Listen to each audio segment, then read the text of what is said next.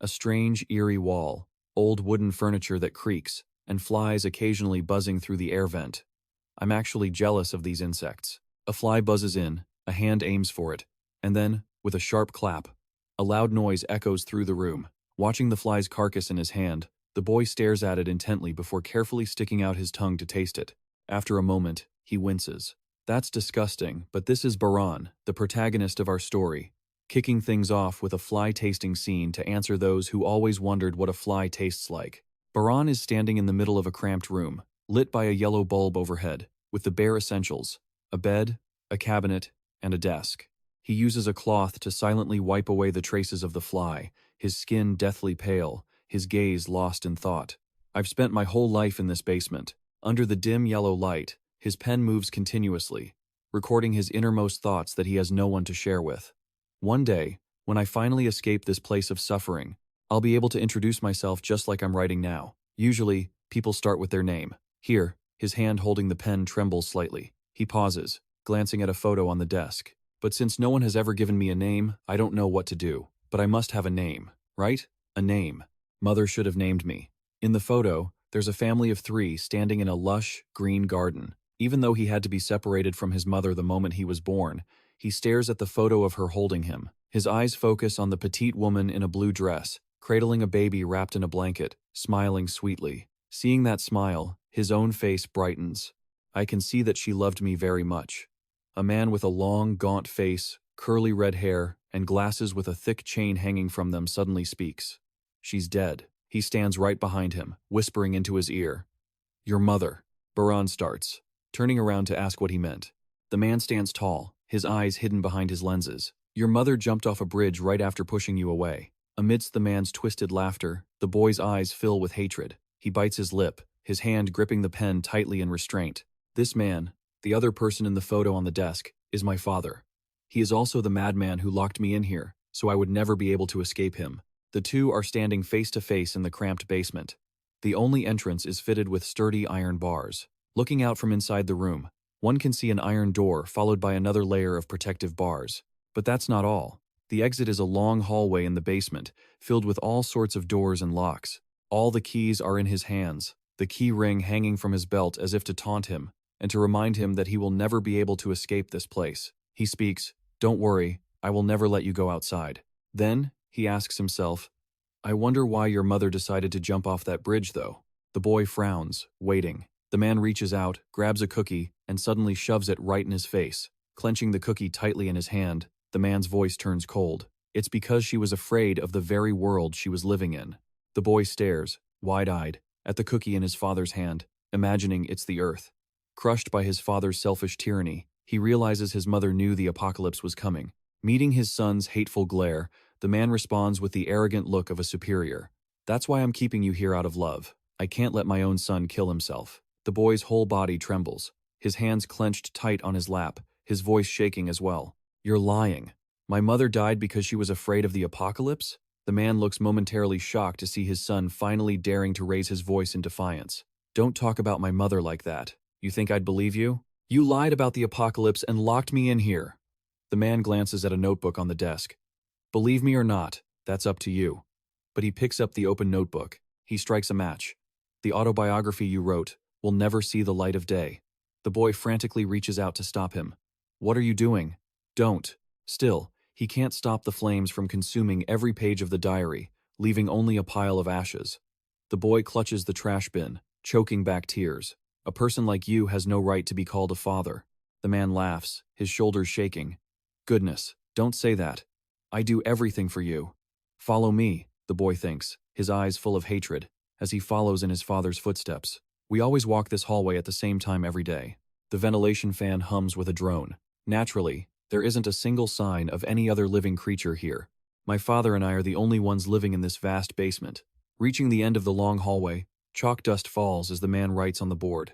Every day is the same lessons, the same training. The boy's eyes light up, and he smiles as he secretly pulls a book from under the desk. "The only thing that helps me get through these boring days. It's the free time he gets to read in the library." Even though the library has many books, his favorite is the one about the world outside. Whenever he reads it, he often dreams, reaching his hand toward the light, pretending it's the sun to feel its warmth. I don't know what it's like to touch the sunlight described in books. Maybe it's much warmer than this basement lamp, imagining the ground beneath his feet turning into cool, green grass and running around freely. I want to experience peaceful days, admire the beautiful scenery, talk to whoever I want, and maybe even make some friends.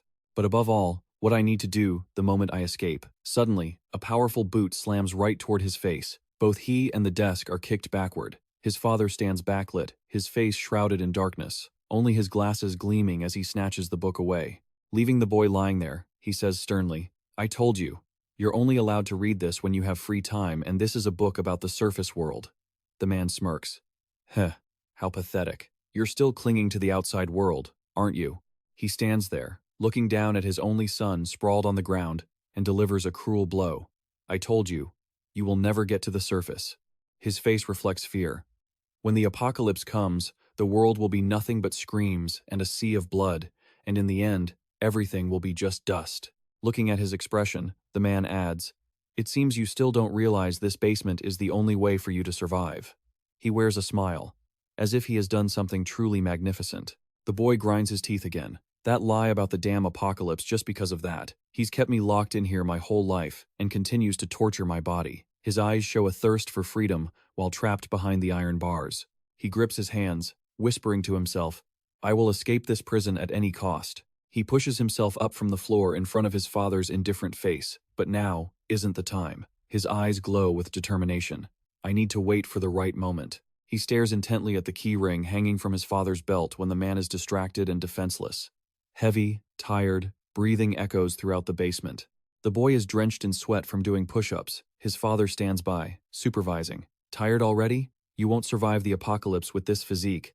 By now, he's only good heavens. Baran is doing push-ups with a pile of weights on his back stacked like a mountain.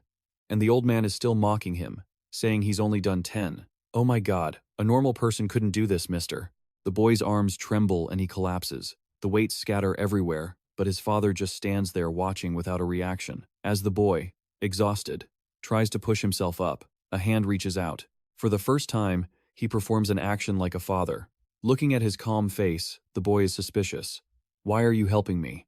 Just as he reaches out to take that warm hand, he's jerked hard and pulled to his feet. His father pulls his arm while sweeping his legs out from under him. "I never said I was going to help you." It sends the boy tumbling, rolling several times on the ground, until he crashes into a large mirror leaned against the wall. I wonder what expression is behind those lenses in his eyes when he does that? If someone reaches out to you, don't trust them. His voice is cold and stern. You must be absolutely vigilant with people, especially during the apocalypse. Glancing at the scattered weights and sticks on the floor, he rarely explains himself. "That is why I train you and teach you combat techniques. You show me a look like the enemy is right in front of you. When you are forced to confront others, you must be strong enough to survive with your bare hands." Because speaking of which, he stops when he sees the boy lying motionless in the pile of broken glass. But he doesn't step forward to check, instead remaining where he is, muttering, "You probably aren't listening to me anyway. Too weak. I didn't think you'd pass out so easily. That's it for today." He turns and walks away, the key ring on his belt jangling with every step. The boy's eyes flash as he glances at that retreating, back his carelessness. The boy silently sits up, his hand clutching a shard of glass. The moment I've been waiting for. Aiming straight for his father's neck, he accelerates. He pushes off his feet, leaping high, attacking with pure determination. When my father lets his guard down, I will kill him, take the keys, and escape this place. His mid-air move is both fast and powerful. Seeing the target right in front of him, the boy's eyes light up with certainty it's working. The sharp glass shard lunges forward, getting closer and closer to his head, while his opponent remains completely unaware. This plan has only one mistake. My father is someone who never lets his guard down. Just as the opportunity is about to become reality, his eyes catch a strange flash of light right at his feet. It's the lamp reflecting off the glass shard in the boy's hand. In that decisive moment, he whips around to face the boy's panicked expression. His face shows no fear at all. In fact, he looks almost excited. He gritted his teeth and thrust the shard of glass down hard, but his father dodged it like an eel. While he was still wide-eyed and stunned, his father pivoted on his heel and landed a kick that sent him spiraling into darkness. When he jolted awake, he found himself back on his familiar bed. A single drop of water leaked from the ceiling. Drip, drip, drip. He trembled at the sound. "So, you're finally awake. Good effort." His father stepped in from behind the iron bars, showing no signs of anger. He inspected the weapon, then muttered, "That was a good attempt, but I told you if you can't fight unarmed, all this training is meaningless." A sinister smirk played on his father's lips. "Because you used a weapon, your punishment is double the training." He shivered at the thought. The iron door clanged shut, locked by a tiny key. As his father turned to leave, he said coldly, "Rest up. Tomorrow is going to be a rough one." Footsteps echoed down the narrow hallway. Before the lights went out, he glanced up at the device mounted on the wall. "I know something you don't, Father." When the light went out, the room went pitch black, and all the noise vanished. That was when he listened and learned things he never knew before. He pressed his ear against the basement wall, carefully picking up sounds from far away. The hum of tires, birds chirping, and the bustling noise of the city. Two truths dawned on him. His father always said it was time for bed, but in reality, it was daytime above ground. Only when the basement lights were off did the sun actually rise. And the second truth, the earth was actually peaceful. He recalled his father preaching that the apocalypse was coming, but he realized it was just a lie to keep him locked away. Looking through the iron grate, then at a photo of his mother, he grew determined. "I will find you, Mom." His father always said she was dead, but now he knew better. He felt there was more to his father's words. His hand tightened on the blanket. Does she still live? With that thought, he pulled the covers up, drifting off to sleep, with the hope of one day escaping to find her at any cost. The motion sensor lights in the hallway flickered on as his father approached, but his father's smile vanished, and his footsteps stopped.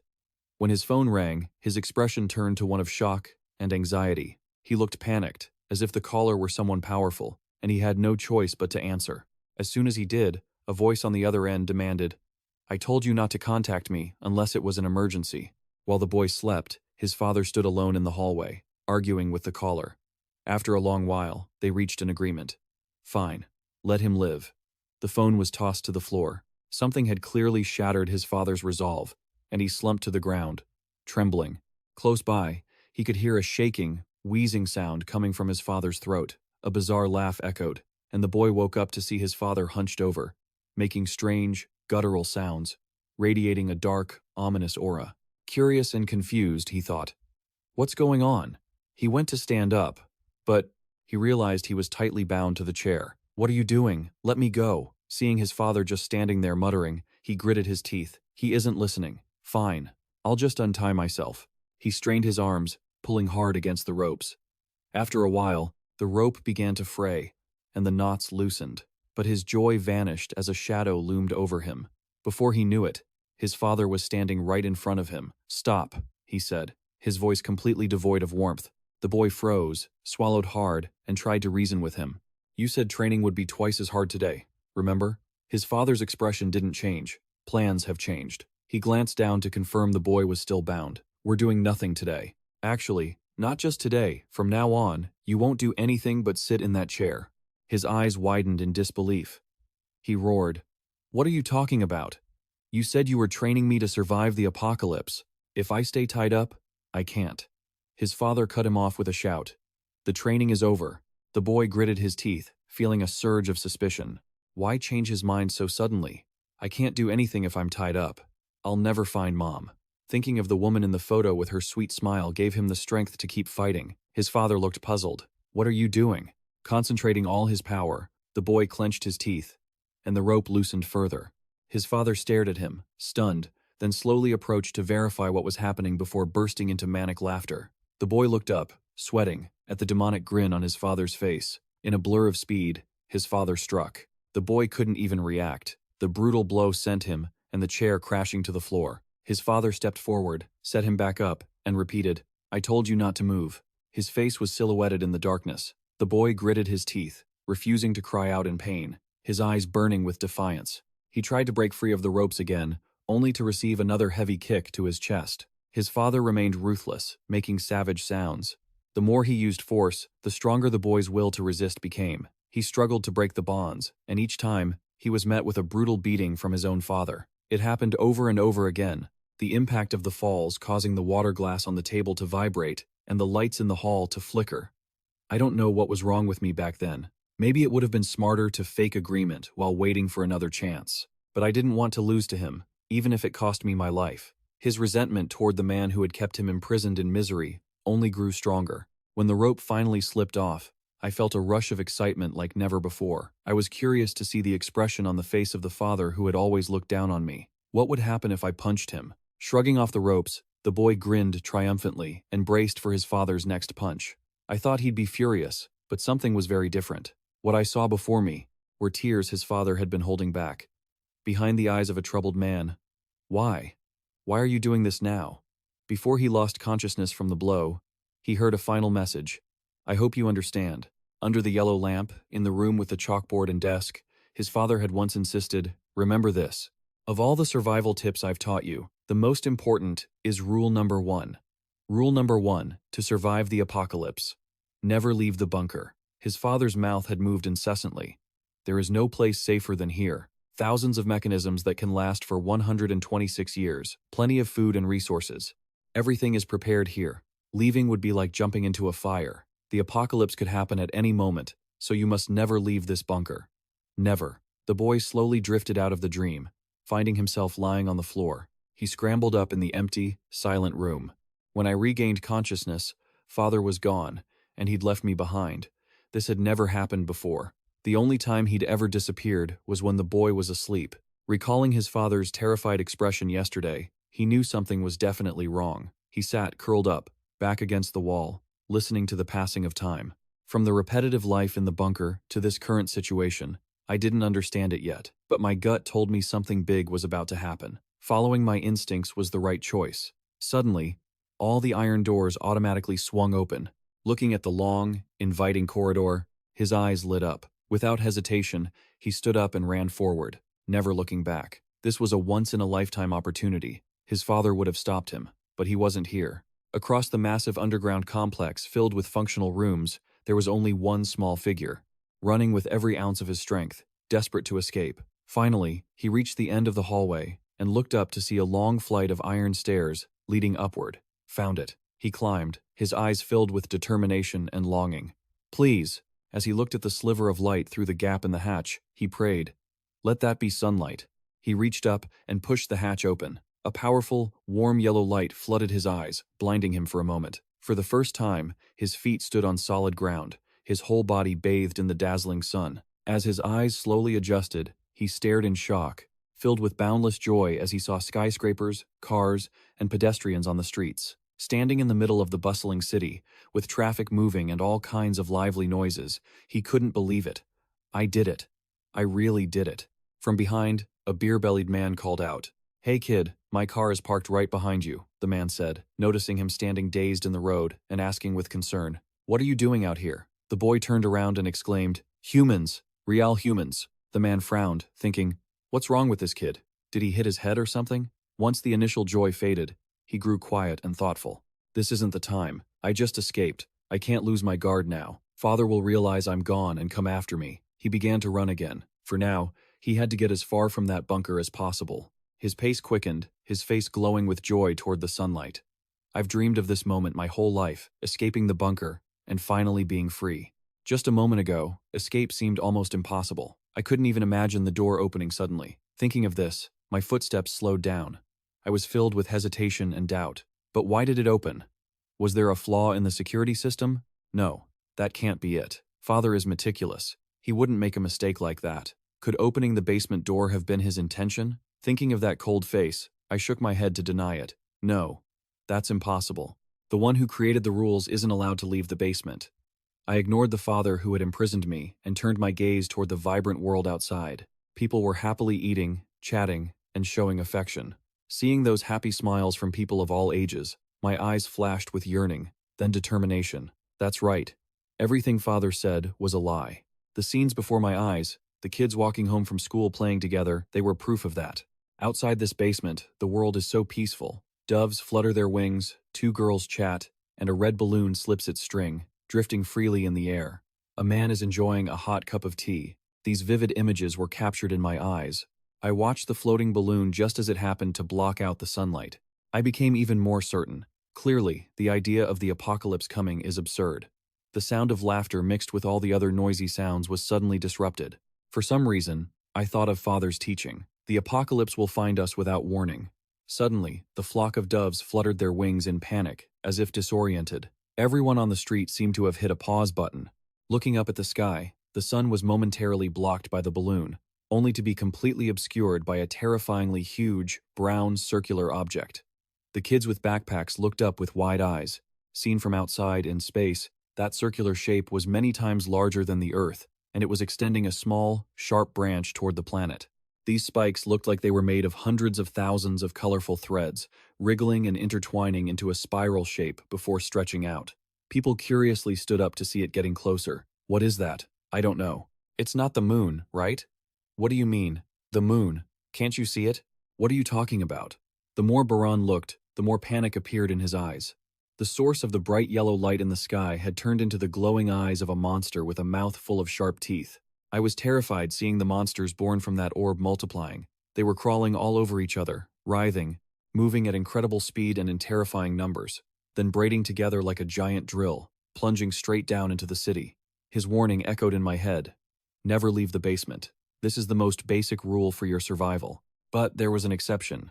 If the basement's location is compromised, or if there is danger, this rule number 1 will be deleted. The first place the monsters landed was the entrance to the basement I had just escaped from. The first arm of a monster touched the door. Like a signal to flip a switch, the other monsters immediately swarmed down into the basement like a hive of bees. Sensing the illegal intrusion, the automatic control panel on the wall displayed Remote Door Lock Command. The monsters thundered past the device. They roared. The faces of those witnessing it shifted from curiosity to pale horror, forgetting even to run. The monsters of all bizarre shapes poured down like a tornado. This unimaginable sight made everyone freeze, too terrified to even breathe. One of them was snatched away in the blink of an eye by countless tentacles at a dizzying speed. He screamed, his eyes wide open. With a flick of the tentacles, the man was tossed straight into a large, 3-part mouth filled with teeth. Everyone stared blankly. The victim's glasses broke in half and flew off, along with his blonde head rolling to their feet. Seeing that, the crowd finally reacted and realized what was happening. Fear, screaming, fleeing, pushing. What is that? Get out of the way. Everything happened too fast. There were people right there, like a young man wearing headphones, enjoying his favorite tune. Before he even knew what was happening, he was crushed by something black with deep veins and grooves falling right on top of him. An orange monster lunged, held onto that mass, and continued to fire countless similar things into the chaotic crowd. At the same time, a hairy monster jumped in, waving its arms and cutting the people around it in half. Faceless monsters with only a stream of yellow light on their heads slaughtered humans relentlessly. The horrifying scene and their bizarre forms left many paralyzed on the spot. In the chaotic crowd, Baran still stood stunned, his body trembling, his perception collapsing, witnessing everything from a vibrant, free city. Peace instantly turned into a tragedy of death and chaos, people urging each other on. Quick, call the police. It's no use. What's wrong with the phone? Only then did I truly understand. Father once said, when the apocalypse comes, the world will only have screams and a sea of blood. In the end, it was all a cruel game. A giant monster stood tall. One of its footsteps crushed a building. Humans were so small before them, only able to scream and watch as trees swayed, the ground cracked, and buildings collapsed under the monster's footsteps, counting down to 0. The apocalypse had begun. The monsters from above descended upon the city like a waterfall. I tripped, then stood up to run again, even if I didn't want to. At this moment, I had to admit Father was right. The apocalypse had come. So, that means Mother is dead. Is that also true? The monsters behind covered everything they reached. Group after group of people were caught and killed by them. My hand, flailing in the air, was grabbed by a firm grip. His cold face appeared. He didn't say a word, just used his strength to pull me forward. I was astonished. Why is he here? On the road, there were screams and the sounds of heavy, exhausted breathing. He didn't answer, only urged, "Run! Don't stop." I ran while glancing behind, seeing the monsters flooding the street like a deluge, biting and tearing at everyone they caught, and I was terrified. Ahead was a turn. I followed him to turn, but a pack of monsters poured out from an alley to block our way. There are monsters over there too. He quickly changed direction. This way, we both ran against the chaotic crowd, heading toward a bridge. There were still people here calling the police for help. Save me. But very quickly, the monsters flooded down here as well. One by one, they were bound, stabbed by claws, and swallowed whole. I tried harder to run, while others stopped to call for each other. Hurry, everyone. In just that split second, they were engulfed by the swarming monsters. The path leading up to the bridge was left only with the two of us, father and son. The destination was right in front. Glancing at the monsters swarming out from every nook and cranny and the sea of people screaming as they were torn apart, I worried. "At this speed, they will catch us," he shouted. "Shut up and run. This is the only road that can get out of this city." The bridge was jammed with a long line of cars parked haphazardly on both sides. The monsters poured in, destroying everything they touched. Their screeching sounds grew closer, making me terrified. They wound around each other, flowing on the ground like a river. Looking back, he warned me, "The monsters are chasing us to the bridge." In that moment of distraction, my whole body suddenly froze, panicked as my ankle was caught by the tentacle of a monster crawling up from the side of the bridge. They squeezed my calf, causing me pain if I couldn't escape. Just then, he turned back, carrying a large rock, aimed straight at the tentacle, and smashed it down, making the creature retract its tentacle and fall off. He looked coldly at his son, who was sitting slumped on the road, clutching his injured leg. Damn it, my leg. The bridge suddenly shook from the massive weight. The two of us looked at each other. The storm of monsters had flooded onto the bridge. I trembled as I stood up and continued running. I have to get out of here quickly, but the injured calf made me limp. The speed of the monsters didn't slow down at all. The more I ran, the more I realized the distance between me and the monsters was closing rapidly. No matter how I ran, I couldn't escape them. My knees buckled, and I fell forward. The fear and the pain in my leg made me want to give up. I looked at the man in front of me once, then quietly lowered my head without a shred of hope. "Go, I can't run anymore. If you go alone, you can escape." Listening to the sound of heavy boots hitting the pavement, I remembered that from the time I had memories until now, countless times he had turned his back to leave me alone. So I complained. "Right, just go ahead. You've always abandoned me like that." Seeing a shadow cast on the ground moving toward me, I was startled. He reached out, bent over, and asked, "Why aren't you standing up?" Only then did I look up with wide, confused eyes. "What?" The more I spoke, the louder my voice became, aiming to hide the emotions in my heart. "Why don't you just run away?" "Even if I run, I can't get far." He replied with absolute certainty, "You can survive because I have a plan." I hesitated. "What? No way." "A plan?" Looking at the road ahead, then back at his determined face, I gritted my teeth as the image of his stoic face flashed through my mind, then reached out and placed my hand into his large, warm one. I was pulled strongly from behind. As we brushed past each other, he just said, "Run." While limping, I glanced back. "Wait, you haven't told me what the plan is yet." I was shocked to discover something in my hand. I was about to open it to look, but he stood behind and reminded me, "There's no time. Run across the bridge, quickly." I tucked away my curiosity. "I know." He continued running, not daring to let his guard down for even a second.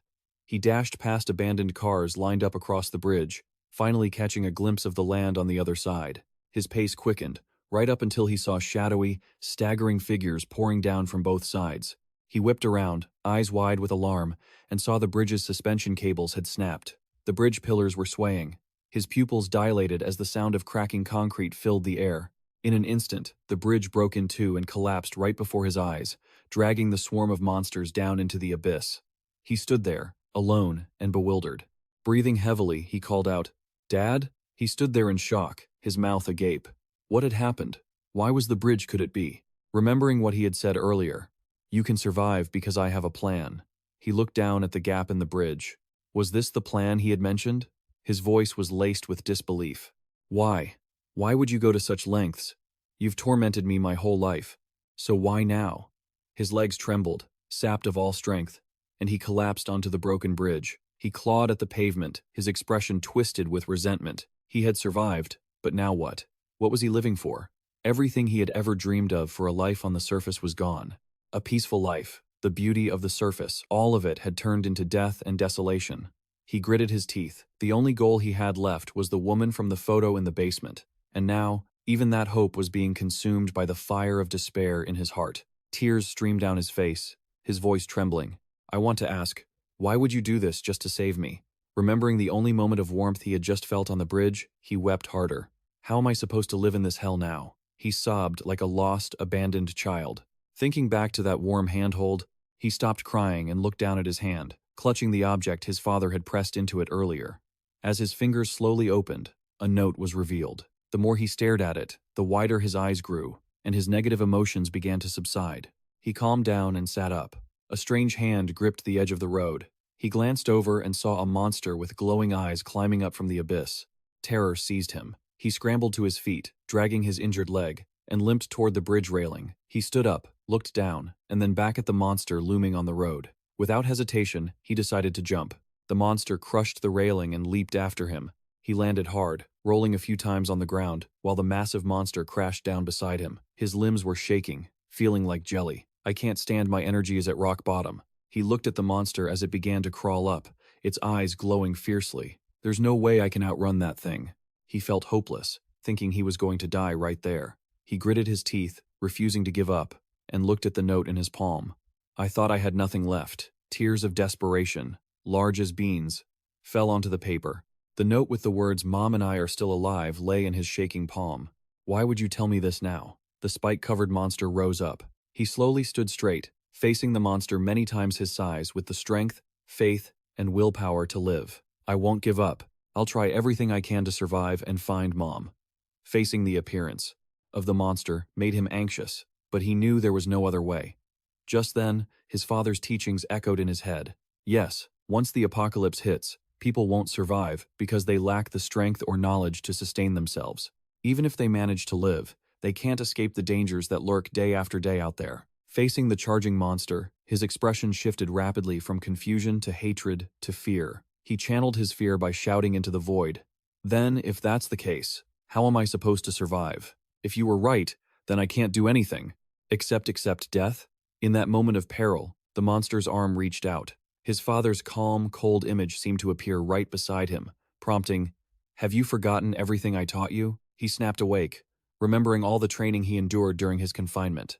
His pupils widened, reflecting the monster's fist. At the critical second, he dodged and leaped behind the monster, which slid forward due to its own momentum. The dust settled, and he stood his ground. The monster looked back and roared, making him shudder. His father's lesson echoed in his ears like a compass. You are different from normal people. The biggest difference between you and them is that you know how to survive. Even though he was terrified, he scanned his surroundings, looking for a chance to live. His eyes locked onto a sharp object protruding from the ground. He took a deep breath to steady his body, widened his stance, and braced himself with a determined gaze, ready to counter the monster's attack. When it punched, he lowered his body to dodge, slid in the opposite direction, and grabbed the sharp object he had spotted. Everything I've accumulated so far, training, experience, and survival knowledge. He attacked, aiming straight for the monster's neck. When it turned to swipe at him, he leaped onto its head, switched his grip on the weapon, and somersaulted, piercing the monster's skull. He had followed his father's teachings perfectly, doing everything he could to survive the apocalypse. The city was a desolate ruin. After the monster swarm had finished its sweep, they left, leaving only a few stragglers scattered in the crumbling corners of the city. A group of survivors were huddled together in a dilapidated basement, their faces gaunt and their spirits low. Someone spoke up. It's already been 4 days. Shouldn't the military be doing something? We're lucky to be hiding in here, but we're almost out of food. We'll have to leave eventually. After saying that, she glanced at the person beside her. The basement was in ruins, with rubble blocking all sides. Her voice rose again. Don't you have anything to say? If we keep waiting like this, something is bound to happen. Hey, cut it out, someone interrupted. The girl looked at him. Huh? What? He replied. Why don't you pipe down? He rubbed the back of his neck. You're making everyone uncomfortable. The girl wondered why. I wasn't even talking that loudly. He frowned, massaging his temples. Facing the girl's gaze, he started to explain. That's not what I meant. He stopped mid-sentence, then let it go. Glancing around, he sighed. I'm going to lose my mind. Haru, standing nearby with her long blonde hair, spoke up. Sorry, did I draw his attention? Then she asked, have you checked that area? She replied that she had, but couldn't find any food. His reply was tinged with disappointment. Oh, I see. If we want to stay here, we have to find a way to get food. Haru was silent for a moment before suggesting, there's one place I haven't checked yet. I'll go check it now, so don't give up yet. The man smiled and thanked her, surprising Haru. Looking at the gaunt faces in the room, he said, everyone is exhausted from keeping watch for monsters, so no one wants to help. You're the only one kind enough to help out. You're truly amazing. Flustered by the praise, she shook her head. No, I'm not that great. He raised a hand in encouragement. Let's do our best, and hopefully get everyone out of here safely. He walked away, leaving her standing there in surprise as sunlight filtered in from outside. Haru walked over to a boy and a girl who were sitting down. Both of their mouths were making chewing sounds. Haru asked, "Did you two find any food here?" They looked at each other, and the girl reached out and pulled out a paper bag. "Yeah, we found this in the rubble." Haru smiled. "Oh, really?" Unexpectedly, the woman ripped the paper bag open right in front of her. Wait a second. The two of them were already shoving food into their mouths, chewing loudly. Haru was furious. "What are you doing? We all agreed to share with everyone if we found food." The girl wiped her mouth. "That's for those boring people. We never said that." Haru challenged her. "But you ate the food that was shared yesterday, didn't you?" The guy scratched his cheek, acting indifferent. "Did we? Don't remember." She gritted her teeth in anger. "If that's the case, I'm reporting you." The guy stood up, looking at her with a defiant, mocking gaze. "Go ahead and try. You think we're just going to sit here and watch?" Haru swallowed hard. "It's pointless. You can't catch me anyway. The only thing I'm good at is running." He smirked. Haru moved to confront them, but a harrowing scream echoed from far away. The two of them trembled. The guy turned, scared, and asked, "That was a scream, right?" The girl tried to calm herself. "Yeah, I heard it too. But it's far away from here. We'll be fine." The boy wiped his sweat. "Right? Phew, that was close." Out of the corner of his eye, he saw Haru slumped on the ground, covering her ears, her whole body shaking. He laughed contemptuously. "Weren't you acting so tough just now? You're just a useless brat. Why don't you try running with those trembling legs of yours?" Haru sighed. After searching for a long time, she had only found one pack of rice cakes. The man was looking around, and when he saw her return, he cheered, "You're back. Did you check over there, kid?" Haru nodded. His eyes brightened with anticipation. As Haru clutched the pack of rice cakes in her coat pocket, she hesitated. I didn't find anything." She hung her head in shame. But when she heard him say, "Oh, really?" he didn't blame her at all. "It's not that surprising. Whatever, the important thing is we're still alive. As long as we're alive, we can always find more food." A monster dropped down from above, right behind him, with screams and billowing smoke. When things finally settled, only Haru was left, sitting on the ground, half her face hidden behind her pale hair. She was trembling, watching the man pinned under the monster, his eyes full of fear as he reached out to her, begging for help. Haru turned and ran. "I'm sorry," he asked in terror. "Why?" Haru gritted her teeth and didn't stop. "I told you, I'm not a good person." And she vanished. The two people who had been scavenging earlier were also scrambling away, the girl glancing back. Damn it, where did that monster even come from? The guy beside her warned her not to look back. His eyes darted forward, catching sight of the blonde girl running hard ahead of them, while in the distance, a giant monster loomed. And another one appeared over there too. The girl looked at Haru, calculating. "It's fine. If she gets caught, we can use her as bait so we can escape." "You fool. She's running straight toward the monster." The monster's massive shadow blocked their path. Only then did Haru snap out of it and see the beast. Countless tentacles lashed out in a flash. She didn't hesitate, eyes wide, her body moving with fluid agility to dodge every single strike. The two pursuers stared in shock as Haru easily slipped past the monster, her long bangs swaying to reveal a long scar on her forehead. They stood there frozen, watching her dash away. Thinking back to what she said earlier, "The only thing I'm good at is running." Their faces turned ash gray as the monster attacked them, and the young man's scream echoed out. No way, she was telling the truth? A long, harrowing series of screams followed. Reaching a corner, Haru leaned against the wall, slowly sliding down until she was sitting on the ground, gasping for air, and wiped the sweat from her forehead. Maybe I made it. She glanced over and saw Baran sitting motionless beside her, startling her. When she reached out to lightly touch his shoulder, he slumped over to the ground, groaning. Haru thought he was still alive. Looking up, she saw a three-headed monster in the distance and pressed herself tightly against the wall in fear. Did it hear me? She glanced at the monster, letting out terrifying sounds, then looked at the unconscious Baran on the ground. Haru grabbed his collar and dragged him behind the wall to hide from the beast. The sound of the monster faded away. Haru thought, maybe it's really gone this time. She let out a sigh of relief. Still alive. As she leaned over, she found herself face to face with Baran's wide-open eyes. Haru gasped, and in a flash, Baran jumped back, his whole body tense with vigilance. He stared at her. "Who are you? What are you after?" Haru was stunned. She didn't expect him to switch states so quickly. In his mind, his father's warning echoed. No matter what, never forget to stay away from humans. So, his gaze toward her was full of hostility. Haru asked back, "What do you mean? If I hadn't hidden you, that monster would have caught you already." He thought, Father taught me never to trust humans. They only want to use me and kill me. With that in mind, he gritted his teeth.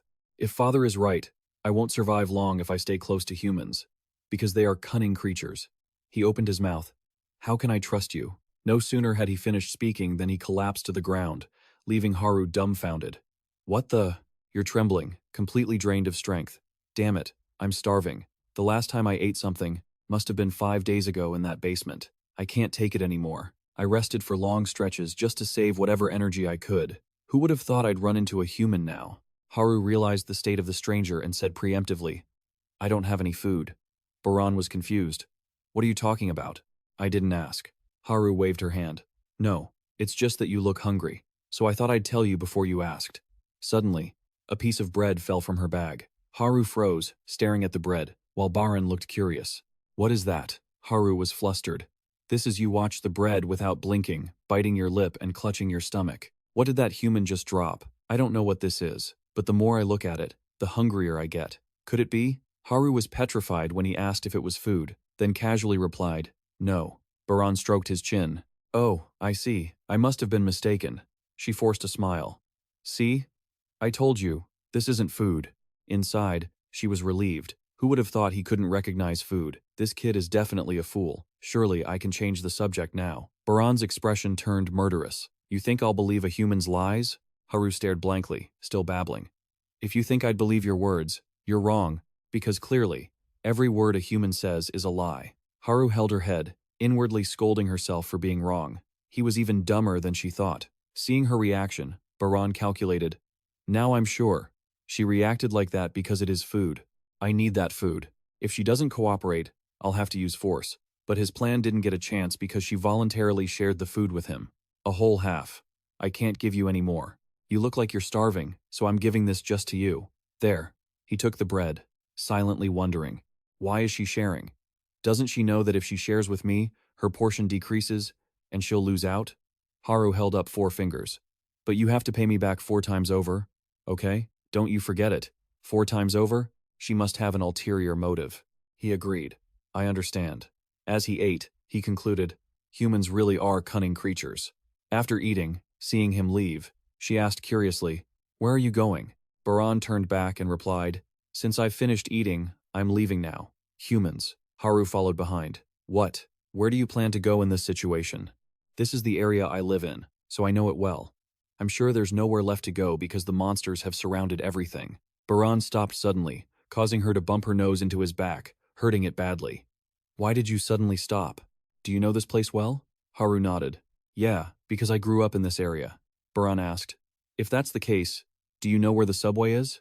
Among the ruined buildings under the sun, 2 small figures carefully navigated the streets. Haru angrily asked herself, how on earth did I end up leading this idiot around? If I'd known, I wouldn't have shared my bread with him. But reflecting on it, she asked, for what reason do you want to go to the subway anyway? He replied, because it's safe there. And that's where the supplies we need to survive are concentrated. There's a route we can take that avoids the monster's sight. And more importantly, it's very difficult for monsters to detect humans in the subway. Baran's finger pointed downward with a confident look. Haru pondered while leading the way. He really is a strange kid. He talks as if he knows something, especially since at first, he didn't even recognize bread. We're here. Haru looked around frantically. I'm sure it's somewhere around here. Baran, behind her, was suspicious. Are you sure this is the place? I'm sure I heard that subways are underground. I knew it. You were trying to trick me, weren't you? This foolish talk made Haru furious. Anyone can see this isn't a subway. I'm trying to find the entrance.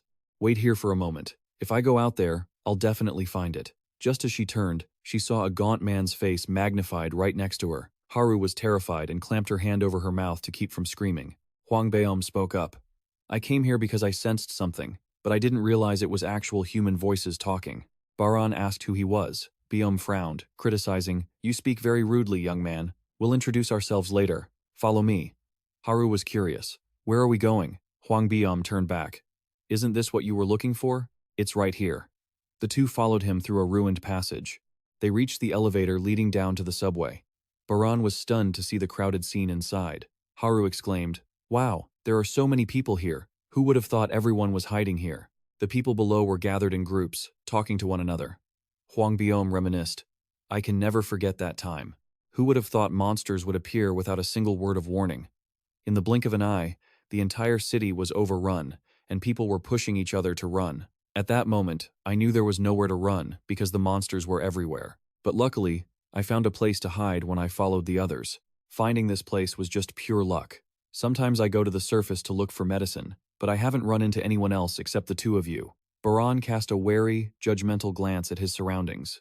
At first, I intended to build a base at this subway station, but there are more humans here than I expected. I can see all kinds of people, those who are defenseless, trapped in despair. I'm definitely going to die here, for sure. Those monsters will find me in this place, and those who display their cunning, treacherous nature toward others. Hey, watch it. And then there's a strange human I can't read. That person is wearing a hoodie that covers their face, sitting silently in a corner. The more humans there are, the more risks there are. However, among them, there isn't a single one that poses a threat to me. By instinct, I can detect danger, just like those monsters on the surface, and my father. But among them, I don't feel like any of them are dangerous. Perhaps I should stay here for now, because none of them can harm me, even if they decide to become my enemies. Huang Biom cleared his throat. How about we introduce ourselves? My name is Huang Biom. As you can see, I'm a doctor. I was looking for medicine on the surface when I met you two. I didn't find much, but haha. Baran remained motionless. Haru looked at him and clapped her hands. Then I'll go first. My name is Haru. Huang Biom praised her. What a beautiful name. Judging by your uniform, you're a student at virtual high school, right? Haru replied. Yes, that's right. Oh, you know my school? Huang Biom chuckled. Of course. My clinic is right across the street, next to the shopping center. Haru felt suspicious. Wait? There's a clinic there? Huang Biom looked at Baran beside her, scanning him from head to toe. But your clothes, his eyes were filled with pity. Forgive me if I say something foolish, but you must have suffered a lot. Anyway, what is your name? Remembering his diary entries, he replied, Name? I don't have one. To everyone's shock, he repeated, I have never had a name. Huang Biom rested his chin on his hand, thinking, then smiled. You can tell me next time. Haha. I hope you'll tell me once you feel we've become closer. A red-haired man called out, Sir, I think things have gotten worse. The three of them followed the red-haired man to a man with blonde hair who had a stomach wound. The pain made him tremble. You're here. Huang Biom stared at the blood-soaked bandages. Just as I thought, the wound has worsened. We temporarily stopped the bleeding last time, but it seems to have worsened faster than I expected. If I don't operate on him now, his life will be in danger because the wound is infected. Huang Biom opened Baran's cloak, which was full of medical supplies, and decided, we must operate immediately. I will disinfect the wound. Baran watched his busy figure, deep in thought. Doctor, I secretly read a book my father had, which said a doctor is someone who heals people for money. If that's the case, and now it's the apocalypse, he suddenly asked, what will you take in exchange for money to treat him? 6 eyes turned to him. Huang Biom looked at the depressed patient, his preparation movements not stopping for a second. Take? Do I have to take something to heal people? Well, a doctor's job is to treat those who are injured. Before starting the surgery, Huang Biom didn't forget to encourage him.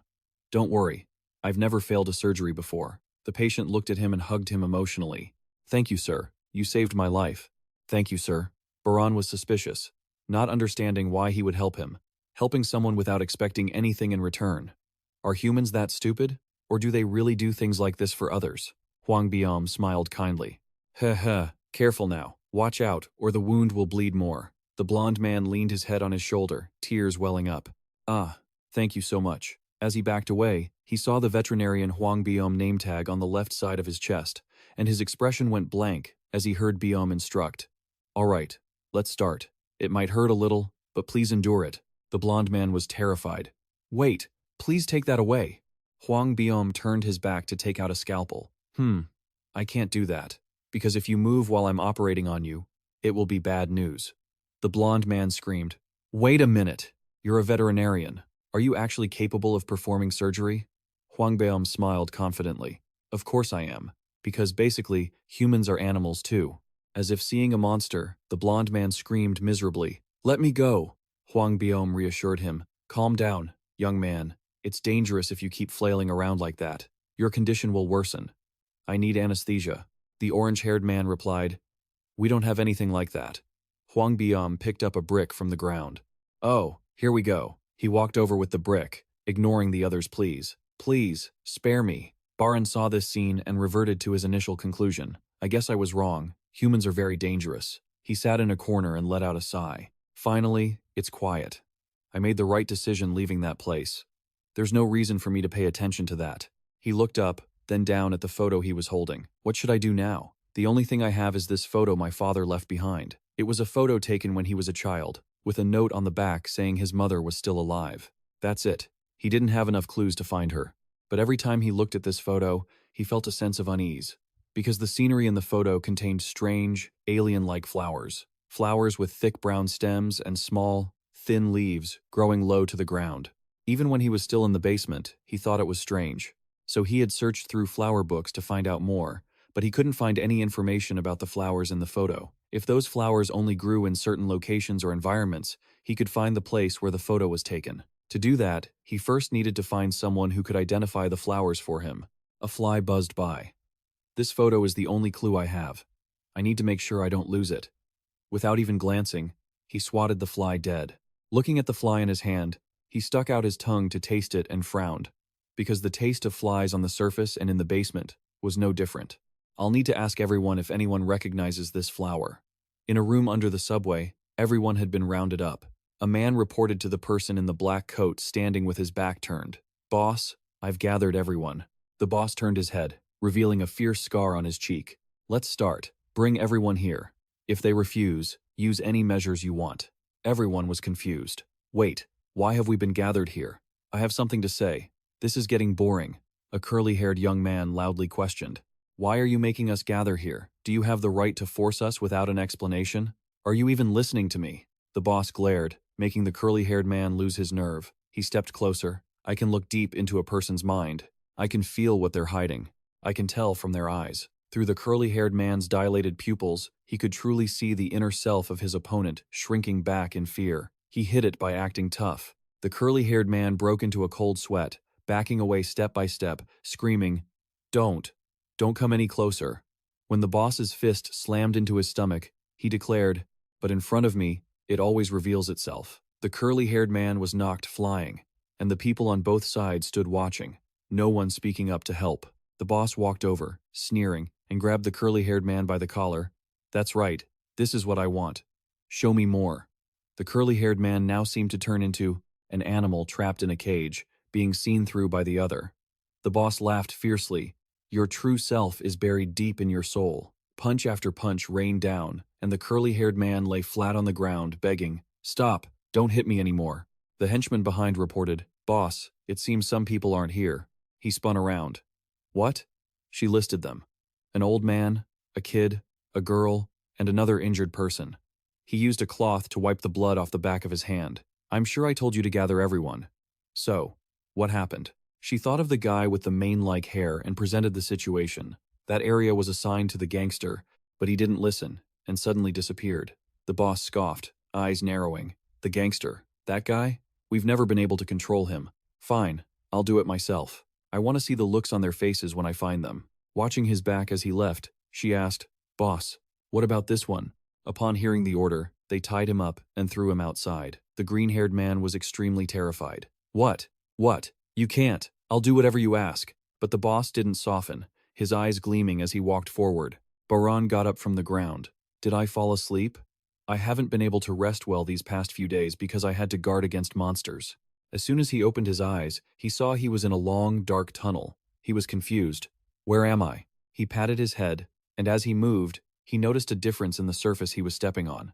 But he couldn't feel the ground. Was this place trying to swallow him? Sweat dripped from his eyes. No, he might have already been swallowed. A cluster of silk threads passed through the fallen sweat drop, hanging in the air and wrapping tightly around his body. The more he tried to run, the tighter it wrapped, soon sealing him up completely. He woke up with a start, breathing heavily, and only calmed down after seeing his surroundings. That was a dream, but it was so realistic. He opened his eyes to see 3 people in front of him. Who are you all? The boss rolled his eyes. You have 2 minutes. If you don't get to the center of this station, you'll be kicked out of here. The blonde man beside him chimed in. You'd better go. Something is going to happen here. Seeing him obediently stand up, the boss sneered in contempt. I was curious about who was hiding, but it seems it was a useless expectation. A cold voice rang out. You're going to kick me out? The boss was startled. Baran rubbed his sore neck and bowed his head, feeling as if hundreds of people were staring at him with vicious eyes, waiting to attack him from behind. His blue eyes widened, and he shot back. "What did you say?" The blond guy narrowed his eyes. "What was that, you crazy brat?" The leader smirked, clearly amused. "No, this could be fun. Look at me." He stared deep into the boy's eyes. "Show me your true self. Whatever it is you're hiding behind those eyes." But staring into those eyes, he saw nothing, just an endless, pitch-black void. The blond guy, confused, asked, "Boss, what's going on?" He didn't forget to threaten the boy. "You're in trouble now. You should have left when we came to warn you." The boy opened his mouth 2 minutes. No, 2 seconds. That was more than enough to take them all down. The blond guy held his stomach and laughed. Just like the boss said, this kid was a real riot. He pulled out a jagged knife he'd been hiding. "Is that your last will and testament?" Just as he was about to lunge, a hand grabbed his shoulder. Baran's eyes widened, and he frantically patted his pockets. "Wait, where's my photo?" The other guy held something up. "Looking for this?" The blond guy crushed the photo and sneered. "I didn't expect to find anything valuable on you. Turns out, all I got was this stupid picture." A murderous aura erupted from Baran. "If there's a single scratch on that photo, I will kill you." The leader snatched the photo from his underling, pinching it between 2 fingers and holding it up as a threat. "Come any closer, and I'll tear this to shreds." The girl clutched her head, enduring the blond guy's blows while listening to his taunts. "Where'd that confidence go? This photo must mean a lot to you, huh?" The boy gritted his teeth, cursing himself. "Damn it, I was too careless. I can't believe I lost the photo while I was asleep." I knew it. People are even more dangerous than monsters. After getting tired of beating him, the blond guy turned back. "Boss, what do we do with this kid? We're definitely kicking him out, right?" The leader stared at the writing on the back of the photo, looking dazed. "No." The blond guy was confused. "Why?" he said. When I looked into his eyes, he was completely different from everyone else. There was such a deep, dark void inside him that I couldn't see a thing. "We're going to keep an eye on him. I'm letting you hold on to this photo. Remember, don't you dare drop it while you're watching him." The blond guy was unconvinced. "We're doing all this for some brat?" The leader growled. "That's an order." He had no choice but to bow his head. "All right, boss." The blond guy remembered the boy's killing intent from earlier and gave a sinister grin. "Now that I think about it, when that kid tried to attack me, I was actually a little scared. But who cares about that now?" He ordered, "Hey you, smile, will ya?" Feeling confident, he thought, as long as he had the photo, the kid wouldn't dare do anything. Haru walked over, standing from a distance, and shouted, "Hey, what are you guys doing?" The leader turned around. "There's the other one. Saved me the trouble of searching." Haru broke into a cold sweat and pointed at herself. "Excuse me? Are you looking for me?" His voice was cold. Reporting to the station center had left Haru pale with fear. The blond guy walked off, waving the photo triumphantly. "Hope to see you again, kid. I'll be sure to take good care of this for you." Haru looked toward the new acquaintance, sitting slumped on the ground, reaching out a hand. "Are you okay?" But Baran coldly brushed her off. Haru gritted her teeth in frustration. "Hey, what did I do? I was just trying to wake you up." Baran pushed himself up, his eyes filled with hostility. "I don't need your help. Get lost, human." Haru pointed at her eyes. "My name isn't human. I already told you it's Haru. Get it right." Baran brushed past her, mocking. "Do I really need to remember something like that?" Baran's grandfather was venting his anger on someone else's daughter for no reason. The two of them stood on either side of the vet, both looking grumpy. Huang Bium glanced left and right. "Haru, is there some beef between you and this young man?" she snapped. "No. I'm such an idiot for trying to talk to someone who doesn't know how to communicate." Hearing that tone, Dr. Track knew something was definitely up. Baran puffed out his cheeks in contempt. "Why should I have to work with a human on anything?" His father's words echoed in his head. "If someone offers you their hand, never trust them. Humans are our enemies." His eyes flickered toward the orange-haired guy sitting with his legs crossed on the railing. "That's the guy holding my photo. It'll be hard to get it back by force, even if he shreds it when I approach. If I can get the pieces, I'll still have enough clues to find what I need.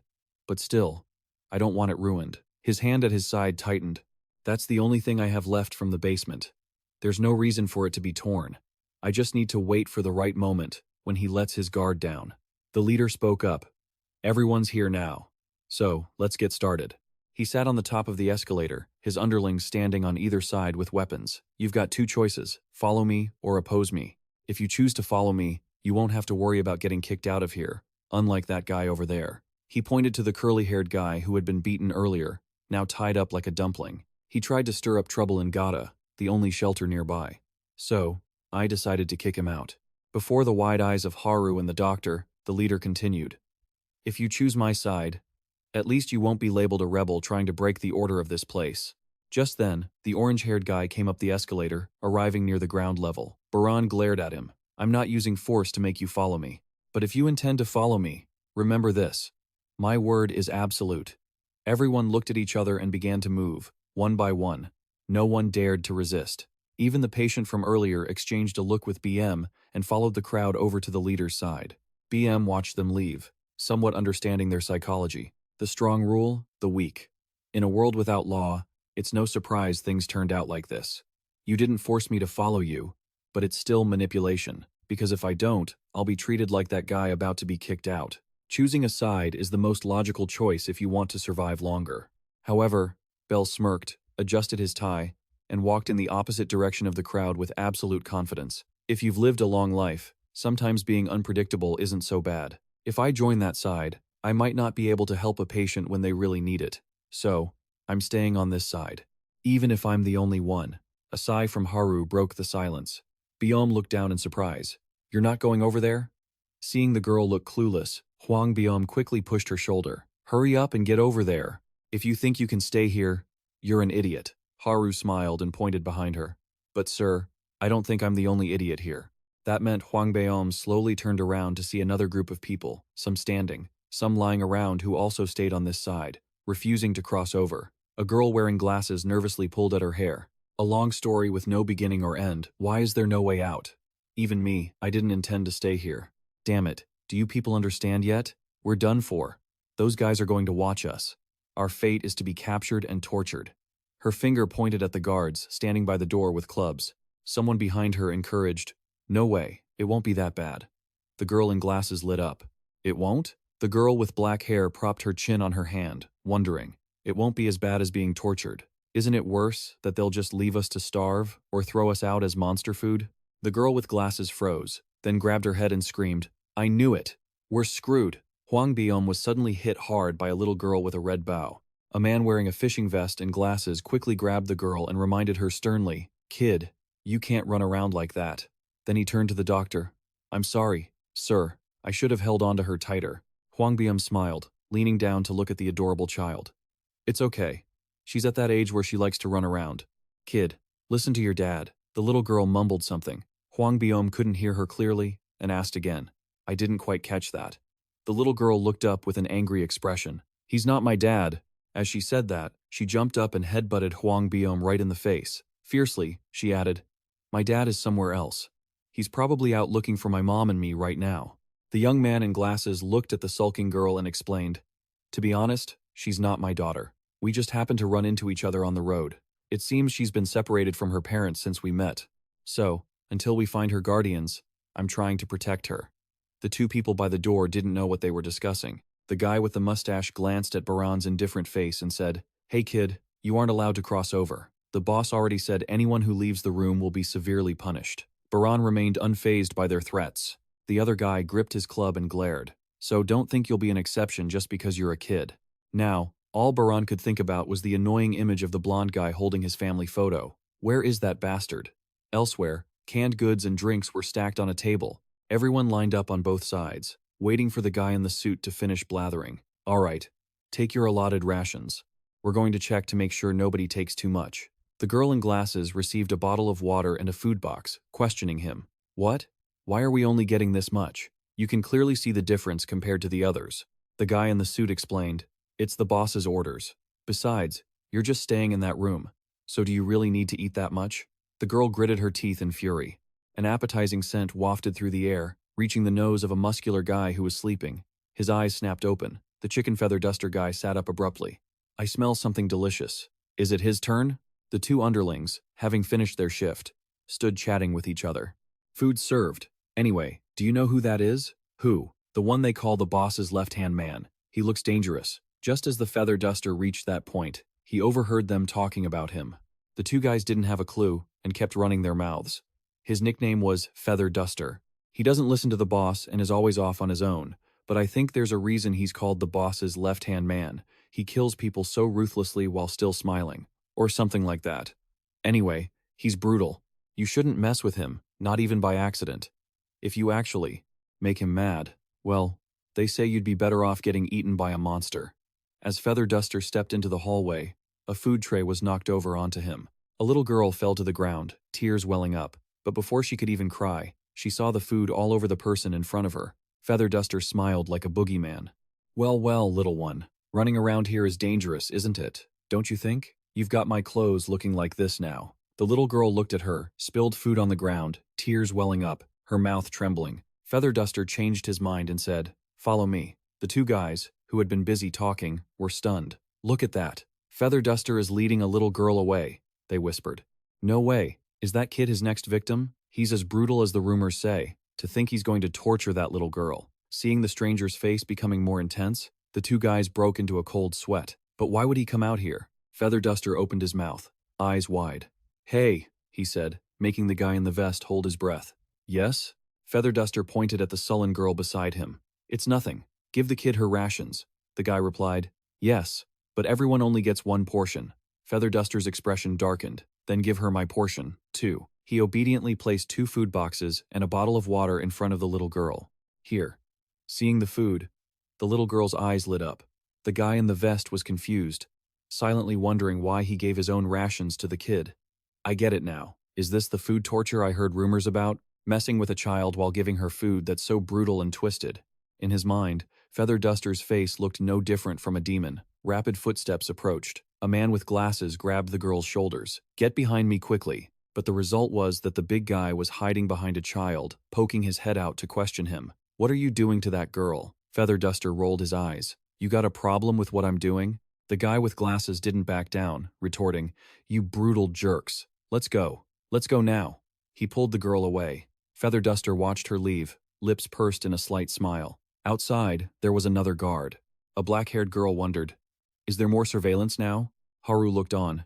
"I think so too." Baran cursed, "Damn it. Should I leave to find that bastard?" His eyes met Haru's. Recalling that cold brush-off, Haru turned her head away, puffing her cheeks, still sulking. Late at night, when everyone was fast asleep, the black-haired girl sat up and saw Baran sitting in a corner, arms crossed, head resting on his knees, sleeping. She walked over gently, reaching out to touch his shoulder, but her face twisted in pain as her arm was tightly gripped by him. Looking at his wary face, she asked, "What's this? You're still awake?" Baran didn't answer, but instead asked, "What are you doing? I knew you were planning to attack me while I slept, right?" The black-haired girl forced a smile. "Geez, why is this kid so strong? That hurts, kid. What are you talking about?" "I just wanted to talk for a bit." He let his guard down.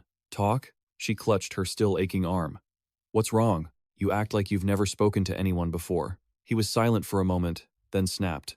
"Whether I've talked to anyone before has nothing to do with you. Got it?" Before she could react, he shoved her hand away and continued, "Forget it. Let's get straight to the point." She sat down beside him, keeping a certain distance. "Now that I think about it, why do you always keep everyone at a distance, huh? Is it because you're a shy person?" Hearing this assessment, Baran glared. "What kind of nonsense are you spouting? I have no reason to befriend enemies." She was skeptical. "Enemies?" He responded clearly. "That's right. To me, all humans are enemies. Why would I befriend people who might stab me in the back the moment I turn around?" She replied gently, "But I have no intention of hurting you." He glanced at her.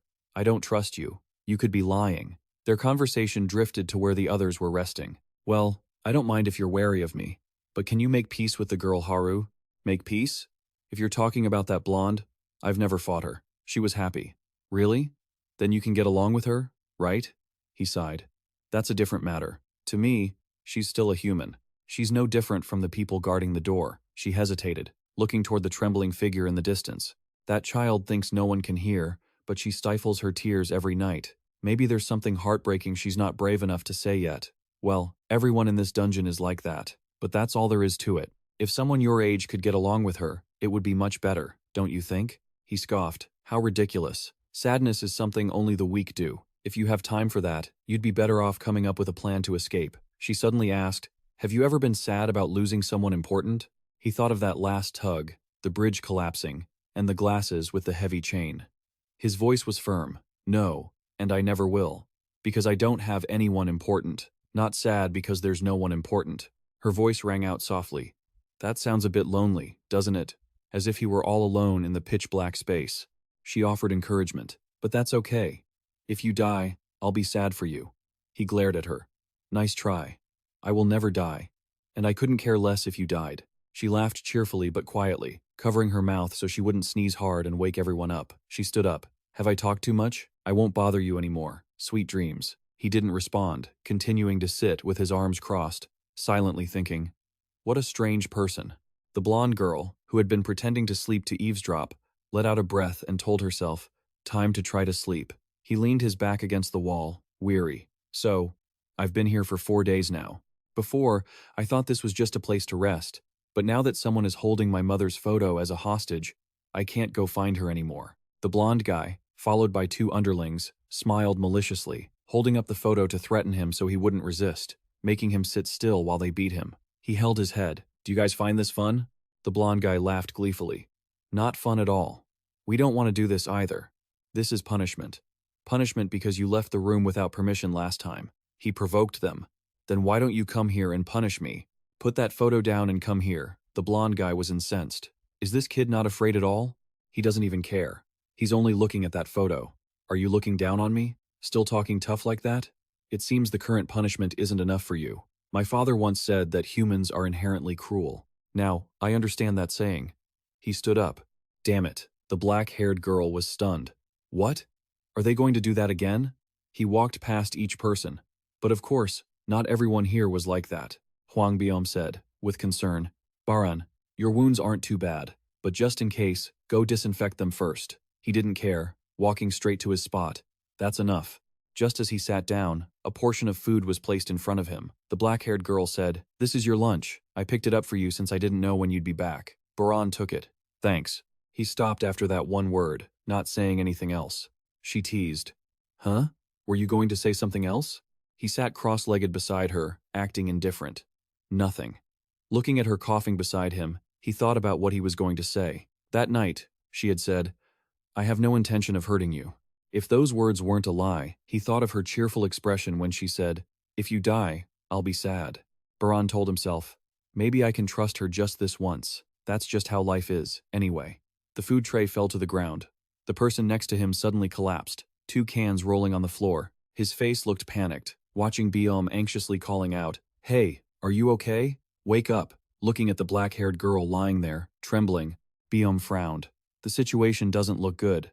We need medicine. But there isn't any here. We have to go to the surface to search for it. She tried to push herself up. Forget it. Don't risk your life going up there just for me. Biom comforted her. Don't say that. If you don't get the medicine, your life will be in danger. He asked, what if you can't find the medicine for her? Will she lose her life? Hwang Biom hesitated. Just then, the blonde guy standing at the door called out, hey, doctor, the leader is calling for you. He warily glanced at Baran's intense stare, let out a sigh, and clutched Baran's photo to his chest, complaining internally. I don't understand what the leader is thinking. Why do I have to keep holding this photo in front of that kid? Even without this photo, he has no weapons. Controlling this guy is simple enough. The blonde guy repeated. The leader said for you to go over there and treat someone. Hurry up. Hwang Biom hesitated. But I can't go over there right now. He glared. Why are you disobeying the leader's orders? Hwang Biom explained. It's not that. I'm just treating this girl first. Her condition is critical right now. The black-haired girl stood up. Not wanting others to get involved, she said, it's okay. I know where the medicine I need is. I'll go find it myself. Seeing her coughing non-stop, Hwang Biom didn't buy it. In your condition, you're going to find medicine by yourself? Let me go with you. The blonde-haired man sneered. What's going on here? If she was too sick to save, why didn't you say so sooner? Wouldn't this be simpler? As soon as he finished speaking, he pulled out a knife from his waist and stabbed her in the stomach. Everyone was stunned, unable to believe what they had just seen. Baran's eyes widened as he stared at the bloody knife being pulled out, and the girl who had just been talking to him fell to the ground. Everyone watched in horror as the pool of blood spreading from her body grew larger and larger. The blood reached a pair of bare feet. His eyes widened, and he froze, unable to move. His blue pupils seemed to see the warm, glowing light in the heart of the person lying on the ground, slowly fading away. I can feel her life slipping away right now, and the blood is flowing more and more. A look of bewilderment crossed his face. wondering, why is it so easy for a human being to die? The speck of light on her chest grew smaller and smaller, then turned into blue life threads.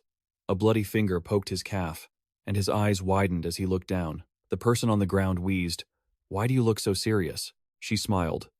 "Everything is fine.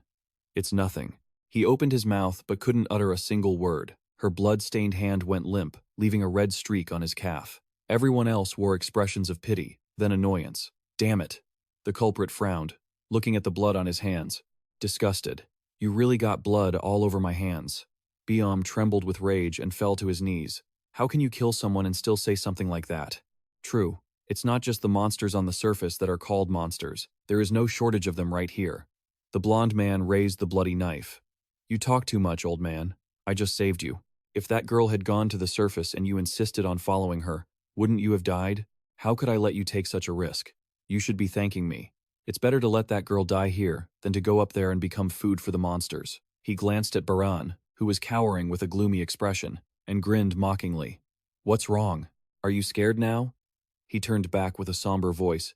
"Don't you have my photo?" His blue pupils lit up, staring intently at the blood-stained blade. The blond man finally remembered and glanced at the photo lying abandoned on the ground. "Oh, I must have dropped it when I pulled out the knife," he said, bending over. He smirked and turned back. So what? Seeing the killing intent radiating from the boy, he felt no fear, relying on the knife in his hand. "What are you?" he started, blinking. In that split second, the boy moved. Just as the man opened his mouth to attack with light-speed agility, the boy's face was already inches away, closing in aggressively. He delivered a headbutt right to the man's face, sending the knife flying from his hand. While everyone was still in shock, he landed, then punched the blond man in the face, sending him flying. The man spun in the air, and the boy lunged, landing another punch that felt like it would detach the man's head from his neck, before grabbing him by the collar. A series of moves happened, seamless and fast. The knife hadn't even touched the ground before his other hand caught it, spinning it around under the terrified eyes of everyone, and held it straight to the man's bleeding throat. His eyes looked like he wanted to destroy everything, but finally, he pressed the blade firmly against the man's neck. He gritted his teeth, his hand clutching the collar, trembling. He blamed himself for the guy being so weak. Even when attacked, the man couldn't react in time. Damn it, if I had known he was this pathetic, I would have just taken the photo from the start. He lifted the man by his collar like a chicken, revealing the red stain on his own calf. If I had done that, maybe this wouldn't have happened. The tip of the blade pointed at the man's throat again, his blue pupils flashing with a deadly red light. His father's words seemed to echo, encouraging him. "That's right. Kill him." Black veins appeared on his face. His father's voice kept urging him on. "For the weaklings who cannot fight back, don't show any mercy. Finish off the weak without hesitation." The deadly red light overwhelmed all the blue in his eyes. Just as he was about to strike, someone stopped him. "Stop it!" He turned slowly as the other person approached. It was Bin. He advised, "Once you kill someone, there's no turning back." He muttered, "No turning back, huh?" His pupils turned back to solid blue. He turned around. "Are you saying that for this bastard's sake?" Bin shouted. "No, I mean, your merciful heart will be tainted." Baran was stunned. "What?" Huang Biom clenched his fists. "Think about it. You don't necessarily have to kill him, right?" He looked down at the knife in his hand, reflecting his eyes, then looked up and asked, "So, do you think I don't necessarily have to kill him?" He had discussed this with his father before. If you beat them nearly to death and strip them of their ability to attack, they won't be able to hurt us anymore. Back then, his father laughed. "With that weak mindset of yours, you'll die. Don't be afraid. Just act." "Are you afraid to kill?" he retorted. "Don't misunderstand me. I will never become a maniac like you. Do you understand? Even if the apocalypse happens as you say, I will still survive. There will never be a reason for me to kill people just because I don't like them." Yet, seeing the blond man stab his friend right before his eyes, he had almost become the very person he hated. The blood-stained knife fell to the ground. Bin was relieved. "So, you've thought it through, right?" he replied. "It's not because of what you said that I stopped. It's because if I kill him, I'll become just like him. And now, I don't have a reason to kill him anyway." Thinking of the blue-haired girl's smile, his voice grew cold. "Whether others live or die has nothing to do with me." Thinking again of the garden with the strange flowers, whether he killed him or let him live, had nothing to do with finding his mother. Therefore, things that don't involve him. Just then, another man tried to sneak up on him. He didn't even have a knife anymore. As a wooden club came down, he didn't even turn around, pulling the blonde man to take the hit, then punched the attacker, sending him spinning into the feet of the other man. This guy wisely bowed his head and picked up the photo. The boy's aura turned murderous again. "What are you trying to do?" The man held up the photo. "This is your precious photo, isn't it?" The boy's bare feet slowly approached, his voice cold as he asked, "What do you want?" The man froze, then took out a handkerchief, wiped the dirt off the photo, and handed it over. "Nothing at all. Please take it and keep it safe." The hand holding the photo trembled, and everyone in the room held their breath, waiting. The black-haired girl's body was wrapped in a blanket. Everyone stood around in silence, their eyes wide, unreadable. Hwang Biom suddenly looked around in panic, realizing the girl was no longer there. The man with glasses replied, "I think she said she was going to the restroom, but it's okay. It's better she didn't have to see that scene." Suddenly, someone called the boy. "Hey, wait a second, kid," the pot-bellied uncle criticized. "At first, you could have easily taken that guy down. Why did you just stand there silently?" he explained. "Because he was holding something important to me." The fat man frowned. "Is it that photo? Is it really that important?" The boy shouted. "Of course it's important," making the other person turn pale and dare not speak. Looking at the photo in his hand, he said, "By the way, I have something to ask you all." Everyone focused on the photo. The most common answer he got was, "I have no idea. This is the first time I've seen that flower."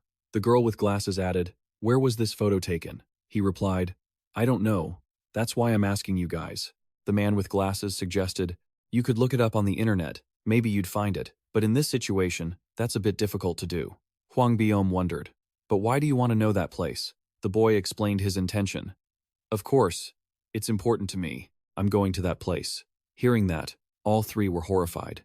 Hwang Biom advised, "You know, the surface is full of monsters now. Even if you find the place, will you even be safe enough to get there?" Baran replied firmly, "Don't worry, I can survive."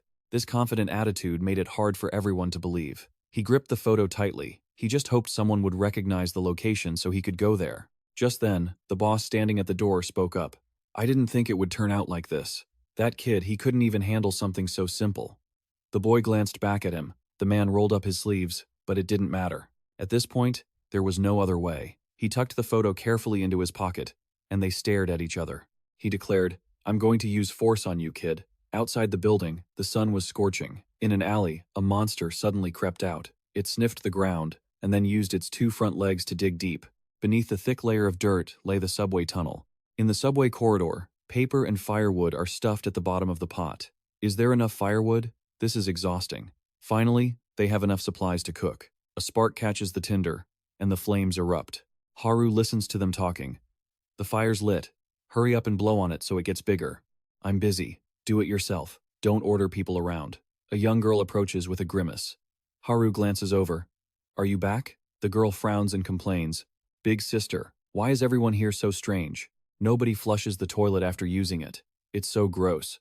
Haru explains sheepishly. "Oh, about that everyone is busy with so much work. They just forget. Dear. And it seems like the water pipes are broken too." Wait a moment. A man wearing a headscarf approaches. "Don't go alone. It's too late.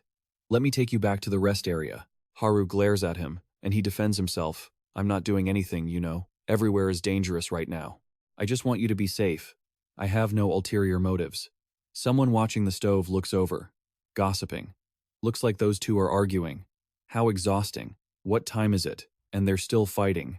Something just fell into the pot. Both of them peer inside and ask each other, "Hey, what did you just put in the pot?" The person next to him replies, "All right, just keep stirring. Stop asking useless questions. I didn't put anything in." He remains suspicious. Was it something else? Or am I mistaken? No sooner had he finished speaking than tons of dirt and rocks fell from above into the soup. He screams, "Oh my God!" Then he looks up to check. What is that? Why is rock falling from the ceiling? They see the ceiling cracked severely, revealing a large hole with glowing yellow spots and a monster's head full of teeth poking out. Meanwhile, the protagonist is locked in a stare-down with the leader. He thinks to himself, "In the post-apocalyptic world I live in, there are many cold-blooded people, those who will do anything to survive. One could say their cruel nature is no different from monsters. In the normal world, such things would be beyond the pale. But in this post-apocalyptic era, people like that are nothing unusual. Now that monsters exist and roam the surface, everyone must do whatever it takes to stay alive." A subordinate behind the leader warns, "Boss, be careful, that kid seems pretty strong." He is immediately kicked to the ground by the leader, who snaps, "Talking too much is useless. What matters now is taking this brat down to restore order." He steps forward, full of confidence. "All right, looking at you, I understand you want to defy me. I'll show you who the real leader is here," he sneers. In this situation, aiming for the protagonist's wide, round eyes, all of a person's true nature is laid bare without anything to hide. He focuses, looking deep into those deep blue eyes, but sees only pitch black. His pupils widen in shock. "This isn't right. I made a mistake. I'm not the hunter, I'm actually the prey being watched by a predator." His pupils shrink in fear as he realizes he has walked into the target's sights. The kid is the one doing the hunting, with that terrifying gaze and a mouth that seems ready to swallow him whole. At that moment, the leader feels as if he has stepped right into the gaping, toothy maw of his opponent. He snaps out of the horrific vision, falling backward onto the ground, his face pale. The blue-haired girl nearby asks, confused, "Boss?" But he still hasn't escaped the predatory gaze of the brat in front of him. The mental pressure from those eyes is too great. He cannot resist, and cold sweat pours down uncontrollably. It's so terrifying just a little further, and he could have lost his life. The onlookers stare with mouths agape, not understanding why the leader was defeated without a single blow. The blue-haired girl grinds her teeth, not understanding why the leader was so terrified standing before that boy. Outside, someone screams and runs in. Everyone looks out to see a man stumbling in, gasping for air. "Help me, everyone." He is covered in blood, and his eyes are completely unfocused. The leader looks closely. The blue-haired girl panics. "Blood. It's blood. What happened?" Others hold their breath, listening, not knowing what was going on. Suddenly, the man clutches his head. "Why has my head been hurting since earlier?" He reaches back and gasps in shock when he touches a creature clinging tightly to the back of his neck. Someone shouts in horror, "It's a monster." The man reaches back with both hands to pull it off. "What is this? Something is on the back of my head. Someone help me get it off." He suddenly goes rigid, then his body begins to shake violently. Everyone is terrified, not daring to move. The man's glasses shatter. The monster's tentacles shoot out from his eye sockets, stabbing straight into the heart of the young man, standing opposite him. Amidst the chaos, "It's that monster." The leader grabs the tentacle, pulls hard, and punches both the man and the monster away. Seeing it crawl out, the leader grabs his axe.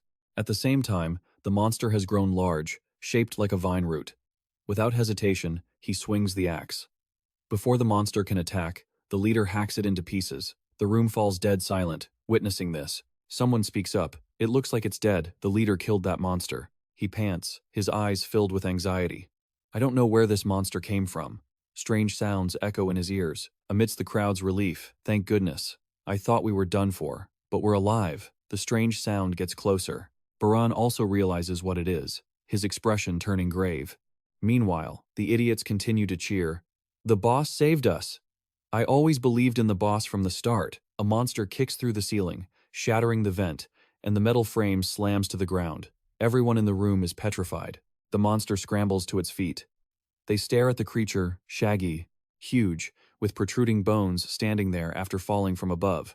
It seems that because they have lived underground for so long, they have forgotten all fear. Sweat pours down, one person's glasses slide down their face and they don't even adjust them, mumbling, "Oh my God!" Or more accurately, they had forgotten the horrific memories of facing a monster. Fear in their subconscious makes them drop their weapons and shove each other trying to flee. Seeing this cowardly crowd, the leader grinds his teeth and growls, "Everyone, fight and take it down." The leader blocks the door, not letting anyone escape. How long are you going to keep being scared and running away? How long will this cycle continue? No one answers. He points to the monster, insisting, "There is only one monster here now. It can be defeated. We are different now. If we work together, we can do it." The group looks back at the giant monster, their fear subsiding slightly. Perhaps because they witnessed him take down a monster earlier, the fear that had been ingrained in them is swayed by his stirring words. One person responds, "We can do it. We can take it down. We just saw the boss take down that monster." Another agrees. Besides, there's nowhere left to run anyway. Someone picks up their dropped weapon. The boss is right. The blue-haired girl stands with the others, speaking with newfound fighting spirit.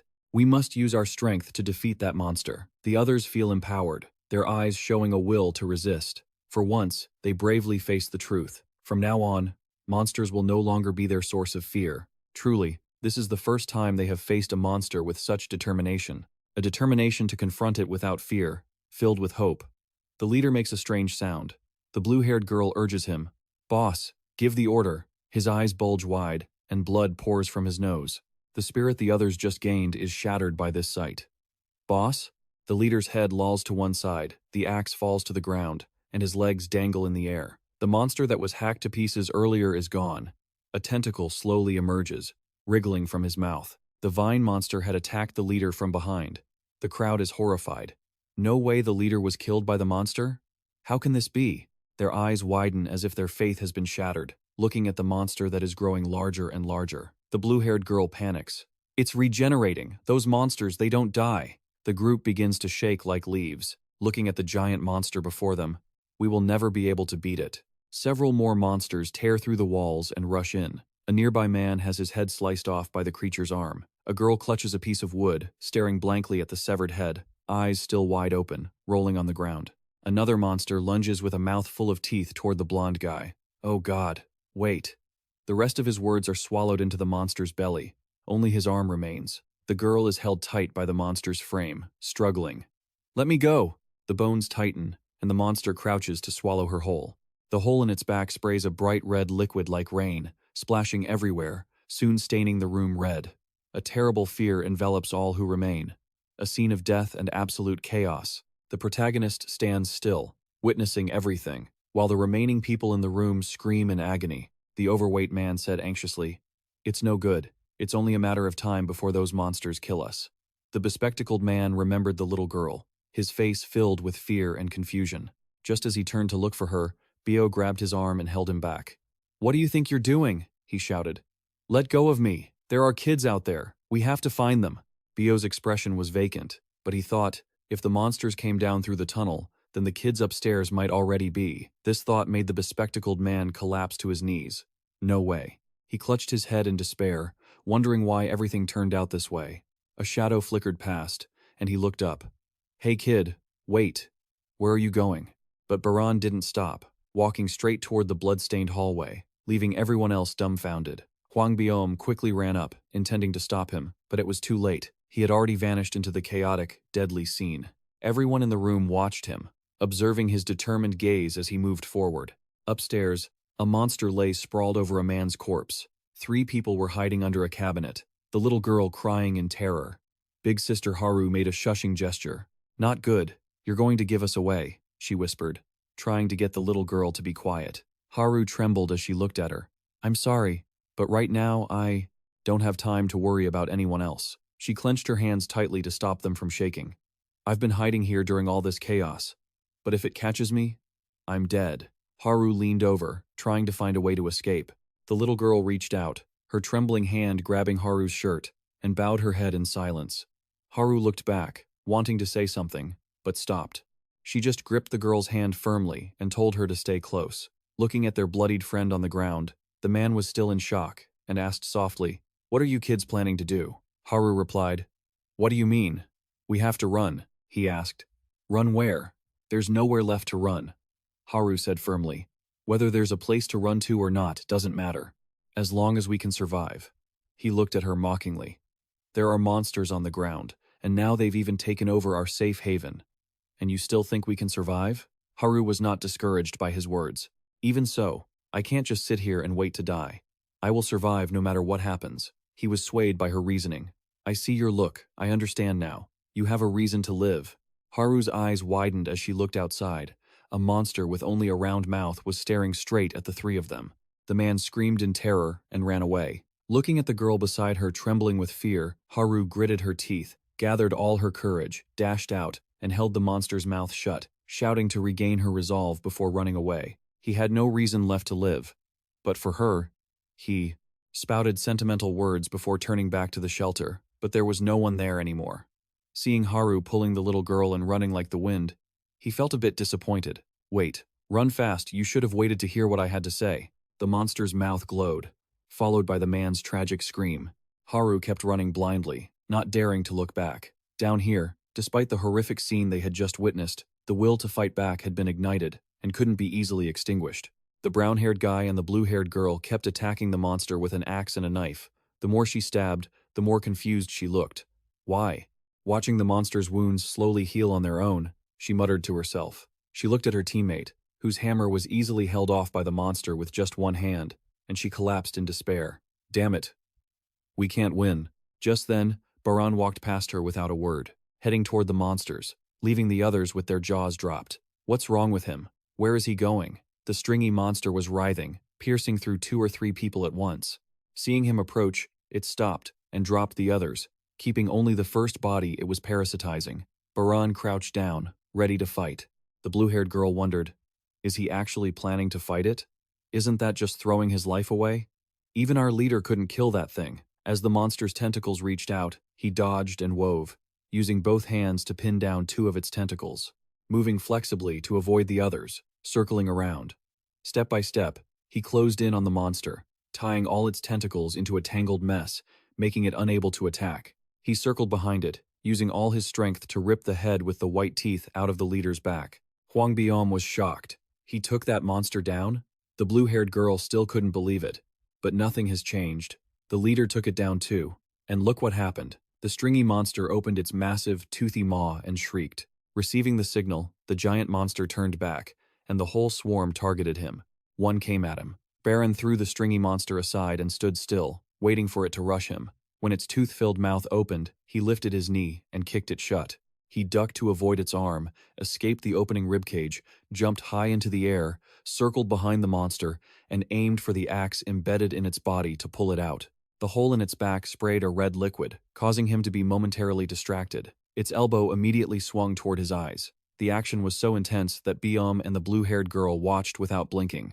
No, the white dust cleared, and he was crouched there, holding the axe. Huang Biom stammered, Is he still alive? The blue-haired girl kept muttering, Impossible. How could he survive that?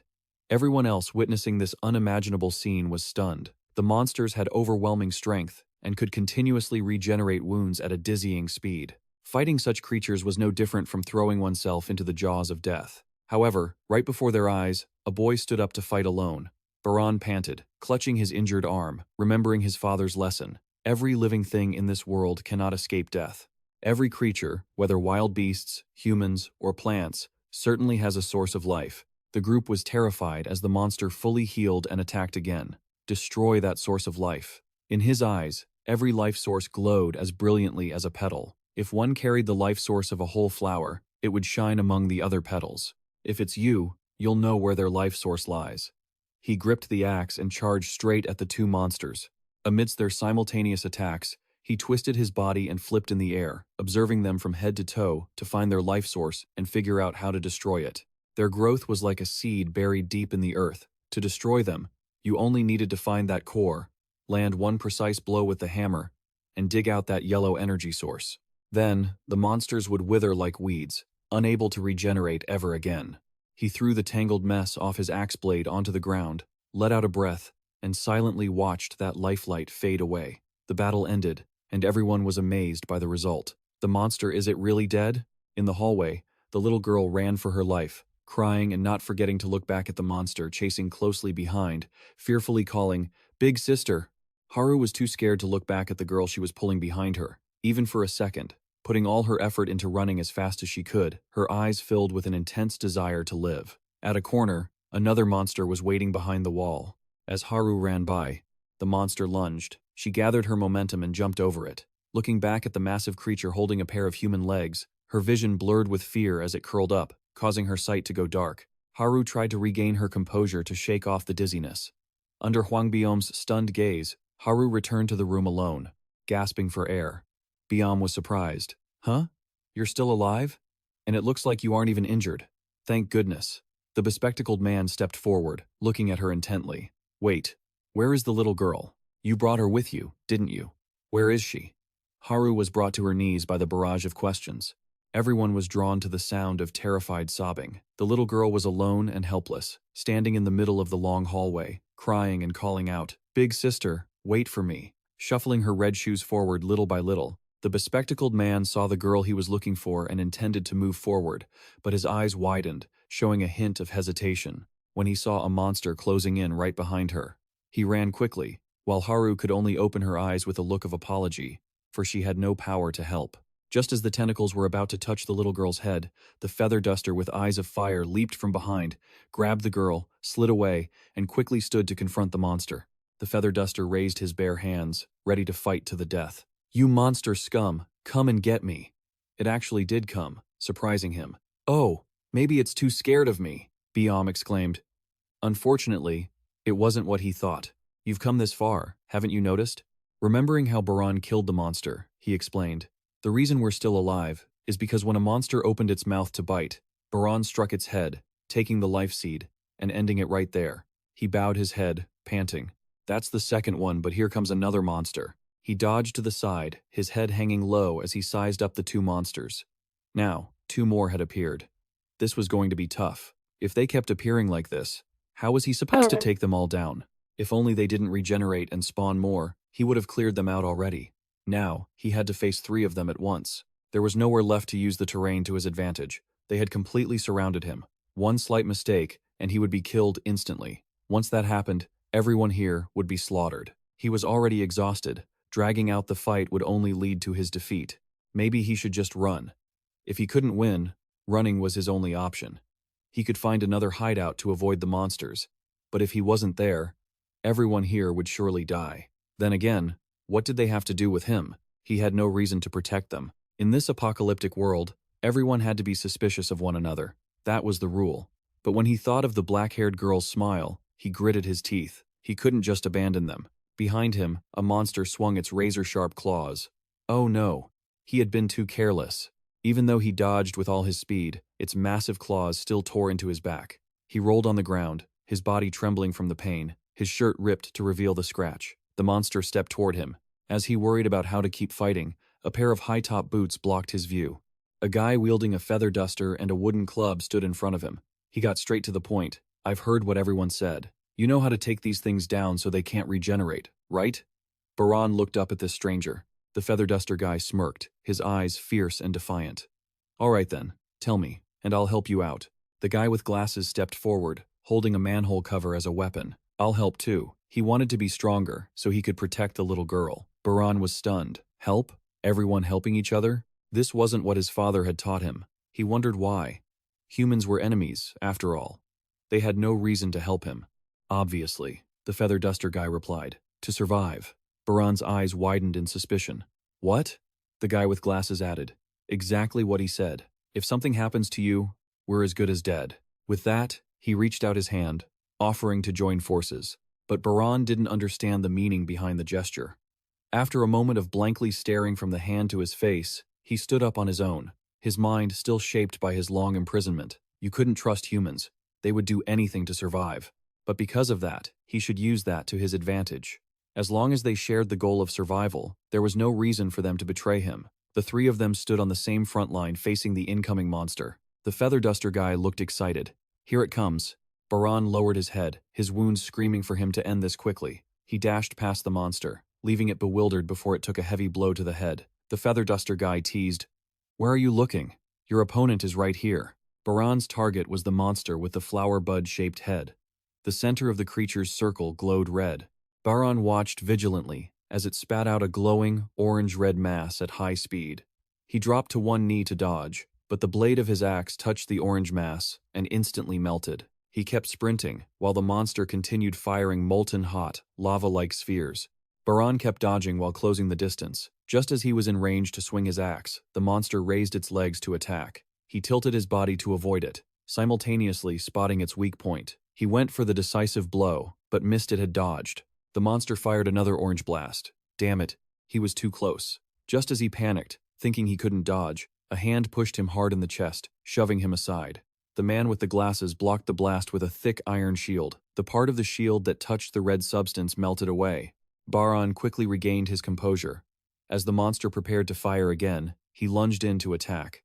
Back inside, Huang Biom stood still, muttering, "I want to help, but I'd just be in the way, wouldn't I?" The girl with glasses beside him felt the same. Me too. The tentacle monster had revived and was now blocking the door. Everyone in the room was frozen in terror. The blue-haired girl courageously stepped forward, her whole body trembling, murmuring, "Sir Captain," she intended to kill it to avenge their leader.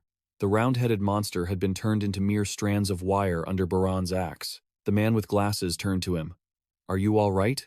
The feather duster guy's eyes lit up when he saw the giant monster, now reduced to a black orb the size of a fist. "So that's what happens when you kill a monster. How did you do that?" "I don't want to keep running, either." Seeing the others closing in, Baran tilted his head slightly and replied, "They have a weak point.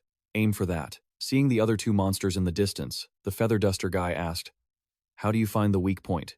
Baran replied, "Focus, and you'll see it." The feather duster guy's eyes brightened, assuming it meant the head just hit the head to kill them. Baran corrected him loudly. "No, I don't know for sure, but if I'm the only one who can find their weak point, then you guys only have one job."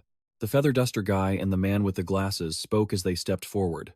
"We'll bait them into attacking so you can aim for the opening." But the battle-hungry feather duster guy had already dashed forward. "Whatever, I'm killing that monster." The man with the glasses was impressed. "Man, he's got guts." The two of them rushed ahead, each baiting one monster, while Baran followed behind. It was definitely easier to fight than before. These humans were helping him. This was something he never could have imagined before. Facing a monster swinging its arms, the feather duster guy raised his club proudly. "All right, bring it on." Sensing danger, Baran shouted a warning. "Wait! Wait!" But it was too late. His club snapped in two, and the feather duster guy was knocked to the ground. Baran scolded him. "You should have dodged." But these humans were too weak. If he didn't finish this fast, they would die. The man with the glasses was being backed into a corner by a monster, and just as it raised its arm to strike, Baran sliced it from behind, turning it into a pile of junk. The flat-headed monster was running past. There was only one left. He just had to deal with that one, and he'd be done. Wait, he just realized there was another one. Oh no, that was the tentacle monster. He had only pulled it out of its host earlier. He hadn't killed it yet. Over there, the blue-haired girl had been killed by the tentacle monster. Its tentacles were now wrapped tightly around her. Oh no! Haru fell to the ground in terror. The monster bared its teeth as the tentacles dug deeper into the prey, quickly draining all her blood. The monster's body squirmed, bloated, and grew larger. It stood up on two legs, staring at Haru, who was collapsed on the ground. Haru looked at its ferocious form and closed her eyes, resigned to her death. But what touched her was just some black silk. The monster was now just a small, round ball on the tip of an axe. Baran leaned on his axe, breathing heavily. As the monster's life bead fell to the ground, he collapsed from exhaustion right next to it. The guy with glasses and the feather duster guy were sitting nearby, panting. There were no more monsters around. Baran looked at the black orb in front of him and reached out to touch it, feeling it like a tangled, dark spool of thread. His vision went dark, and he only heard faint, anxious voices. "Hey, wake up. His wounds are too severe. He needs treatment immediately. How could he keep fighting in this state? Let me help. You. Hold this for me." When he finally woke up, he rubbed his eyes and sat up. He saw Haru leaning against the wall, sleeping, drooling, and talking in her sleep about something tasty. Huang Biom was amazed. "It's a miracle. I didn't expect you to wake up so soon. Are you feeling better? They say you were out cold for 2 days." Baran didn't answer, looking down at the bandage wrapped around his chest. Did a doctor do this? Then, without hesitation, he ripped it off. Huang Biom rushed over, alarmed, only to find the wound on his back had completely vanished, leaving no trace. "It's completely healed, and it's only been 2 days." He thought, terrified. "I've never seen a recovery speed like this before." The man with the glasses sat up, his hands still bandaged. "You're awake? I was worried you wouldn't make it. Thank goodness. I can finally thank you. Thank you so much for saving us." Baran turned away. "No need. I was just saving myself." Remembering the feather duster guy's cocky attitude, he asked, "And that guy who fought with us, is he dead?" The feather duster guy, who was sleeping, bolted up and shouted, "Don't jinx me. I might look like this, but I'm confident I'm tough." Before he could finish his bravado, he spat out a mouthful of blood. "Cough. Cough." The man with the glasses turned to him. "I want to thank you too, but why did you help us?" The feather duster guy tried to stem the flow of syrup. "Why did I help? I just felt like it." He immediately froze when he heard the other man's suspicion. "But aren't you a bad guy?" The feather duster guy asked, bewildered. "Why? Why would you think that?" The man replied, "Because those violent people were following you." The feather duster guy jumped up. "I have nothing to do with them. I guess they just decided to call me bosses on their own. I have no intention of joining any gang." Mian listened to them quietly, but she looked dangerous. "Don't judge a book by its cover. This is just my style." "Style? That chicken head haircut?" "It's not a chicken head. It's a moican." Haru yawned and woke up, her eyes immediately sharpening when she saw Baran sitting up, recovered. "You're awake? Are you okay?" Baran asked. "Why were you sleeping here? Unlike the others, you don't seem to be hurt." Haru sounded defensive, as if stung. "I was just worried about you." "Why say it like that? I just laid down because I wanted to." "No big deal," B interrupted. "Kid, you should thank Haru. She's been by your side, taking care of you this whole time." Seeing M's annoying expression, she denied it. "No way. Why would I do that for someone who can't even remember my name? I was just helping the doctor." The duster guy looked over and pointed, suddenly remembering. "I remember you. I saw you running that day. You were so fast. I've never seen anyone run like that before. When I saw you dodging those monsters, I thought you were possessed." Haru remembered that moment, how she had let go of that little girl's hand just to survive, and felt deeply ashamed. Even though no one mentioned it, she couldn't face them. She stood up quietly and walked away, leaving everyone confused. The duster guy was baffled. "I was just giving her a compliment. Why did she react like that?" M looked at Haru's profile, recalling the black-haired girl's request.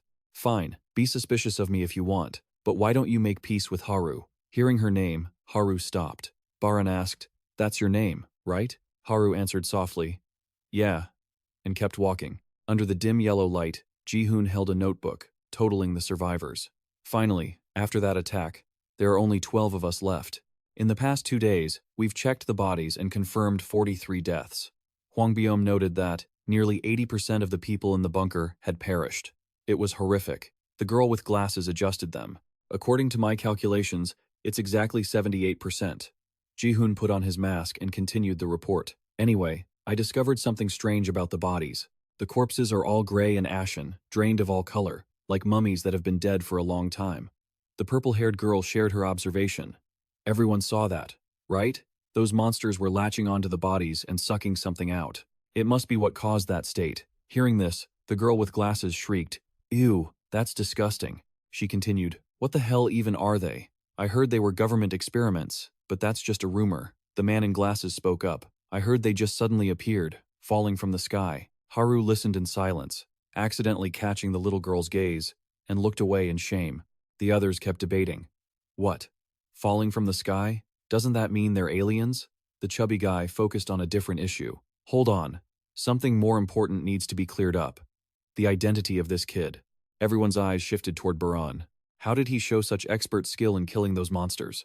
Baran crossed his legs and replied, "I was trained to prepare for the apocalypse." Looking at the family photo in his hand, someone was still doubtful. "So, is that photo the only thing you brought from the bunker?" The purple-haired girl voiced her thoughts. "Honestly, with just that photo, it's hard to trust you completely. You could easily make anything up, right? The story about being locked in a bunker your whole life? The story about knowing the apocalypse was coming, it's all just words." Mien sighed. "Believe what you want. But..."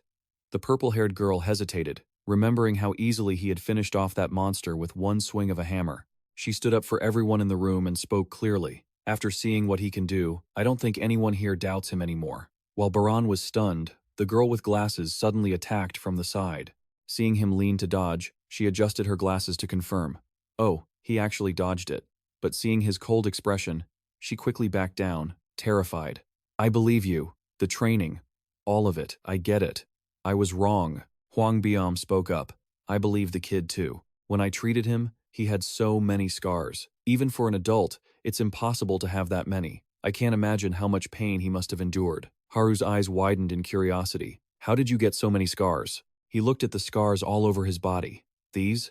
Every time I tried to escape the bunker, they increased." Haru fell silent for a moment before speaking.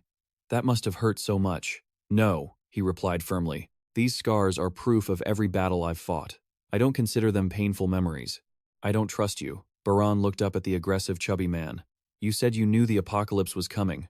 Why didn't you tell anyone? Why hide it all by yourself?" "If everyone had known, we could have prepared better." Baran replied. "My father said humans are the enemy, so he would never cooperate with them. I didn't trust them either." He remembered the duster guy and the man in glasses, who were weak but still bravely faced monsters to save him. He hesitated, but they helped me. "I don't know why my father taught me that humans were so bad, but at least they aren't as terrible as I thought." The purple-haired girl concluded, "Anyway, you are very important to us." Her eyes drifted to the tray filled with black spheres left behind by the monsters. "You're the only one who can destroy them." The duster guy hugged his stick, exclaiming, If only I could sense their weak spots like that, I'd be going boom zap just like you. He waved his arms around wildly. The man in glasses looked at him. If we find your mother, maybe we can get important information about the monsters. The chubby man started backpedaling. But what's the point of knowing about them? We don't even know if we'll survive until tomorrow. We've been safe so far only because the entrance to the hideout is buried under rubble. That makes it harder for the monsters to find us. We have to go deep into the dark cracks of the ruined building and climb over the debris to reach the entrance. But that's not all. We're just lucky. There's no guarantee the monsters won't attack suddenly like last time. Up above, a mantis monster had spotted the entrance hidden under the debris. It stood there, staring and scouting. The duster guy laughed optimistically. Don't be so pessimistic. At least we still have enough food. Seeing the empty storage room, he turned pale. Huh? This was the food storage, right? It seemed it wasn't anymore. The girl with glasses leaned down and quickly grabbed the last box of food. Everyone headed out into the hallway. Huang Biom assigned tasks. We need people to go to the surface to find food. Anyone volunteering? The duster guy stepped forward energetically. Oh, you can't leave me out. I've been stuck in this bunker for over a week. I'm bored to death. The man in glasses stopped him. Your wounds aren't healed yet. Let me go instead. As soon as he finished, pain shot through his arm. Huang Biom spoke up. You too, your wounds haven't healed either. Get some rest. Someone who isn't hurt should go, the girl with glasses said, shaking her head. The chubby man, who was usually aggressive when picking fights, turned into a coward when it came to actual work. Going to the surface is suicide. Only an idiot would go. The purple-haired girl replied firmly. I agree. The man with his face covered crossed his arms and refused. Huang Biom sighed. This is trouble. The remaining food is only enough for 1 week. The barefoot kid stepped forward, and Baran started loosening up his joints. Let me go, Huang Biom exclaimed. Oh, if you go, we'll feel much better. Baran walked past them, thinking it was on the way. I want to go to the surface, to find others and ask about the photo. Maybe we can find a safer hideout. He jumped onto the escalator railing, looking up. But more importantly, I don't want to stay in the bunker anymore. We'll go with you, Ji-hoon and Jujin said, approaching. Jujin looked at him, apologizing for not being able to help last time. I wanted to help, but I was so scared. My limbs were shaking. But seeing you gave me courage. We're about the same age, yet you dared to face those monsters. It's truly admirable. Ji-hoon looked at him with admiration. That's right. Even if you said you were trained, you risked your life to protect us. If it were me, I probably would have run away. Huang Biom asked if anyone else was coming. His eyes landed on Haru, who was standing in the corner, but seeing her head bowed and trembling, he didn't ask. Maybe not. Adjusting his backpack, Ji-hoon and Jujin smiled brightly. Ready? Stared at by 4 eyes. Baran squinted, confused. What is it? Looking at his muscular upper body, Ji-hoon asked, Are you really going to wear that? Or how about this? I made this for you. The purple-haired girl handed him a shirt. Baran turned. Curious. She snorted coldly. It's an honor for you to wear it. I'm a top designer. Clients used to line up just to wear my designs.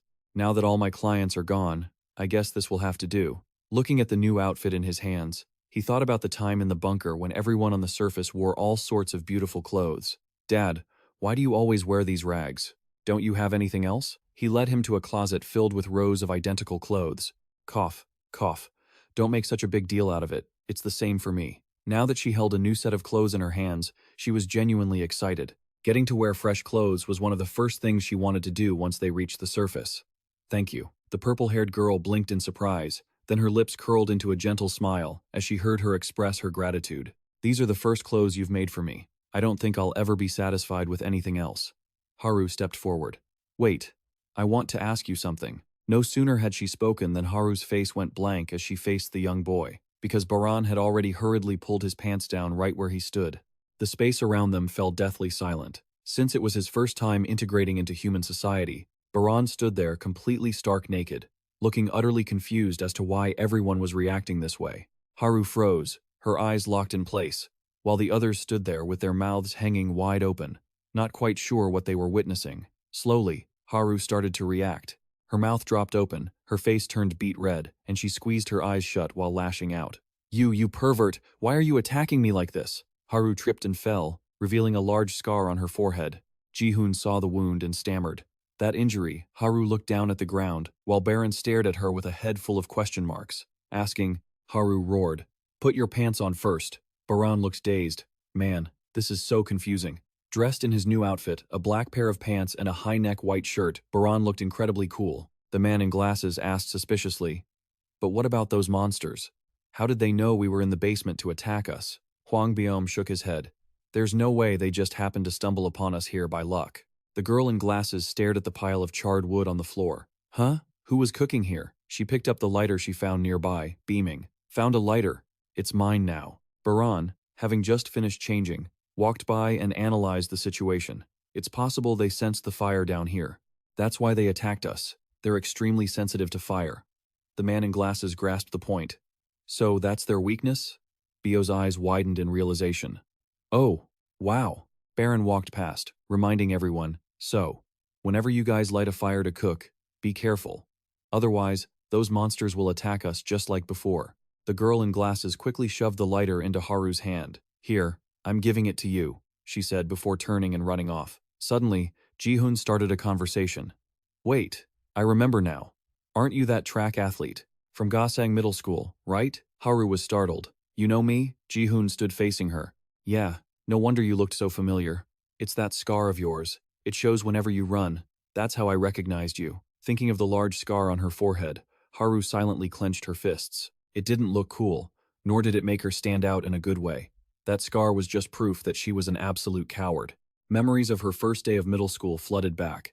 As she was quietly walking through the school gate, someone shouted, "Hey, Haru!" Her parents poked their heads out of the car, saying happily, "Congratulations on getting into middle school. You know we love you so much, right?" Her younger brother poked his head out too, cheering, "Go for it, sis."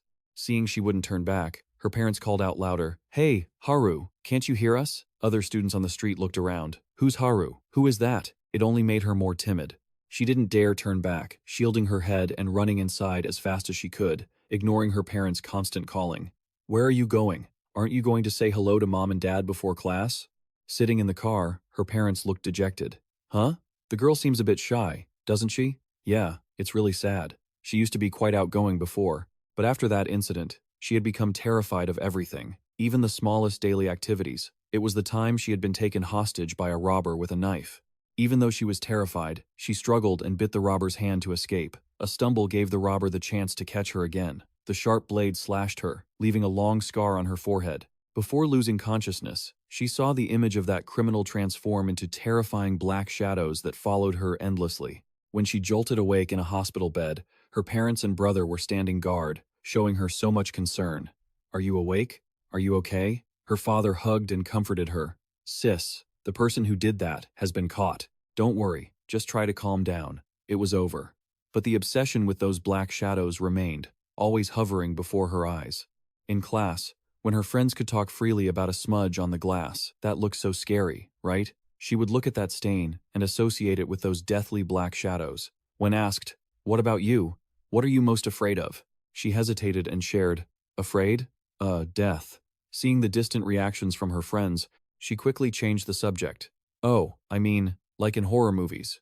During PE class, the teacher clicked his stopwatch and reminded them, "All right, everyone, line up and get ready to run." Since she had been isolated by her friends, she didn't know when the teacher's voice, signaling the start, became the only thing that helped her push away her current loneliness.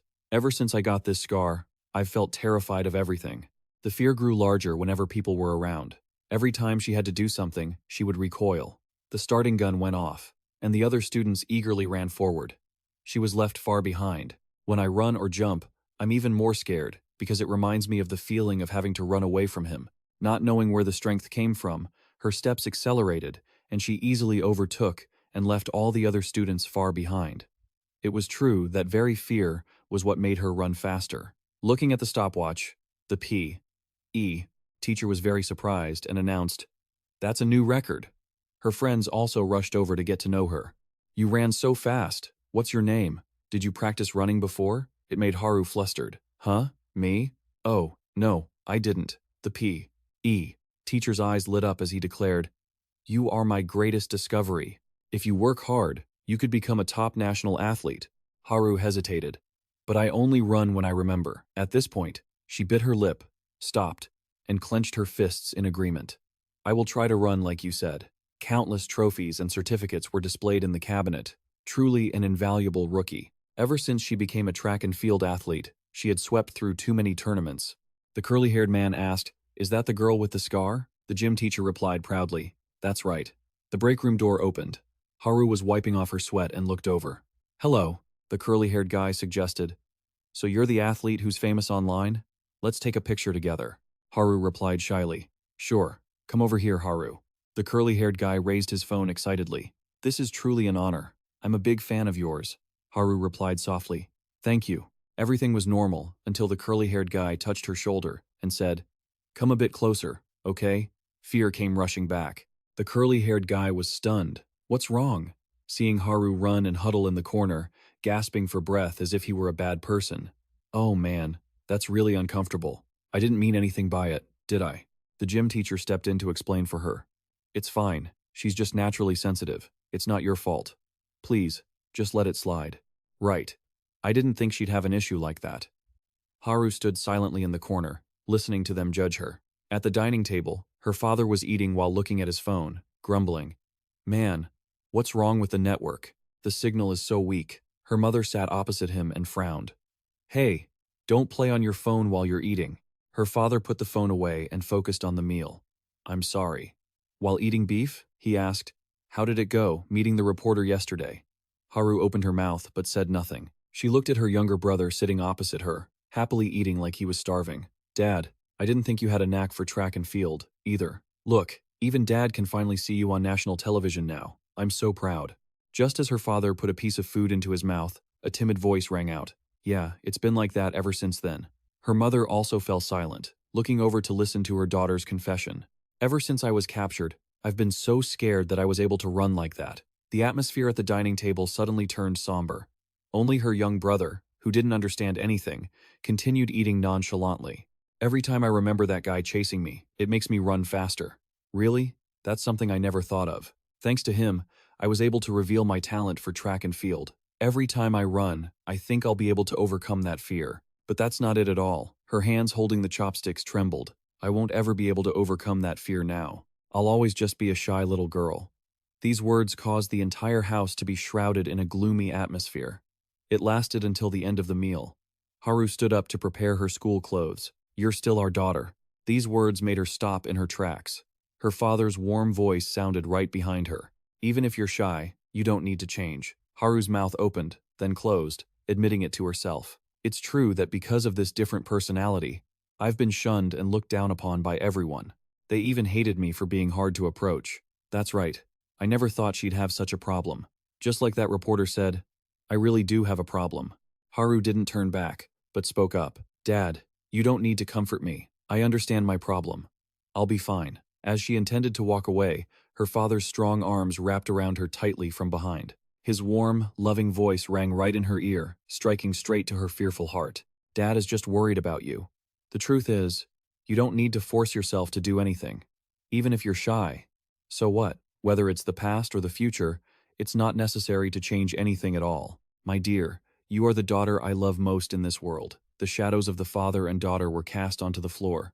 Her father pulled her around to face him. He also reached out to touch the scar on her forehead, his voice steady. "Because of that, you don't need to hide this scar at all." His eyes were filled with love and pride. "That scar is proof of your brave struggle." Haru's eyes welled up, and large drops of tears fell, carrying with them her fear, insecurity, and self-pity. "Everyone used to hate how timid I was. That's why I tried my best to change it." Her mother walked over from inside the house, not saying a word, just gently hugging her to comfort her. But now, family was still what understood her best. Her mischievous younger brother laughed with delight. "You really are such a crybaby." Her mother pulled her brother by the hand toward the door. "Stop teasing your sister." The warmth of her family seemed to have lit a new sun of confidence within Haru. "Dad understood me so well. What I did wasn't wrong at all. And clearly, it's okay to be timid." The happy rhythm of life continued peacefully. Her mother stood waiting for her brother to put on his shoes. Her father raised his hand and requested, "Promise me, no matter what, you're still you. Being a little timid is fine, isn't it? From now on, don't cry about that anymore." Looking at the pinky promise finger her father held up, Haru had cleared her mind and smiled brightly as she replied, "Yes, I will." Only then did her mother feel reassured and lead her brother away. "Mom's leaving now." The door bolt clicked open, and Haru stood with her father to see them off inside. The scene of rubble and stones flying everywhere outside left everyone stunned. Her father's eyes widened when he saw with his own eyes her mother being struck by a concrete slab. Both her mother and brother were swept into that chaotic scene right before his eyes. The happy family and the newly found confidence Haru had were destroyed by the apocalypse. The entire city had been turned into a pile of ruins with giant monsters everywhere. Her father gasped, pushing aside every obstacle to stand up, his eyes filled with bewilderment and pain. Haru stood behind him, anxiously calling out, "Dad, what's happening? Mom." As for Sozun, he acted as if he heard nothing and walked straight outside. Haru was terrified. "Dad, one of your legs has been severed." But he didn't seem to feel any pain, still pushing forward, a trail of blood stretching across the ground. Seeing her run toward him, he shouted, "No, don't come closer." Her mother's blonde hair was visible beneath the collapsed wall. She trembled in fear, falling to her knees, remembering her brother's toothless smile. Her mother's loving smile had been there just minutes ago. Her world collapsed once again. In her eyes, there was only fear and more fear. "Haru, run. I'll stay here with Mom and Sozun." So she blankly stared at her father's back and shouted, "I don't want that. Don't say that. How can I leave you and go? Now, I only have you left." The tears that had been dried by her family's love were now streaming down her face again. Haru's voice choked. "I won't run away. If I run away now, I will never forgive myself." These words struck hard at her father's agonizing inner pain, tearing his mind apart. Right outside, people were trying to flee from the monster's pursuit to find a way to survive. "Dad, get out of the way." Haru's voice was firm. "No matter what happens, I won't run away." The obsession washed over her again. The shadow of fear in her heart sprouted once more when she saw the black figures rushing toward them. Haru's determined gaze blurred with overwhelming terror. When her father turned back, it was also the moment Haru felt those murderous black figures descending, devouring her whole body. The light was right behind her father, but fear surrounded Haru. She had tried to step past the fear, reaching her hand out toward her father. But Haru's mind felt like it was trapped in a tangled mess, unable to escape. She tried to justify it. "Dad told me that being timid is okay, and I'm not wrong." In the end, instinct won out. Haru turned and ran away alone. "I was wrong. I abandoned even the father who told me that, and I ran away." Since then, every time she encountered danger, if there was an opportunity, Haru had always run away alone, ignoring everyone's pleas for help. From the man in the first building who was attacked by a monster, to the man who was willing to fight the monster so she would have a chance to escape. Then, in a life-or-death moment, she was ready to let go of a little girl who was begging her for help. Haru's heart was always tormented by those things. In reality, at this moment, everyone watched and cheered for the volunteers heading to the surface to look for food. Baran glanced back at Haru, who had been standing with her head down this whole time. He seemed to see her self-reproachful inner self, huddled away. "I have always been afraid. I thought I could overcome those pains." Haru gritted her teeth, took off her outer coat, cast away that timid self, and stepped toward the light. Looking at the group going up, she leaped up to cut them off. "This time will be different. I won't run away anymore." Haru stood against the light, her eyes shining with determination. "I'm coming too."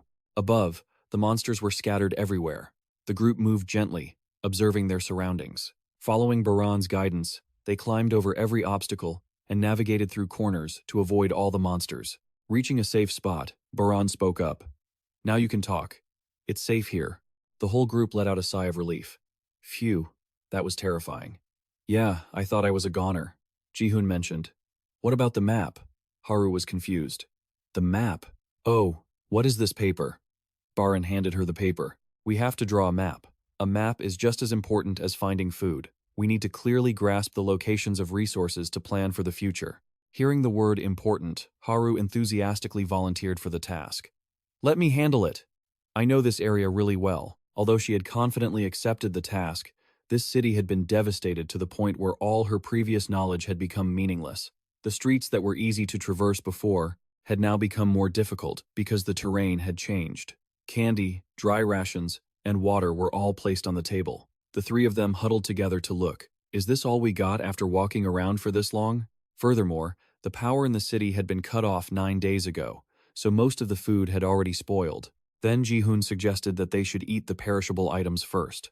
Jujin hesitated, but insisted, "Let's bring it back to the base and figure it out." Jihoon analyzed. "Think carefully. We won't have another chance to eat these perishable items, because in this situation where monsters are rampant, no one is going to produce them anymore.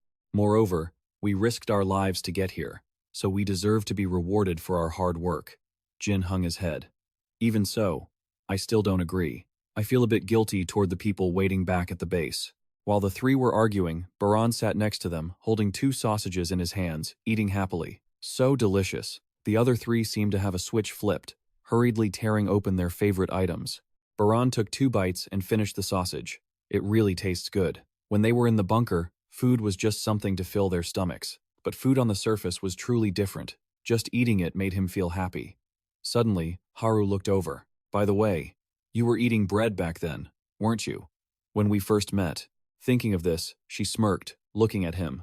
You didn't even recognize the bread. I thought you were such a dummy. Baran, hearing the truth, couldn't refute it, silently watching her eat chocolate. Here, I'm giving you 4 pieces of bread.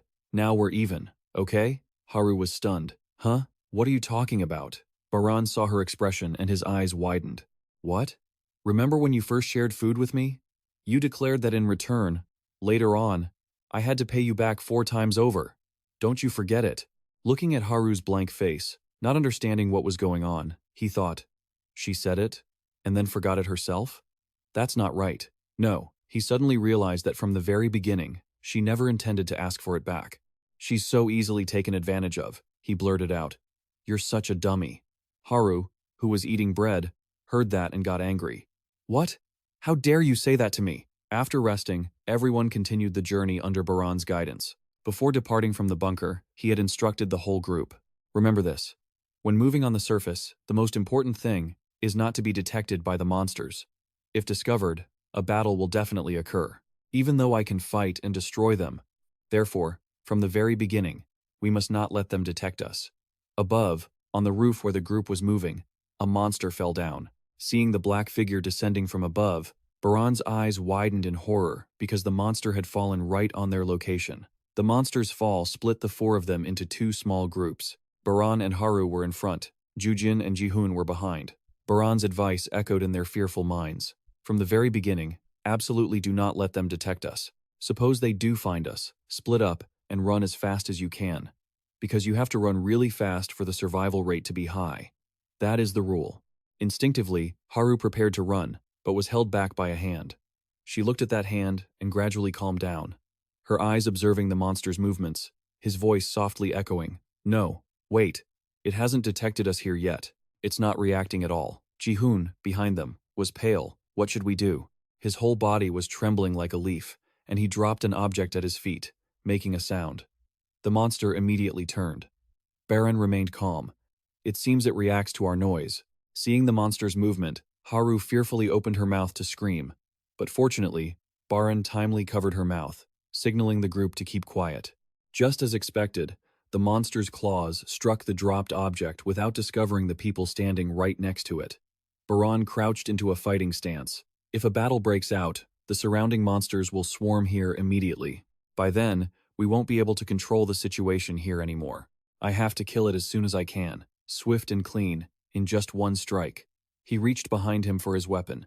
He got this from the big, pot-bellied uncle back in the bunker. Wait, take this with you before you go. I don't plan on going up to the surface with you, kid. But I don't want to waste food down here either. He looked at the box in his hands, curious. What is this? The man held up a small hammer and explained, A weapon. I've been watching how you fight, and I made this to suit you perfectly. He pulled 2 long, razor-sharp blades from the sides, gripping them tightly. This is a weapon that can target the monster's weak points and take them down in an instant. Aiming at the monster in front, he moved in softly, swung his sharp blade, and plunged it downward into the creature's back. A flash of light erupted, and the monster turned into glowing threads. The sun shifted into the moon. Jihun lay there, resting his head on his arm, while his other hand tossed and caught the black block that dropped from the monster he'd just killed. Baran looked at the weapons in his hands, remembering the armory in the bunker and his father's teachings. You aren't allowed to rely solely on weapons, because you must learn how to survive against them with your bare hands. Did you understand? He clutched his head and sighed. He's saying that stuff again. He's talking about how to deal with the people on the surface, right? Back then, his father had been silent for a moment before replying, Yes, weapons don't suit us. One day, you'll understand that on your own. What did he mean by those words? As he sheathed his weapons, he muttered, One day, I'll understand. Huh? Yeah, right. How can you face monsters without weapons? That's just absurd. My father never mentioned monsters when he had me locked in that basement. This is something I never even considered. Maybe he thought I wouldn't believe him if he brought up the monsters. Because even the fact that the apocalypse had arrived, I barely believed it myself. But now, I've realized many things. The true meaning of those training sessions I could never understand before. Those grueling drills with all kinds of equipment were all for the sake of helping me survive against those monsters. But there's still one thing I don't get. He said he had no intention of letting me escape the basement to the surface. If he meant to keep me locked in that bunker my whole life, why would he put me through all that training to prepare for dangers above? Those crazy sessions where I had to do push-ups with a massive pile of weights on my back. If that's the case, why did he lie about keeping me in the basement?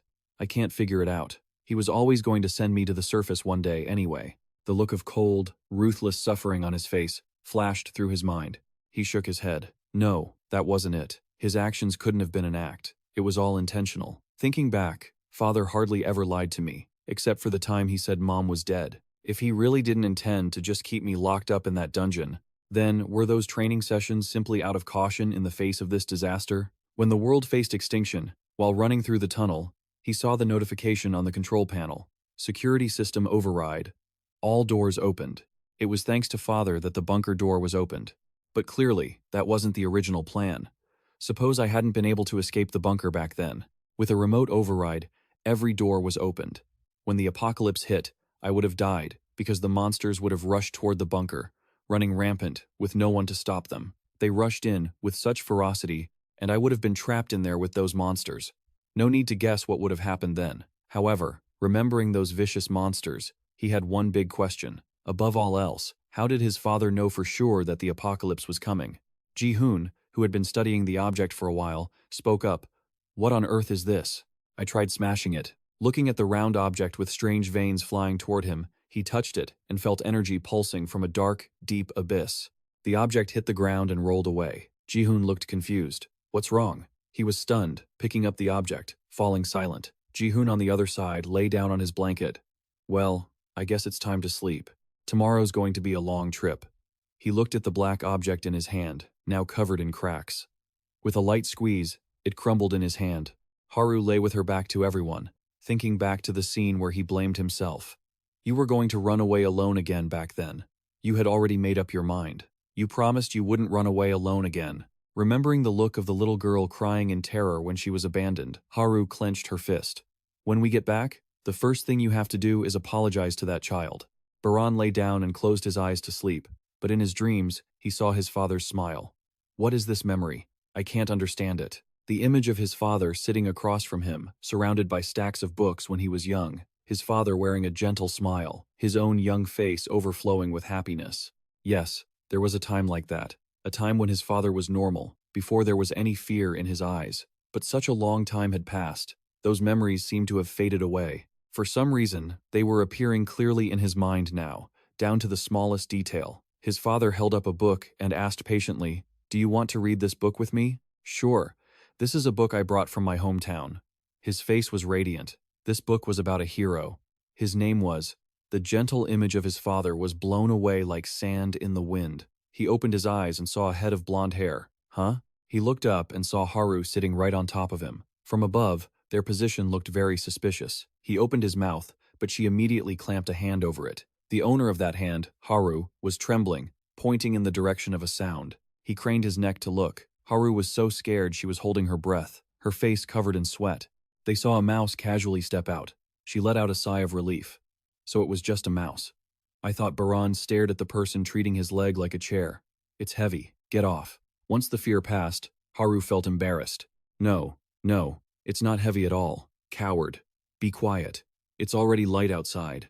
Haru used binoculars to scout outside, seeing monsters everywhere, then carefully marked them on the map.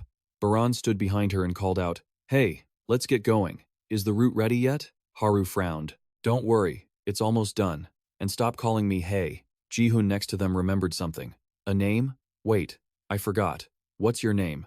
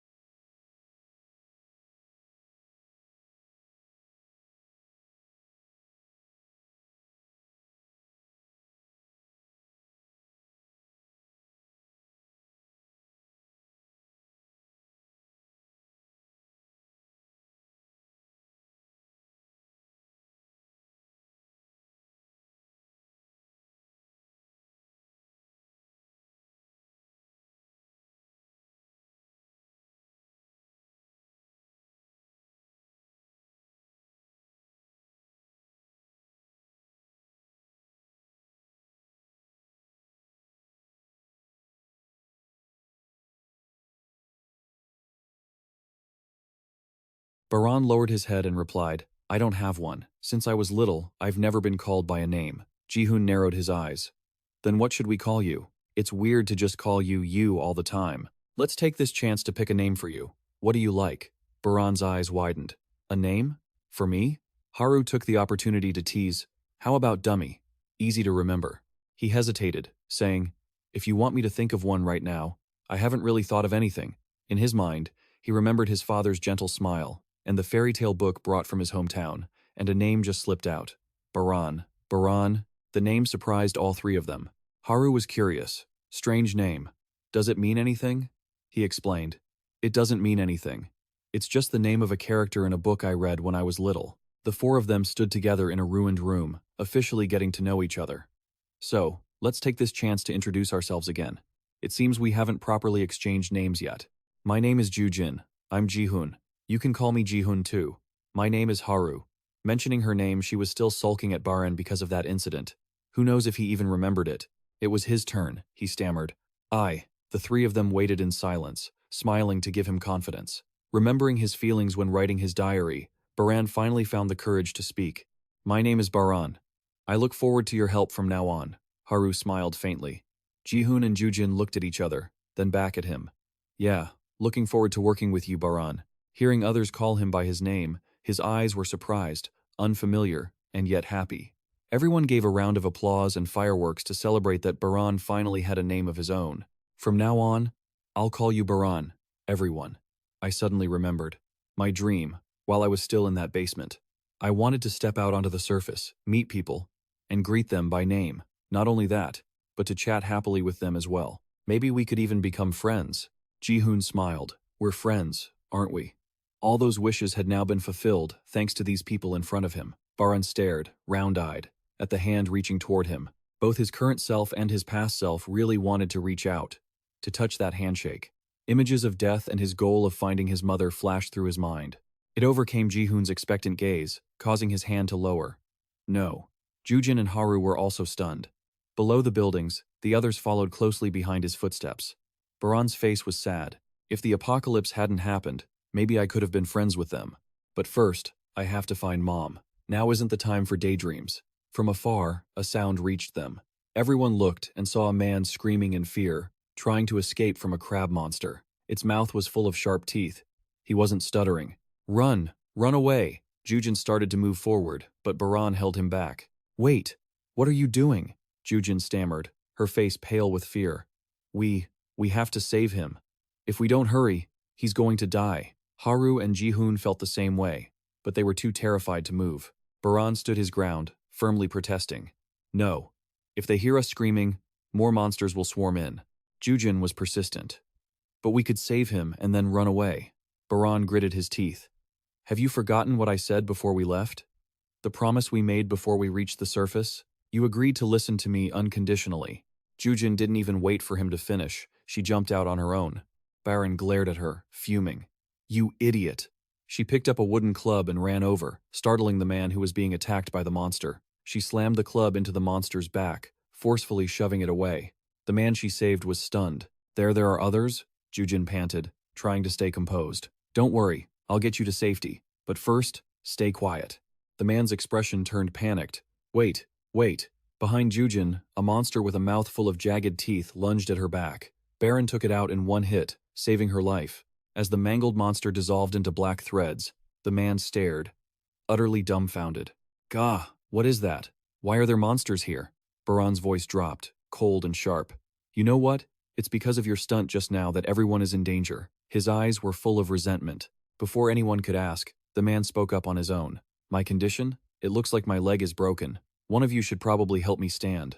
Baran slapped his forehead. Damn it, I knew this would happen. His eyes scanned the area, on high alert, as he heard the monster's footsteps approaching. Did the noise from earlier draw the monsters here? The man looked stunned when Baran flatly refused to help. No, we can't help you any further. Haru and Ji-hoon were deathly pale with fear. Just saving you from that monster was already too dangerous for us. Ju-jin, called by name, she stood still, hesitating. If he really needs help, we can still help him, can't we? Baran snapped. Then don't follow us anymore. Facing Ju-jin's distraught expression, he repeated, I told you, if you follow me, You have to do as I say. Ji-hoon, standing behind them, urged her. Jujin, he's right. We don't have time to worry about others anymore. Please, there are still people waiting for us back at the base. Jujin bowed her head, her fists clenched. Finally, she decided, I understand. I'll do as you say. Baran looked up at her, while the man behind them looked terrified. Who gave you permission to leave me behind? This tone made Baran glare at him in fury. The man continued to argue. Don't joke around. If you leave me like this, I'm going to die. That's right, that's called murder. You're killing me. Baran glanced around. You're too loud. Be quiet, now. The sounds of the monsters moving grew closer, and the man was paralyzed with terror. The four of them stood back to back, scanning the surroundings. The man's fearful expression slowly turned grim. Haru was flustered. Baran, what do we do now? It sounds like they're coming from Baran. Tried to stay calm. It's not too late yet. Since we haven't been spotted, we need to get out of here as fast as possible. At least I've checked, and confirmed that there were no monsters on the path we just took. So, if we head back the way we came, we can get out of here quickly. Yet, at this very moment, the man pulled out a lighter and lit a cigarette. The whole group froze in horror. What are you doing? He pointed to the smoking aloud sign next to them. Ji-hoon tried to stop him. Don't, that's not what I meant. You clearly don't understand. If we light a fire, the monsters will. The man nonchalantly cut him off. I know. Monsters are attracted to fire. The place where I was hiding was destroyed because I didn't know that. Ji-hoon's eyes widened, confused. Then why? He had lit the fire. Monsters from all directions sensed it and immediately charged toward them. The man exhaled a cloud of smoke, his eyes lazily tracking it. Even so, what's wrong with smoking just one? That son of a bitch really wanted to drag them all down with him. Before the smoke had even cleared, a swarm of monsters descended from above. Baran ordered, Run! Now! The bastard just sat there calmly, letting the monsters tear him apart. Baran reached behind him to draw his weapon, ready to fight. The other three followed the order and ran. Ji-hoon noticed Haru wasn't running and was looking back, his eyes full of worry, so he glanced back too. He saw Baran surrounded by a swarm of monsters. Haru watched Baran fighting and wondered why he didn't just run away. Baran dodged and struck, pinpointing their weaknesses. Each move was a precise kill. While he was observing the giant monster in front of him, he saw a rock hit it. His eyes widened in shock to see the other three had returned, despite their faces being full of fear. Baran screamed, Why? I told you all to run, Ji-hoon yelled back. No, you're the one who told us to run. Why aren't you running away yourself? Baran asked himself the same thing. Why? Why didn't I just run? His hand tightened around his weapon. Because if I ran, they'd all be hunted down and killed right after. Hearing this, Ji-hoon and Jujin smiled, grabbing their weapons to help him take down the monsters. Haru stood frozen, watching everyone fight together in terror. Chunks of flesh fell to the ground as another monster was taken down. Baran shouted, Run! Hurry! Ji-hoon panted, It's okay. There are fewer monsters than before. At this rate, we might all be able to make it back to the base together. From behind Ji-hoon, a humanoid monster covered in red, arm-like tendrils stepped forward. Baran's eyes widened, his mouth slowly dropping open, his pupils constricting. He saw 4 life sources glowing within the monster's body, and veins like red roots wrapped tightly around its head. It had no visible sensory organs. Ji-hoon noticed Baran's expression and turned around, curious. What is it? He saw every monster kneeling in a circle around the humanoid one. The sight paralyzed Ji-hoon until a sound jolted him. Run! Startled, he turned his head and saw the humanoid monster standing right between him and Baran. In its hand, it held a warm, beating heart. Ji-hoon's club fell to the ground, blood trickling from the corner of his mouth. He looked down at his chest, which had been ripped open. Ji-hoon collapsed to the ground. Haru fell to his knees in panic. No, no, this can't be happening, Jujin screamed, tears welling up. Ji-hoon! Hoon! Baran's eyes widened, staggered, and bit his lip hard. He drew his weapon and lunged for the monster's weak point. He couldn't believe it when his weapon shattered. The monster flicked its finger, sending Baran flying backward. He rolled across the ground, his body trembling from the pain. He struggled to lift his head, spat out a mouthful of blood, clutched his ribs, and roared, Run! The monster crushed Ji-hoon's heart, letting the fragments fall to the ground. A bright red arm grew from the monster's iron-hard body. The new arm extended rapidly until it reached a certain length, then stopped. The humanoid monster pointed behind them, signaling to the others, who immediately attacked Baran. Jujin and Haru were frozen in fear, unable to move. Baran shouted, I said run! Did you hear me? Haru struggled to stand. watching Baran's back as he sacrificed himself for everyone. She clutched her racing heart. My chest feels like it's about to explode, but I can't run away. The faces of those she had left behind flashed through her mind. If I run, I'll lose the people I care about all over again.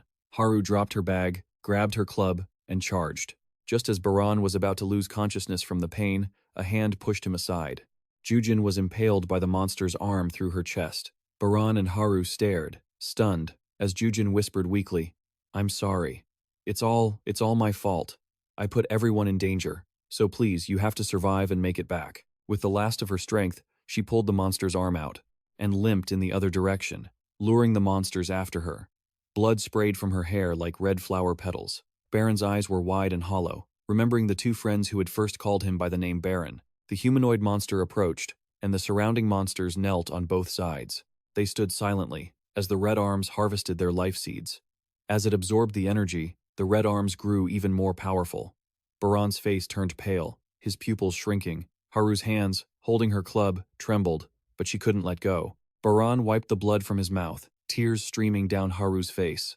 Baran stood up again and urged, "Run! If you don't run now, you never will." Jujin had been caught by the monsters and was no longer breathing. Wherever the humanoid monster went, it absorbed all the energy seeds from those around it. Haru vaguely guessed Baran's plan. "What are you talking about? Are you saying?" Seeing him take a step forward, she screamed, "Are you crazy? Last time was the same, you were the one who planned to run away." Baran didn't look back.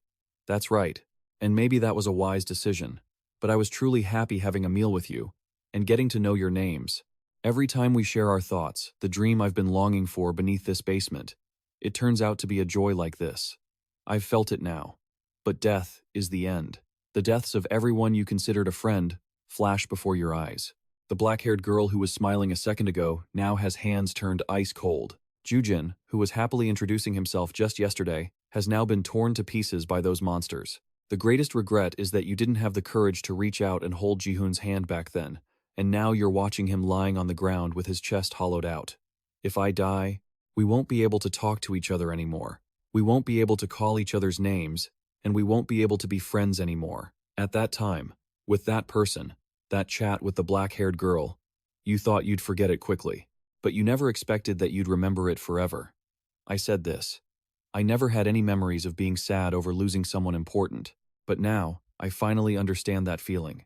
So, please, run. I don't want to see anyone else fall. When she turns around, Baran's face is full of tears. Tears of sorrow and agony over the loss of true friends. The two of them look at each other, separated by the bodies of Jujin and Jihoon.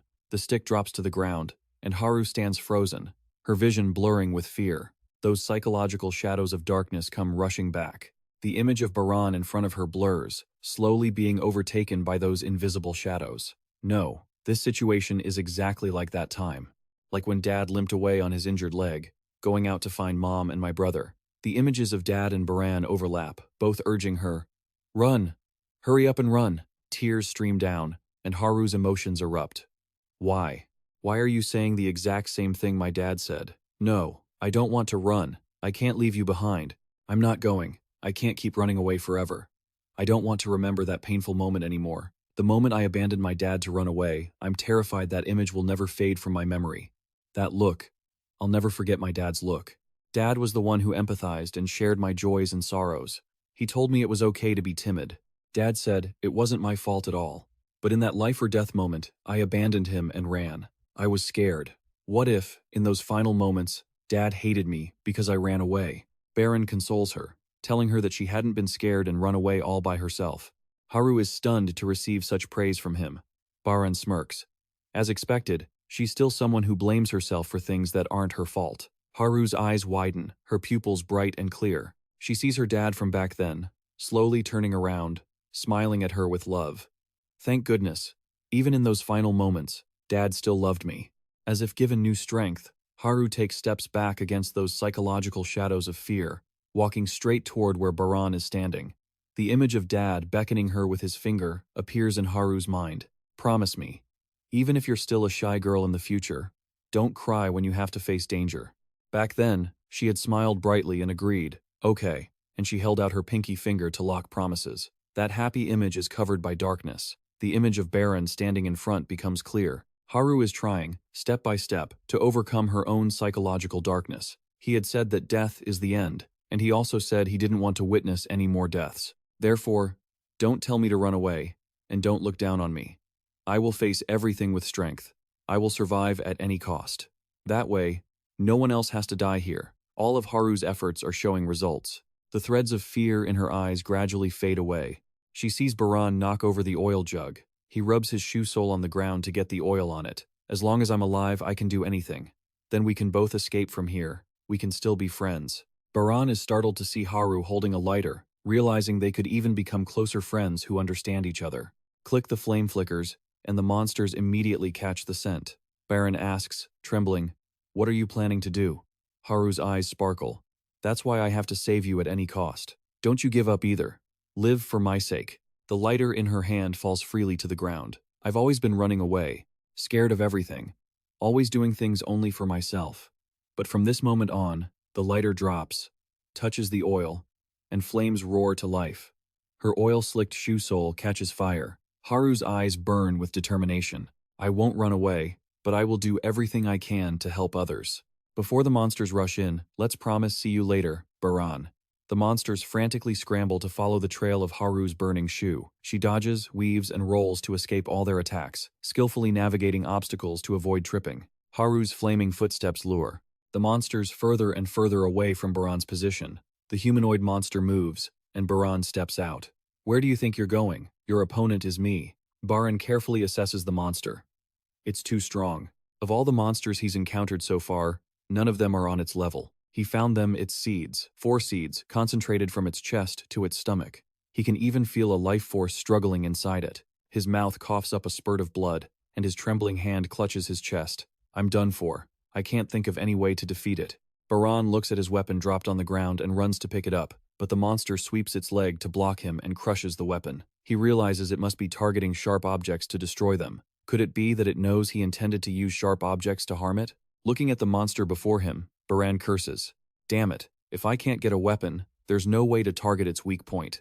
In this dead end, his father's teachings echo in his mind. Don't depend on weapons. Weapons aren't suitable for us. One day, you will realize what I mean by that. He skeptically thinks, realize? What on earth does that mean? His father smirked with complete confidence. Even without weapons, we are the best.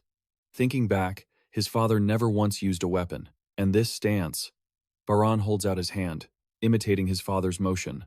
The middle and index fingers curled. It was the most powerful posture he had ever seen among all living creatures. Back then, his father's eyes were full of excitement. Remember, this posture is just a preparation. Every creature has life force. The people on the ground, the beasts, the monsters. Both you and I try to utilize that strength. The hand is the path leading to life. Focus on your fingertips and draw the life force back to yourself. Afterward, his father's fingers changed. The other fingers curled, leaving only the index and pinky extended. Control this power. Back then, he imitated it but couldn't feel a thing. What's different? I don't feel anything at all. You're just making up stories about life force, right? His father just smiled. It's hard to say right now, but who knows? Maybe later you'll be able to use it. When you fully feel that life force, that power will belong to you. Now, as he repeats those movements, Baran finally feels the power his father spoke of. A source of blue energy travels up from his fingertips. He is astonished. What is this? It's so hot. It feels like my whole body is being burned. The surge of blue energy flows from his fingertips back up his entire arm. When his father had shown him, he hadn't felt anything, but he was curious. So what changes? His father glanced at him and replied, "Then you will slowly, and gradually be able to move just like me." Just as his father described, upon feeling that power, Baran leaps at the monster before him. His pupils flash with blue light, and he moves like lightning. When the monster raises its claws to his neck, he turns his head with lightning speed, throwing a punch straight into the monster's stomach. The impact of the punch causes the area to cave in, and the monster slides backward. Its body shakes, and the red lines on its head expand. That attack leaves Baran panting. I can see it now. I can see its movements, and my body is fast enough to react and keep up with its actions. Yet, except for him, it feels like everything has stopped. His whole body is burning, and blue energy lines are tangled all over him. Now I feel like I can go toe-to-toe with it. His eyes are steady. The monster locks onto its target and lunges with lightning speed. Baran opens his eyes wide, focusing, dodging, and curling his hand to strike. The monster grabs his arm and throws him. Baran rolls and returns, only for the monster to kick him. Before he can stand firm, red arms strike out repeatedly. Baran nimbly avoids all of them. Aiming for its legs, he kicks out. The monster tilts its body, jumping up to avoid it. Its stomach is exposed, and it takes a direct hit from his punch. The monster jumps back. Baran looks up, eyes full of anticipation. Did it work? The monster stands firm, seemingly realizing his intention. The red arms curl up, crossing to shield the exact location where its life seeds are kept. Baran grits his teeth. It looks like it's hiding its weak point. Looking down at his trembling hand, it's not enough. If I want to strike its weak point, I have to use even more power. He clenched his fists, determined. After all, he already knew what the answer was. More than anything, he needed to be stronger, just as he should have been from the start. Remembering the friends who had fallen while trying to escape, Baran calmed down and focused his energy once more, his hands forming a sign. Energy surged from his fingertips through his entire body, his pupils flashing blue. Baran closed his eyes, sensing the power deep within. Lines of energy crisscrossed his skin like blood vessels. All right, come and get me. The monster gathered its red energy, countless arms sprouting from its back. It crouched, the arms on its back bristling like butterfly wings, locking onto its target as it lunged forward, tearing through the ground. Baran stood motionless, watching its movements. If only he had been stronger, no one would have gotten hurt. The monster was fast, but Baran's punch was faster. Too fast for the naked eye to see. It looked as if he hadn't moved at all. Yet when he let go, 3 life seeds dropped to the ground. A gaping hole was torn into the monster's reinforced abdomen, and its limbs fell scattered everywhere. Baran collapsed, exhausted, looking over to see the monster, now missing part of its body, still standing firm. Baran didn't even have the strength to stand up and curse. Damn it, there's still a weak point I haven't hit. The monster picked up the bodies of Ji-hoon and Ju-jin, ignoring his weak, desperate cries to let them go. It absorbed both bodies, and the hole in its chest began to regenerate. Baran gripped the monster's gray, rugged arm that was choking him, resisting weakly before letting his hands fall limp as the creature hoisted him into the air. A mouth full of jagged teeth formed on its head, grinning triumphantly. Oxygen deprivation made Baran's head spin. Through hazy eyes, he saw the bodies of Ji-hoon and Ju-jin. He couldn't feel anything anymore. He wasn't conscious. Baran's mind seemed to drift into a black hole. The last thing he saw was the monster's hateful smile. Baran let his mind surrender to the void. But the one thing remaining in his head, the urge to kill it, dragged him back up from the depths of hell. The monster's smile vanished when it faced his blood-red, wide-open eyes. Baran stared at the creature with burning red eyes, both hands gripping the arm that was choking him. The monster's mouth slightly opened.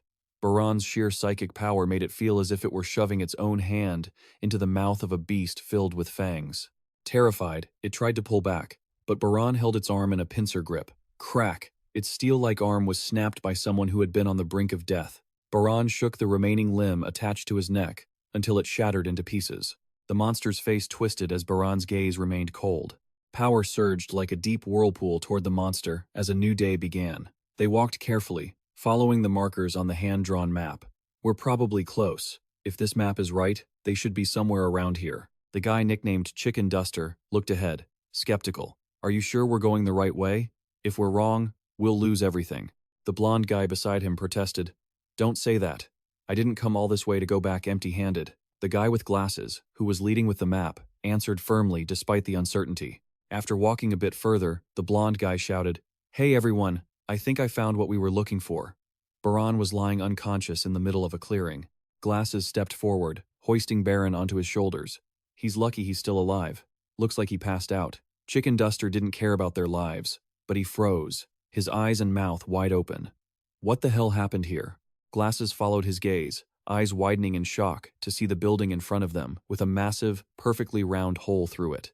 The ground beneath had been leveled. What?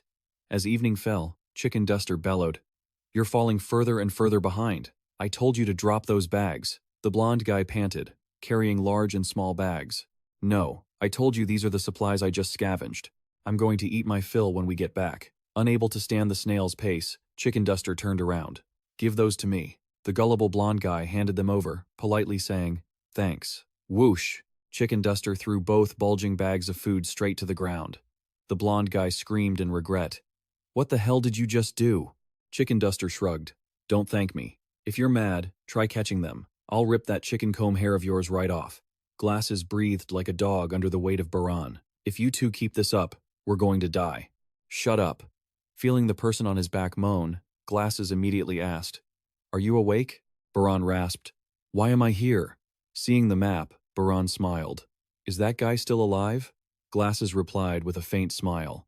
He asked, What on earth happened back there? Where we found you looked like hell.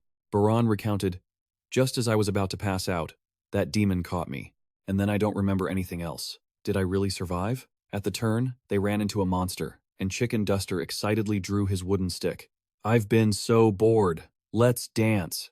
Baran stepped onto the ground, walking forward coldly. Glasses worried. Wait, slow down. Are you going to fight barehanded? Baran focused his energy on his fingertips. When the monster attacked, he crouched low and struck its chest with lightning-fast force. The three spectators watched, stunned. The monster's body cracked, dissolving into black threads, revealing a life seed. Baran staggered, exhausted, and Chicken Duster stepped in to catch him, stuttering. What the hell was that? Are you even human? Deep in the subway basement, someone was patting a box, trying to get a signal. After a while, with no success, Biam spoke up. Are you not getting anything on the radio, sir? With the device covered in dials on the table, the portly man holding a wrench replied. Nothing at all. I've tried fixing it, but there's nothing. Someone encouraged him. Keep trying a bit longer. Maybe the government or the military will hear us. Setting the wooden box down, Huang Biom glanced at the girl sitting alone, hugging her knees. Haru bowed her head, wondering, maybe he'll make it back, right? Ever since I returned, I've been so restless, waiting, not daring to sleep. Her hands trembled. The portly man crossed his arms and sat on a chair, asking, What is it? You've been here? Haru's eyes widened as she saw Baran, eyes closed, being carried on Glasses' back. Glasses set him down. He's okay, he survived. Haru ran over and hugged Baran tightly, sobbing. Thank God, you're alive. Even though I ran away just to survive. Chicken Duster and the blonde guy didn't care for the emotional scene, flopping onto the floor with their bags. The entrance was bathed in warm yellow light. Their first expedition yielded 7 days of rations and some medicine. Glasses and the blonde guy looked at Chicken Duster, who was wiping sweat from his forehead. Compared to the 2 lives lost, the results were meager. Baran opened his eyes, Haru by his side. You're awake, Baran said. I had a dream. Someone was hugging me in the dream. It was so warm. Haru felt shy. That was just a dream. Only a dream. Baran's gaze swept over her scarred legs. Your legs must hurt a lot. Haru covered them with her hands. Compared to you, what is it? Baran replied.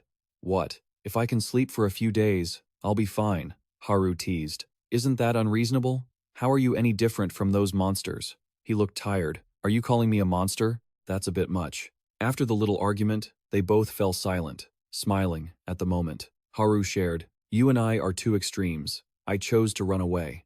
You stayed and fought. I had to run far away to hide my cowardly self. But from now on, I will face it. I am a coward, but I will fight just like you. Maybe I won't be like you, but I will do it my own way. Facing the little girl standing in front of her, Haru still couldn't look her in the eye, stuttering, Hey. Haru lowered her head in shame. I'm sorry. I left you behind and ran away. It's probably too late to say that. A small hand reached out, and Haru was startled. Hey, is this your hair clip? The little girl smiled. Take it as a gift. Your bangs are covering your forehead. How can you see anything like that? Haru took the clip. But are you okay? I left you behind and ran away. The little girl still smiled. It's okay. I have plenty more. Haru was stunned. The girl looked down at Haru's legs, worried. Your legs, Haru smiled, replying, It's okay. Then she clipped her bangs up, revealing a large scar on her forehead, her smile becoming even more radiant. It's proof that you fought. Baran watched her closely from the side. Haru pointed to the clip, asking, How does it look? Does it suit me? The little girl nodded. Yes, it does. In the room filled with food, Glasses leaned against the wall, secretly listening to the sisters' conversation, smiling. The masked man sat in a corner, keeping his distance from everyone. Even when everyone leaves suddenly, even in the depths of despair, we can still find hope. Keep moving forward. Something was caught on his collar. Baran took it off and saw it was a strand of golden hair. He glanced around, looking for the owner. A sound echoed in his ears. Static, static. The radio set up at GOC emitted a sound. Hello? Hello? Can anyone hear me? It grabbed everyone's attention. 1, 2, 3. If anyone can hear this, please wait for us to turn down the volume. 32. Like that, it was set. Glasses hurried over. Hey, is the radio on? A static-filled voice came through. Let me get straight to the point. I knew the apocalypse was coming, and I prepared for it. Baran's eyes widened, hesitant. What? Should I trust this guy? The voice on the other end of the radio continued. However, whether you believe me or not is up to you. I am Liss. First of all, I want to express my support to all the survivors listening to this conversation. Trying to survive without any preparation is a massive challenge. Now, I want to propose something to the other survivors. Everyone, broadcast your location to the others. To survive against those creatures, we need to stand together. To do that, we need to know where everyone is. But how are we supposed to share our locations? Knowing everyone's position is crucial. But how do we let each other know where we are? Use light. Surely no one is stupid enough to light a fire and attract those monsters. Instead, use a flashlight. Because they don't react to artificial light. Flash your light for 10 seconds at midnight. Everyone follows the radio instructions with eager anticipation. The blonde guy nervously counts down. 2, 1. It's time. A bright orange beam flashes. Everyone stares in awe as tons of flashlights are pointed toward the sky, meaning there are many groups of survivors like them. The guy in glasses is stunned. The blonde guy looks dazed. So there are survivors. Lights are being lit all around. The guy in glasses looks at Baran. It's not just us. He claimed he was prepared for the apocalypse. Could it be true? The pot-bellied guy speculates. If so, he might be connected to your father. He could be telling the truth, since it's only been about a month since the apocalypse began. For him to communicate so clearly over the radio, he must have upgraded his equipment to military standards. This couldn't have been done in a short time. Baran clenches his fist. Even for someone that skilled, it would take at least a month and a half. Aside from his father, no one knew about the apocalypse beforehand. If this is true, he might have information about his mother. Elle says over the radio, my location is at the brightest spot, a tower on the mountaintop. Good luck, everyone. Baran pulls up his collar, ready to leave. The guy with the duster coat walks over, yawning. What? You're just gonna leave without a word? We should stick together. Baran looks back. I was planning to leave quietly. Don't follow me. I'm fine on my own. The guy in the duster coat acts like a crybaby. No way. I'm coming with you. Baran refuses firmly. Not a chance. If you come with me, it'll be just like last time. Before he can finish, his hair is grabbed, and he's forced to turn around. Hey, what are you doing? Stop it. The guy in the duster coat feels wronged. Look, Baran, don't look down on me. The others volunteered too. I was ready to face death the moment I stepped outside. So stop carrying everything on your own. Baran replies. If that's what you think, then you're underestimating them. The duster coat guy grins. Why are you looking at me like you've experienced everything in life already? You're much younger than me. In situations like this, what's wrong with relying on each other? We're in the same boat. Oh, and remember to call me young big brother. Baran walks away. If you want to follow, I won't stop you, you weird-haired guy. Hearing that, the duster coat guy gets angry. What do you mean, weird hair? This is a mohawk. Take that back right now. Haru arrives, panting, and launches into a long speech. I was wondering where you guys went. I'm coming too. You need someone to read the map to find the way. I'm not asking for your permission. Even if you forbid it, I'm going. This time, Baran just says softly, I'm not stopping you. She is pleasantly surprised. The pot-bellied guy pokes his head out, fully geared up. What? Is everyone up already? The guy in glasses crosses his arms. It's my turn to keep watch. Seeing the weapons left on a wooden crate, the pot-bellied guy scolds. Wait, that kid Baran forgot his weapons again. I already fixed them. The guy in glasses interjects. No need. The pot-bellied guy looks back. The guy in glasses watches Baran standing by the elevator and begins to speak. That kid surprises me every time we meet. The first time, he beat a guy much bigger than him without breaking a sweat. He even took out a monster I thought was invincible. And recently, he's been showing skills no normal person should have. The pot-bellied guy is impatient. What are you trying to say? The guy in glasses looks down, curious. What is his true identity? And what astonishing thing will he reveal next? The duster coat guy tries to copy the hand signal, whispering, does this mean if I do it this way, I can become as strong as you? He practices by keeping his hand in that position and punching the wall, causing his hand to turn red and painful. Are you lying? Nothing happened. Baran looks ahead, scouting. I told you it was real. Actually, he doesn't fully believe it either, so he doesn't know what to say. First, you need to feel if there's any life nearby. The three of them whisper as they walk between the buildings. What is life? It's the life energy within the body. That's still hard to understand. When did you realize it? Baran hesitates. That when I started being able to sense life energy, he catches an unusual sound. Wait, stay alert. Something's there. Haru is terrified. Is it a monster? No, shouldn't we be running away right now? He grinds his teeth. Not a monster. These tracks were left by humans. A girl in torn clothes slowly emerges, looking pitiful and begging for help. Please, my family ran away from the monsters. I'm trapped in this rubble. The three of them stare at her. Please, save me. And in return, I'll grant any wish you want, no matter what it is. As she says this, her face flushes red, and she places her hand on her ample chest, hinting at something. After hearing the girl, the duster coat guy asks wide-eyed, "What? Really?" Her face is still blushing. He finally understands the implication. Haru also blushes when she realizes what the other party means. The duster coat guy urgently urges, "What are you waiting for? Hurry up and help this poor girl." Haru questions her teammate. "Wait, what are you trying to do? What are you expecting?" Baran looks around and asks, "Are there really no others around but us?" The girl nods. "Of course, that's why I had to ask you for help." Baran frowns and exposes her. "That's strange. This area is crawling with these guys." She bites her lip as her henchmen swarm out from all sides, acting bossy. "Not bad, kid, you've got a sharp eye. You were planning to lead all of you right to us, huh? Damn it, we got exposed." The duster coat guy is furious. "Hey, why are there so many people helping out? What about the promise? I was ready to give it my all for a tenfold reward." Haru snaps at him. "This is no time for that." They're waiting. A dummy nearby points at his face, sneering. "Meaning we're being played. Get it, you idiot?" The duster coat guy glares at him. The girl, leading them, coldly commands, "Hand everything over. Everything, including your clothes." Haru is confused. "Oh my god, do you think we're going to obey you?" Seeing her two teammates obediently taking off their clothes, she shuts her eyes tight. "Hey, why are you taking them all off? Are you really going to give them up?" Baran puts his bag on the ground. Seeing this, the girl thinks the group is easy pickings and gets even more arrogant. "You two, hurry up and take it all off. If you don't want trouble, do it fast." Haru trembles like a leaf. "For real?" Three guys nearby look at her with lecherous eyes. Seeing the duster coat guy has finished taking off his shirt, the dummy smirks. All right. Put it right there next to the bags and the pile of weapons." When he sees the opponent throw the shirt right in his face, he's stunned. He leans over to pick it up, even taking a selfie. "Are you so scared? Your hands and feet are shaking?" The duster coat guy hits him with a kick to the throat, then pins him down to strip him.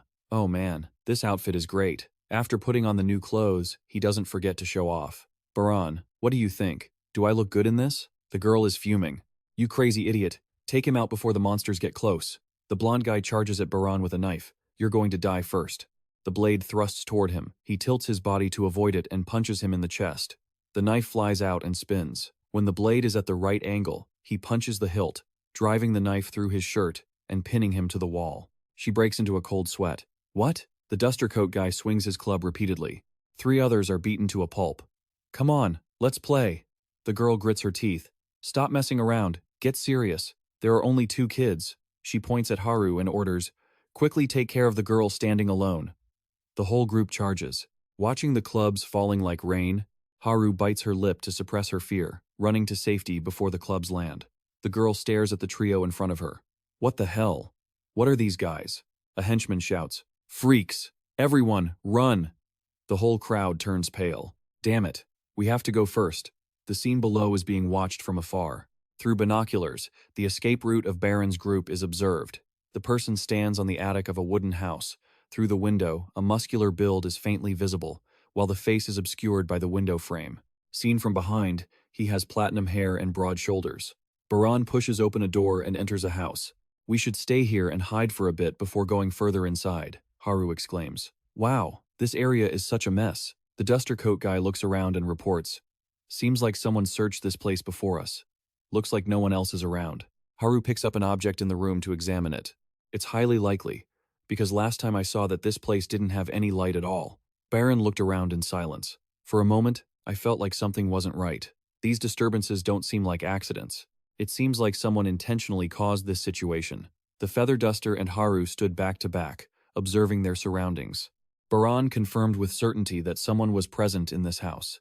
Seeing Haru's shoe touch the mouth of a rope trap, he shouted a warning. Wait, stop for a second. But it was too late. What is it? Look away. Haru, who was wearing a skirt, was hung upside down from the rafters, awkwardly using her hands to hold her skirt down and shouting. Who did this ridiculous thing? Everyone, look away. The feather duster was shaken until it made a quacking sound. Quack, quack. What the hell is this? A man climbed down from the rafters. The feather duster went silent and glanced over. His face was gloomy, staring at the two prey caught in the trap with contempt. Oh, so it was just a bunch of kids all along. Baran glared at the gleaming blade in the man's hand. Gujin narrowed his eyes. You guys were trying to escape from that group earlier, weren't you? I'm the leader of that bunch. Under Baran's terrifying gaze, he pressed the gleaming blade close to the scar on Haru's forehead and threatened. Don't come any closer. If you guys move even an inch, she's dead for sure. Haru's eyes expressed extreme fear. And if you tell any lies, I'll kill her immediately. Baran gritted his teeth, holding back. Gujin asked, What is your purpose in coming here? Baran gritted his teeth and replied, I found this place on the radio. He asked again, So, you're the one who spoke on the radio? Baran asked back, You heard it too? But why didn't you reveal your location then? Gujin smirked. Ha, you don't think I'd believe you, do you? How naive. How could I know if you guys were robbers or not? Telling you my location would be the same as leading you here to rob me. Furthermore, you said you knew the apocalypse was coming? If it were any other lie, I might have believed it, but that one? Not a chance. Baran simply replied, It's the truth. Gujin glared at him. How can you be so sure? I knew the day of the apocalypse would come, and I prepared for it. Everything I said is without a shred of deception. Gujin pressed the knife to Haru's face again and indifferently repeated, I said it before. If you lie, I will kill this girl. As the sharp tip of the knife pressed deep into her blonde hair, Baran moved with lightning speed. His gaze was locked onto the opponent's face, the pupils of his eyes streaked with red. Gotcha, but he didn't expect the opponent to be just as fast. At the very last minute, he managed to tilt his body and dodge. Baran was astonished. What? The sharp blade thrust forward immediately. He clamped his hands together to block it, but was kicked and sent flying backward. Baran used his feet to brake. Gujin moved quickly, closing in and slashing repeatedly, forcing him back until his back hit the wall. The knife in his hand spun. Baran widened his eyes as he watched Gujin bring the knife down viciously. He gritted his teeth and threw a counterpunch, but missed. Baran was extremely surprised. He dodged that? Gujin returned, without even catching his breath. You seem quite different from the robbers I've seen until now, Baran replied. That's right. I already told you I'm not a robber. Baran evaluated his opponent with a glance. That guy, his movements seem a bit unusual, and his attacks are quite fast. When Gujin swung the knife again, Baran ducked to dodge. But he accidentally stepped on a shell on the floor and nearly face-planted. Gujin smirked, as if he had known that would happen. He seems to have guessed what I was going to do and always predicts it to stop me. Seeing the opponent's knee rising, about to hit his face, he changed direction, turned his whole body steadily, and fixed his blue eyes firmly on him. If it's like that, then I just need to act really fast before he can think, and he won't be able to predict it. Then, Baran continuously attacked with kicks and punches, but Gujin dodged them all. Baran paused for a beat. It seems like I was right. I've been able to get close to him. The two faced each other. The red thread in Gujin's pupils grew darker, helping him see Baran's two nearly simultaneous punches, and he easily dodged them. Before Baran's bewildered eyes, Gujin lunged with the knife. The two were evenly matched. The blue eyes and red pupils stared each other down until they heard a strange sound coming from outside. A giant monster's shadow appeared outside the window. It had a sharp beak and was peeking inside to scout. The two stopped fighting for a moment. The very next second, Baran was stunned, seeing Gujin raise his knife to keep fighting. Is this guy trying to get himself killed? The blade thrust repeatedly. Baran crossed his arms to defend. Damn it, if the sound of the fight here is too loud, it might attract a bunch of monsters, but if I just move normally, I won't be able to get close to him. Staring at his opponent, Baran hung his head and told himself, Can I really do this? I need to do it for everyone. He took a light step and jumped. Gujin frowned as he watched Baran stand in the strongest stance a human could take. Taught by his father, his whole body lowered, center of gravity down, right hand up with his index and middle fingers curled like a hook. It needs to be powerful as well as agile and light. Gujin looked at Baran's movements suspiciously. 3 points of blue energy appeared at his fingertips. Gujin's pupils widened as he saw the 3 blue glowing dots flash into a powerful spark. The weapon in his hand was snatched away. Baran stood right behind him, holding the knife. Gujin turned around and saw Baran signaling to stay quiet. The knife was pressed against his throat, and the rope was cut. The feather duster was set free and grabbed its neck, groaning. "Oh man, why is my head hurting so much?" Haru flexed her arms, "and my shoulders are hurting like crazy from being hung up like that." Two angry gazes turned simultaneously toward Gujin, who was tied to the chair. His tone remained as arrogant as ever.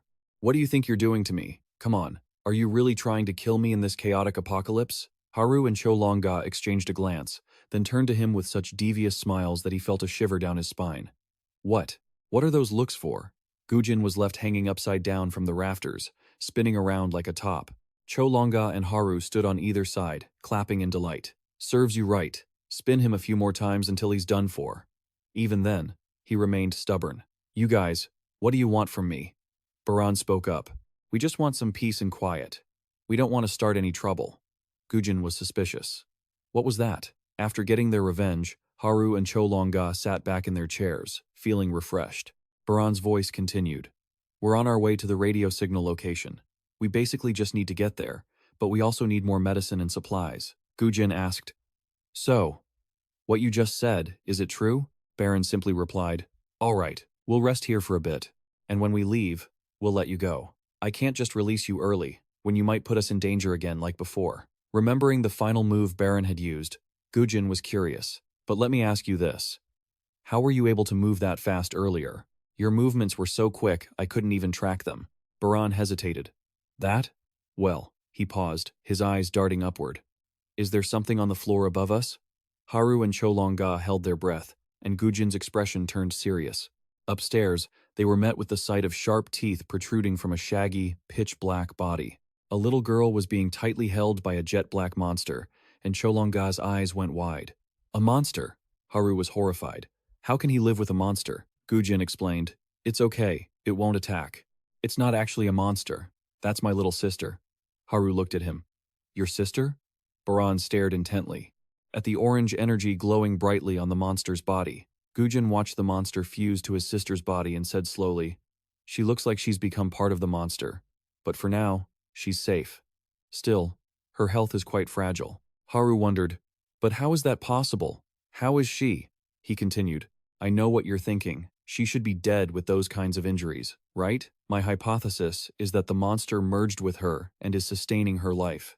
It could very well be a symbiotic relationship." Haru felt sad. It was truly miserable for the girl to live like that. Plus, she thought of her own fun-loving younger brother, and as she hugged her trembling arm, she blurted out, "She looks so lonely." Cholonga wondered, "How can you leave her like that? Why don't you just kill the monster?" Gujin replied with a lonely expression, "I've already tried. The monster has already deeply infiltrated her body." Cholonga hesitated. "Well, you could still try to kill the monster." Gujin fell silent, then let out a laugh. "Kill the monster? Of course I'd love to, but how on earth am I supposed to do that?" Cholonga, just waiting for a chance to show off, said, "You can kill it if you just find its core. Just attack the core, right?" Baran nodded. "That's correct." Gujin continued to laugh loudly. "You make it sound so simple. I've tried everything I know, but it's useless. I haven't been able to find its core anywhere." Cholonga looked at his companion. "That's impossible." Baran stared at the monster's body but saw nothing. "You're right," he confirmed. "There is no core in that monster." Cholonga was shocked. "Seriously?" Gujin said coldly. "All right, that's enough talk." Haru pointed a finger at him, threateningly. "What? Do you have a problem? Guess you didn't get enough of a beating, huh? Just wait." A flash of light appeared, and the ropes were untied. Haru was just acting all cocky, but now she's tucked tail and run away. Baran has already turned his back. Gujin gazes out the window, watching the three of them down below, lost in his own thoughts. His figure looks so lonely in the attic, surrounded by clutter. He sits by his little sister's bed and whispers, "Did you see those idiots today, sis?" He claims he knew the apocalypse was coming, and he even says he knows how to find the monster's cores. What a load of crap, right? You heard him too, didn't you? Gujin sits there, dazed, staring blankly at a nearby plush rabbit. He reaches out to pick it up, his expression full of sorrow. Suddenly, he hears the ropes straining. Did the trap just go off? Gujin turns around, on high alert. Why did they come back? But instead of them, a massive monster crawls up. It's gaunt, with spindly, long limbs, making strange chirping sounds. Gujin holds his breath, glancing at his sister on the bed, gripping his knife tight and crouching, ready to fight. His eyes narrow, then widen as red veins ripple through his vision. He can clearly see the monster splitting into 3 images.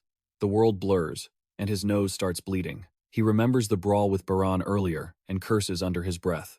Damn it, I fought way too hard earlier. I'm completely drained. The monster grabs his arm and lifts him high into the air. A surge of red energy is pouring into the creature's hairy arm. It's speeding up. Gujin's whole body feels limp, but he can feel something trying to break loose from within. His eyes drift to the toy lying abandoned on the floor, the teddy bear he'd been planning to give to his sister. Memories come flooding back. One hand holding the plush rabbit, the other holding his phone. Gujin walking down peaceful streets. His sister's voice comes through. "Big brother, when are you getting here? I told you to be here by 11. Gujin tries to soothe her. All right, I'm coming. Just wait a little longer. I'll be there soon." The little girl sits on her bed, restless. "But hurry, okay? Don't be late." Gujin pauses for a second before answering. "Don't worry, I'm already on my way." He hides another side of himself. Whenever he needs to focus, his pupils flare with red veins, looking coldly at the chessboard. There, under the gaze of the crowd, Gujin watches his trembling opponent with complete indifference. You could say I have a special ability others don't. I can sense and foresee events in the near future. As soon as his opponent drops a piece, the referee shouts, "Winner!" Gujin takes the championship again. Strange, why does he look so unhappy? He slowly turns around. Gujin's expression is blank because he already knew he would win this tournament. Watching her brother on TV, the little girl mutters, "Hurry up and get here. Your interview is almost on." Her voice reaches Gujin through the phone. "We promised to watch it together." "All right, I'm coming." Foreseeing the near future isn't hard for him. He just gathers all the variables and lets his intuition take over. Everything operates and creates a simulation inside his head. Things like air temperature, everything feels as vivid as if it were right in front of him. The ambient noise around him seems to amplify. With just that, he can perfectly perceive the shifts in his surroundings. A motorcycle rider comes speeding toward him like a madman. "Hey, watch where you're going." He dodges quickly. The bike's wheel hits a brick on the road. Both the rider and the bike go flying. Gujin easily jumps out of the way, landing safely, having predicted everything. But there's just one catch. Passers-by point at him in alarm. "Are you okay?" A stream of red blood is flowing from his nose. "If I use this too often, it gives me headaches and nosebleeds." Pigeons are flocking on the roof. The call is still connected, and his sister's voice sounds worried. "What's wrong?" "I heard a loud noise over there." Gujin reassures her. "It's nothing, don't worry." She asks, "Did you bring me anything?" On the calendar, the 7th is marked with a drawing of the two of them smiling. He thinks about the plush rabbit in his hand and is about to tell her, but the phone just clicks and goes dead. Gujin stares at the phone, confused, as the sky suddenly turns pitch black. The birds on the roof fly in a panic, and people look up at the sky in bewilderment. The sun is eclipsed by a black orb, and a swarm of monsters descends. Gujin stares in horror. His red veins flare, but he sees nothing. That was the first time I couldn't predict what was going to happen. What are these bizarre creatures? Everything is brand new. Things unknown to this era of humanity. The entire information network didn't mention them at all. They just appeared here. After that, all information, news, and media went dead. Society reverted to something like the Dark Ages. The monsters poured down in droves. Gujin's eyes flash red, watching gray streams of them flooding every corner of the city. He runs, his eyes wide as he looks at the monsters of all shapes and sizes filling the streets. They use tentacles and claws to kill everyone they meet. He grips the plush rabbit and keeps running. Blood and corpses are scattered everywhere. What is their goal? Just killing? No. They attack everything, including humans. So what is their purpose? Total destruction? Or is this how they achieve something else? Amidst the chaos, Gujin stays calm, weaving through the monsters. Another one blocks his path. Using his ability, he easily dodges its attack. Just 50 meters more. I have to get home to check if my sister is safe. A spiked mass flies through the air, crashing into the attic of a house. Gujin freezes. A red line snakes through every room in the house. Air temperature, ambient sounds, everything right before him. With that data, he can predict everything. When he sees his sister lying motionless on the floor, her neck bitten by a monster, Gujin's expression turns dark. I wasn't surprised. I had already foreseen it. Looking at the monster clinging to her body, he raises his knife and stabs it decisively. The white plush rabbit nearby is stained bright red. His trembling hands try to pull the monster off. His eyes widen in disbelief as he sees the monster starting to regenerate. A new day dawns. Gujin walks over, pulls the curtains, and looks at the sky.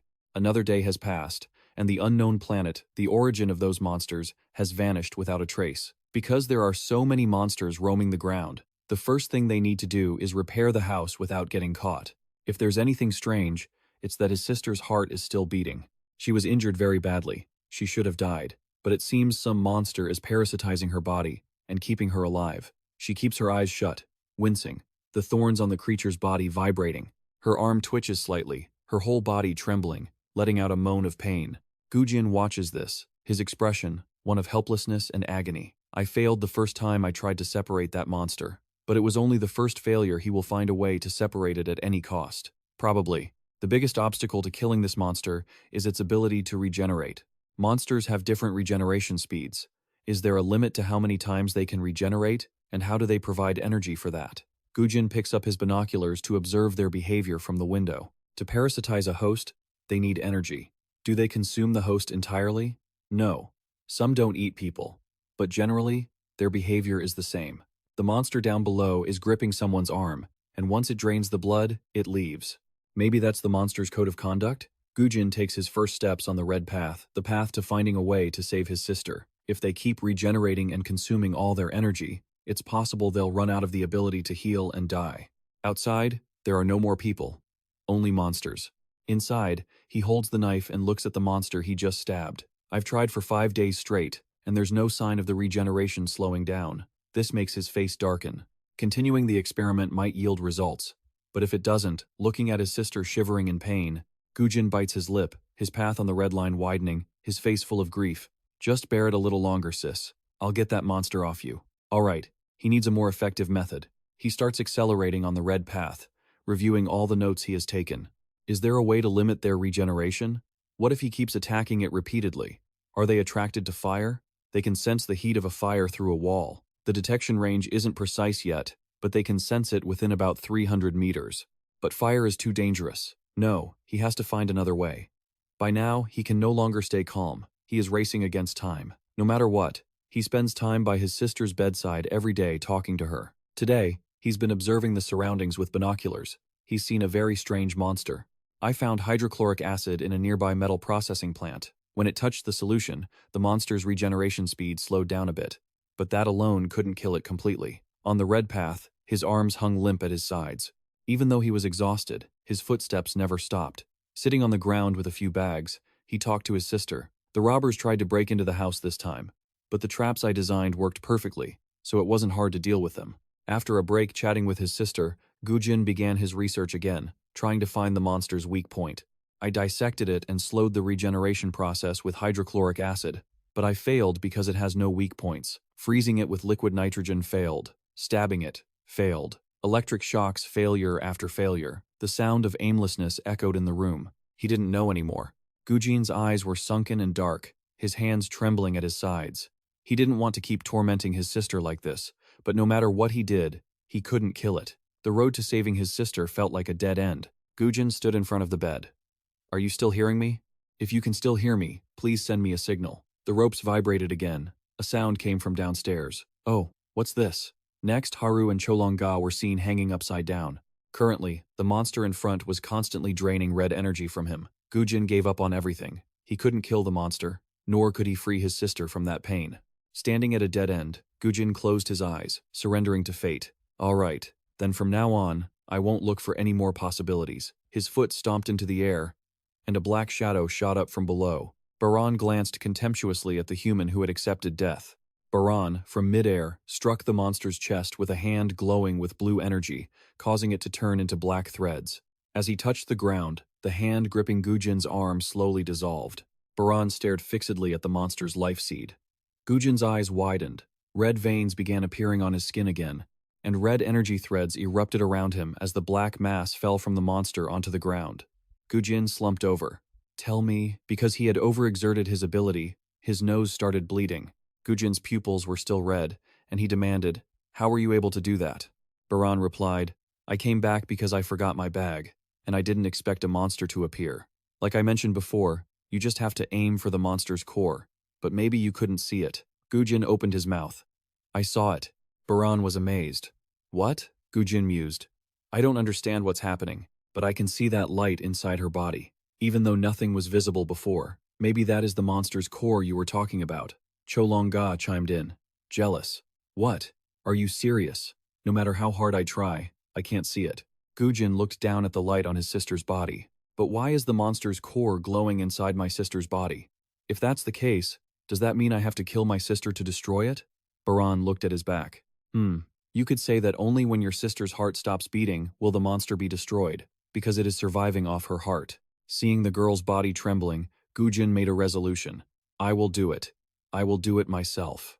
The three of them went up to the attic. With a heavy expression, a teddy bear stuffed with blood was placed next to the girl. Gujin said in a daze, It's late, but happy birthday. Looking at his sister lying on the bed one last time, Gujin's silhouette was lonely. He stabbed the knife straight down. A golden light flared from the girl's heart, and a furry, fuzzy sphere hovered in front of him. The monster that had been clinging to her disappeared, leaving only her small, blood-covered body, and his hand holding the knife trembled violently. Images of the little girl flashed through his mind, planting trees, eating, sitting on her brother's shoulders. Gujin laughed, a dry, painful laugh, gripping the knife tightly. Like a soulless person, he turned the blade toward his own neck. A childish voice echoed in the space. Thank you so much. Gujin was jolted awake. He glanced over to see his sister lying on the bed, smiling at him. He dropped the knife, his silhouette cast against the light. Did you hear that just now? The girl on the bed smiled and replied, Yes. Gujin bowed his head. He no longer had to act strong. Tears streamed down Gujin's face as if he had lost his way. He didn't know what to do. What should he do now? A noise came from the stairwell. The three people below looked up simultaneously to see Gujin standing there like a hollow shell, his face devoid of emotion. Before I came down, she said, do whatever you want. Gujin's eyes widened, questioning, whatever I want. In his mind, he saw images of Baran's group walking down the street, the monster biting down on his sister and refusing to let go. Images of Baran's group ready to fight monsters. Gujin opened his mouth. I want her to try and open her eyes and wait for me. The brother's face, previously expressionless, gradually sharpened with a clear goal. He lifted her head, hugged her to his chest, and said through tears, I want to destroy all the monsters that have made you suffer like this. The knife lay still on the floor. The girl closed her eyes, a transparent tear rolling down her cheek. She smiled and instructed, you must try to survive, to avenge me. Gujin imagined the scene of himself and Baran's group, working together to destroy monsters in the streets. Under the attentive gaze of the three, he introduced himself. My name is Gujin. Please take me with you. His face showed a powerful will. At the subway hideout, a blonde girl was dozing off. Hearing footsteps, she started awake. Baran's group descends the stairs, three faces completely devoid of joy. The blonde guy steps forward. Finally back. Everyone returned safely, right? Wait, who is this new person? He introduces himself coldly. My name is Gujin. Just call me Jin. Haru summarizes the expedition's haul. Everyone gathers to listen. We've got enough food to last about a week, plus the types of medicine he was looking for. Hwangbiom speaks up. Thanks, kid. The antibiotics were just about to run out. Haru checks the paper in her hand. Also, I managed to complete quite a few more maps. We're more than halfway to our goal, the radio station. Unfortunately, a massive cliff blocks the path, so it'll likely be hard to cross. Gujin rests his chin on his hand. Your base is interesting, you know? It seems like you guys have pretty good living conditions here. Strange, actually. It's weird you haven't been attacked by another group existing out there yet. The pot-bellied man raises an eyebrow. What was that? Other survivors? You said there are people alive elsewhere? Gujin twirls his pen. Yeah. Back before I was here, I knew of 3 other groups. In those places, well, there are bandits and people who set traps for other survivors. Oh, right, in case you didn't know. That sounds like the group you all ran into last time. The feather duster guy exclaims. Oh, so it was that girl. Haru trembles at the thought, remembering. Yeah, that evil group. I never want to run into them again. Gujin's indifferent voice cuts in. If you don't know, you'll have to get past those bandits to cross the cliff you mentioned. Haru is terrified. What? And the feather duster guy makes a devilish face. Oh, my wish, Haru asks. Is there really no other way to get past that spot? Like, a detour or another route? Gujin pours cold water on her idea. Taking a detour would take twice as long, and there's no guarantee it's any safer. Hwangbiom rests his chin on his hand, thinking, What should we do? The blonde guy scratches his head. I don't have an opinion. As long as I'm not the one going, everything is fine. Gujin reassures them. Don't worry, they're just a bunch of nobodies. I've thought of a way. And, Baran, your existence is our ace in the hole. So, don't let them know you're here or that you prepared everything for the apocalypse. From now on, keep mentions of that to an absolute minimum, okay? Baran agrees. Fine, but I don't really care about it anyway. The blonde guy suddenly yells, Wait, hold on. His face twisted. You've been ordering us around like you're the leader this whole time. Gujin is confident, because I'm the most talented person here. This narcissism leaves everyone speechless and dumbfounded. The girl with purple hair smiles, intrigued. Oh, he's caught my interest. In another room, water ripples in a jug as sweat drops like rain onto the floor. Baran balances water jugs on his back, doing one-armed push-ups. He notices a shadow standing in the doorway. Gujin asks, curious, Hey, how are you that strong? Baran answers while continuing his push-ups. Simple. I trained in the basement. Gujin retorts, That's not the point. Your other abilities are far beyond anyone else's too. Baran sighs, It's just because you're weak. Gujin rests his chin on his hand, thinking, How exactly did you train? And what about your lifestyle? Baran snaps, Would you please just shut up? Even as he scolds him, he keeps asking about his meal portions. 3 water jugs wobble and fall. Baran is annoyed. He really tried to hide in a secluded spot to train. Yet he still ran into this guy. How did you know about that? Gujin replies, Thanks to that light. Baran, lifting a jug, glances at the light. Gujin continues, I've seen it since that day. From both monsters and people. I only knew because I heard it from you. I think it's called life force. That's what my father called it. I only know about it because I got it from you, Baran replied. Life force? My father called it that too, Gujin questioned. You mean life force, but how did your father know about that? Baran stayed focused on his water bottle. Gujin kept muttering to himself, I really can't figure your father out. He built a bunker right in the middle of the city just to put you through survival training, and then forbid you from ever leaving. He's as crazy as you are, for real. Trying to understand him with normal logic is just impossible. Baran looked at his water bottle again. My father, he wasn't always like that. He was a father to me once, too. My father told me he would get me out of there soon, so he told me to wait a little longer. But at some point, he changed. He said we couldn't leave, that we had to prepare for the end of the world. Maybe that was the day I started rebelling against him. Gujin interrupted. I have a question. If he could prepare for the apocalypse and, more importantly, knew the monster's weaknesses, doesn't that mean your father might know the truth, or the origin of them? Baran replied, I don't really care much about that, and besides, I can't ask him anymore. Gujin stepped closer, his voice dropping. Are you sure your father is dead? Baran's eyes flickered, his mouth parting slightly. I don't think so. My father, he fell from the cliff into the abyss. Plus, hundreds of monsters fell with him. When he broke the bridge, he and the monsters plummeted into the chasm, his gaze resolute and fearless behind his glasses. Gujin, usually serious, looked at the head-hanging Baran and thought of the 3 blue streams of light he called life force. He figured the father's power must be far greater than Baran's, so he hypothesized that he might still be alive. Who knows? Maybe he's still alive, Gujin's voice echoed. Baran bowed his head even lower, looking a bit miserable. Gujin waited in silence. After a while, Baran finally spoke. But even if he is alive, he surely would have come looking for me and tried to protect me a long time ago. Gujin thought for a moment and replied, Is that so? Based on what you said?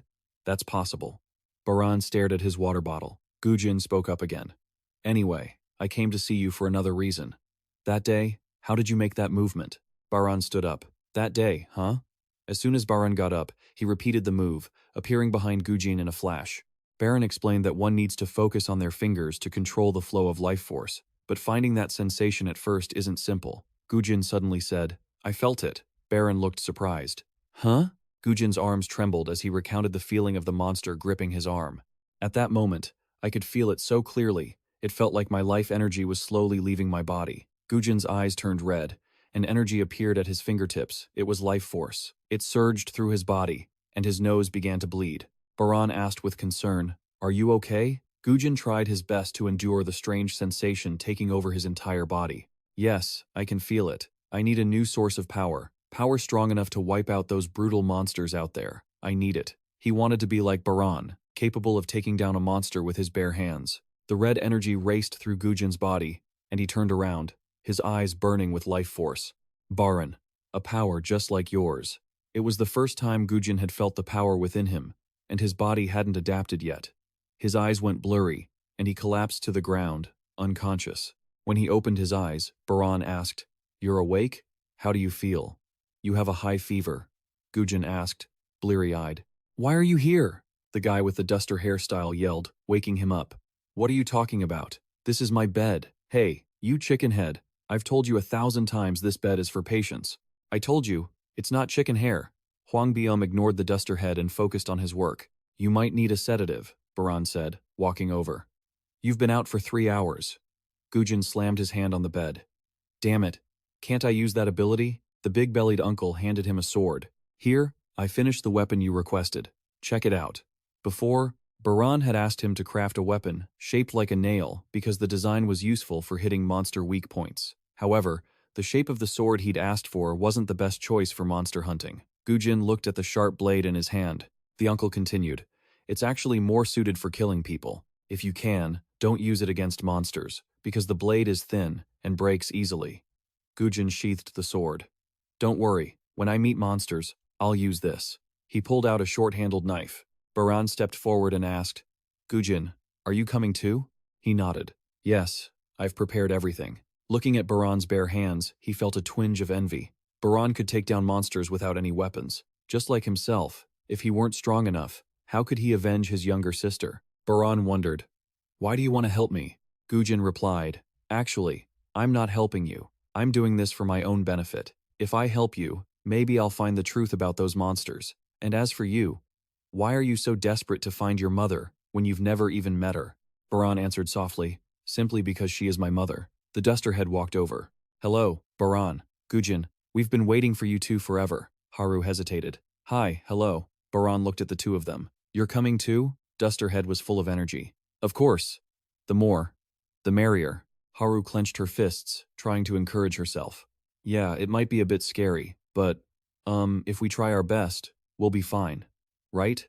Gujin looked at the 5 of them with a cold expression. "Now there are 4, we only need 1 more." Everyone's gaze shifted to the blonde girl. She thrashed and resisted. "I don't want to go," but it was useless.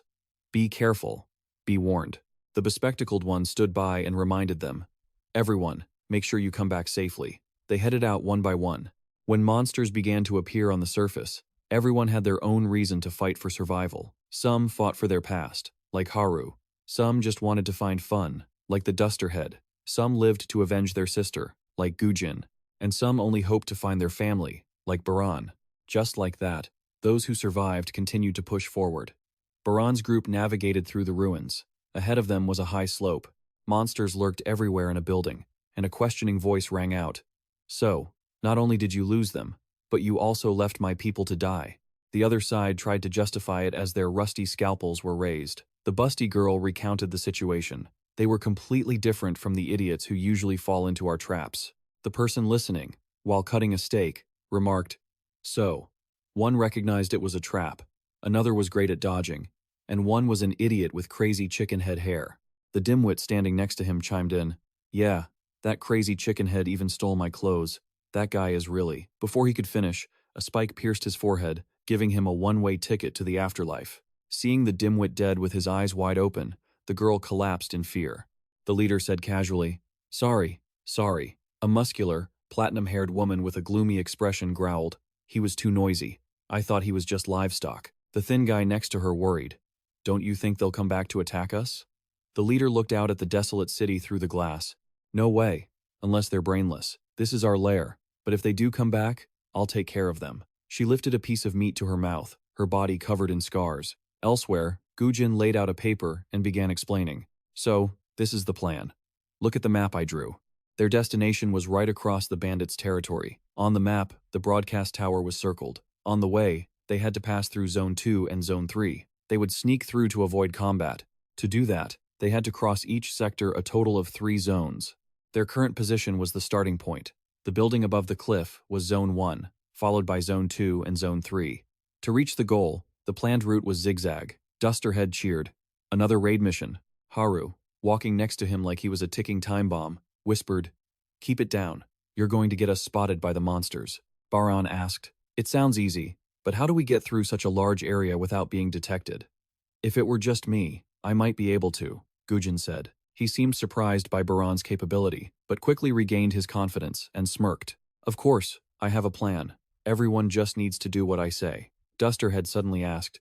Anyway, you said to see the monster's weaknesses. We have to let someone get caught like Gujin did, right? Baran wasn't sure. Maybe so, but I've been able to sense their life force even before we met. When I lived in the basement, I could even sense the people above me. Duster had rested his chin in his hand, his frequency shifting again. But don't you think we're missing something? The blonde girl, having escaped the Dusterhead's radar, was trying to slip away when her backpack was snagged. Gujin caught them off guard. Where do you think you're going? The blonde girl jumped, startled, and let out a loud gasp. She pointed ahead. The bandits' territory starts right here. Gujin explained the details to his team. I'm very familiar with this place, so follow my lead. We'll use hand signals to communicate because of the risk of being discovered. He raised his hand with his thumb and index finger extended. This is the move signal. It means if we encounter the enemy, hide, and then continue moving forward. Next, he curled his other fingers while keeping the index and middle fingers hooked. This is the attack signal. It means we fight if we can't avoid a confrontation. His final gesture involved clenching his fist and holding his thumb out horizontally. This is the retreat signal. It means we pull back if we feel like we might sustain serious injuries from fighting. Also, whenever I touch my chin, it's a sign I'm lying. Baran asked, when would we ever use that signal? Gujin replied, oh, it's just a precaution, though we probably won't need it. Gujin gave the order. All right, let's go. The guy with the feather duster hair was full of energy. I'm sure everything will be fine. Let's go, let's go. Haru was already trembling with tension before anything had even happened. Wait, let me catch my breath for a second. The group followed Gujin down the road until they spotted two guys walking toward them. The bald guy held up something in his hand. I just found a box someone hid behind the building. The girl with the ponytail stared intensely. Oh, that's amazing. It looks like nobody's opened this in ages. Gujin made the continue signal. They're off guard. We can sneak past without any issues. The feather duster-haired guy suddenly started hooting like a monkey. Gujin glared, annoyed by his teammates' sheer stupidity. As soon as the bald guy turned around, he got whacked in the face by the feather duster guy. The girl with the ponytail turned. What was that? With no other choice, Baran had to rush in. She stood in front of him and declared, I'm going to kill you. No sooner had she finished speaking than she took a punch to the face. Both men were tied up. The blonde girl scolded him angrily. You idiot, he said, that signal meant to sneak past quietly. You almost got us into big trouble. It's a good thing we managed to tie them up in time. The dim-witted guy with the feather duster hair scratched his head, trying to justify himself. Really? Since he pointed toward them. I thought he wanted us to attack. Gujin felt a headache coming on from having to work with someone with such a low IQ. Damn it. Well, it's not a huge problem. Luckily, there aren't any other enemies around, so we're still safe. But we have to deal with these two. Haru's eyes widened. What? Wait. Do you mean you're going to kill them? Gujin pulled out his knife and replied, Exactly. The blade was halfway down when it was blocked. Gujin called out, Baran, what are you doing? Baran said, We don't have to kill them. Gujin glanced at him. How strange. I thought you and I were the same. Are you feeling guilty about killing them or something? They're bandits. They wouldn't hesitate to kill people to loot them. Baran gritted his teeth. It's not like that. As you said, we'd avoid future trouble if we killed them right here. They wouldn't wake up to warn everyone that we've infiltrated their territory. But I don't want to kill them. Every time I feel death around me, a terrible feeling he couldn't describe surged in his chest. Gujin didn't back down. Do you want to ruin our mission over something so trivial? If they warn their group that we've infiltrated their territory, finding your mother will be even harder. Baran didn't back down either. There's still a way without killing them. We just need to leave quickly before they wake up. Haru agreed with this plan. That's right. That way we won't need to kill them. The feather duster-haired guy added his opinion too. I don't want to kill them either. We've already won. There's no reason to do that. With the majority opinion against him, Gujin had to compromise and put his weapon away. Fine. Let's go. Baran, I'm truly disappointed. I didn't expect you to lack so much determination in achieving your goals. Ahead, a group of people stood and sat around chatting. Haru hid behind a wall.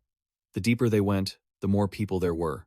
We might get discovered at this rate. Suddenly, one of them asked, Who are you guys? The whole group froze. Gujin was worried. This is the center of their territory. If we make a scene now, it'll be hard to leave. First, let's just retreat. The man in black narrowed his eyes. Why do you guys keep crouching? Could it be? Hearing that, The two girls in the group broke into a cold sweat, but the feather duster-haired guy laughed loudly and stepped out. That's right, we're on a super important mission. The man in black looked confused. What mission? Who are you people? The guy flicked his bright red hair aggressively. What? You don't know who I am? Looking at this Moicon hairstyle, and you still don't recognize me? He glared, radiating killing intent. The man in black, intimidated by such aura, hesitated. That, I think I recognize it now. The feather duster-haired guy put his arm around his shoulder. That's right. Let's have a little chat. Seeing the two walk away, Gujin muttered, I never thought that chicken-colored hair would actually come in handy one day. Baran asked, Are you just going to let him go like that? What if he gets lost? Gujin kept walking as he replied, Well, in case we get separated, we already agreed to meet at the base. I'm sure he'll find his way back on his own. Underneath a high-rise building, Haru asked, Where are we now? She looked at the paper in her hand. We just entered the center of Zone 1, Baran guessed. In that case, we've probably covered a quarter of the way. The group entered a building. Baran was curious. What is this place? So many iron cages. I think I've seen this somewhere in a book. Gujin looked at the cages. This must be a prison. It looks like it was used until the apocalypse happened. Baran looked toward the source of a sound. Help me. A man named Dong was locked in a cage, begging, I'll do anything you want, just get me out of here. Haru asked, What are you all doing in a place like this? The blonde girl beside her kept making signs. Shh, we'll get caught. Dong pointed at her in surprise. Huh? So you guys aren't with them? The other captives heard this and sat up. Is that true? Thank God. I thought I'd never get out of here. Dong looked sincere. Please help us. We have to get out of here, or we'll be eaten alive. Gujin asked. Eaten alive? Dong recounted anxiously. We have to escape, or we'll be eaten.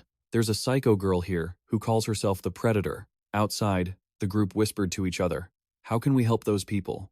There are so many guards around. It won't be easy. Gujin stopped. Why would you say that? Haru reminded him. You clearly said you'd help them just now. Gujin clarified. No, of course I was lying. Try saying no to them right there, and they would have made a huge scene. Haru bowed her head, feeling sad. If that's the case, those people will keep hoping and waiting for us to come back. Honestly, I also feel that helping them is way too dangerous. The blonde girl offered her opinion. I'm against saving them too. I can barely save myself. I don't have time to worry about others. Gujin kept walking. And what do you think? Baran? Baran replied, I'm against it too. The risk is too high. Gujin looked back. My, how interesting. Didn't you just oppose killing people a moment ago? Baran tried to explain. This is different. Back there, I only opposed killing. Because when I think about it, I feel like I'm not myself anymore. A fly buzzed over. Haru was scared, but then she was startled to see him swat the fly and stick his tongue out, ready to eat it. She quickly asked, Baran, what are you doing? That's disgusting. Why would you do that? Baran answered honestly, I don't know. It's been a habit of mine for a long time. Does it look weird? Haru frowned. Yeah, really weird. Was there nothing to eat in the basement? Baran replied calmly. No, it's not because of that. It's just instinct. No sooner had he finished speaking than he snapped his palm, with the mosquito in it, toward Haru's mouth. She spluttered. You just swatted it. While they were bickering, they saw Gujin raise his hand. Everyone focused on his hand. Seeing the retreat signal, the two girls quickly covered their mouths. Adai pouted as she walked around with her underlings. It smells like something delicious is nearby. Baran's group hid right behind a rock below. Just as she was about to step toward where they were hiding, an underling ran up to report. The pens in Zone B3 have been destroyed. Adai sighed. What do you mean? The underling explained. The monsters attacked suddenly. During the fight, the cages in the pens were broken, and the livestock are escaping. Adai's face darkened, and the underling broke into a cold sweat. She smiled, revealing her fangs. Bring the eyes here. As the footsteps faded, the blonde girl whispered, curious. What was that? Where is she going all of a sudden? What's going on? Suga was tied to a chair, his eyes wrapped in white bandages, his legs amputated and crudely bandaged. He was terrified. The blindfold was removed. Adai ordered, look and tell me where I am. Suga's face turned pale as he watched the monsters in the distance killing people relentlessly. He looked at the monster's life, seeds, and spoke up. Starting point at the tail, position 37 on the left leg. Adai asked, how deep? Suga gritted his teeth and replied, about 14 centimeters. That's just an estimate. Adai stepped forward. That's fine. If you're wrong, I'll just eat your remaining arm. From now on, the number of guards will drop suddenly. If we go now, we can easily cross this area. At the junction, they met Giang running like his life depended on it. Both sides were startled. Giang's eyes lit up. "It's you guys! Thank God. We were waiting for you." But suddenly monsters appeared, and the cages collapsed. That's why we were able to escape. Haru stared blankly in confusion. "Wait, is that why everyone disappeared?" Gujin analyzed. "Actually, the appearance of these monsters might be good for us. Since they have no way of killing the monsters, it'll take them a long time to deal with them." Running ahead, Jiang looked back. "No way to kill the monsters? What kind of crazy talk is that? Just focus on running for now." A blade shot out, piercing straight toward Giang's temple. Gujin and Baran were stunned. From the side, a black object burst out. Adai caught it in her hand, staring at the strange trio ahead. What is with these people?" The two sides stood facing each other, glaring. Gujin's gaze was locked on the black object in her hand. That was a monster core. "No way," Adai twirled the knife in her hand. "Why didn't you do anything when you saw that cattle running away?" "I'm pretty sure I ordered you to capture or kill them." Haru was even more terrified, and Baran's expression darkened with annoyance. Gujin's eyes flickered with a cold, red glint as he looked down at the person on the ground, finally understanding who she meant by cattle. He smirked. "We were just asking if there were any others running away. We were just pretending to help him." Gujin tilted his head back. "But it's such a shame. If you had talked to him a little longer, you might have found the rest." The blonde-haired guy was mid-sentence when he got pinched hard, silencing him instantly. Adai stared at them, and Gujin stared back, fearless. She pouted and sheathed the knife against her thigh. All right, I get it. I thought you were helping it. Fine, go on. Hurry up and find the other cattle. More importantly, have I ever been this lucky before? I don't remember meeting anyone like you, and you're not the type of person I'd easily forget." Gujin stepped forward and brushed past her.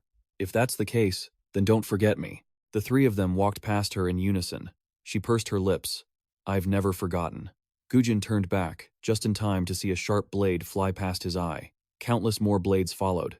The blonde guy turned around, terrified, only to find a blade held right at his throat. Luckily, Baran was fast enough to block it. Having just passed through the gate, the blonde guy was horrified. "What? What the hell is going on?"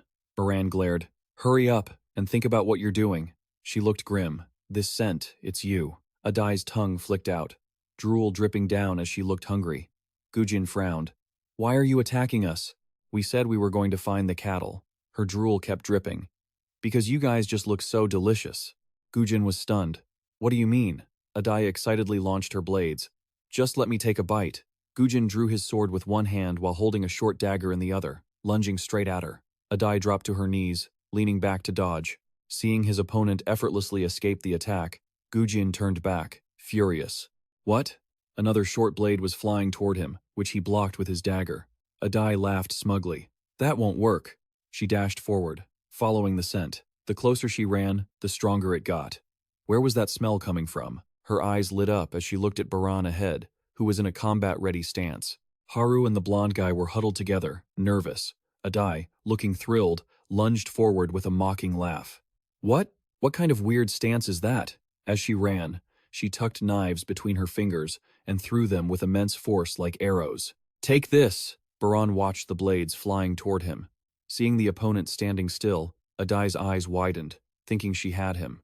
Catching a glimpse of Haru shaking in fear behind him, Baran rushed forward, his arms moving with blinding speed to catch every single projectile. He caught the last blade with his teeth, perfectly. Adai stared at this display, dumbfounded. Baran tucked the blades between his fingers, just like her, crossed his arms, and with a murderous glare, he launched them all back.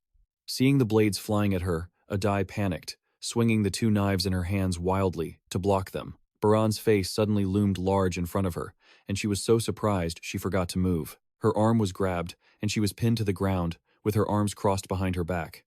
Adai was still grinning, as if she were high on something. "So it was you, you're the tastiest shrimp of them all." Haru scratched his face, remembering something. "Tasty? Wait a minute. I smell something burning." White smoke curled up. Baran looked down. Stunned to see the hand being held down had somehow pulled out a match and lit it. The match was immediately stomped out. Gujin frowned. Too late. Adai opened her mouth, revealing rows of sharp teeth. "Struggling. Are we?" The footsteps of monsters could be heard rushing toward them. The monsters were attacking from all four sides, and everyone's faces showed sheer panic. All living things in this world are divided into two types: those who are hunted and those who hunt. For a long time, Humans sat at the top of the food chain that was, until one day, monsters fell from the sky. They became the apex predators of the ecosystem, shattering the food chain's structure in an instant. Adai, pinned to the ground, showed no fear. But you guys are different from the ones I've met in this game. Your eyes are filled with the will to survive. So, show me. Show me what you will do to stay alive. The pack of monsters rushed in from behind. Baran and Gujin turned around, both taking combat stances, their eyes locked on the monster's life cores. With a single move, they easily took down a monster. Seeing the black core drop to the ground, Adai was terrified, her eyes wide. Two of her underlings ran toward the noise. I think I heard something here? Boss? Why are you on the ground? Whoosh! The person on the ground was gone. A sharp blade slashed at Haru's throat. Adai threatened. Who are you guys? How did you know? Baran and Gujin looked back. She frowned and growled. Drop your weapons and surrender now. Otherwise, I'll kill your friend. The blond guy fell to his knees, bowing. Yes. My lord, please spare us, Gujin whispered. Attack her, Baran. Baran replied, I can't get close from this distance. Looking at a trembling Haru, he gritted his teeth. Adai taunted. I thought you were their friend. Guess not. As soon as Baran moved, she noticed. Stop. I don't know what kind of power you have, but don't use it. The blade pressed into Haru's cheek, drawing blood. If you try to move like that again, I'll take her life. Gujin urged him on. No, Baran. You can't surrender now. You can't stop. You have to attack her before she can react, just like you did with me. Adai was sweating in fear but kept a cool face. If you aren't lying on the ground by the time I count to 3, I'll kill her. Baran looked anxious. If I fail, suddenly, the underlings appeared, surrounding the two of them. Gujin whispered into his ear, a small sacrifice is unavoidable. We still have a bigger goal to pursue. Baran was distraught. Adai started the countdown. The underlings wore vicious expressions, ready to strike. With his arms still hanging by his sides, Baran's eyes filled with pain. Seeing Haru shivering in fear and looking at him with disappointment, she closed her eyes, waiting for death. I don't get it. If they're this useless, why didn't they just stay home with their moms? They insist on coming along, but haven't helped a bit. All they do is waste time and add to the trouble. If it were just the two of them, they would have fought their way to the big boss already. Baran gritted his teeth, intending to charge, but when he saw the fresh blood dripping from the knife, Gujin angrily shouted, Baran! Seeing Baran raise his hands in the air, Adai's eyes lit up, ordering them to capture him as he surrendered. Haru stared wide-eyed at this useless person. All they ever did was show that same hateful, gloomy expression, coming along 5 or 6 times and causing trouble for others, yet still insisting on following. The shackles slammed to the ground. Baran was locked in a solitary cell, his hands gripping the cuffs tightly. Damn it, my hands won't move. I wonder if the others are being held in separate rooms. Catching sight of Adai standing at the cell door, she suddenly said, Survival. Baran glared at her. What? Adai stared back, then sighed in frustration. Damn it. Just as I thought. You don't understand. They said you would. Baran didn't care what she meant. He only cared about the others. Adai asked, Are you talking about the ones who came with you? Chapter 42. Baran's mouth fell open in total shock. What was that? Adai laughed.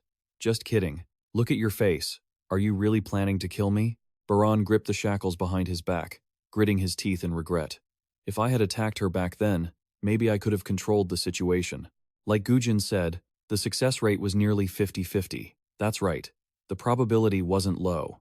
I was in a similar situation when I fought Gujin, and I did it. But if I fail this time, someone will actually die. It's like having my finger on the trigger. Before, I couldn't protect anyone because I lacked power.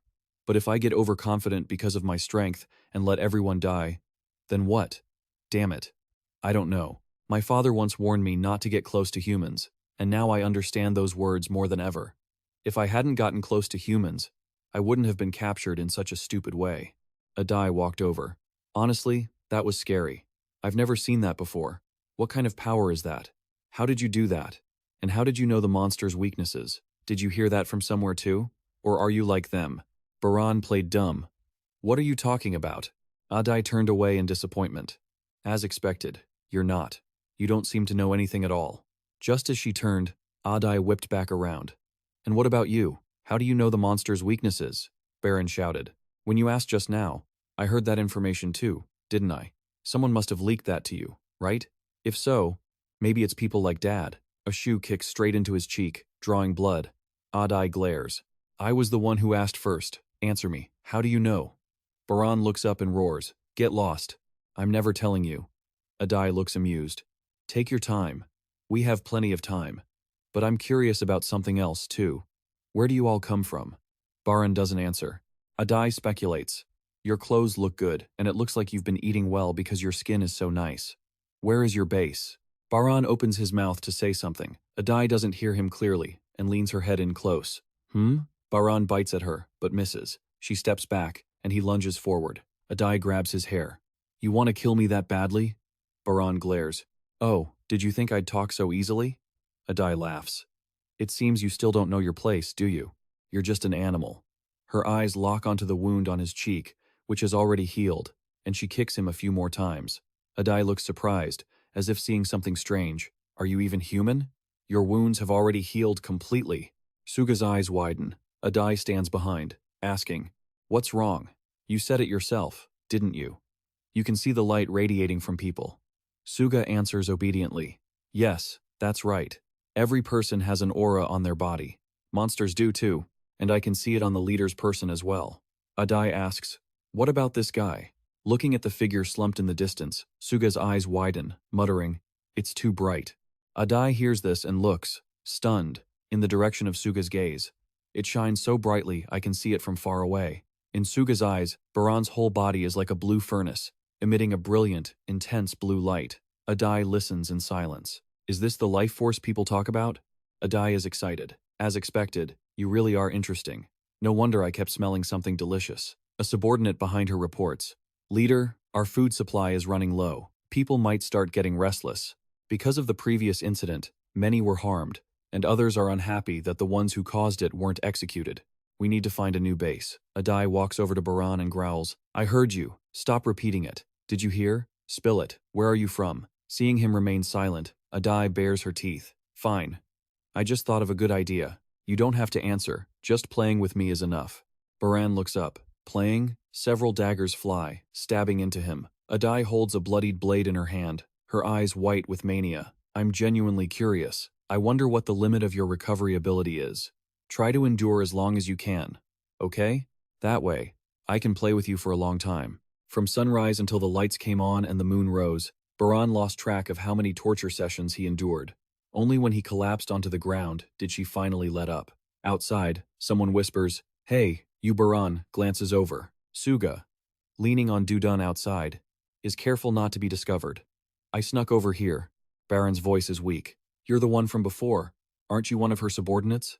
Suga bends his knees, explaining, No, I was captured by that crazy girl too. Originally, I was just one of the livestock kept by them, but one day, I was chosen to be their eyes and became their test subject. Ever since that day, I started seeing those strange lights. Baran replies, Perhaps you can see that life force. Suga is surprised. What? Life force? Forget it. That's not important anymore. I'll help you escape. I have help. I'm planning to get everyone out of here.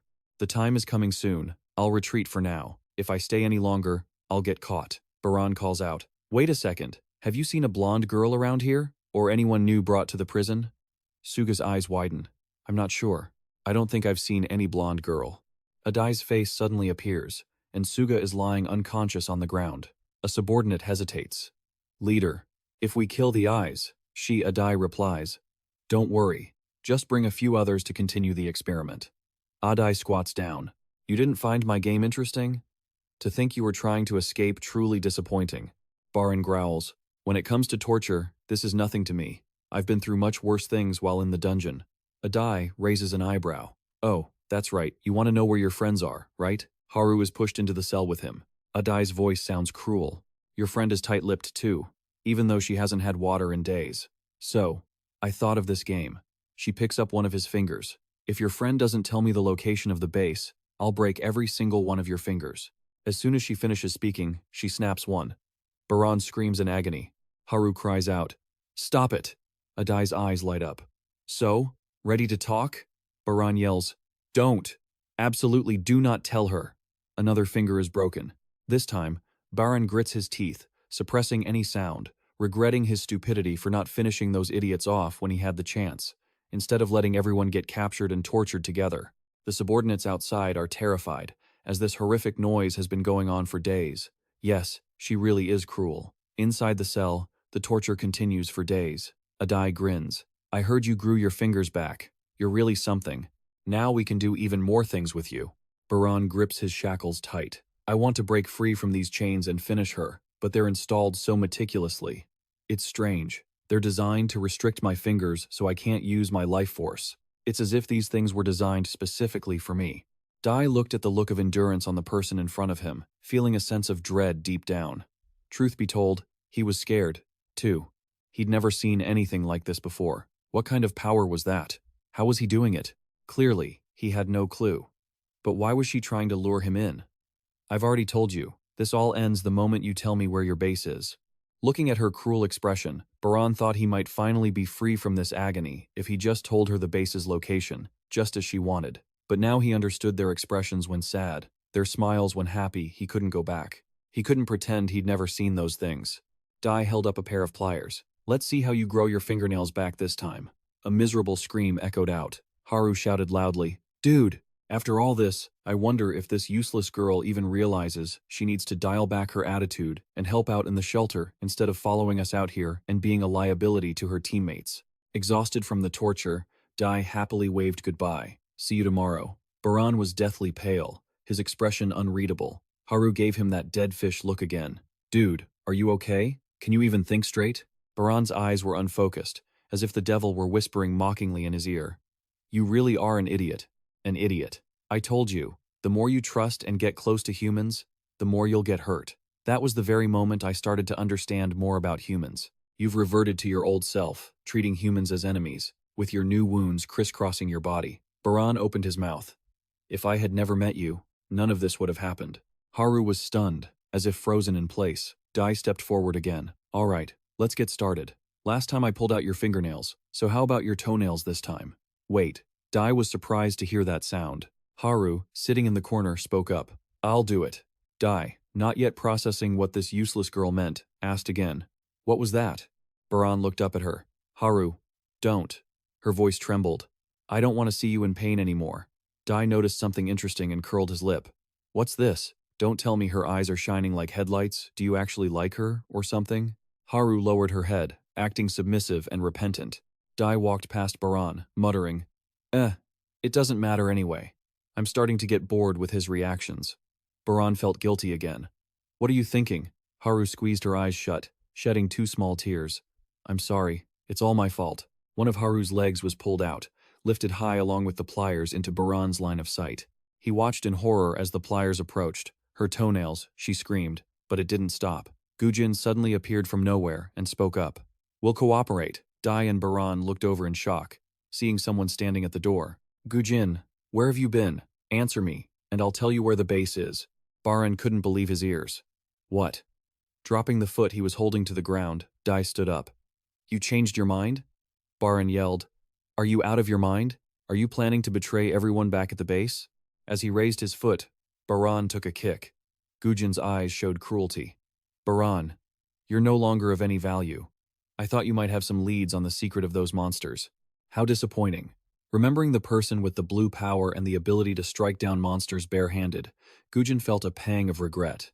Even with such power, you never made use of it. You really are a pathetic, useless person. The words, in that case, slipped through Baran's teeth. Gujin rolled up his sleeves, admitting, That's right. I'm going to betray you all. Baran angrily opened his mouth to question him, but his mouth was clamped shut by a hand. Gujin's cold voice rang out. Quiet. I have nothing left to say to you. Outside, Dai asked. What made you change your mind? Gujin replied, It's to cooperate with you guys. She looked over. You've endured even longer than your friend, then glanced at the blonde. She agreed to cooperate the moment she was captured, but she couldn't remember where the base was. I didn't think anyone could be that stupid. Then, as if remembering he was the same, Dai laughed awkwardly. I never really looked at the map. I just followed them. Gujin looked off into the distance, reminding them, You'd better be as prepared as possible, because there are still people at the base who know how to fight. If you can, bring everyone, so you can wipe them out in one go. Dai's eyes lit up. You're really cold-blooded. All the minions gathered, sticks in hand. A minion asked, Boss, why are we bringing them along? That just makes us easier to spot. In the ranks were the 2 prisoners. Baran and Haru. Dai explained with a look of anticipation. Because it's fun. I want to see the look of despair on their faces when the base they tried so hard to protect is razed to the ground. Dai turned to look at Baran's pensive expression, but unfortunately, he said nothing, as if he had completely given up. Haru whispered, I know, maybe you don't want to talk to me. Because of me, you were captured and had to endure those terrible things. But Baran remained silent, just walking quietly. Haru looked at him, then bowed her head to look at her bound, trembling hands. I'm sorry, it's all my fault. Baran's feet were doing something on the ground? He turned his face, and Haru was startled, her eyes fixed on him. Baran opened his mouth and stuck out his tongue.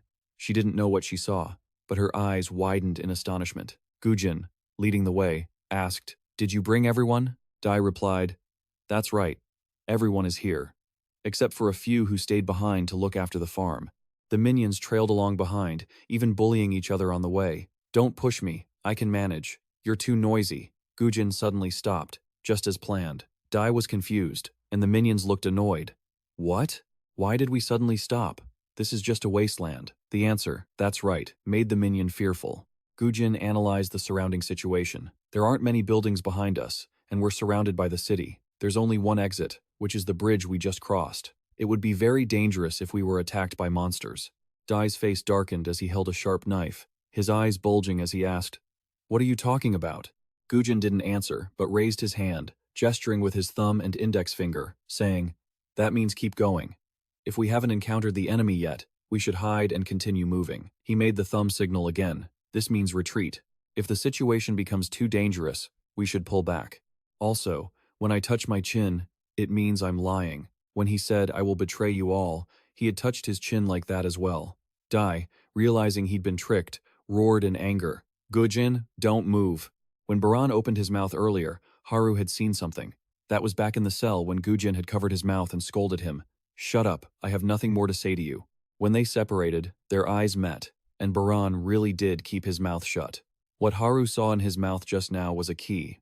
Gujin raised 2 fingers to the sky, framing it, and making the signal to attack. If we can't avoid the fight, then we must attack. Dai's face turned ashen, not understanding a thing. Haru had taken the key and unlocked Baran's handcuffs. He stepped forward silently. A minion screamed, Boss! The kid got away. The chains were snapped by his bare hands, and his legs were free. The minion confirmed, It's true. Dai turned back to verify. What? He waved his hand confidently. It's okay, boss. I'll handle this. Dai was terrified. No, you don't know that guy. The man's eyes rolled back as he froze.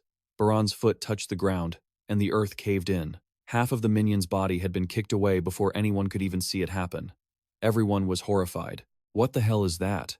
Baran threw another kick, the wind and dust making another man stagger. He spun around, his cold eyes fixed on the man whose nose was spraying blood like a fountain before he collapsed to the ground, leaving all the minions in stunned silence. It was only one kick. What just happened? Dai clutched his head, cursing himself. Damn it, you idiots. Gujin's hand, still signaling the attack, had not yet been lowered. Right in the line of sight, on a nearby rock, there was a man holding binoculars in one hand and a remote detonator in the other, muttering, This is it. He pressed the red button on the remote device. The area below suddenly exploded, flames spreading all around, creating a ring of fire that surrounded the group. The whole group was in a panic. What the? Why is there a big fire all of a sudden?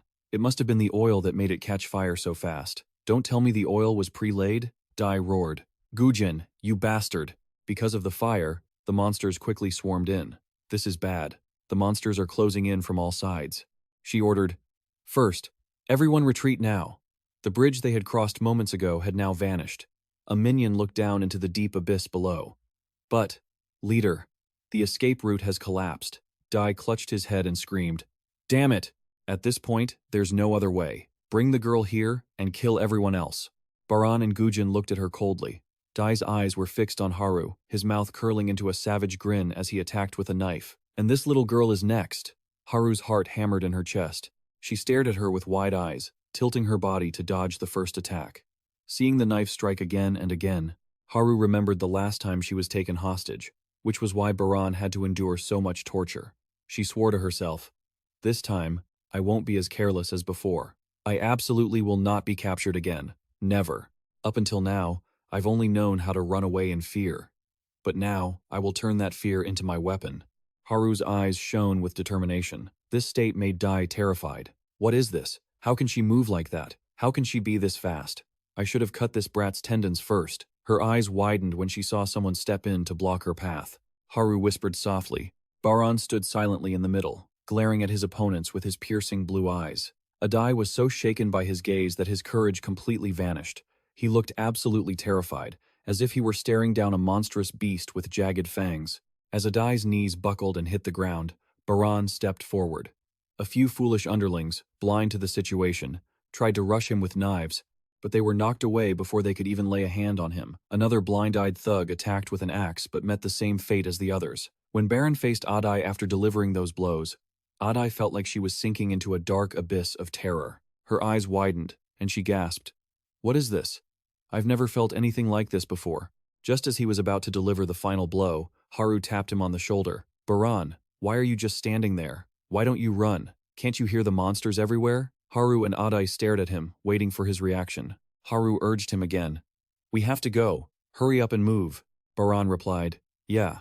Adai felt a wave of relief, thinking she had escaped death. But then, Baran swung his leg, planting his foot right on Adai's face and sending her crashing backward. Baran smirked, and Haru cheered in celebration. Behind them, an underling ran by, muttering, "Another one! There's another one! The monster leader!" He screamed in pain as a monster bit into his shoulder. Haru shouted, "Run! Everyone! Run!" Adai felt like a swarm of monsters was attacking from behind. She roared, "My eyes! Bring me my eyes right now!" "Yes, yes!" The two of them scrambled forward. Gujin called out to Baran. Gujin stared at him with wide eyes. Then, lost in his own thoughts, punched him right in the face. Haru looked on, confused. "Baran, why did you hit him?" Baran demanded. "It was you, wasn't it? You were the one who told her." It was clear that she didn't know how to use her life force at first.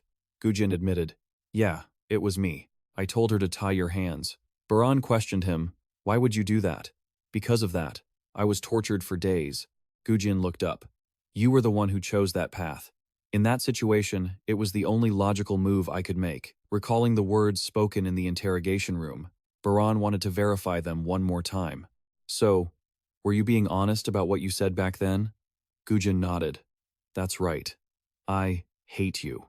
Because of your uselessness, the plan failed time and time again. If I had that power, I could have used it so much better. It was far too much for you to handle." Baran's gaze was filled with complex emotions.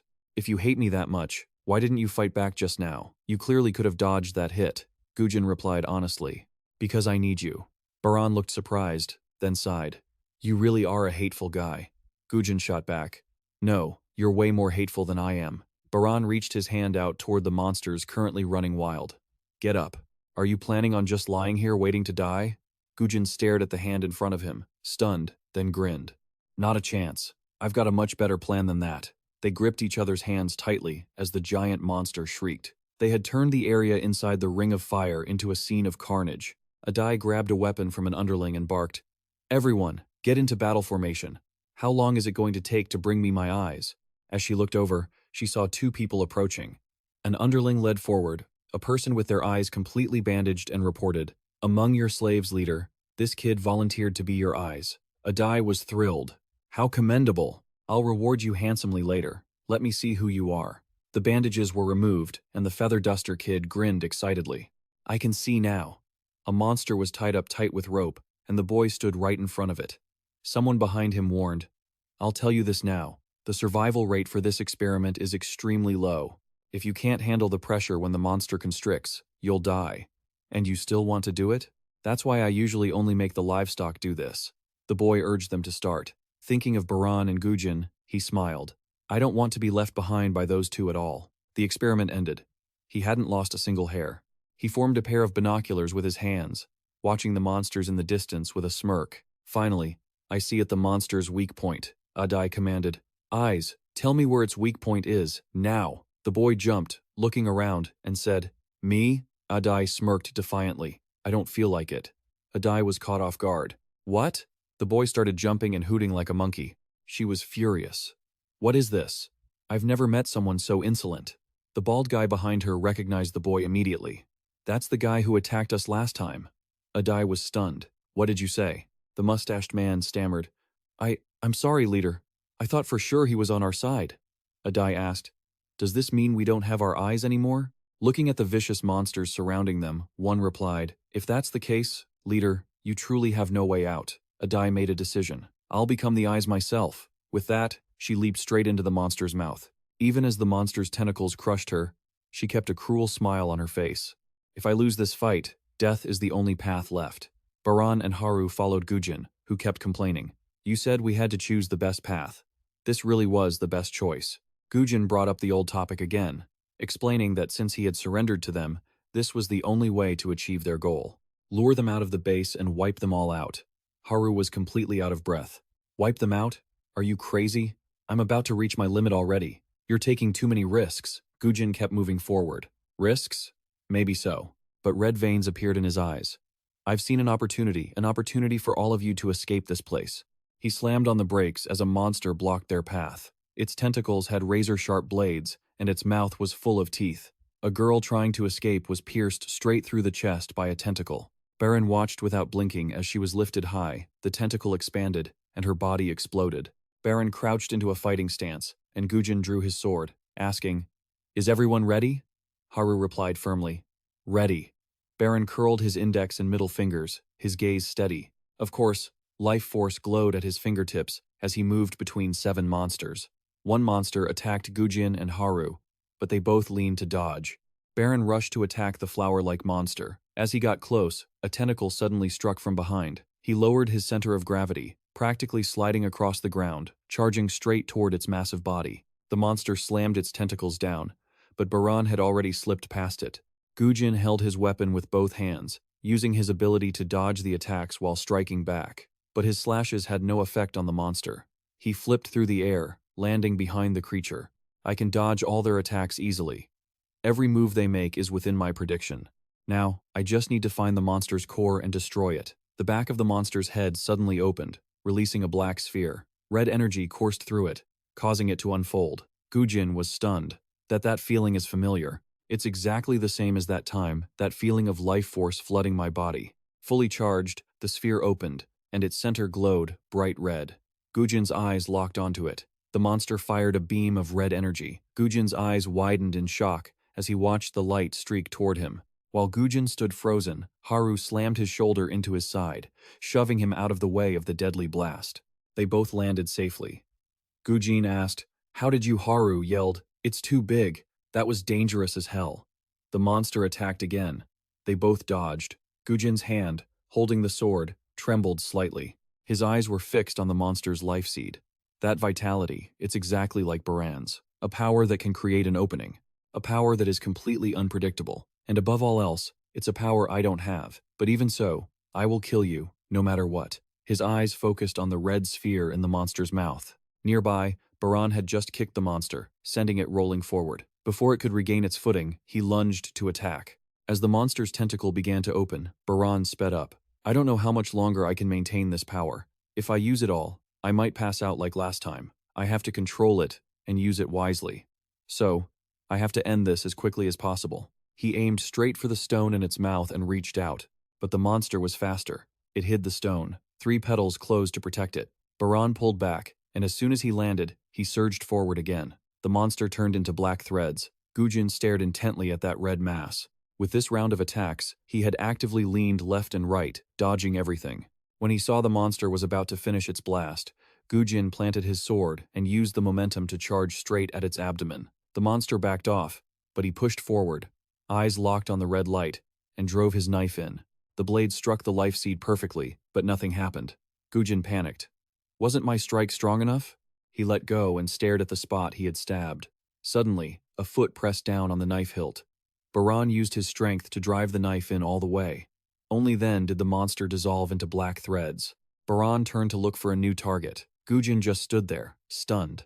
Haru couldn't find an opening and could only run to save his strength. Suddenly, a monster shrieked. When she turned back, she saw Baran had finished it off. The underlings nearby were being attacked by monsters, screaming for help. Hey, you! Someone, give me a hand over here. Adai was pulled up by someone and stammered, Thank you. Are you? She looked up at the person and opened her mouth. You promised, didn't you? The duster repeated what she had just said. If I help you, you must grant my wish. Then, he leaned into her ear and whispered his wish. Upon hearing it, a boy screamed in protest. No way! You're making me do that? She bit her lip, sobbing in frustration. The duster looked up at the sky and laughed loudly. Just kidding. Instead, help me get out of here, he cackled. That feels great. A die crawled out from inside the monster's belly, hunching over as he panted. She opened her eyes, saw a buoy standing next to the duster, and cursed. You traitors. But now I can see it, the flow of energy. Now I understand how that kid moves. The communicator in the backpack began to signal. A die picked it up, smirked, and his eyes lit up. Finally, he had made contact. How long have I waited for this day? Now I have those eyes too. Tell me how to use this energy. On the ground, black lumps fell from the monsters that had been killed. Exhausted, Baran asked. Is everyone okay? Haru asked worriedly. What about you? You look like you're in pain, Baran gasped. I'm fine. This is nothing. I can take much more than this. Gujin remained silent. The three continued forward. He blamed himself for not being any help at all. Even without him, Baran could handle and defeat the monsters on his own. He had been so determined, so set on wiping them all out. But why was it like this? He felt no different than a burden to them. Baran noticed his gloomy mood. Am I the disappointing one? The Hua family disgrace? Haru asked. Where do we run now? There's fire everywhere, Gujin replied. I've already prepared an escape route. Just dash through the fire and run across the canyon, and we'll be out. Haru was amazed. When did you prepare that? Doing it alone isn't easy, Gujin replied. While you guys were captured, I met quite a few people in the detention area. We made a deal. They helped me, I helped them. Baran remembered when Suga had previously revealed, I have someone helping me. We're planning to get everyone out of here, and we'll act soon. Yen asked, so you were the helper? Gujin didn't answer. Haru was incredibly impressed. You thought up this whole plan in such a short time? He glanced at Baran and replied, this is the best I could do. The three jumped over the rings of fire and ran forward. From behind, someone shouted, Hey, take us with you. Turn back. Huh? You guys are, the duster smirked. Long time no see, huh? It's been, what, 4 days? Glad you're still alive. Abue narrowed her eyes. Ugh, it's you guys again? Haru shouted. What? Isn't she the one who tried to kill us? Why is she here? The blonde-haired man behind them spoke up. Wait, I want to come too. The duster glanced over. Long time no see, kid. Gujin scratched his head. Why are there so many people all of a sudden? So annoying. He pointed his blade at Abue, threatening. Listen, the moment you even think about betraying us, I'll kill you. She raised both hands in assurance. Yeah, I get it. I won't get in your way. With that, everyone stuck close to Gujin's footsteps and slid down a cliff. As soon as they reached the canyon, the monsters above caught up and jumped down into the canyon, chasing them closely from behind. Baran warned everyone. Just keep running. The canyon is easy to get surrounded in. If the fight drags on, it'll be dangerous. It's best to cross it quickly for safety. Ahead was a sawtooth monster. Gujin took out his weapon and warned them. Don't stop. Leave it to me. A stream of blue energy flashed by, and Baran landed a blow that took down the monster. Abui was shocked to see him kill a monster with his bare hands in one strike. What was that? How did he do that? Taking down a monster in one hit? More and more monsters were jumping down from above. Baran channeled energy into his fingertips and ran straight ahead. With every monster, he used exactly one strike to take them all down, clearing a path. Gujin clenched his fists, watching Baran ahead. Tired, he turned around and urged them. Let's go! Quickly! Gujin stared at him without blinking. Baran looked at the monsters ahead. The longer he used his energy, the better he understood how to control it. If I use energy to enhance my body, the strength will last for a while, and then gradually weaken. In other words, my strongest moment is right after the enhancement. If I channel energy right before attacking, I can deal greater damage. The longer I charge the energy, the more the power increases proportionally. But at the same time, the energy in my body drains faster. Last time I tried, I could only maintain it for about 2 minutes, but it seems I have better control now. I still have plenty of strength left. He turned back and asked Gujin, which way is the base? He immediately replied, on the other side. The blonde-haired one next to him also said, that way. Gujin was surprised. Huh? You know too? The blonde smiled sheepishly. Well, Gujin's gaze turned serious as he watched the ground crack below. The monster in front used the drill on its head to bore into the ground, causing the earth to shake. The group staggered, about to fall, until everything returned to normal. Baran propped himself up on the ground, struggling not to collapse. The blonde gasped for air. We almost got crushed. Haru's legs were trapped under a falling rock, unable to move. My legs! Baran ran over and pulled her out. Are you okay? Can you walk? Haru endured the pain and replied, I'll try. On the cliff above, a monster was looming, ready to jump down. The blonde screamed in fear. I don't want to die. Baran blocked it. Hey, wait! Over here. After making sure the ground stopped shaking, the duster cried out in pain. My back! A buoy ran over, asking worriedly, Where is he? Where's that super strong kid from before? Gujin looked at her. Don't tell me he got crushed when he came down? Hearing that, she panicked. I don't want to die. He looked down from above and denied it. Maybe he's still alive. He probably got separated when the debris fell. A buoy still sat hunched on the ground, holding her head. That's it. It's over. Without that kid, how are we going to get out of here? The duster comforted her. Don't worry. I'll protect you. A buoy looked confused. Huh? The duster continued. We promised to be teammates, didn't we? Plus, you promised to get a mohawk like mine. She screamed. Don't you dare bring that up again. Behind her, there was a noise. Before she could even turn her head, a monster's drill pierced straight through her stomach. She looked up at the duster's blank stare. Behind her, another monster was attacking. Gujin warned, Hey, chicken head, move. At the critical moment, the duster turned back in time to push the monster away. Something white fell onto the ground. The duster hung his head in silence. Meanwhile, more and more monsters were climbing down. Haru couldn't stand on her feet due to the pain. Baran glanced over. In this condition, she would have a hard time running. Baran decisively picked Haru up, which surprised her. He crouched and leaped between the cliffs to climb up. Just as they were about to escape the canyon, a monster appeared, and both of them were struck. Falling back into the canyon, Baran trembled as he pushed himself up to face the flower-like monster, channeling power into his fingertips to strike, but it dodged, luring even more monsters to them. Their current situation was like a fish in a barrel, with more monsters diving down from above. On this side, a blade flashed, and boots skidded hard against the ground. Gujin crouched, ready to beat any monster that stepped up. I didn't foresee this. There are too many monsters. If I keep dodging, I'll exhaust myself before I know it. If I had strength like Baran, I probably could have escaped on my own. A wooden staff struck a monster on the head. Finding the weak point, it turned into black threads. The duster stood firm with a serious look. Watching the kid's footsteps as he moved forward, he thought, this guy might be a new acquaintance, but he's my teammate. Looking at that dark silhouette, he couldn't help but be surprised. What is that? The atmosphere around him has changed, like he's become a different person. The duster spoke up. Hey, Gujin, stop bearing it all alone. We're teammates, aren't we? Those words made him ponder as he looked at a monster through a piece of broken glass. The duster said sternly, Ready for this?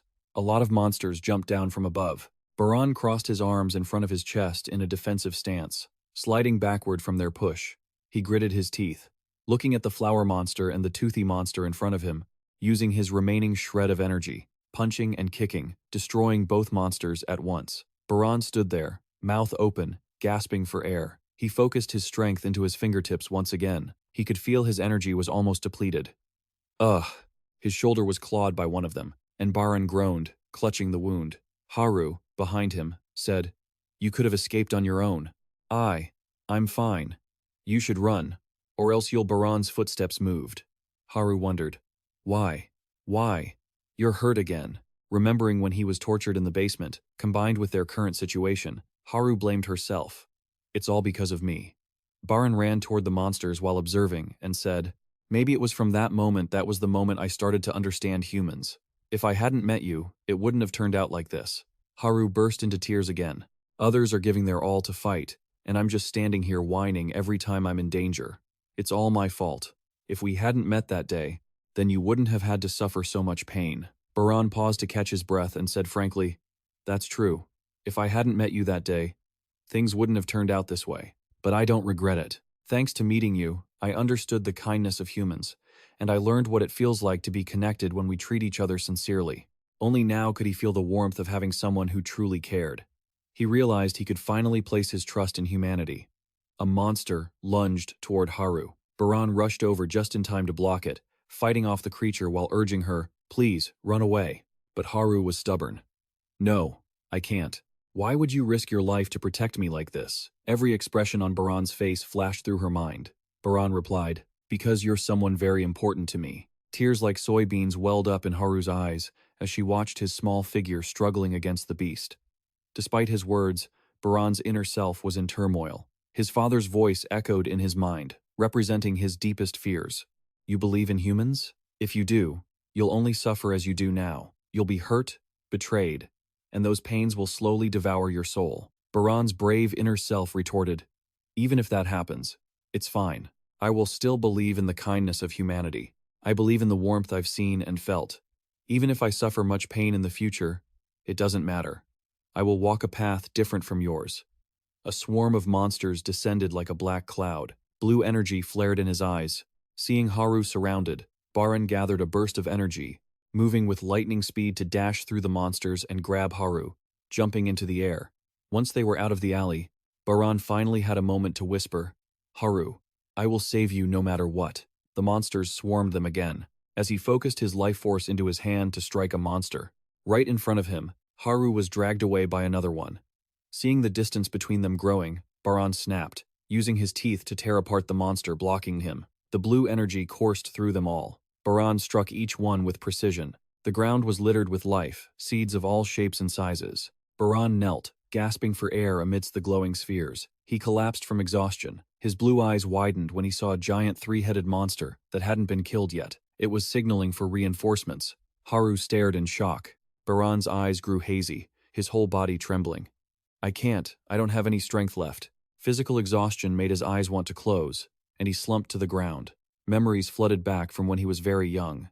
His father had sat by his bed, saying many things. You have a kind heart like your mother. No matter how much I tell you to stay away from humans, that heart will draw you toward them, and then you will be hurt. That is why I didn't want you to return to the surface. I truly cannot bear to witness that pain ever again. In the present, Baran opened his eyes, but his father's words still echoed like a guiding compass. But if you are determined to pursue your ideals, regardless of everything, then become stronger, stronger than me, stronger than anyone else. Be so strong that nothing can bring you down, so you can hold fast to your beliefs. Baran looked up to see Haru's panicked face as the monster approached. He pushed his hands against the ground and forced himself up. The monster saw this and slammed its hand into the cliffside. Massive boulders fell, striking Baran's forehead. Baran stood up, half his face covered in blood, and stepped toward the monster, while channeling life force into his fingertips. The power surged through his body. Baran gritted his teeth, feeling a strength he had never known. The ground beneath him fractured like a honeycomb. Blue energy wrapped tightly around his body, and the earth under his feet cracked wide open. The monster from above aimed straight for him and lunged. Baran glared at it, leaped up, and delivered a punch that caved in the monster's chest, leaving a massive hole. As he landed, he clutched the monster's life seed, which felt like a crystal, because within our veins, the blue flame of hope and infinite potential always burns. The life seed stuck to the shard of the broken bottle in Featherduster's hand. Gujin asked curiously, "How did you know its weakness?" Featherduster replied, "I'm starting to see it too. Thanks to the test they forced me to take, so this is life force? Just like Baran said, it flows in our bodies too." A monster rushed at him, and Featherduster nimbly dodged. Without missing a beat, he swung the shard, stabbing it repeatedly. The monster swung back to retaliate. Gujin was confused. He clearly knows the weakness, so why isn't he aiming for it? Thinking of the terrified expression on Abui's face when she died, Featherduster was consumed with rage. As if I'd let it off that easily. Finishing his thought, he used the shard to carve into the monster repeatedly. The monster lashed out with a drill-like arm, but Featherduster dodged while continuing to slash. Gujin watched, not missing a single detail. The way he moves, as if he isn't afraid of the monster's attacks at all. Just like a wild beast going berserk. But that's too reckless. If he gets hit, Gujin rushed in. Featherduster held up a hand to stop him. "Don't come over here, Gujin. I'll handle this one." Gujin was stunned. "What?" Featherduster was kicked by the monster and sent flying back. Gujin scolded, "You idiot. Why are you chatting in the middle of a fight?" As the monster turned away, Featherduster jumped out from the dust, shard in hand. "Is that all you've got?" After taking down the giant monster, Baran slowly fell forward.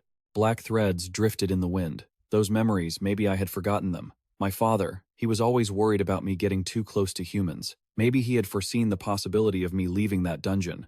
But why? Why be so cautious of humans? What exactly did my father go through? Haru ran to his side. Baran lay face down on the floor. "I can't move anymore." As Baran drifted off, memories surged. "I already told you the reason I kept you in the basement, didn't I? Because I wanted to protect you, to ensure you could survive the apocalypse. But there is one thing I never told you. That night, when Father told me everything, I wasn't actually asleep. Anyway, perhaps you don't understand it yet. At that time, half out of curiosity and half out of defiance, even though I didn't understand what he was saying, I listened in silence. I wasn't protecting you from the apocalypse. To be more precise, I was protecting you from humans themselves. Once your existence is discovered, all of humanity will hunt you down. Because inside you, in the present, Baran opened his eyes, as if his memory had been severed. What? I'm so thirsty, insanely thirsty. It felt like his life force was slowly draining away. In front of him was a long, gray object that had fallen from the giant monster. Without knowing why, he instinctively reached out to touch it. His consciousness seemed to slip into another space filled with thin, black threads. From ahead, a humanoid figure made of threads was running toward him. It reached out a hand, and Baran reached out to grasp it. As the figure approached, he leaned back. Heed the call. Wake up, G. Baran. He opened his eyes, snapping back to reality. The figure was gone, but from the side, another monster was thrusting a sharp nozzle at him. Damn it, at this distance, I can't dodge in time.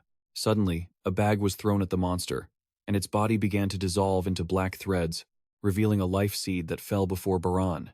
Yellowhair smiled. Still made it in time, right?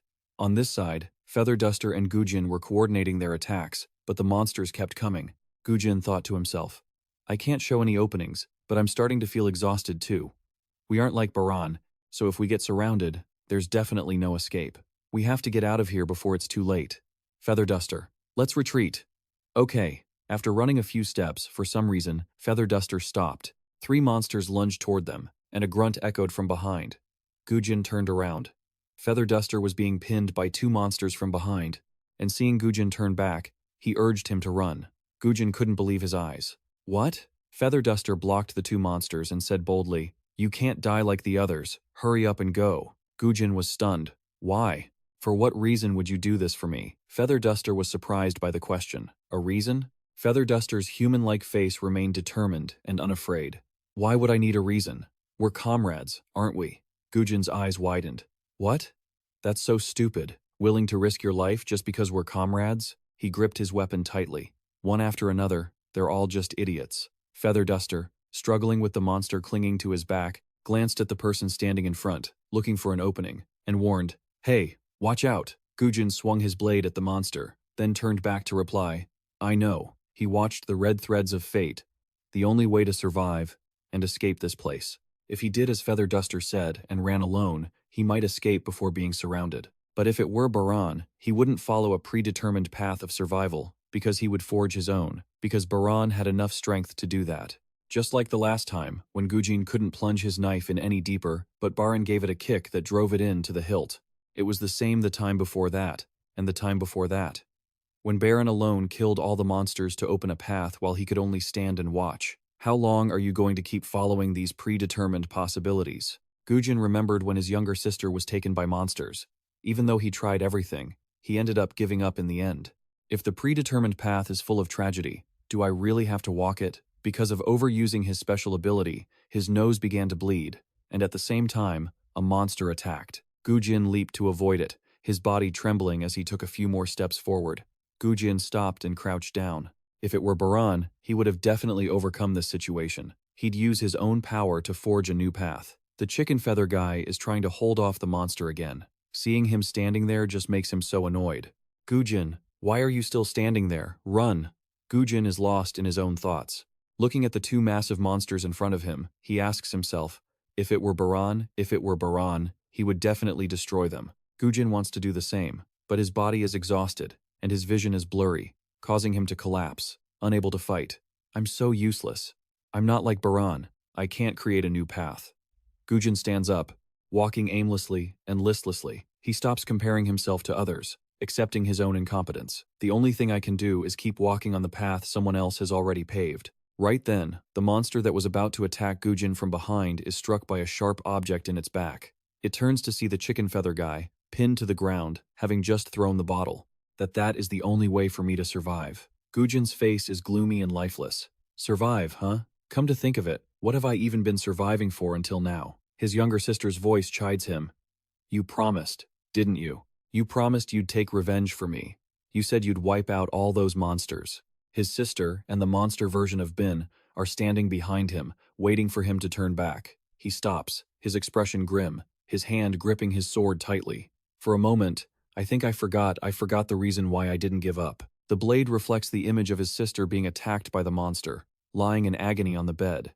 His toes shift direction, his eyes filled with a singular goal and fierce willpower to destroy them. If I'm not strong enough yet, then I have to become stronger. At any cost, I will find a way to kill all those monsters. Even if I have to try tens, hundreds, or thousands of different ways. Gujin anticipates Baran's movements, focusing his life force into his fingertips.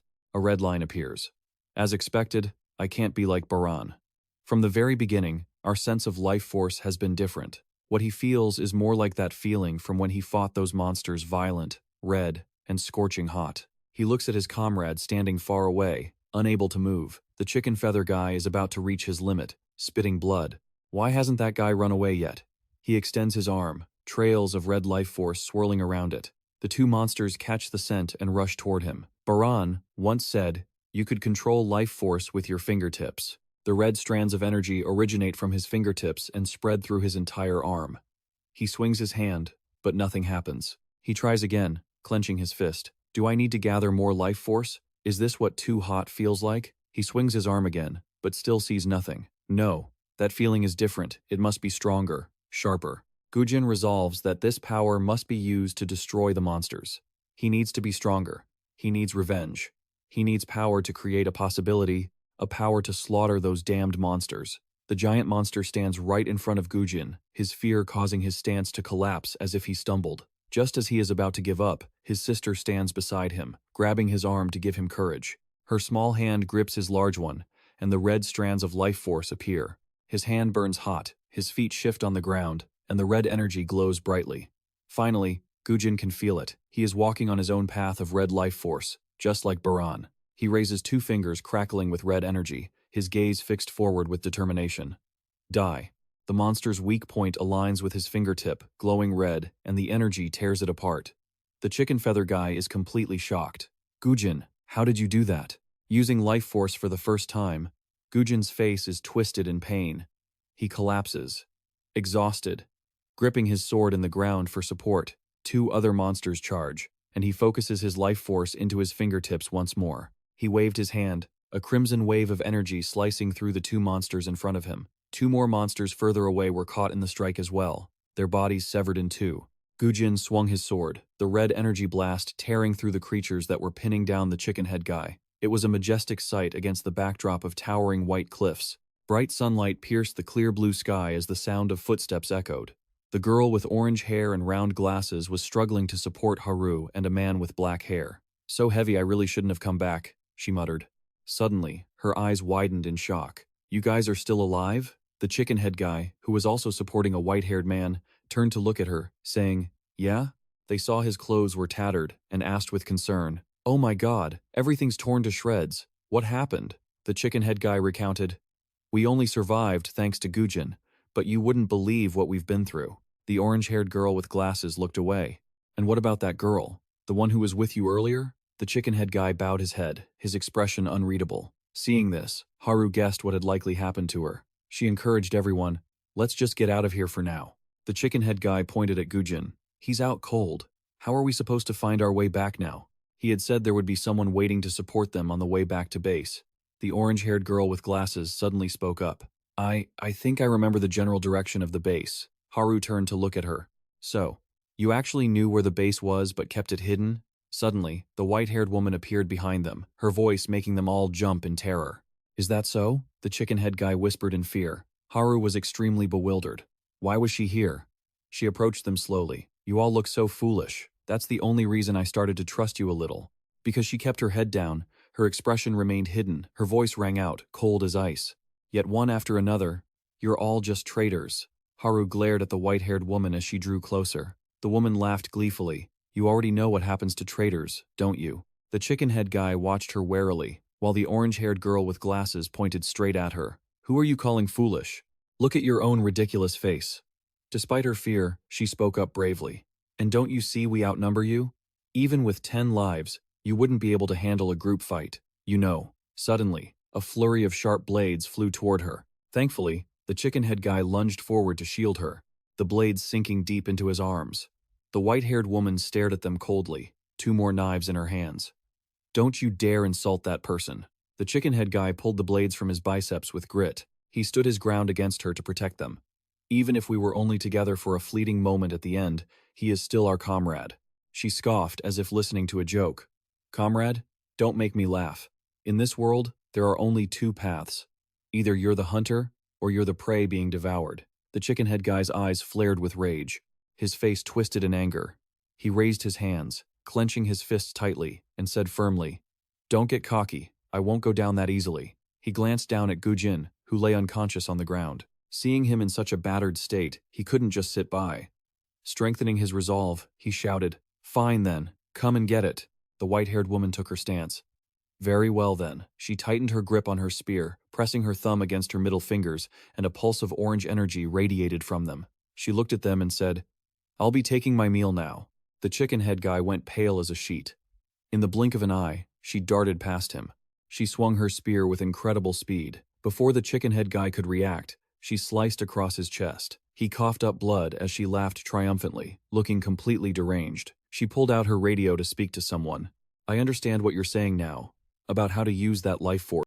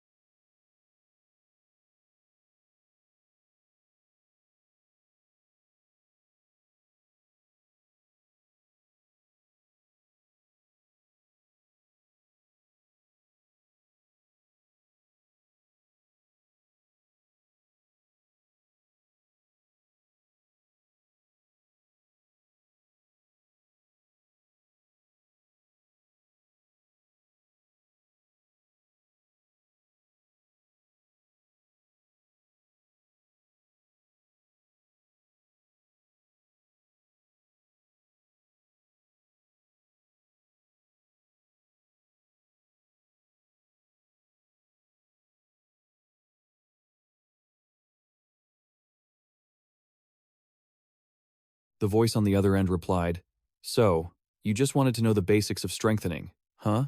She listened to him. "But how did you learn it? Did you see someone else use it?" Her eyes widened with excitement. "Yes, someone with movements I've never seen before." She remembered when Baran had pinned her to the ground. The way his eyes stared at her had made her deeply uncomfortable. "Every time I see him, I'm even more determined. To hunt stronger prey, I must become stronger than it." There was nothing but rubble on the ground. The white-haired woman looked around. Where did they go? How could they have gone so far? She remembered she had seen the blue flame emanating from him. "Then I just need to follow the trail." Suddenly, the voice on the radio called out, "Wait, that blue flame." She pressed the radio to her ear. "Stop right there." "What? I can't believe it. The power level is beyond your control." The white-haired woman went silent, as if deep in thought. She didn't care. She turned off the radio. "No need to worry." The person on the other end hurriedly shouted, "Hey, don't hang up." The white-haired woman looked at the bodies strewn across the ground, some dead, some unconscious. "What's with all the panic? It's not like I can't handle it." Her legs trembled violently. "That's Haru's aura, don't come here." The white-haired woman chuckled. "You think you can do anything to me?" She hurled more small knives. Haru dodged left and right to evade the attacks. The woman then switched to close-quarters combat with Haru. Haru turned to run, but the woman quickly blocked her path, closing her thumb and middle fingers together again. She used her life force to block, saying, "You're such a nuisance." As time passed, she grabbed Haru's blonde hair. She had caught her, but then her own nose began to bleed. Using this much power caused side effects. She glanced at Haru. "I told you before, didn't I? I regret not cutting your tendons the moment I saw you." Her other hand gripped the spear tightly, the tail of the spear pressing against Haru's knee as she threatened her. "But this time, I'll make sure you never stand up again." A swooshing sound echoed as Baran woke up, lunging to separate the two. He saved Haru. Her leg was only lightly grazed. The white-haired woman looked at him in shock. "This guy can still stand?" Her eyes darted to the left, where Haru had fallen. She kicked Haru aside, then looked back at Baran. "Good. I want to face you again, too." Her eyes were cold as knives. "Let's see who the real hunter is." Baran was exhausted. He could only swing a punch with little strength, which she easily dodged. On the contrary, she was still full of vigor. She held up 3 fingers, looking at him smugly. She struck all 4 points from his head to his arms. "Different from before, isn't it? I can use life force just like you now." Baran stood there like a wooden puppet, offering no resistance, letting her attack him at will. "Come on, attack me. Show me something that gets me excited. You're the only one who feels even a little bit like me." Baran took the hits to his shoulders and back. Unable to hold on, he collapsed onto the ground. She glared at him. "Do you want me to help you find some motivation? If you lose this match, I'll spare your friends." The white-haired woman kept rambling. "First, I'll cut off your limbs so you can't run. Then I'll eat them right in front of your eyes." She plotted what she would do once she defeated Baran, perhaps use them as test subjects for her monsters. "That sounds fun. That's the only way you can pay for killing my little ones." Baran's body trembled with fury.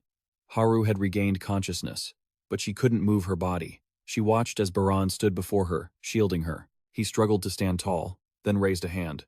The white-haired woman was thrilled to see his movement. "That's it! Bring out everything you've got!" 3 blue sparks appeared.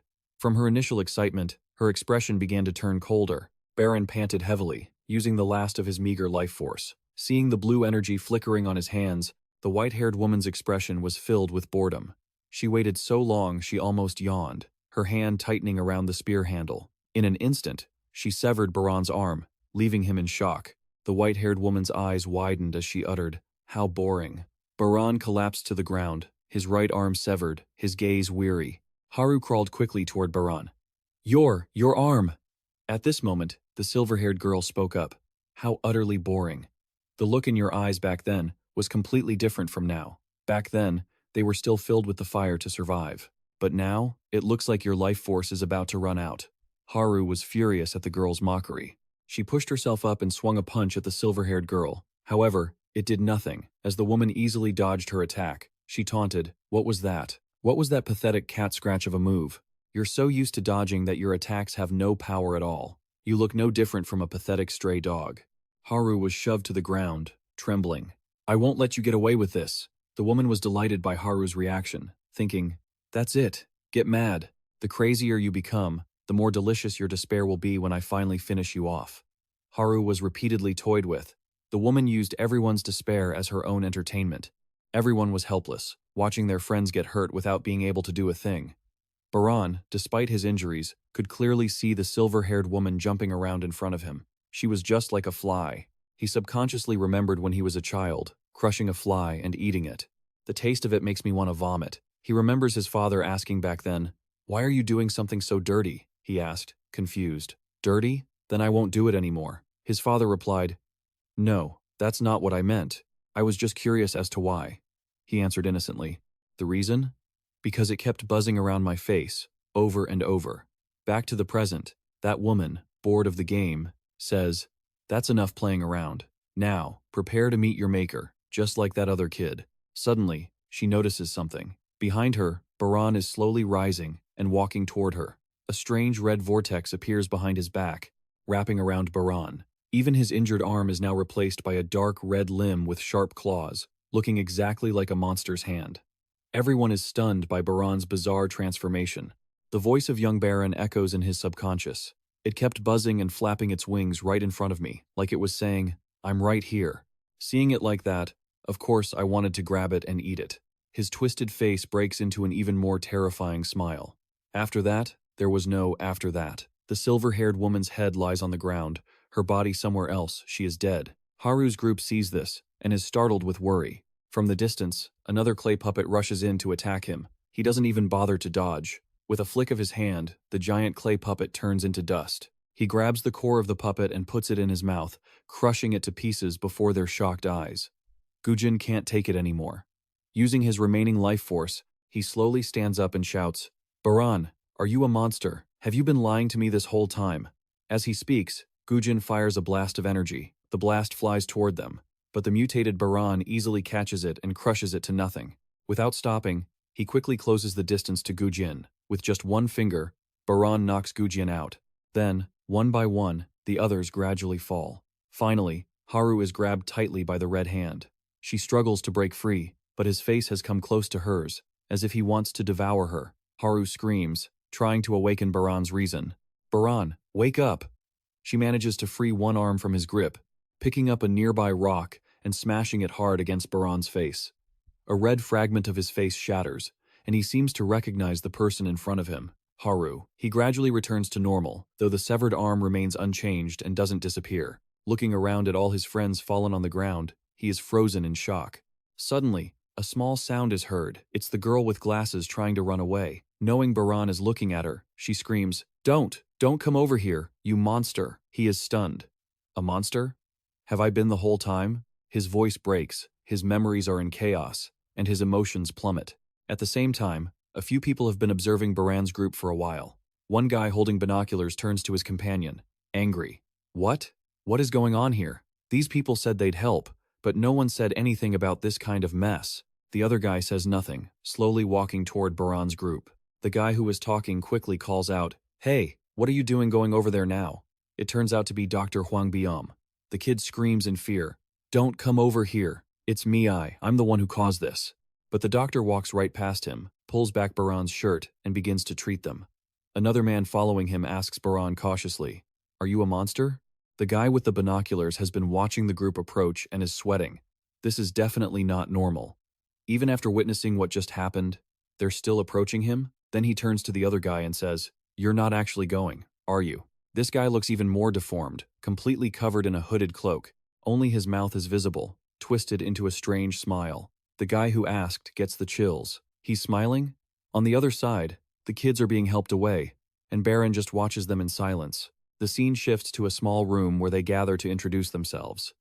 I think I should introduce myself first. I met Gujin at the bandit's base, and we agreed to cooperate. The agreement was that he would help rescue everyone being held there and force the bandits to withdraw. In return, Gujin would help release his people, those who had been taken as slaves for breeding. The chicken feather guy asks, "Your people?" The man replies, "That's right. We come from the place you all are heading to. Hey, you guys can already move normally?" The chicken feather guy gets a chance to show off. "Haha, this? It's nothing. I'm strong as an ox." The doctor sees this and reminds him, "I told you to rest more. Don't get too excited, chicken feather." He yells back, "Hey, I'm not chicken feather. You're calling me that on purpose, aren't you?" Seeing him lose his cool, the doctor says, "Calm down. I told you not to get excited." At this moment, Gujin walks out, and the chicken feather guy says, Gujin, no need to push yourself to follow me. If you're not feeling well, just go rest. Gujin remains silent. The girl next to him takes the chance to ask, if the place you're from is where we're heading, does that mean the radio station? The man replies, that's right. I guess Rajan hasn't told you yet. The group looks confused. The girl with glasses asks, what kind of place is it? And the person broadcasting that message, have you ever met them? The fat man is also curious. Is that true? That they knew about the apocalypse beforehand and were prepared? The man with the H-cut hair replies.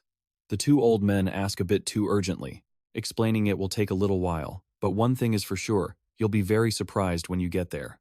Because even I couldn't believe it when I first arrived. My comrades and I had a mission to scout the area to find other survivors, but unfortunately, we ran into those bandits and were captured. Are your people okay? Dr.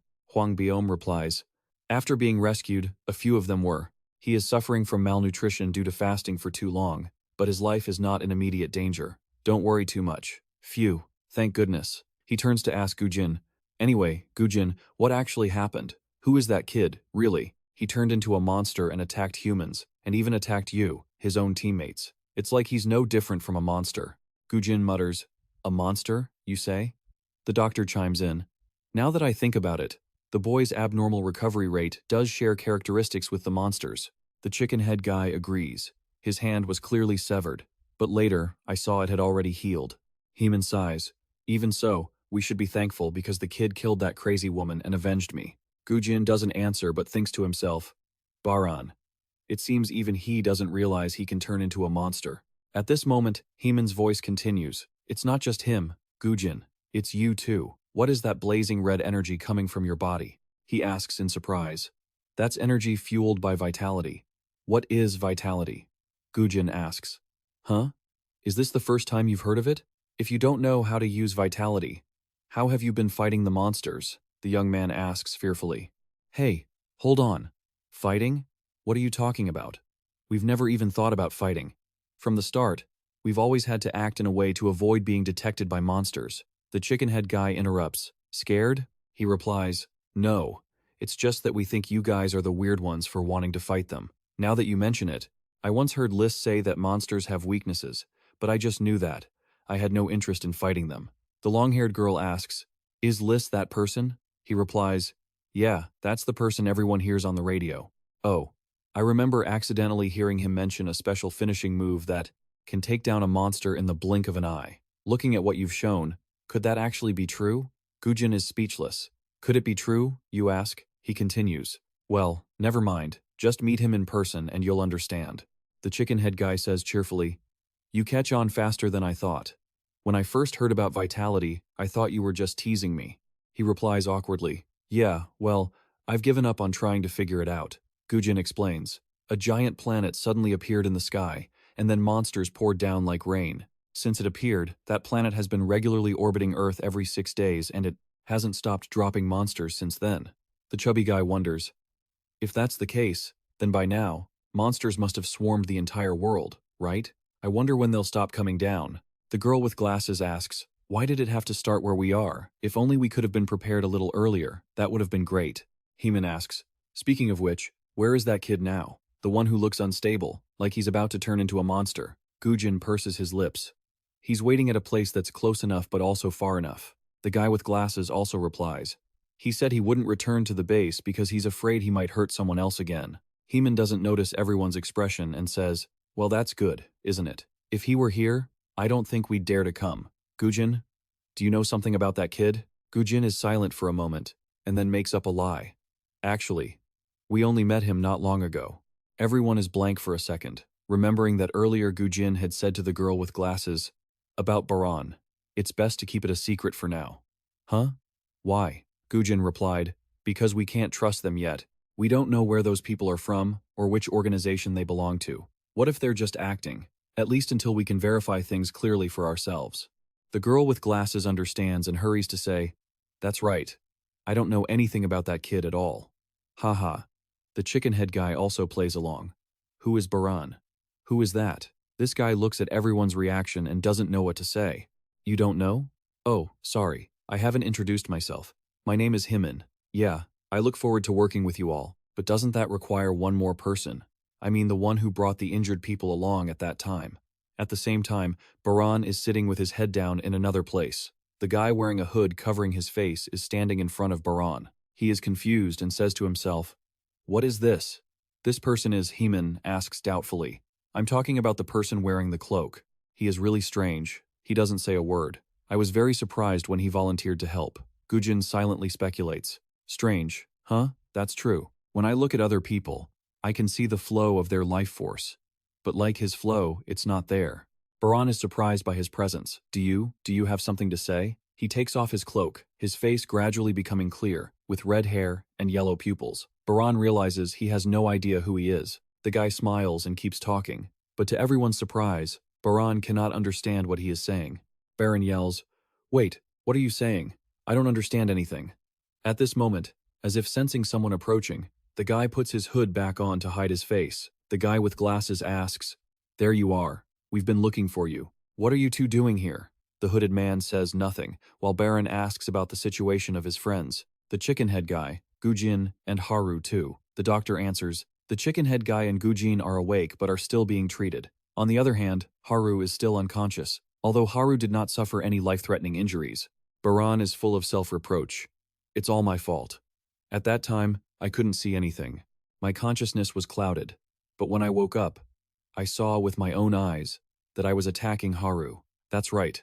The feeling at that time, the disgusting feeling when I was killing someone, it wasn't guilt or anger, but enjoyment." He clutches his head and suddenly shouts, "Back off!" Suddenly, a hand grabs his. "I trust what you've done for us so far." Huang Biom also chimes in. "Me too. I witnessed everything myself when you revealed your power, when you overcame your own rage. A good heart that doesn't hesitate to help loved ones. Even though you were injured yourself, a person with a heart like that, I don't think you're a monster. You see it too, right? Those who look like humans but are actually no different from the monsters on the ground." The old man's words move him deeply, but then a voice interrupts the conversation. "No, you are a monster. You are no different from those monsters wandering on the ground. If not, how do you explain it? You attacked and ate people right in front of us. You are no different from that woman. In fact, even worse. You look like a monster, and you truly are a monster." The old doctor is surprised. "Why would you say that?" Gujin is silent and then sighs. "But we need you, your strength, your knowledge, and your very existence. Those things help us get closer to the truth about those monsters. I don't trust you, but I do believe in the possibilities you will create." The chicken head guy also steps out and says, "Don't worry, Baran. Don't keep it on your mind. Sometimes in a man's life, one might turn into a beast, right? Things are tense. And this guy keeps talking nonsense, so Gujin gets annoyed and says, "Oh, forget it." The chicken head guy asks, "So now we can go there, right?" The guy with glasses wonders, "Go there?" The chicken head guy is excited. "That's right, the place where that person sent the signal. We can finally go meet them, the people who said they had prepared for the apocalypse, just like Baran's father." Everyone remembers. That's right, everything is ready. The mystery of the apocalypse is not far off. Baran also thinks to himself, "If I meet those people, I might find clues about Mom's whereabouts. But I already hurt others before when I didn't even remember what Dad said. What exactly is the monster inside my body? But it's okay. I won't let that happen again. I will not allow that to happen again." At this moment, the monster's voice echoes in his head. "Is that so?" Then, a mass of dark red flesh spills out from inside his ears. Everyone is shocked, and the mass of flesh continues to spread and cover him. Gujin is scared and prepares to use his vitality, but the chicken head guy stops him. Baran is trying hard to tear the flesh off his body, but it keeps regenerating. As it prepares to cover his vision, swoosh, the chicken head guy lunges forward, using his bare hands to pull the flesh away from his eyes. "Snap out of it, Baran. It's different from back then. Now we can help you." The monster's voice echoes again. "Kill them and devour them." He resists firmly. "No. Everyone is like this just to help me. I won't hurt important people anymore. I don't know what you are, but I won't let you have your way." "Do you really think so?" The monster's voice creeps into his head. He feels like he is being held in the palm of this monster's hand. His eyes go dark, and while everyone is worried, Haru steps forward and shouts, "Wake up, Baran." Suddenly, all the strange red flesh shatters, and Baran is freed from control. He opens his blood-filled mouth towards Haru. With her body severely wounded, she grits her teeth hard. Haru's eyes stare intently at Baran. His mouth exudes a pungent smell of blood as it slowly closes in on Haru. She quickly reaches out to pick up a rock nearby. Haru hits Baran hard on the head, catching him off guard. She began to tear up, trying to shout as loud as she could. "Baran, wake up! Snap out of it!" Baran opened his mouth, clearly enraged. His hand gripped Haru's shoulder so tightly that she cried out in pain. She gritted her teeth and swung her fists repeatedly at his face. Suddenly, Baran faltered for a moment. Baran's eyes narrowed, then widened in sheer shock. He suddenly snapped out of it and called out, "Haru?" The sun high above finally appeared overhead. Light quickly flooded the dark valley below. The layers of membrane clinging to Baran's face and body began to fall away. He stared with wide, horrified eyes, his face full of shock and terror. Baran's arms went limp as the membrane shed off. Gujin lay on the ground with vacant eyes, and Cholonga was lying face down, motionless. Baran stared blankly at the devastated scene around him. His gaze shifted down to his own feet. Haru was deathly pale, lying completely still. "Haru!"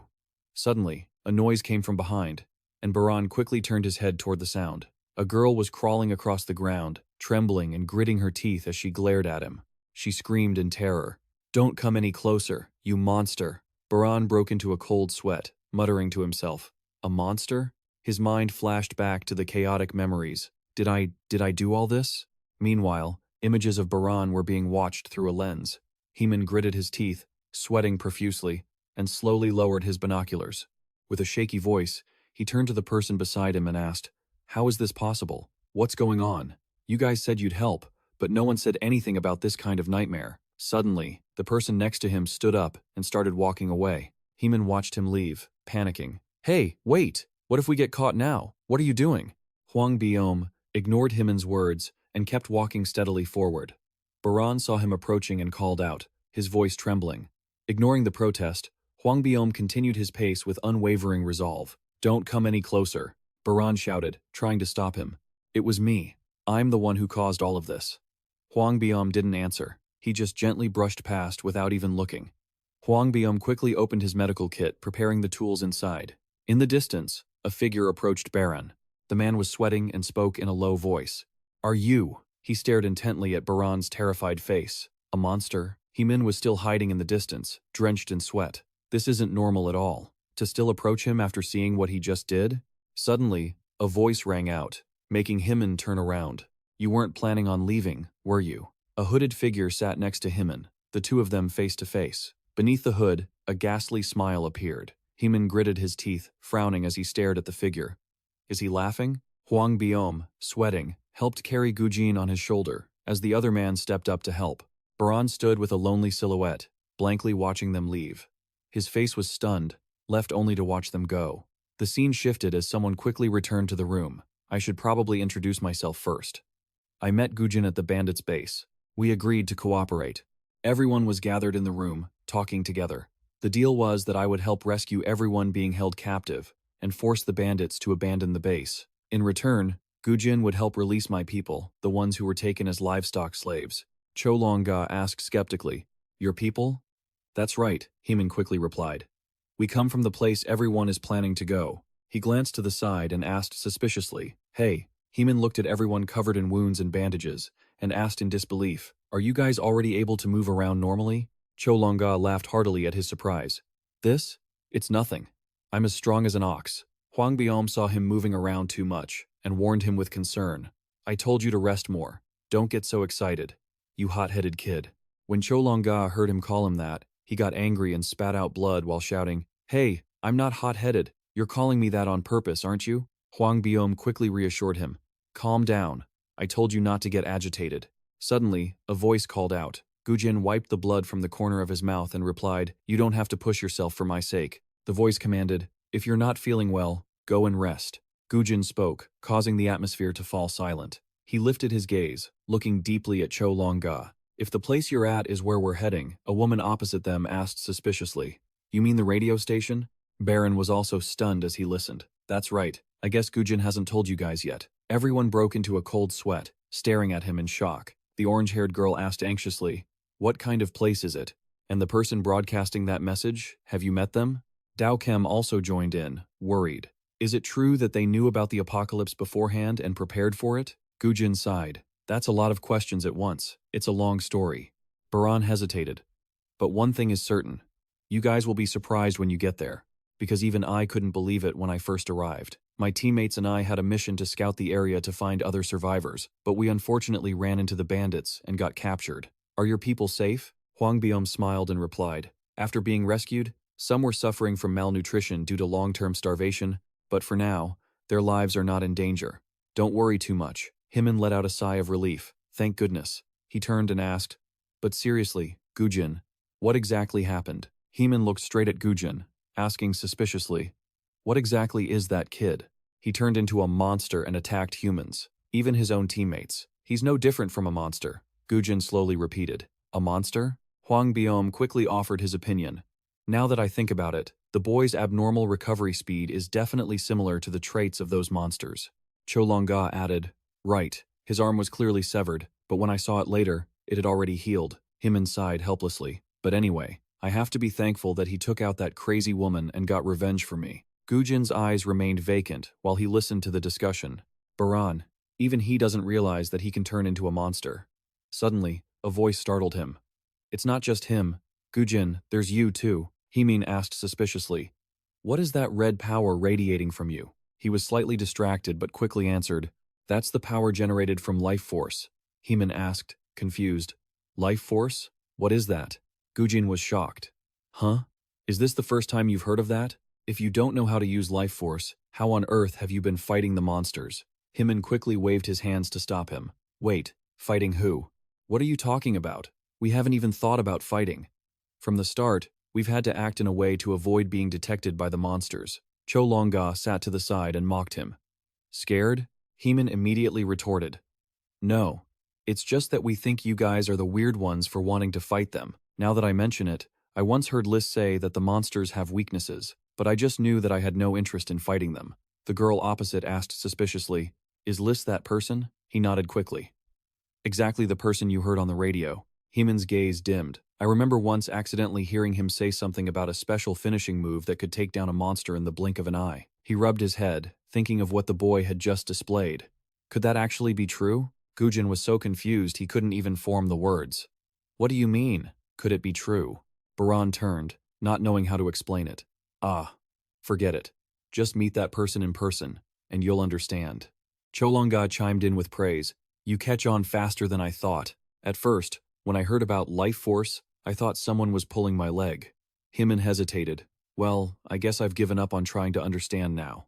A giant planet suddenly appeared in the sky, and then the monsters poured down like rain. Gujin's expression became very serious. Since that planet appeared, it has been orbiting Earth in a cycle of about 6 days, and it hasn't stopped dropping monsters since. Daokem broke into a cold sweat. If that's the case, monsters must be flooding the whole world by now. I wonder when they'll stop coming down. The girl next to her immediately looked annoyed. Why did it have to start right where we are? If only we could have prepared in advance, that would have been so good. Himin heard this and asked, Now that I remember, where is that boy now? The one who looks so unstable, like he's about to turn into a monster? Gujin remained silent, as if deep in thought. He quickly replied, He's waiting in a place that's just close enough, but also just far enough. Baran looked over with a deeply suspicious gaze. The lights in the room remained bright. The bespectacled man broke into a sweat as he asked the question. He said he wouldn't return to the base. Baran was sitting huddled in a corner, terrified of hurting anyone else. Baran, hearing this, spoke with complete indifference. Well, that's a good thing, isn't it? If they knew he was here, I doubt we would have dared to come. He turned to the side and asked, Gujin, don't you know anything about that kid? Gujin hesitated for a moment, not answering right away. He replied dismissively, Not really, we only met him a short while ago. Everyone was surprised to hear that. Over in the corner, those who were severely injured were still resting. Himin was sweating profusely, feeling extremely tense. Gujin spoke quietly to the orange-haired girl. It's best to keep the matter about Baran a secret for now, she asked suspiciously. Why? He quickly replied, Because we can't trust them yet. We don't know where they came from or which organization they belong to. Who knows? What if they're just putting on an act? His gaze sank, filled with extreme caution. At least until we can verify everything ourselves. The orange-haired girl quickly said to Himin, That's right, as she flashed a fake smile. I don't know anything about that kid either. Cholonga, standing nearby, chimed in, Ridiculous. Who's Baran? Who is that? Baran, hearing this, was half suspicious. You don't know? Oh, wait. I haven't introduced myself yet. He reached out a hand and said, I'm Heman. I look forward to working with you all. Heman cast a glance over everyone, but looking around the room, he wondered, wasn't there one more person? Baran was sitting curled up on the other side. He slowly looked up, surprised. I mean the person who helped bring the injured ones along earlier. The hooded figure quickly approached Baran. He stammered, deeply suspicious. What is this? This person. His hand went up to his hood. He slowly took off his hood. Now, the hooded figure and Baran were face to face. Heman was talking about him. I'm talking about the guy wearing the cloak. The hooded figure was staring straight at Baran. He was truly strange. He hadn't said a single word. I was very surprised when he volunteered to help. He also looked back, utterly bewildered. Heman looked at Gujin, thinking to himself, this is strange, right? He really is very strange. He turned his gaze back to the astonished crowd. When I look at other people, I can see their flow of vitality. Gujin had noticed him leaving earlier, but he used his magic to observe the hooded figure. He was stunned to discover he couldn't see anything from him. Baran asked suspiciously, who are you? The man reached up to his hood and quickly took it off, revealing a handsome, radiant face. Baran's eyes widened in shock. Who on earth are you? The man curled his lips into a smile, his eyes shining with excitement, and he started speaking in some strange language. Baran stared at him, jaw dropped in complete disbelief. The hooded figure kept babbling in that bizarre tongue. His face remained calm as he continued to speak. Baran shouted to stop him. Hey, wait, what are you saying? I don't understand a word. The hooded figure's expression turned to one of surprise, and he stiffened, suddenly looking back with a guarded gaze. He quickly pulled his hood back up. Rapid footsteps approached. Huang Biom and the older man hurried over with serious expressions. The older man turned to the hooded figure and said, there you are. We've been looking for you. What are you two doing here? Baran asked anxiously. What about the others? What about Gujin? Baran's gaze dropped as he lowered his voice, and Haru followed suit. Both of them broke into a cold sweat, exchanging a quick, tense look before answering. Cho Long Ga and Gujin have regained consciousness, but they're still under observation. As for Haru, she still hasn't woken up, even though she doesn't have any serious external injuries. His voice turned heavy with self-reproach. It's all my fault. He began to replay the scene in his mind. At that moment, my consciousness faded. I couldn't see anything. His eyes widened in shock, remembering being trapped in an enclosed dimension. But when I was freed and saw Haru when I woke up, I'm sure of it, my expression must have been completely shell-shocked. Breaking into a cold sweat, he confessed, I was planning to attack Haru. Baran immediately looked toward the old man and Huang Biom. That feeling, I understand it now. He began to sink into fear and anxiety. That sickening urge to destroy someone, it wasn't guilt or anger. He clutched his head in panic. It was pleasure. The old man's face darkened as he slowly stepped forward. Baran frantically tried to stop him. Stay away from me. He recoiled in fear, desperate to keep everyone at a distance. No, if I. The old man reached out and gripped his arm firmly. Baran's eyes widened in sheer astonishment. The old man spoke with deep sincerity. I believe in you. I believe in everything you've shown us up to this point. Huang Biom stepped up from behind, chiming in. Me too.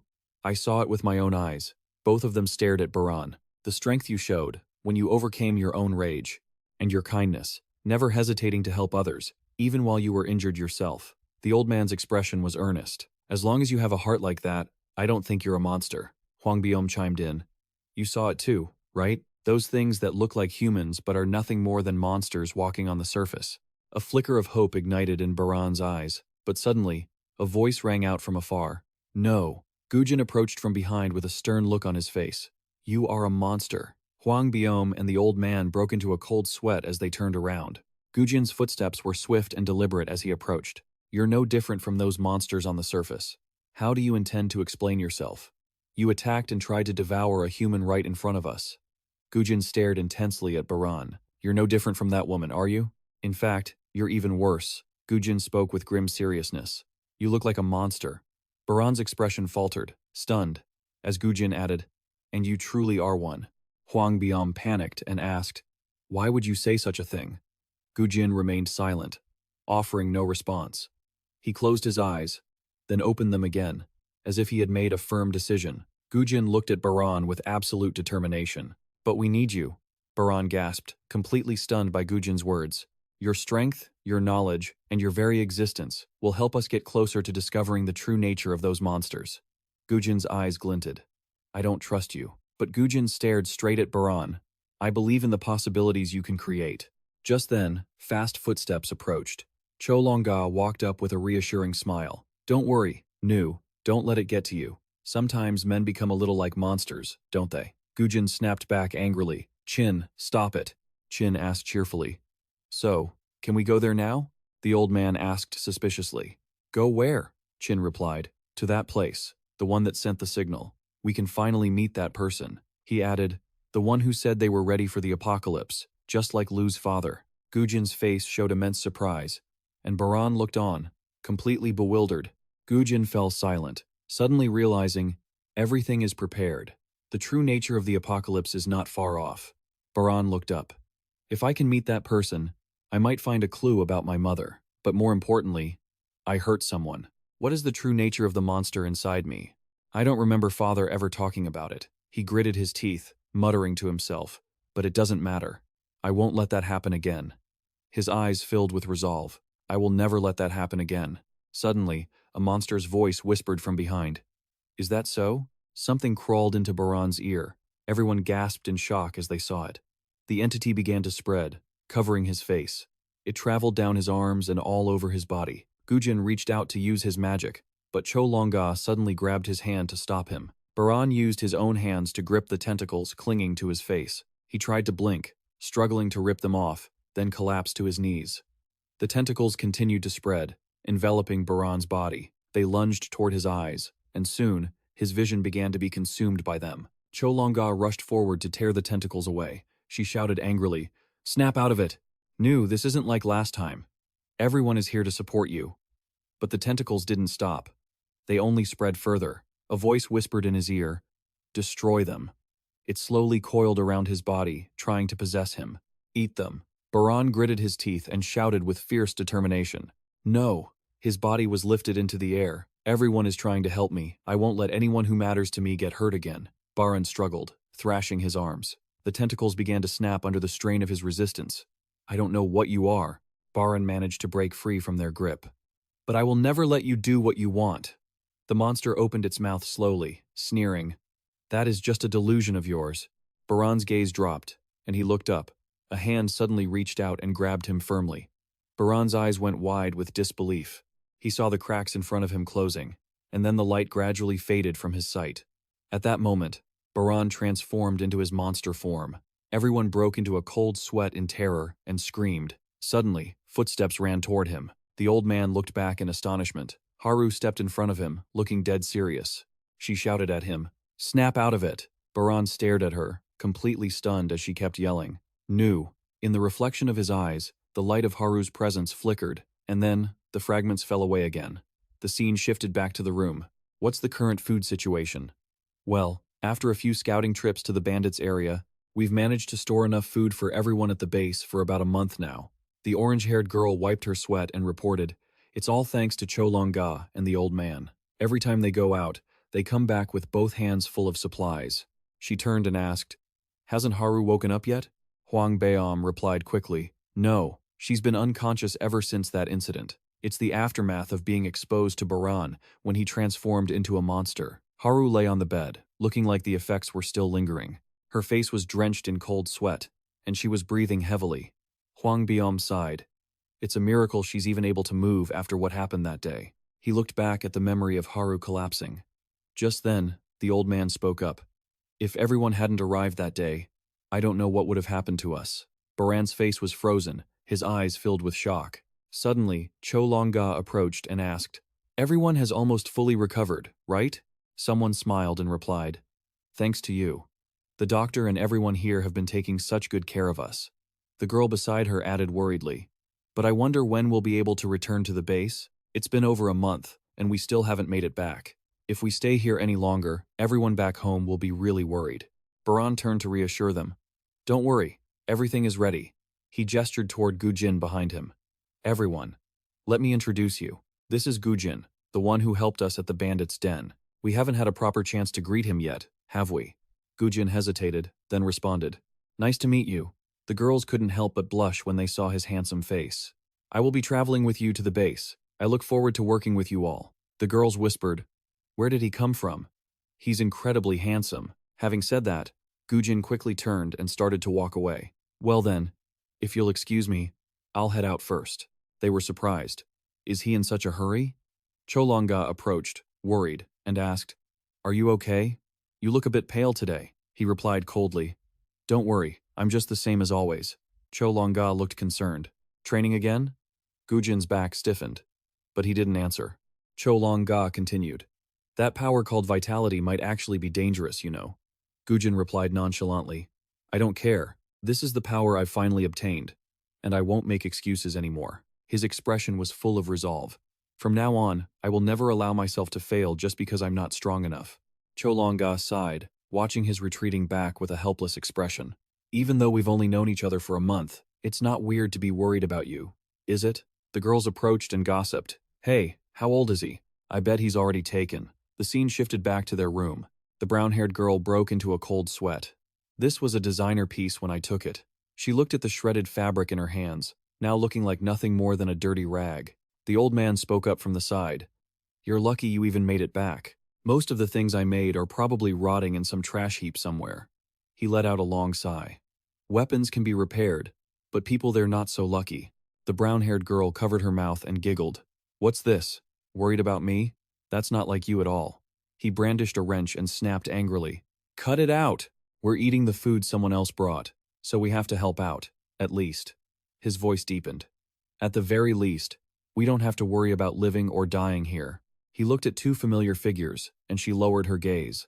The scene shifted quickly to the staircase. The blonde-haired girl turned, looking suspicious, and asked, Want me to teach you how to speak? She looked toward the hooded figure. You aren't very good at talking, are you? Could it be that you're a foreigner? That must be it, since you haven't said a single word until now. She reached out and pointed to her own face. But why pick me? Or is it because I look smart? The hooded figure raised his hands and formed a circle. The blonde girl shouted, Trust me, I'll have you talking in no time. The two quickly sat down side by side. The blonde girl asked, So, what word do you want to learn first? The hooded figure quickly moved his hands up and down, and she smiled as she realized. Oh, so that's the word you want to know? She smiled and said, Repeat after me. The hooded figure listened with complete seriousness. As the apocalypse continued, he slowly opened his mouth, and his face was gradually revealed. The apocalypse. At this moment, Baran was sitting alone in a daze, his gaze dulling for some reason. But after hearing Haru's voice, he was finally able to regain his senses. If it hadn't been for Haru back then, he might have almost put those with him in danger, but there was no guarantee that it wouldn't happen again. He couldn't keep relying on Haru forever. He started to recall the scene from that moment. When his vital energy was depleted, he became unstable, and the being inside him started lurking, trying to take over his consciousness. From now on, he had to control his own vital energy. He couldn't let that thing have a single chance to take over his body. Baran quickly realized, right. He had felt stronger than ever at that moment. But no matter how many times he tried to recreate that feeling, he failed. His eyes were deeply thoughtful. That feeling hadn't been like a burning pain, but rather a warmth spreading throughout his entire body. Baran placed his hands on the ground and slowly stood up. If I can recreate that movement, he thought, his face filled with determination, then maybe I won't have to lose another important person. 3 beams of light flashed. Baran dashed forward quickly, his eyes showing clear anxiety. He tried to rush like a gust of wind. Furthermore, his eyes narrowed with intense resolve. He had to move faster, be stronger. The beams of light from behind him were trying to catch up. Baran ducked, moving as fast as the wind. Debris began falling to the ground, and his expression turned incredibly resolute. No matter what it took, he would definitely recreate that movement before the next scouting mission. The scene shifted to the middle of the ruined houses in the apocalypse. A group of people was cautiously making their way inside. Everyone's face was tense as they looked around. Himen was leading the way, also extremely alert. He held up a hand to stop everyone and whispered, We really have to turn back this way. Those monsters still hadn't left. Suddenly, a noise rang out. A young man had kicked a can. His face turned pale, and a monster quickly lunged toward him. Suddenly, a red stream of light flashed, and the monster was pierced through, shattering into pieces. Gujin, with a very serious look, had stepped in to help. The girls turned back in a panic and asked, Gujin, what was that? Suddenly, his nose began to bleed. Gujin broke out in a cold sweat, thinking to himself, as expected, every time I use my power, my body faces the pressure. He quickly reached up to wipe away the blood, but I can still handle this much. Heman saw this and broke out in a cold sweat, truly terrified. It's really unbelievable to look at this power again. How could something like that be possible? Suddenly, Gujin's gaze shifted back to being alert, and he hurriedly shouted, "Hey Min, move out of the way." Heman looked behind him in confusion. A ball filled with spikes was hurtling straight toward his face. His eyes stared fixedly at the spiked ball. No, the sharp spikes were stabbing straight toward his eyes. Heman couldn't possibly dodge in time. He stood frozen in his tracks. At the very moment he felt death approaching. Time seemed to stop. The monster was standing right in front of him. Time, wind, sound, all laws of physics came to a standstill. Everyone felt both anxious and terrified. Fragments of stone fell from above. The spiked ball tore through the rubble, swinging down with all its sharp spikes. Heman widened his eyes, staring at the incoming spikes. With death closing in, they began to prick his face, drawing blood. Suddenly, a surge of power rushed from behind. Heman, who had been sinking into terror, was shocked. Baran had dashed forward to blow away the sphere and the monster's spikes. He used his own body to knock the ball away. Baran raised his hands, using his own strength with eyes full of resolution as he charged. His fist slammed straight into the spiked sphere. Baran pulled a crystal core out from inside it. He lowered his stance, and the monster quickly dissolved after losing its core. Heman's eyes widened in amazement as he muttered, "I didn't see anything at all." Cholonga was incredibly excited. "That was pretty good." Hwangbiom was still bewildered. What just happened? Gujin looked silently at the others, who were completely horrified. "What did you just do?" Your hand emitted light, and then the monster was ripped apart. He looked up, calling out to the front. Gujin stared at Baran's back. "Did you get stronger again in that short amount of time?" He raised his own hand, sweating, and stared at it. That feeling, it was right there.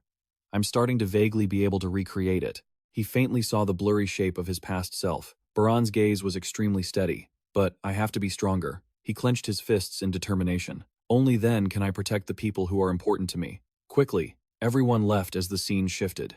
Gujin was currently delegating the schedule.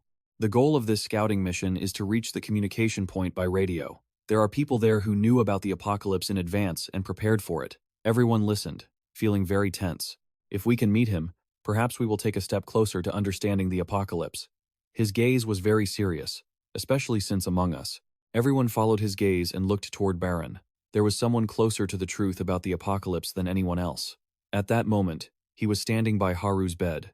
Her face was deathly pale. Baran lowered his voice and spoke softly. "Haru, get some rest." He quickly turned to leave. "Even without you, I will try to control it." His face showed his determination, his eyes filled with passion. The scene shifted. At this moment, he was sitting down, clutching his head in pain, his eyes turning deep red. Bloodshot veins gradually spread throughout his entire eyes. "I've been practicing controlling my vital energy just to do that." Cholonga's jaw dropped in horror.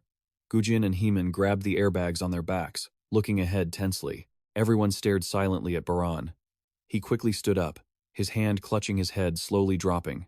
Baran looked up at everyone, his gaze perfectly clear and firm. Hwangbiom, from behind, shouted in great anxiety, "Wait!" Cholonga was bewildered and asked, "Baran, are you okay?" Baran's eyes were still bloodshot, but he seemed completely lucid. He stared at the monster in front of him. The monster ahead didn't move or twitch. Baran began to press his lips together. His eyes revealed his absolute resolution. Baran spoke with great determination. "Yes, when the monsters started appearing on the surface, humans continued to live. Everyone has their own reason." The group was still trudging through the ruined streets.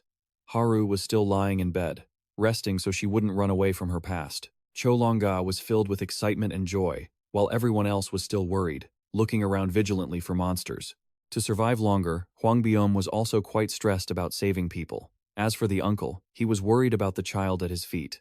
Gujin showed a look of determination to get revenge for his younger sister. Baran, at the very front, also had his own goals and was protecting his loved ones. Everyone kept walking along the ruined roads. The remaining people continued to move forward, but sunlight began to shine onto the road they walked upon. To exist, the city was now full of ruined structures created by the very people who had once survived. Now, they were just broken houses or piles of scrap metal sinking into the apocalypse. The sun began to rise high, shining down into a certain valley. In one place, a pair of doctor's glasses had fallen to the ground, shattered completely. Suddenly, footsteps approached from this direction. Those footsteps stopped in front of the broken glasses lying on the ground.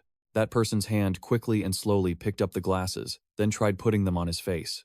He slowly opened his mouth and exclaimed, Damn, the mask wearer exclaimed. It's completely shattered. At their feet, there were many fruits of some kind. A young man walked over and reminded, Hey, why are you still standing there? Hurry up and pick those up. He quickly retorted, Complaining? Just because I took a short break? That's going too far. Suddenly, the young man's eyes widened in shock. He stared at the glasses in the other man's hand and asked, Hey, where did you get those? The guy quickly held the glasses up, replying, They were on the ground, so I just picked them up.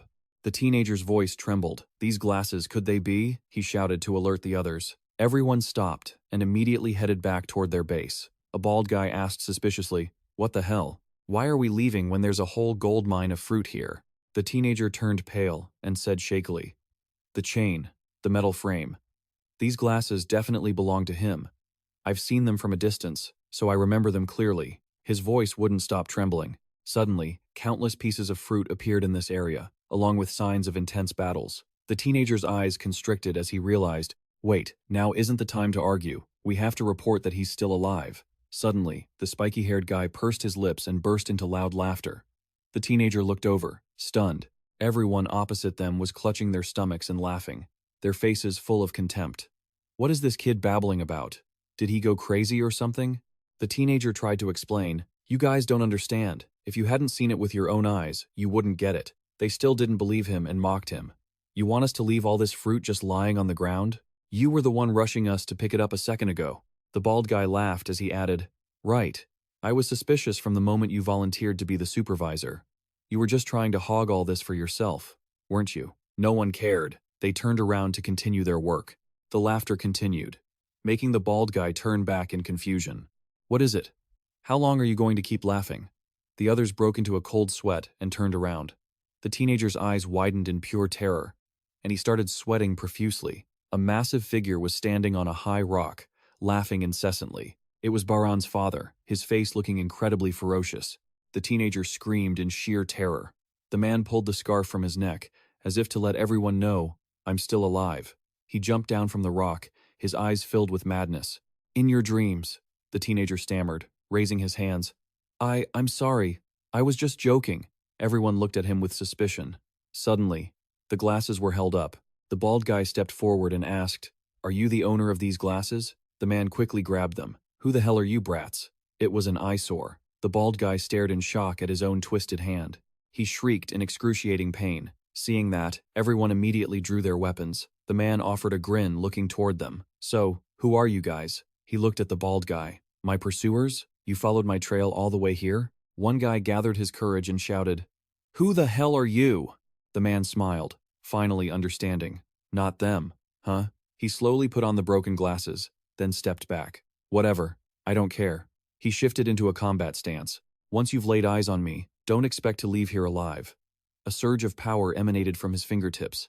The others turned pale. Blue aura? They immediately turned and ran. There's only one person with a blue aura. The teenager's footsteps flew past the others. He shouted while running. I told you! I told you! His face was twisted in panic. It's definitely him. Hearing this, everyone's jaws dropped in horror. The whole team took a combat stance. The man opposite them smiled gleefully. A combat stance, huh? He quickly channeled power into his hand. A blue light flashed in the air, accompanied by his excited tone. So, what should I do with you guys? One day, monsters descended from the sky. They began to rain down upon the earth. The streets were bustling, and people stood frozen in their tracks, stunned by the sight. The monsters started attacking those around them, throwing everyone into a state of panic. People screamed and ran, trying to escape. Those monsters ate humans. Everyone started crawling into basements and hidden corners to avoid them. Humans were forced to live like rats to survive. Survivors called that event the apocalypse. Returning to the present, the monsters were gathering in huge numbers, occupying the tall buildings. A lens was observing them from afar. The person slowly lowered the binoculars and asked, How long will that one sleep, I wonder? Two figures on a rooftop across the way were talking about the monsters. It stopped moving on the second day after the apocalypse. Let's just pray it doesn't move again. Lena frowned, feeling deeply uncomfortable. If it suddenly wakes up and heads this way, we'll be flattened like dried squid. But even so, I'm not planning on sitting here waiting to die. Even if I go, I'm going to make that bastard eat a hit. The young man beside her clapped in admiration. So cool. As expected of you, Lena. She shot him an uninterested look. Don't say such cringy things. Cool? We're only hiding like rats because the streets are crawling with monsters. Lena's eyes were full of calculation. If I could, I'd love to go out and have a real fight. She recalled the chaotic scene in the streets, facing the monsters invading Earth and the people running in panic. But she had seen it before. Lena imagined the hideous forms of the monsters. Watching them regenerate, she rested her chin on her hand, looking incredibly bored. I don't like hiding, but dying for no reason is even worse. The surroundings grew deathly quiet, lacking the warmth and joy of the past. The sound of their footsteps echoed on the rooftop. Lena looked ahead, suspicious, and asked the person next to her, "Why do you want to live?" She glanced at the young man. "In this godforsaken world, there must be something driving you." The young man looked stunned, then avoided her gaze. He began to hesitate, looking into the distance. I've never thought about the reason for wanting to live," the young man replied hesitantly. "I just want to live, because I want to live." Lena was momentarily taken aback and repeated, "Because you want to live? You want to live?" The boy turned, speaking excitedly. "Plus, meeting you, Lena, makes me feel like I'm actually alive. I never expected to meet someone real before I die." Lena didn't know what to say, feeling helpless. "You're really something." Monsters nearby heard them, so they quickly moved along the debris to leave. "What about you, Lena?" She heard the question and didn't hesitate, answering immediately. "For me, I don't even need to think about it. There's only one reason." The young man turned to look, feeling very curious. He didn't notice the rubble moving slightly beneath him. Suddenly, a blade pierced straight through his hand. The young man's eyes widened in panic as he looked at his impaled arm. A group of people suddenly emerged from the debris. Lena gasped in shock at the scene. A large, muscular man grabbed the young man and covered his mouth. A teenager with a disgusting expression leaned in and licked the boy's cheek. "It's been a long time since we've had fresh meat." The guy with the glasses behind them pushed his frames, asking nonchalantly, "How should we prepare it? We have no fire. Should we grill it on an induction stove?" The bald guy next to him frowned at the young man and replied, "Don't cook it. Eat it raw while it's fresh." The group wore perverted, dirty expressions. The leader tightened his grip on the young man's body. "Prepare it however you want.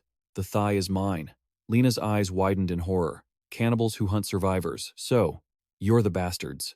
The young man struggled to escape, but his mouth was covered and his limbs were pinned. The leader stepped forward with a warning expression. "Hey, keep it down. Do you want to get that girl killed too?" Suddenly, steady footsteps approached from behind. The whole group turned around, vigilant. "Who's there?" A gun was quickly pointed at them. A police officer walked up, holding the gun with trembling hands as he looked at the savage group. "You disgusting freaks. I heard everything you were planning." The young man looked at the police officer's hat with teary eyes. Like he had found a ray of hope, he tried to struggle. "Help me. Save me." The officer's hand, holding the gun, shook as he placed his finger on the trigger. "You monsters." The old man was dripping with sweat. "I already said I'd give you the thigh." The young man's face went completely blank upon hearing this. The man looked at the officer calmly and spoke. "Lean meat isn't my taste. I know, but it's yours. Put that aside." The savages raised their knives again, turning toward Lena. "What about her?" The young man, with a knife pressed to his throat, gnashed his teeth in fear. Lena let out a sigh of complete helplessness. She hurriedly thrust her hands forward. Lena urged them with an incredibly calm expression. "If you're going to do it, get on with it." A metal cage was quickly locked shut, with Lena now sitting inside. The bespectacled brute spoke up. "It's been over a week already. When is the boss coming back?" The bald thug next to him replied, "He took all the combat personnel with him at once, so there's no one left to handle the monsters invading our territory." Outside, a figure was lurking, observing everything around them. That person stared at the monsters below, which explained why they were swarming everywhere. "We used to be able to sing and have a good time without a care, but now we have to live holding our breath like this." Just then, a guy was sitting on a chair, blindfolded, and tied hand and foot. If only he'd left some eyes and ears behind, it would have been a lot easier. "It's so pathetic." The bespectacled brute returned, looking incredibly excited. "At least we got our hands on the food." He turned back to Lena. "It's been days since we've had anything to eat." He placed a hand on his growling stomach, visibly annoyed. "If the boss hadn't taken all the supplies with him, we wouldn't be this hungry." The bald thug chimed in. "There's no reason for us to bleed needlessly anyway." The bespectacled brute started drooling. "But man, this is delicious. That big-eared guy is top tier, I admit it." He glanced over at her. "Hey, you look familiar? Am I imagining it?" The young man from earlier, who had been dumped on the ground, wasn't he the leader of that famous villainous band? It seemed the guy next to him said the same. The two quickly approached the cage, recognizing her with excitement. That's right. It's Lena, isn't it? I've seen her on YouTube before. I hate types like her. What kind? Those who use song lyrics to show off. Stuff like, I'll destroy this, I'll smash that. Those lyrics are so cringy. The bald thug shrugged. They lack any substance. In reality, they can't do a damn thing. At that moment, another guy walked over, pulling a rope, caught two more. The two newcomers quickly dragged over someone with a hooded head and a masked face. What? Where did you find these guys? I saw them wandering around nearby. I threatened them with my knife, and they followed me like lambs. The bespectacled brute was thrilled, his eyes narrowing. Cowards like these mean a feast. Who should we butcher first? Suddenly, a hand reached out and grabbed the young man's shirt. The bald thug walked over and hoisted the young man up. This one, of course. Any longer, and he won't be fresh anymore. The young man was dragged along the ground. Suddenly, he struggled and broke free, leaving the thug stunned. He used his strength to knock off his gag and shouted, "Lena, I want to hear your music one last time." Lena was stunned to hear him mention her. Her music. The bald thug smashed the hilt of his knife into the young man's head. The boy quickly passed out on the ground. The bald thug approached. What if other monsters hear us? Hurry up and carve this one up. They started stripping the young man's clothes off, bringing over a saw and a sharp knife. He lay unconscious and naked on a mat. The savages gathered around him, tools in hand. Lena suddenly called out from inside the cage. The guys turned back, looking suspicious. She asked with an incredibly calm voice, "What about me?" The two men broke into a sweat, looking baffled. "What?" Lena raised her bound arms. She dropped her gaze and offered, "Forget him. Take me instead." The savages smiled with wicked delight. The guy approached quickly, looking incredibly excited. "Looking forward to your turn, are you? That's not hard at all." Lena slowly lowered her bound arms. She wrapped them around the bespectacled brute's neck. Suddenly, Lena pivoted and launched herself off the ground. She quickly moved behind the bespectacled man. The other two were shocked and terrified. What the hell? Lena used both her arms and legs to tighten her grip on his neck, making him writhe in pain. The bones in his neck shattered under the pressure. He was quickly taken down, lying limp on the ground. Lena let out a refreshing sigh. The other two, furious and horrified, lunged at her. How dare you?" They looked down at the bespectacled brute lying on the ground, then looked up and roared. "You killed our comrade?" The bald thug smiled with a twisted expression. "More food. That guy wouldn't stop whining, so this is good. Thanks for doing me a favor," Lena remarked. "What a positive mindset you have there." Suddenly, he leaped off the ground. The bald thug rushed at Lena with his knife. But my type is women. In her eyes, there was no fear, only a steady gaze ahead. She noticed her guitar lying in the corner far away. The bald thug roared, charging with grim determination. Lena raised her foot, aiming straight for his face. The bald thug couldn't react in time and took a kick to the face. She dodged the other guy rushing at her. The guy looked back with a furious expression, swinging his saw, but Lena ducked and dodged it. Lena used her bound hands to punch toward the other one. The bespectacled brute quickly lunged with a knife, stabbing straight down at the young man's arm. "Stop. If you don't stop right now, the chance of killing him is 100%. Lena froze, not daring to move forward. The guy who got punched earlier was groaning. My nose, Lena, still bound hand and foot and gagged, was tossed into a corner. The bespectacled thug walked over, pulling a rope tight. "I'm surprised you fight better than I thought." He looked at her, now gagged and immobile. Finally, a bit of peace and quiet. He quickly locked the cage door with a key. He smiled and said, "Don't be too sad, because your turn is coming up next." As Lena looked at them with burning rage, a voice suddenly echoed from the side. "Number of enemies." She glanced skeptically at the two beside her. The one fully masked and hooded spoke up. "If we count the other buildings, there might be 10 more. Who has the thing we're looking for?" The hooded one replied, "You mean the radio? Haven't seen it yet, but there's definitely a backup." The other asked, "Are we going now?" The hooded one immediately countered and stopped them. "No, it's not time yet." Lena glanced over, wondering to herself, what is this? They can still chat calmly in this situation? On this side, the savages approached the young man. "Where should we start?" A blade was quickly placed against the boy's arm. "How about we start with the hand?" The masked man's eyes darkened. "Is it time?" The hooded one refused. "No, the signal hasn't come yet." He hesitated. "But, we have to go now." The other still refused. "Not yet. We have to wait until we're certain." The hooded one was resolute. "If we stand up now, we might not find what we're looking for." Both their hands clenched. The mission's success rate would drop. They both watched the savages intently. The blade was pressed firmly against the young man's arm, and then his hand began to bleed. The young man screamed in agony. Baran couldn't take it anymore and stood up, looking ahead. Sorry, I'll figure out how to handle the power in my hands myself. Baran raised his hand, and a wave of energy quickly erupted. Baran used that power to break the ropes binding his hands. The ropes snapped into tiny pieces. Lena watched his actions, her eyes filled with immense shock. Baran slowly took off the hood covering his head.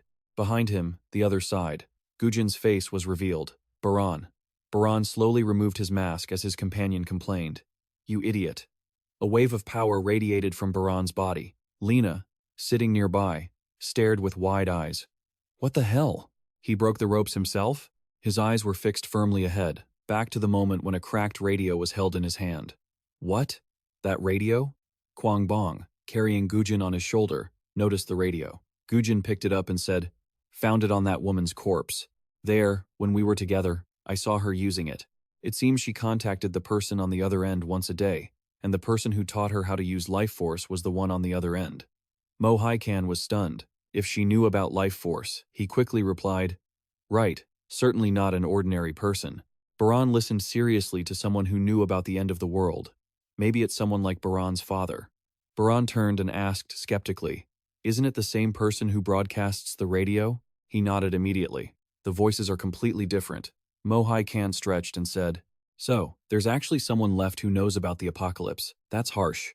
You could have at least warned me before arriving. Gu Rin picked up the radio and spoke, but it was dead, probably smashed during the fight. A real shame. I wanted to try talking to whoever's on the other end. Zinkbeard chimed in from the side. If this young master couldn't fix it, no one can. It's built with specialized parts, making it impossible to repair. He explained that there was a shortcut to the broadcast station to avoid the bandits, but now, it's swarming with stragglers from the bandit group. Baran looked incredibly annoyed upon hearing that. What a pain. I thought we'd wiped them all out. I didn't expect any survivors. He looked over at Gujin and asked, Gujin, what's the plan?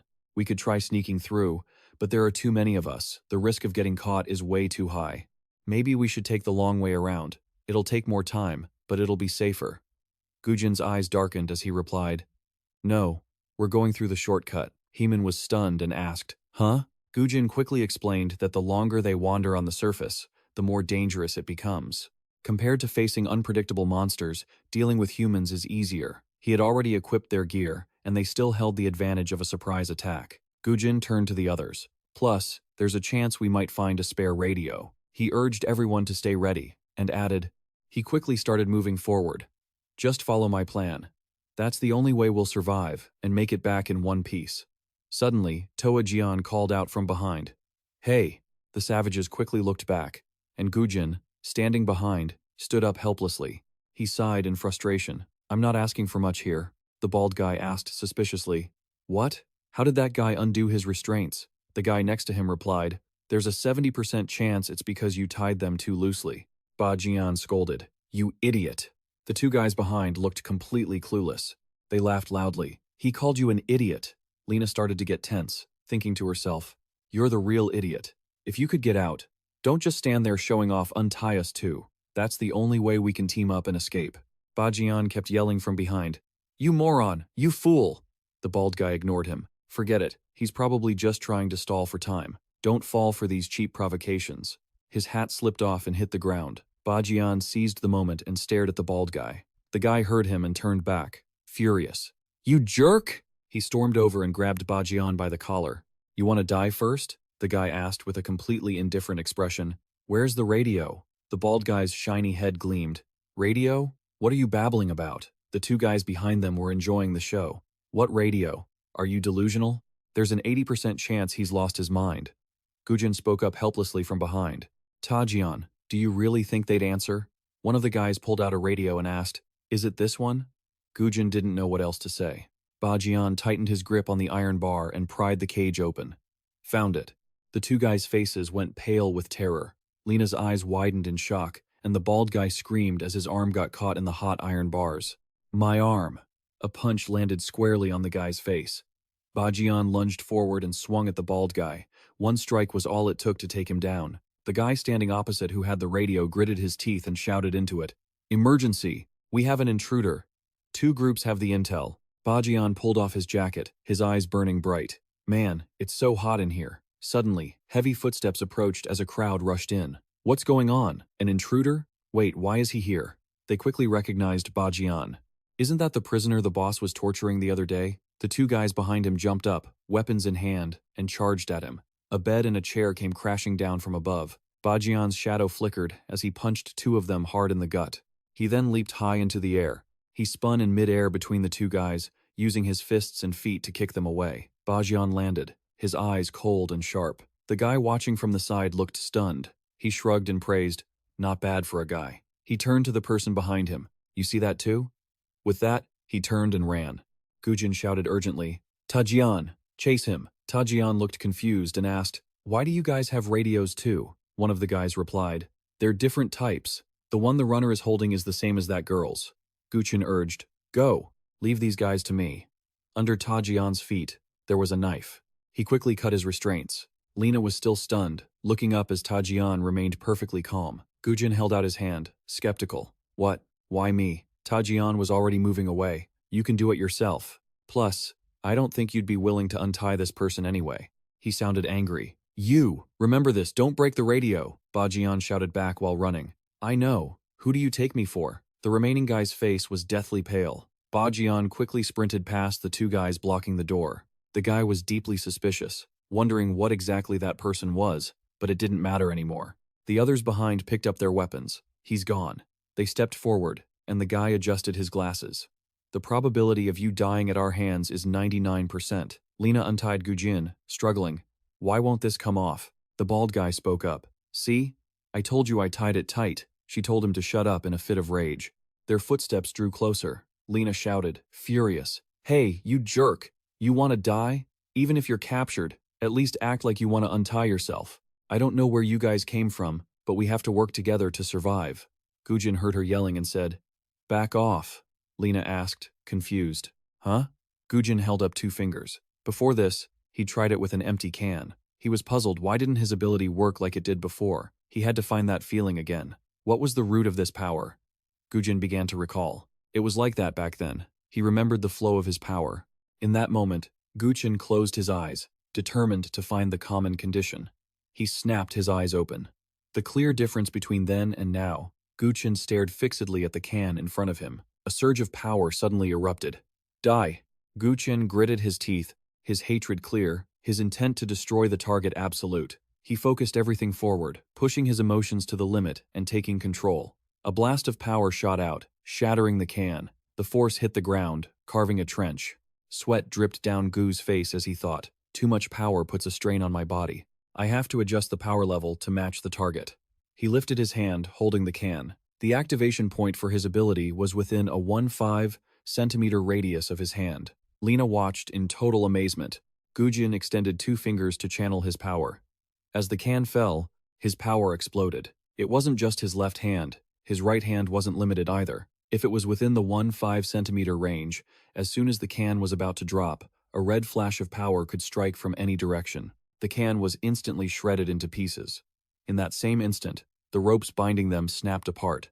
Gujin stood up, looking perfectly calm as Lena stared in shock. He lunged forward. The thugs watching were terrified. "What? What was that? How?" The rope Gujin's eyes flashed as he stared at the hand gripping the knife handle. His eyes narrowed, and he leaned to the side, dodging the downward slash.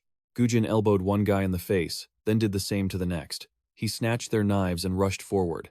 Everyone he brushed past took a painful hit. The savages gritted their teeth, struggling to endure. Gujin glanced behind him, unaware of an arrow flying toward him. Gujin's eyes locked onto the arrow inches from his face, and suddenly, a knife swung out. Gujin immediately used the knife to block the arrow. He was shocked to see Lena dash past him. The guy who fired the arrow was horrified. Lena lunged forward and slammed into him. She skidded across the ground to stop herself. Lena looked at Gujin, asking suspiciously, "That move just now, how did you do that? Can't you use it on people?" Gujin panted, replying, "I can. But to create significant damage, it takes time to build up. In a chaotic fight like this, using a weapon directly is better." Just then, both weapons shattered, leaving him speechless. Both of them quickly rushed forward. "I definitely need a decent weapon. My gear must be around here somewhere." "There." Suddenly, the guy with the glasses shouted, "Stop!" Lena froze. afraid to move. The guy screamed as a warning. Take one more step, and the probability of me stabbing this guy randomly is 100%. At that moment, a blade was held against the young man's throat. Gujin looked completely bewildered and called out, Wait! Wait! Why aren't you running? Why are you just standing there? The others approached with sly, cunning expressions on their faces. Their hands began reaching toward Lena.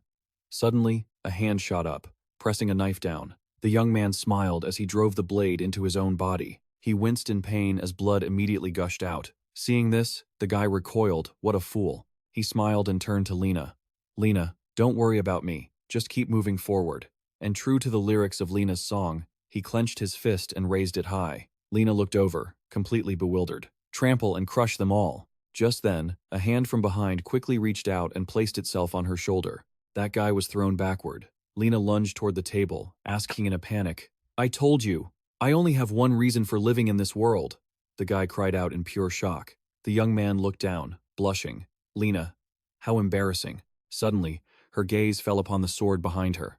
Gujin reached out and shouted, Throw away your weapons right now. The barbarians were rushing forward like madmen, and Lena's hand quickly darted out. She gripped her instrument tightly. Gujin watched, both stunned and panicked. Lena plucked the strings of her instrument, saying, Whether this world is worth it or not, I'm going to keep on playing. The young man looked down with a smile, as expected of Lena. As rapid footsteps thundered toward them, Lena smiled and asked, So, what should I play? The young man replied, That one, of course. The instrument switch was flipped. Let's rock. The guy next to them couldn't stop laughing. What a bunch of idiots. The guy adjusted his large glasses. Choosing a guitar instead of a weapon? Lena smirked as she approached with the instrument. Her arm rotated slightly, and the gears inside began to shift. The guitar's body began to extend. Lena swung it high, and the back of the instrument quickly transformed into a saw blade. The guy was still laughing, oblivious. Your chances of dying are? He shouted, looking completely insane. 1,000%. Suddenly, the instrument slammed into his twisted face. Lena smiled and lopped his head off. The guy's head flew away before he could even react. Chapter 60. Even though he was surrounded, Tajin's expression didn't change at all. Seeming confident of victory, he chuckled and spoke up. You idiot! You thought you could enter the tiger's den without us knowing? Even you can't handle this level of force. Hearing this, he replied calmly. The tiger's den? I'm sure I've heard that phrase back in the basement. Looking at the people who were gloating, Tajin's voice rang out again. But suddenly, a bone-chilling killing intent radiated from him. He wondered if this analogy was really appropriate right now. Instantly, an overwhelming mental pressure was released. Seeing this, those people were terrified, frozen, stiff with fear. Tajin stepped forward, his expression unchanged amidst all the chaos. Now, a mocking voice appeared before him. People on the surface have a saying, as long as you keep your head, you can survive the tiger's den. With a look of amusement, he dismissed it as mere talk from the weak. He stepped closer and whispered into Tajin's ear, Being stronger is all that matters. That voice continued while Tajin remained calm. Whether you're alert or not, it doesn't matter if you fall asleep. Suddenly, he clapped his hands together. Greater power will crush the weaker one. Seeing this, Bon quickly moved into a defensive stance. The man laughed, but you can't use a cannon to catch a rabbit. Seeing that relaxed attitude, Bon didn't dare lower his guard. The man's words just kept echoing. There are many interesting things in human combat techniques. For example, boxing. Immediately, Tajin unleashed a move, easily knocking one guy down before fluidly spinning around. Or taekwondo, a knee strike was delivered decisively, as if the man was still right behind him, coaching him. Karate, Muay Thai. Just like that, in the blink of an eye, Tajin had beaten them all to the ground. Judo? Not bad if you've mastered them all. The only guy left lucky enough to survive shouted in terror, What is this? A voice suddenly boomed. Smash his face in. Tajin complied. Okay. In a flash, he rummaged through the guy's things. It was a phone, Tajin muttered. Found it. And suddenly crushed the phone with his bare hand. Elsewhere, Lena was standing shoulder to shoulder with Goosen. He coldly took down one guy, and she knocked out another. As the blade was driven into the floor, Gujin muttered, Ko, what kind of stupid weapon is that? The lyrics to that song were actually true. He hadn't even finished speaking before Lena cut him off. If you're a musician, you should cherish your instrument more, you know? He looked bewildered. What was that? She replied excitedly. Don't tell me. You've known me for a long time and we're just pretending not to? That's actually kind of cute. Hearing this, Goosen said with disgust, "That's not funny at all. It's just a uselessly good memory." Lena replied calmly, "Is that so? Then, how many lives have we taken so far? Do you remember?" Hearing this, he answered honestly, 13 and a half. She retorted, "What the hell is half a person?" Looking at the guy next to them, gasping for air, Gujin swung his sword without hesitation. He then continued his answer. "Now it's 14. Lena cheered. "You really do have a great memory." Right at that moment, a shocking sound made them both jump. Feet were pounding toward them at a terrifying speed. It was a barbaric monster. Facing this, Goosen thought to himself, "This fight is too reckless. Even if we have to fight, we should have dealt with it via assassination. We need to end this battle quickly." In the blink of an eye, the monster rushed in, with debris flying everywhere, its massive body terrifying to behold. One of the guys was suddenly snatched away. Gujin frowned. Is it already too late? Now, the monster was busy devouring the barbarians in its grasp. Lena was rushing through the crowd. Cutting these guys down is easy, but you can't kill that thing. Suddenly, she turned to Gujin and shouted, "Hey, take this chance and run." He held out his hand firmly and said, "No, there won't be a better target than this." Seeing the sparks of power flowing over Gujin's hand, she was stunned. "Is that what you showed me earlier?" With a determined look in his eyes, he said, "But it will regenerate." With that, Goosen's power was instantly released. The energy was fierce, shooting out like a jet, flying straight at the monster without a hint of hesitation. The energy was as sharp as a blade, quickly slicing the monster into several pieces. Witnessing this, Lena's jaw dropped in shock. Looking at the fatal hole in the monster, in an instant, its massive body began to shrink, quickly turning into a round mass. Lena gasped in horror. "Did you kill it? How on earth did you do that?"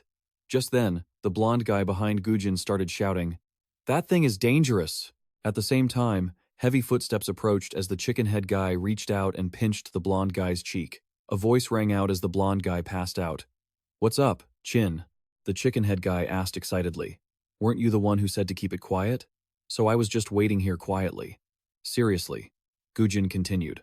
"Baran, that's on you. We only needed to wait a little longer." The man deliberately mimicked him to tease him. As expected of Jian, "I like this way better. It's more satisfying." Nearby, the guys who were blindly charging forward accidentally bumped into Lit. A wave of terror washed over them as the aura he was radiating made one of them scream, "What is up with this guy's strength? Is this guy running away too? Who are those people?" Suddenly, the man's eyes grew filled with terror. Seeing Bombhead, he yelled, "What? Are you in on this too? Just a weak-looking old man? Perfect." Suddenly, the old man looked as if he had seen something, and quickly hugged him. "Wait, you're hurt. Let me see. Don't let my looks fool you. I'm a doctor." Then, Bombhead's expression turned serious, thinking he probably needed anesthesia. He slowly pulled something out of his pocket, a huge rock. This left the guy frozen. Bombhead quickly smashed the rock into his head and muttered, "Go to sleep. On this side, you just finished tying up these guys." Saying, thanks to Chin drawing their attention, it was much easier. The girl next to him added, "I still remember this jerk. You said you were going to take revenge, right? Should I just break your legs?" Nearby, a corpse with a severed arm lay exposed. She whispered, "A dead body," he explained. "They're all like demons. They deserve to die." Lena was stunned.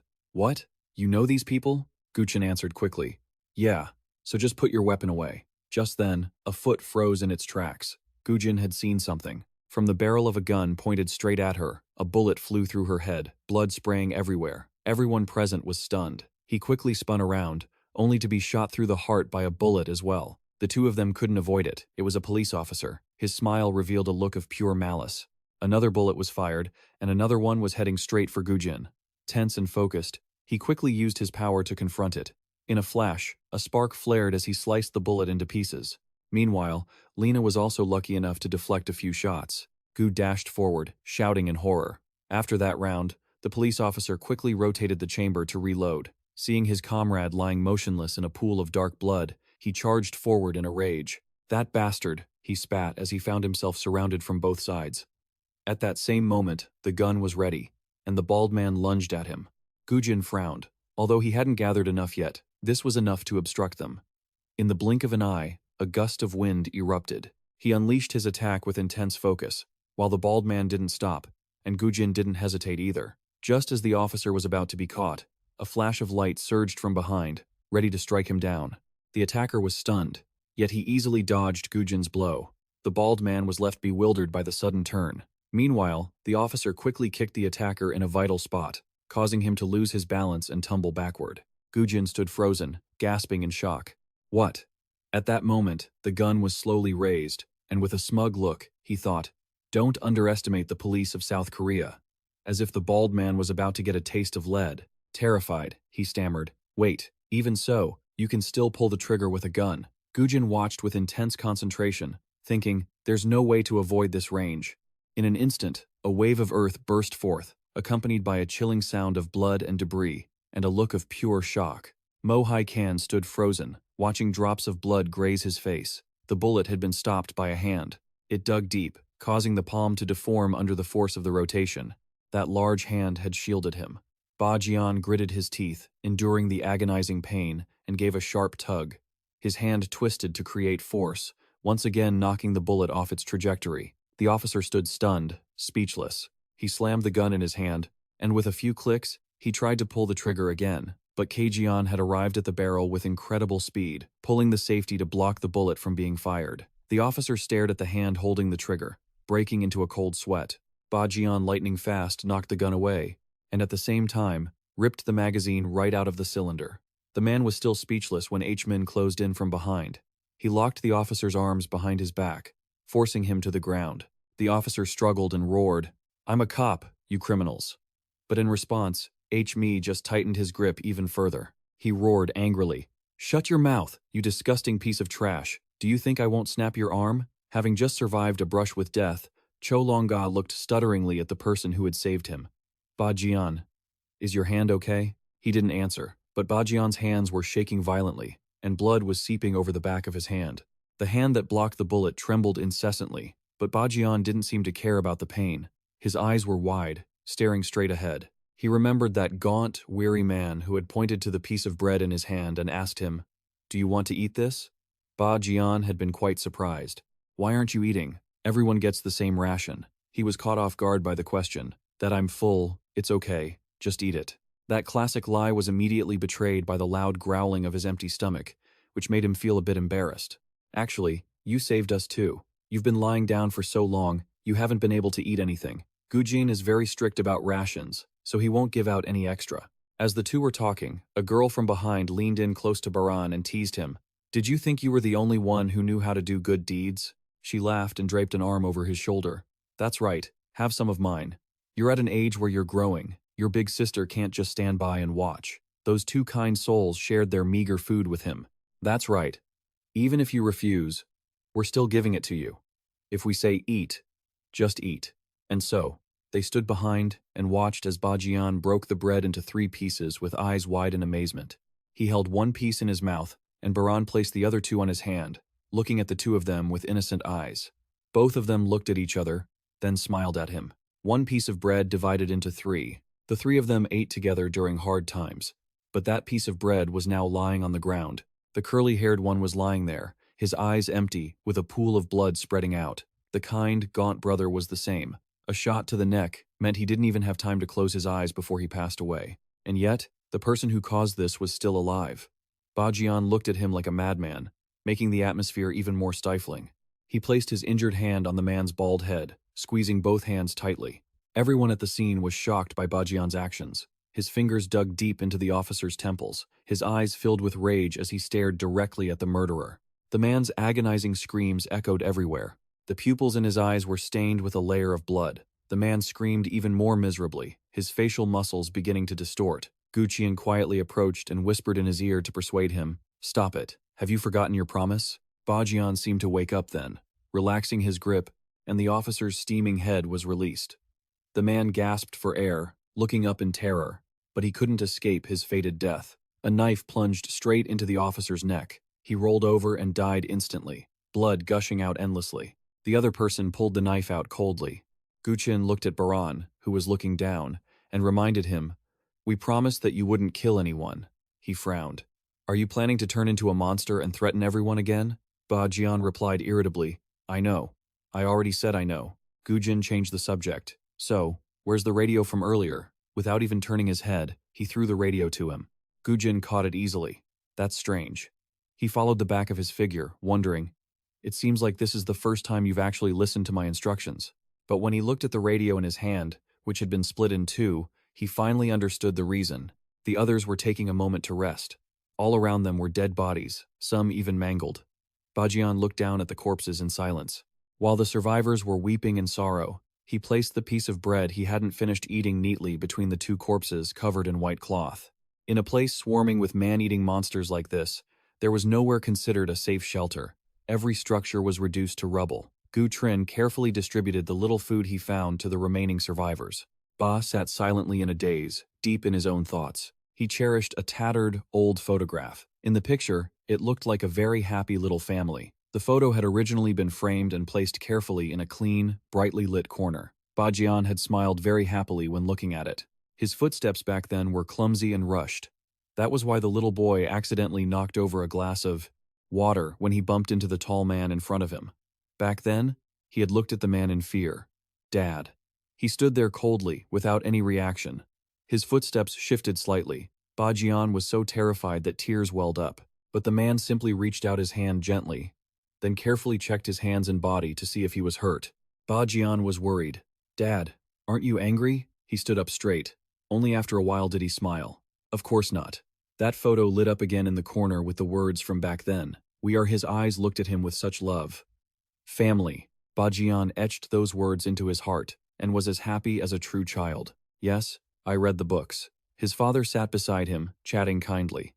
Family is the place that gives you strength, no matter what happens. Those gentle eyes looked at his youthful face and taught him warmly. Sometimes you might feel lonely and angry, but at those times, you must try to be patient and talk about it. Okay? Little Bajian asked innocently. Talk about it? He still patiently explained. Tell me what made you lonely and what made you angry. In that small room, his steady voice echoed incessantly. As long as we always look toward each other, no matter what happens, we will understand each other. Those kind eyes looked in one direction. Your mother, that's what she would often say too. The family photo frame was placed carefully on the bedside table. Bajian gathered his courage and asked him, what kind of person is Mom, Dad? His father smiled. She is the person who loves you the most in the world. He was very happy and also very surprised. Really? But the person I love most is you, Dad. Those innocent words shocked the middle-aged man. He smiled, a smile even happier to be loved. Little Bajian still looked at him innocently and expressed his wish. Even so, I still want to meet Mom soon. I have so many things I want to ask her. Suddenly, he had no way to respond. A long time later, Bajian's father finally found an explanation to tell him, it will be very difficult to meet your mother now. He was a little unhappy. Why is that? The smiling face from just a moment ago turned somber. His mother was currently outside this basement, very far away. Baran looked at his father and asked, does this mean I'll never be able to see Mom again? He quickly turned away, avoiding the question his son was desperate to have answered. It was time for bed. Just then, a loud noise from the ventilation fan cut through their conversation. Baran looked toward it with anxiety. The sound grew louder and louder, as if the vent cover were about to burst open. His father stopped, and the boy's small arms were soaked in sweat. He reached out in fear, his eyes welling up with tears. I'm so scared. His small, trembling hand reached out toward his father. Please, stay with me. His father came to a full stop. The lights in the room were still on, and Baran could finally smile and fall into a deep sleep. Wrapped safely in his father's warm embrace, he slept soundly. He had enjoyed such peaceful times with his father in that small room. His father had told him about the world on the surface. They had talked about green trees under the sunlight. His father's face would glow with happiness when he mentioned them, saying that place was truly beautiful. And that was why, even as a young boy, Baran had deeply longed for the day his father would take him up there. The two of them had been so happy that he secretly thought, it wouldn't matter if I never went to the surface, because in that small, always lit room, he always had his father by his side. I really love this basement, he thought. In that place where sunlight never reached, Baran got through his simple meals. Even though the meals were repetitive and every day felt the same, making him lose interest and sometimes even show his disdain for the food, the place still held the occasional warmth of the stove and a hot pan of food. He still loved those rare, home-cooked meals his father prepared. They were little surprises he had come to enjoy. Even if the food didn't taste very good, and the flavor was a bit lacking, it was fine because he could feel the warmth. Their basement was also stacked with books, interesting stories he never tired of reading. Baran was free to read whatever he wanted. I really love Dad's study, too. He could even fall sound asleep with his father nearby. Sometimes, even when he heard terrifying noises while sleeping, he felt safe knowing his father was always there. His father would silently watch over him. Yes, perhaps he would always remember the sight of the cup of water he had knocked over on the floor that day. And the look of concern his father had given him then. It wasn't just because he was content with the basement that he liked it. He had received warmth from his father's reaching hand, the only family he knew in this dark, underground home. Back then, in his world, his father had smiled tenderly and forgiven his mistake. His father gently took his small hand. There was only his father. But deep in that basement, in the hallway after Baran had fallen fast asleep, his father was left all alone, feeling lost. He walked silently under the dim yellow light. His footsteps grew heavier and heavier until he stopped, standing alone in the long, long hallway. Unable to hold it together any longer, he held his head in his hands. The father's emotions exploded. The yellow light continued to glow, dim and devoid of warmth. His hand hung limp at his side, slowly sinking into the shadows. The long silence signaled that their fake, peaceful life was about to come to an end. The darkness swallowed their rare family photo. Everything looked terrifying, like the start of a nightmare. In that photo, the mother's face, holding the child, was unclear. Their features were blurred and distorted by vague lines, and the mother his father longed to see was nowhere to be found. Clearly, Baran had finally received the bad news. He asked in confusion, "What did you say, Dad?" His father had told him the truth. Baran didn't really believe it, or perhaps he told himself it was just a joke. The apocalypse? Dad, I don't understand what you're talking about. He still innocently believed in the warm days they had just shared. Besides, didn't we promise to play together today? Let's go. They were no longer on the same page, and things started to spiral in a terrible direction. His father returned to the cold demeanor he'd had when Baran had accidentally spilled water on him. A voice, no longer warm or familiar, echoed through the damp basement. Start training. He was led to a different room with neatly stacked towels on shelves, more light, and a much larger space. His father stood there, staring coldly at Baran, while the boy stood hunched over, unable to catch his breath. Trembling, Baran braced himself and looked up at his father with tear-filled eyes. "Why are you making me do this, Dad? I don't understand what you're saying at all." His father kept his face stern. "I already told you. A great threat is coming." Baran couldn't accept it and shouted, "But you never said anything like that before. Why have you suddenly changed like this?" His father remained cold. "The training isn't over yet." Baran gritted his teeth as he listened to his father's orders. "Get up, now." His father strode toward him again. Baran glared at his footsteps, tears pooling in his eyes. The tears stayed there, never falling, as if he were hoping for something. What he hoped for, perhaps, was that large, warm hand to reach out and pull him up like it used to. But those footsteps stopped right in front of him. His father didn't reach out to help him up. He just said coldly, "What are you waiting for? Learn to stand up on your own." That hand stayed at his side, not reaching out as it once had. Baran trembled as he pushed his frail body up to stand. "I understand, I'll train." His father watched his son struggle and bit his lip. Baran slowly held on to hope. Will you still play with me?" Darkness enveloped the father and son once more. His father was stunned when he saw the hopeful look in the boy's eyes. Baran forced himself to stand and look at his father. His days of peace ended right there. He entered a period of frantic, grueling training. From that day on, his father completely changed. Under his father's strict supervision, Baran worked tirelessly on physical conditioning exercises. His father began talking about the end of the world. Even when his small body was exhausted, Baran gritted his teeth and endured, forcing himself through the brutal workouts every single day. His arms were covered in wounds, trembling constantly from the overexertion. Baran's entire body was aching and shivering non-stop. Yet, his father would still coldly instruct him on when to wake up. Tomorrow, 6 a.m. Get some proper rest until then. The terrifying sound came from the ventilation fan again.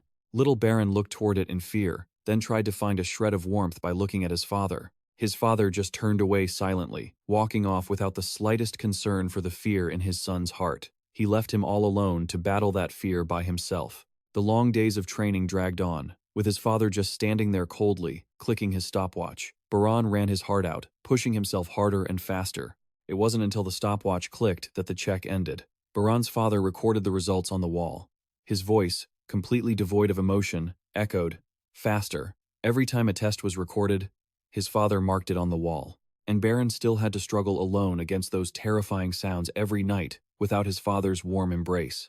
Terrified, he curled his body up, trying to make himself as small as possible to escape reality. The familiar click of the stopwatch rang out every day, and Baran kept running. He ran until his eyes opened to look at the path ahead, the marks on the wall increasing. Faster, and his tears continued to fall every night in his lonely bed. Baran was learning how to comfort himself and grow up. He accelerated, going faster with every passing moment. The timer clicked to an end. His training results now filled 2 rows of bricks on the wall. Time passed, and he ran past his father, his results piling up. The entire wall was quickly covered in the marks his father had recorded. Then, the terrifying noise started up every night. But it no longer made Baran curl up under the covers. He remained silent, the emotions in his eyes no longer stirred by fear. One day, his father suddenly looked at him. "What?" he said to his father, breathing hard and trembling. "I told you." Thick black energy radiated from Baran's entire body. Family are the people who will always be each other's support, no matter what happens. Things were about to take a different turn. His long-repressed feelings about the endless days of nothing but training finally reached a breaking point. Baran screamed, "Dad, no!" He yearned for the warm embrace his father had given him every night, or even those times they sat together reading books. He thought of the carefully framed family photo, too. Everything made him unable to accept the reality before him. "That's not my family." A spark of light in the dark night ripped open into many brighter beams of light. His father stood still, stunned by his son's rejection. Everything began to grow, more and more, wider and wider. Baran's father stood there, dumbfounded. He seemed to transform into an entity, merging into the night. Nothing but an icy, bone-chilling silence filled the room. He remembered all the good memories they had shared, from the toasted bread to the times they had played with water together, or the moment he would fall asleep and be gently carried to his room. And the meals that were sometimes repetitive and boring, the tenderness, the care, the attention he was given every night to ensure he had a peaceful sleep. The person who slept in that single bed with him every night, under the dim light, had now become a stranger, terrifying to behold. Bajian cried until he had no more tears left. From that moment on, he stared with resentment at that strange man. Suddenly, his ears picked up bizarre sounds. The man stood there, sneering, a terrifying smile etched into his mind. Dad had started making those strange, mocking laughs. He kept approaching with those chilling sounds, the kind of noise that made him freeze in his tracks. Then the familiar words echoed. "You'd better get to sleep. There's a brutal training session waiting for you tomorrow." Bajian looked with disgust at the person he once longed to hold him. The room went pitch black. He lay back down, eyes shut tight. But those haunting sounds returned. The movement made the screws loosen a little more each day. He couldn't sleep at all. His small, tormented hands clenched. Bajian helplessly curled into a ball. He drifted into a daze, opening his eyes to see a familiar figure. He was startled. Bajian timidly reached out to touch that body, but there was only cold, empty air. He jolted awake, his small hand gripping the sheets until he shook. He bit his lip hard to stop himself from sobbing as the warm, beautiful memory of his dad tucking him in flooded his mind. Bajian couldn't breathe. How could he have changed so abruptly? He remembered the days of being pushed to his limit, tortured. Yet the man would stand there with a smile, enjoying the sight. He cried again. Was that his true nature? Was everything before just an act? Yet, the smile from that day remained vivid in his memory. But why had he treated him so warmly back then? He wondered. If he had never known that warmth, he wouldn't feel this cold. Bajian tried to hold on alone in his despair. What is a family? Dad had once said that. He told himself it meant people who were each other's support, no matter what happened. His tears fell continuously, soaking the pillow. Did people like that even exist in this world? Dad suddenly thought of that photo, and he sat up to look at it. But he was curious. The photo included his mother, a woman he had never met, and he wanted to believe in it. He carefully moved toward it, reaching out a small hand, hoping that somewhere in this world his fingers shyly wanted to touch it. Bajian was cautious, as if afraid it might vanish just like his dad's warmth. He still held on to a glimmer of hope that someone would love him. That was why he tried even harder to return to the ruins of reality. Someone whispered in exhaustion, "When will we finally arrive?" He braced his knees to rest and asked the other person in a low voice. "The location I heard on the radio is around here." The other person scratched their cheek, confused. "So it's not here, but in the next district?" The other person immediately shouted. "What? You're a fool. Why tell me now?" This frustrated the one taking notes. Hey, I'm not from around here, so how would I know?" She pointed angrily at the four-eyed guy. "Then why didn't you volunteer to lead the way earlier?" They didn't complain a word while following. The two of them were getting so heated that the person next to them panicked and whispered, trying to calm them down. "Everyone, calm down. You're being too loud." Something was rushing toward them because of the noise, but they hadn't realized it yet. "We have to be especially careful around here. Everyone sent ahead has gone missing." They disagreed, thinking surely the others had already found the radio station and were resting. The girl didn't believe it. "That's impossible. They wouldn't be irresponsible enough to act on their own." The bald man suddenly interrupted. "Young people, hold on." The others were still arguing and ignored the old man. "Didn't you just say people went missing?" But the group fell silent at the sight of a headless corpse. They were late in assessing the body. It had gray skin. Something was still coming, and it was moving at extreme speed. In a flash, the only girl in the group of 4 lost her head before the bald man even noticed. "We're being attacked by a monster." They fell silent. The severed head was still floating casually in the air. Blood splattered, making the bald man turn around in shock. A second later, before he could recover, his head was severed from his neck too. That thing was terrifyingly fast. It maintained its insane speed, targeting the rest of the group. It lunged at the four-eyed guy and the other man. The four-eyed guy panicked. His companion was also catatonic. Both stood like statues. And then the four-eyed guy's head flew into the air. Only the guide remained, standing there foolishly. The monster revealed its form, covered in jagged spikes. The creature stood there, directing its featureless face forward. It faced the last survivor of the four-eyed guy's group. She froze, unable to stammer a clear word, her body trembling uncontrollably. "Don't come over here." But the creature just slithered behind her. It landed on the ground after the head was no longer on the unfortunate girl's neck. Her body collapsed heavily. Perched on a cliff, looking down at the ruined city, the creature leaned over, as if staring intently at a specific spot. Far, far away, amidst the collapsed high-rises, Bajian stood there looking in its direction. The apocalypse had arrived. Peaceful days turned into smoke, fire, and death due to mutated creatures. People ran in panic through the streets. Monsters brazenly grabbed and slaughtered them. The square glasses of the man also reflected the bleak light of the apocalypse. Even the ground beneath them shook incessantly. Everyone was confused and terrified. He went against the flow of the crowd, stopping to breathe heavily and look around. He gripped the small arm tightly, his own shaking. The young boy was terrified, crying as he looked at his father. "Dad, where's Mom?" He couldn't answer that question. He could only grit his teeth and swallow his rage. Finally, the boy's father decided to look his son in the eye and shouted, "Mia, you have to stay close to me." He lifted the boy up and ran.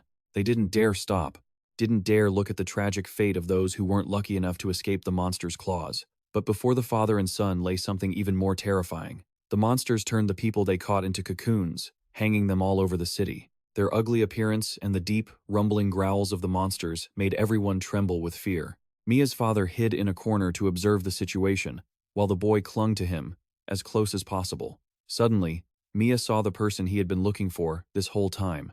"Mom!" His small feet took a step forward without thinking. It was then that his father realized his son was moving forward.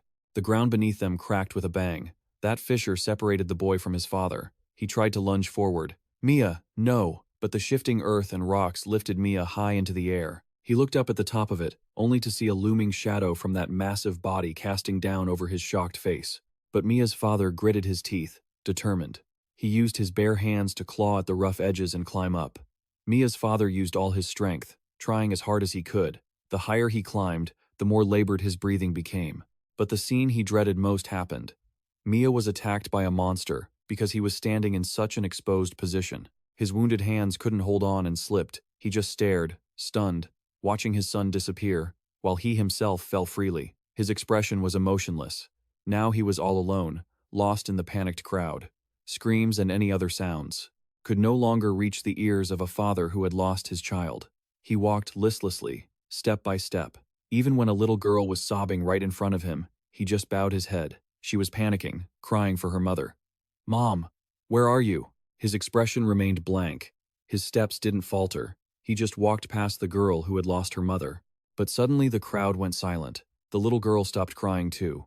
Is this the end? The terrifying monster saw her and immediately lunged. Just at that moment, the hand that seemed to have given up grabbed her shoulder and pulled hard. Mia's father had turned back in time to save her life. Her tears hadn't even dried as she stared blankly at the stranger who had just saved her. Mia's father, however, cried. He shouted at her, "Snap out of it! You have to survive!" Mia's father looked at the girl before him. The image of her stunned face and those two streams of tears matched Mia's fearful eyes. "Hey, now. Mia's father brought her to two strangers and asked, "Are this child's parents really there?" He was still very anxious. "At our base," H-Min answered honestly. "I heard there's a couple at our base looking for their child, a little girl wearing a red bow and a blue headband. They said they're looking for a child just like that." Mia's father looked down at the girl he had saved. "Of course, I heard she wears a blue headband," he said, still harboring doubts. "A blue headband, huh? She was wearing one recently. And if they lost their child around here, the situation fits." But the monster in the sky began its hunt. He became increasingly worried about her safety. Bringing the kid out like this is definitely too dangerous. Himin tried to convince him, "You're right, but if we want to get her out, now is the best chance." He looked at Ban standing right behind him and affirmed. Right at this moment, Baran and Moikan. One person was excited, one was still acting a bit clueless, and others followed Gujin. Everyone was already prepared. The sky above them went quiet for a moment. He scouted the situation and asked how much further it was to their base. Min quickly replied that they were almost there. They just had to cross 2 more hills to reach the entrance. Gujin looked at the map in the redhead's hand, but the problem was that those hills were quite high, so they had to split into multiple squads to scout the path. He turned back, and his gaze accidentally met Gujin's inquisitive eyes. Night fell, and monsters kept circling in the sky.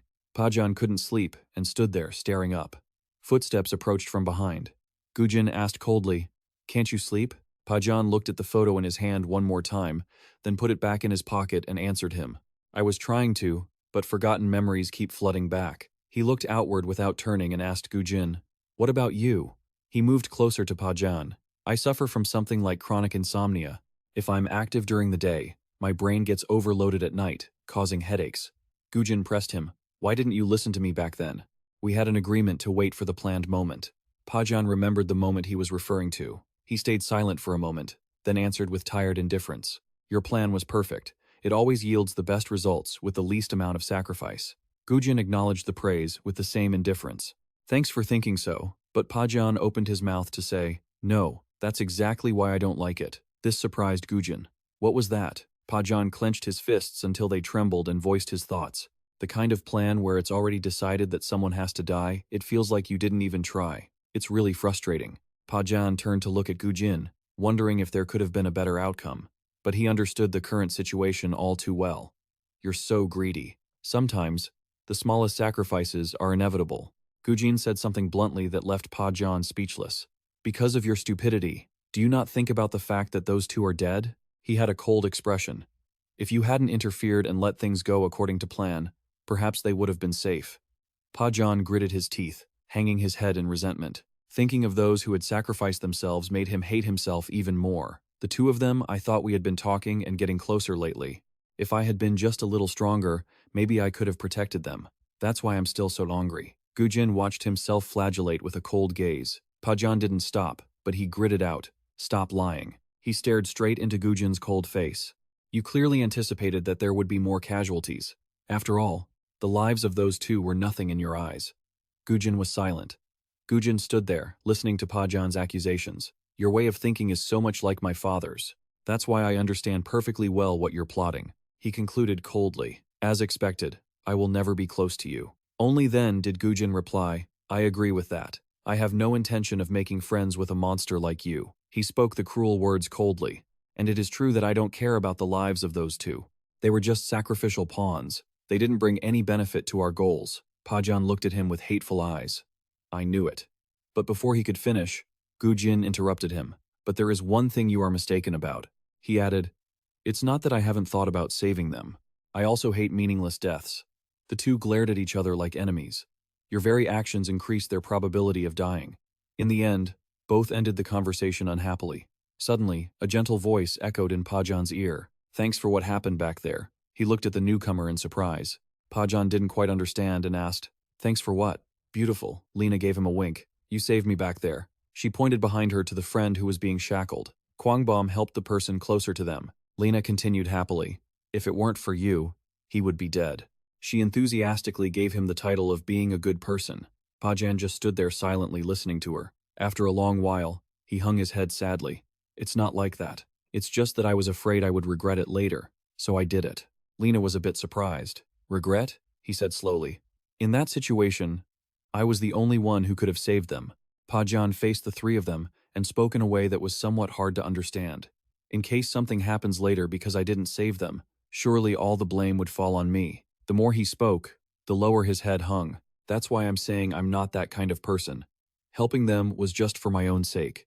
Lena didn't hesitate to ask. So, do you regret your choice? Pajan continued to sink into disappointment. I don't know. Maybe just a little bit.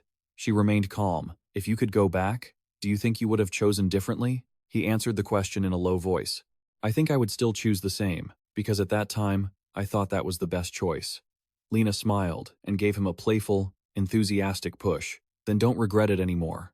That guy who almost died would be sad to hear that. She looked straight at him. Trust in the self from the past who made that choice. You tried your best back then, didn't you? But Pajan was still dejected. I understand. But if I were a little stronger, Lena felt the mood plummeting fast. I keep wishing I had eliminated the enemy faster so that everyone would be safe. She suddenly had an idea. She had to reward him so he wouldn't regret it. Lena asked Pajan, tell me your wish. I don't like owing people anything. He thought seriously for a moment. A wish? What kind of wish? Being asked so suddenly, the more he thought, the more confused Pajan seemed. Time passed without him having an answer.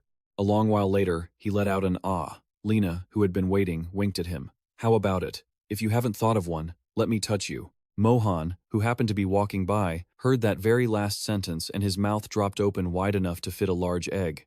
Pajan muttered what was written in the book. If there is a wish, there is surely only one. He frowned, puzzled. Let me touch you. What is this supposed to mean? At that moment, the protagonist's father approached from behind and snatched the book Pajan was intently reading. His voice sounded clearly annoyed. This book is not something you should be reading. It must have gotten mixed in by accident. Pajan closed his eyes, feeling uncomfortable as he recalled memories from years ago. As expected, I don't understand it at all. Suddenly being told to remember it like that was really hard. Lena's eyes went wide, and her jaw dropped. The next second, she flipped her hair back and smirked. I thought you were just a kid, but you're quite bold, aren't you? Lena locked her hand around his wrist and whispered in his ear. So, where exactly? But Pajan refused to say a word. I already told you I can't say it now. But Lena interpreted it with a darker meaning. Could it be that these are things that can't be said here? She nodded, thinking she understood, and took a step forward. Both her eyes and smile were filled with hidden, playful mischief. We'll figure it out once we reach the base later. Your name is Pajan, right? He nodded slightly and asked back. And you, is it Lena? You don't know my name? Did you just crawl out from some hole somewhere? Pajan didn't argue. Instead, he admitted it in the very way she had teased him. That's exactly it, which made her gape, speechless. What did you say? You really are a strange guy. At this moment, Mohan slowly called out to Pajan. The next second, he gave a thumbs up, his eyes fixed on Pajan. That's a real man right there. On this side, Heman was intently looking at the map of the route. We have to take a shortcut. But there is a problem. There are 3 shortcuts leading to the signal source. She immediately began to argue. So what's the trouble with that? Isn't having more choices better? But he seriously corrected her and explained in detail. The problem is that only one of those paths is open. To make management easier, they take turns opening the entrances. Normally, after going on an expedition, we would use a radio to communicate. But that radio was lost when we were taken prisoner. Hearing the back and forth, she asked in fear, in that case, if we have a 33% chance of picking the right entrance, what then? Does that mean we have to turn back for a long way? And if we pick the wrong door again next time, we have to turn back again? The older man sitting on the right asked, but if we stand in front of the entrance and ask them to open it, they'll open it for us, right? To his question, Heman shook his head while calculating. That'll be tough. The base we're going to has absolutely zero tolerance for breaking the rules. She pushed up her glasses and continued to ask a question, as if trying to reassure herself. Then, what about staying at the entrance until the next opening rotation? The older sister sat there and refused. That won't work. Who knows when it will open? She started to become restless and annoyed. Something this important, and you're only telling us now? Heman responded ambiguously. Even if you had known beforehand, it wouldn't have made much of a difference. He offered his plan. The only way is for everyone to go around and look for the open entrance together. If we're lucky, we might find it on the first try. But just when they thought, with no one offering any input, a counter-argument finally emerged. No, we can't, Gujin stated solemnly. That plan carries too much risk. In the worst-case scenario, the extended time required would only increase the danger. He was so serious that even Baran, watching him, couldn't help but press his lips together. If our timing is unlucky, we could arrive at one entrance only for it to close, while the one we just left opens. Hearing Gujin's analysis, Baran swallowed hard and muttered, I hadn't thought it through that far. Gujin stared intently at Baran with a sigh. There is one thing you don't understand, though. Why are you in such a hurry to head back? Baran glanced sideways at his companion, feeling self-conscious, and turned away. In a low voice, he explained, Because if I'm late, someone will worry about me. Suddenly, Gujin looked at Baran in an unusual way. Baran caught that gaze and felt a sudden jolt. A bold thought igniting within him. Hey Baran, you aren't suggesting we go back there now, are you? Gujin teased with a smirk. Are you scared? Baran gritted his teeth, cursing under his breath. Coward. Fine. I'm not canceling anything now. Instead, I'm coming up with a plan. With that, Gujin pulled out a handheld radio. He glanced at the group. We'll split into 2 teams to move forward. Whichever team finds the right entrance will use the radio to communicate. She let out a confused exclamation. 2 teams? Baran was observing the tower. He looked around, wondering, what if both teams encounter closed entrances? Then the entrance we haven't reached yet must be the correct one, right? Gujin, looking sluggish, began to give instructions. There are 3 shortcuts in total, A, B, and C. At the end of these paths are entrances, but only one is open. Baran explained his reasoning for this method to Gujin. If they checked entrance, shortcut A, and it was closed, then moved to B, the open entrance might have already shifted while we were traveling. Baran repeated the strategy to Gujin. Therefore, by splitting into 2 teams and using the radios to check A and B simultaneously, when one team finds the open entrance, the other team can regroup there. He remembered every detail. If both teams find their entrances closed, we just move to C and regroup there. Baran concluded with a tone of certainty. With this method, the probability of finding the entrance quickly and safely will be very high. Gujin was momentarily speechless, then just nodded, his lips moving slightly. You catch on fast. Baran winked. I told you, your way of thinking is easy to predict, so don't overthink it. Then, he tossed a radio over. All right, you have the same mindset as me, Gujin said, making a serious proposal. So, you lead one team. One team will be yours, and I'll lead the other. Just then, Mohican threw his arm around his shoulder and hollered, Baran, we're on the same team, right? He groaned, trying to push him away. You're heavy. Get off. Lena still didn't quite understand what kind of team they were, but Gujin coldly suggested, You guys should go back to our base. There are injured people too. Tagging along might just make you a burden. Lena felt slighted and bristled, ready to argue. A burden? Are you looking down on us? Or do you still not trust me as your ally?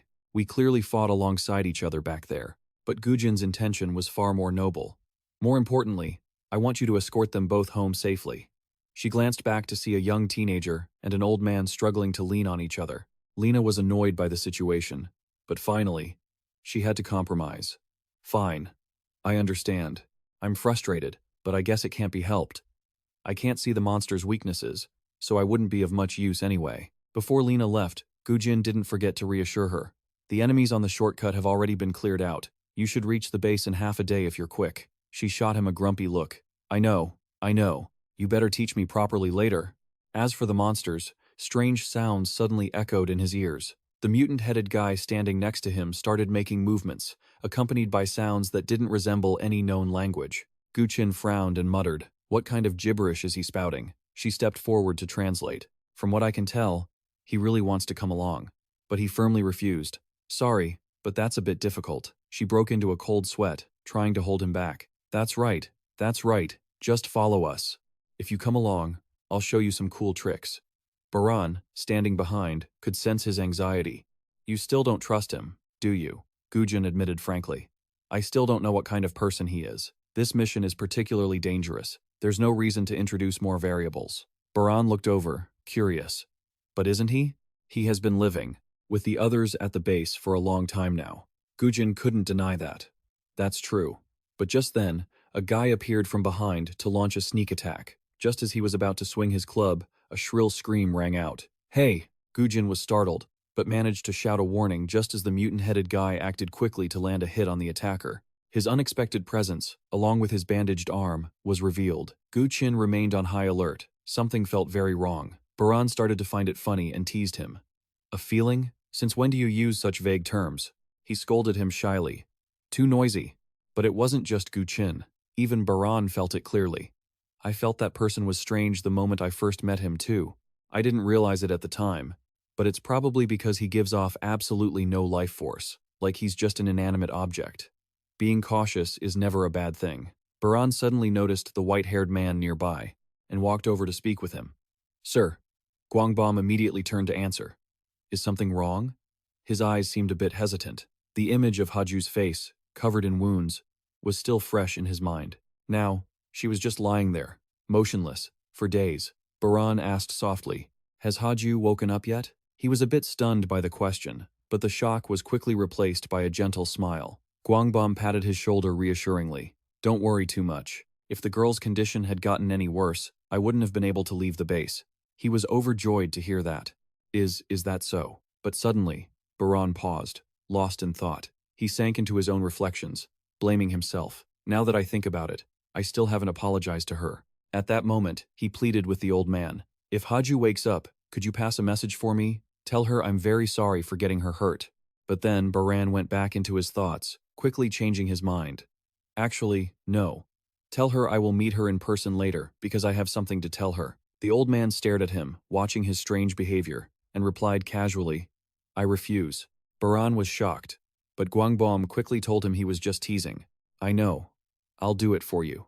But there's a condition, Baran asked, eyes wide with confusion. What condition? He smiled brightly and reminded him. From now on, don't call me sir or whatever. Call me grandpa. Baran was so stunned he couldn't find the words. He lowered his head, feeling shy, and his voice trembled. When you get back to the base, please send my regards to Haju. But it was only now that the information fully sunk in. His eyes began to well up. Grandpa? Guangbom responded with a kind smile. He began to ruffle his messy hair. That's it. Now you finally look like a kid. Haha. Baran, both embarrassed and shy, said, Don't do that. I hate it. Just then, Mohican came running over excitedly. Baran, we're all set. He was thrilled about the world inside. Let's start the adventure. We only need to go a little further to reach the place. To the person who most likely knows where my mother is. But suddenly, he froze. His right arm began to tremble, and the sensation spread throughout his body. Oh, Baran? Seeing him clutch his stomach, Mohican began to worry. Baran's face darkened as he pondered. Could it be? Mohican blurted out something that sounded very serious. Do you need to go to the bathroom? But Gujin asked him seriously. Baran, is it the monster? You're shaking more and more. Didn't you say you could control it? Baran tried to grit his teeth to endure the stabbing pain. He began to notice the strange looks from those around him. So, Baran tried to wipe away the sweat, acting as if he were okay. I'm fine. Gujin didn't seem to believe him, but he reluctantly gave in. What? If you say so. Under the scorching sun, they marched into the building with increasing ferocity. Gujin's voice was as serious as a command.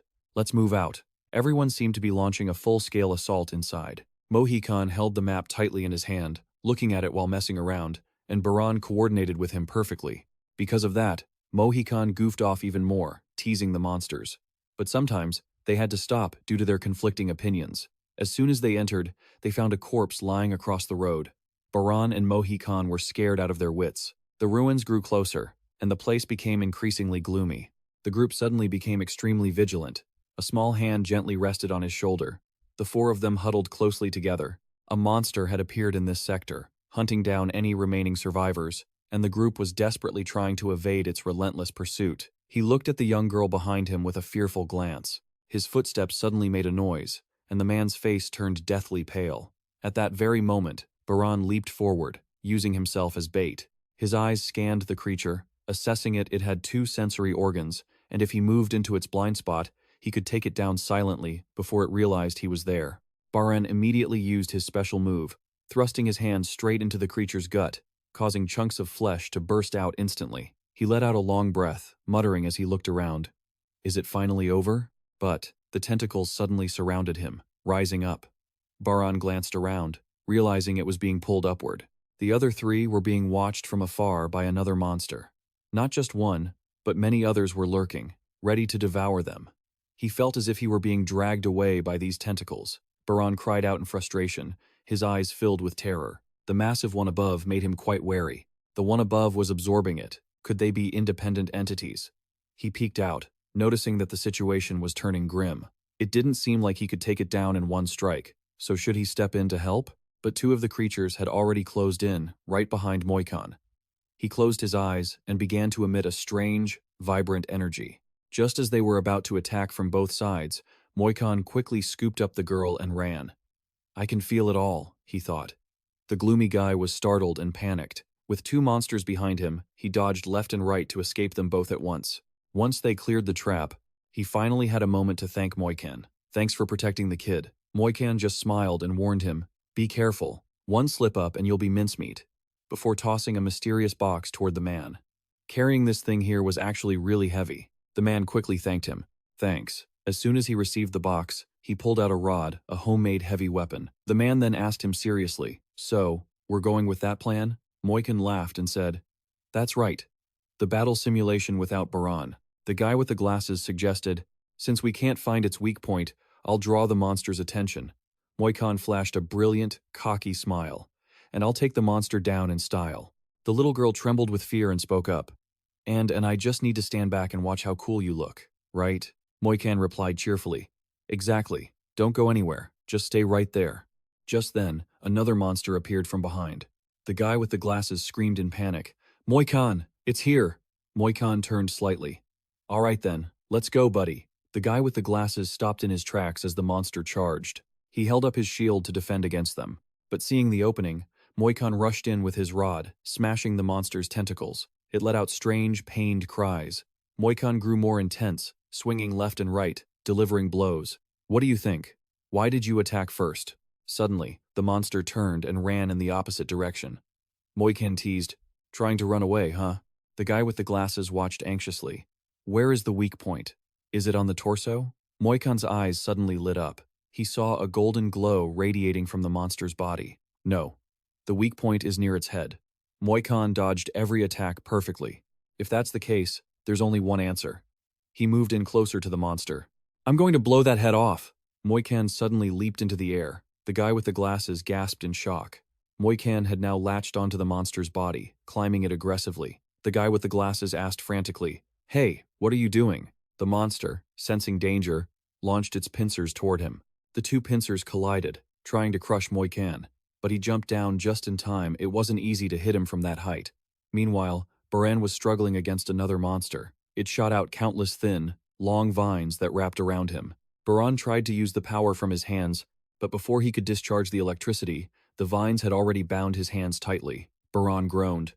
My hands. The monster took advantage of the opening and lunged at him, gathering the vines into a thick bundle. The monster then swung its fist, sending Baran flying, but his body remained held by the vines. Baran let his head droop in exhaustion as the vines on the monster continued to multiply, growing longer and spreading. Finally, the giant monster hung Baran high in the air. Its head slowly expanded, and it opened its massive maw, intending to swallow him whole. The hole in its head was deep and terrifying, like a cluster of flowers. The monster clamped down on Baran's head. Outside the city, away from the battle, everything had become a pile of ruins. Deep inside the dark, cavernous head of the monster, Baran's face appeared against a backdrop of red. His features were magnified alongside the monster's pulsating veins. Baran's eyes snapped open. The red glow hitting his face made the scene even more gruesome. Baran regained consciousness and sent the monster, which had been trying to devour him, flying. His eyes were cold and unreadable. The monster, suddenly attacked, split wide open. Baran said with disgust, What? Letting go so suddenly? How clumsy. He noticed his arm had been loosened, having forgotten about it until now. Baran exerted a bit of strength, and the vine wrapped around his arm snapped. He looked down at his hand and tried to move it slightly. Sure enough, his left hand was still a bit stiff. He breathed a sigh of relief. Good thing I practiced channeling energy into my left hand back at the base. The wounded monster became dark and ominous. Baran slowly pulled himself up, raised his right hand, and smiled slightly. Time to use my most confident side. On the other side, the guy with the glasses kept retreating, struggling to hold on. I can't hold out much longer. You said you'd just stall for time, but what have you actually been doing this whole? He was cut off by Moikan's sudden movement as he leaped to attack. The little girl was amazed by the nails on the ground. Moikan slammed his rod down, and the nail drove straight into it. He pulled out countless other nails from his bag. In no time, the rod was covered in countless sharp, overlapping nails. Moikan swung his homemade weapon excitedly. Level 99 enhanced rod.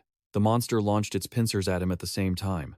Moikan dodged nimbly, and the nail-covered rod drove straight into the monster. Using it, Moikan climbed up the monster even more easily. His movements were becoming faster and more decisive. The guy with the glasses watched in awe, thinking, is he using the rod to change his trajectory? Soon, Moikan reached the monster's head, his feet stepping on its tentacles. Moikan performed a perfect mid-air flip. He stood firmly on top of the monster's head, aiming for the sharp spikes protruding from it. Inside, a glowing, beating heart, the monster's weak point was exposed. He slammed the rod down, and the monster screamed in agony as its body began to disintegrate. Moikan hopped lightly to the ground, dancing with joy. I finally managed to take down a monster just like Baran did. The guy with the glasses asked anxiously, are you okay? You actually did it. Moikan turned and ran off. Right, I have to go help Baran. But when he arrived, he found only Baran standing among the ruins. Moikan cried out in surprise. Baran, you! In Baran's hand was something that looked like a smaller version of a monster's head. He stared blankly as Moikan ate something. Faint sunlight shone through the small, ruined alleyway. Moikan sat down and chided him. If you're hungry, you have to say so. I brought plenty of food for you. He handed over a food container. Here, eat up. Baran hesitated before taking it. Thanks a lot. Moikan laughed and replied, you usually eat a lot, but you've been eating even more lately. Must be because you're still growing. The guy with the glasses also offered his food. Do you want my share too? You've always looked out for me. Baran politely refused. No need. I'm actually full after just this much. Moikan shook the remains of the monster on his hand. But hey, Baran, don't tell me you were planning on eating this thing. Baran struggled to explain. It's not like that. I was just going to try putting it to my mouth. Forget it. Moikan rubbed his chin as if contemplating something. He asked cautiously, could it be? Is it still by your side? Moikan leaned in and whispered, that monster from before, I heard it keeps trying to talk to you. Baran looked around and replied, no, it's gone now.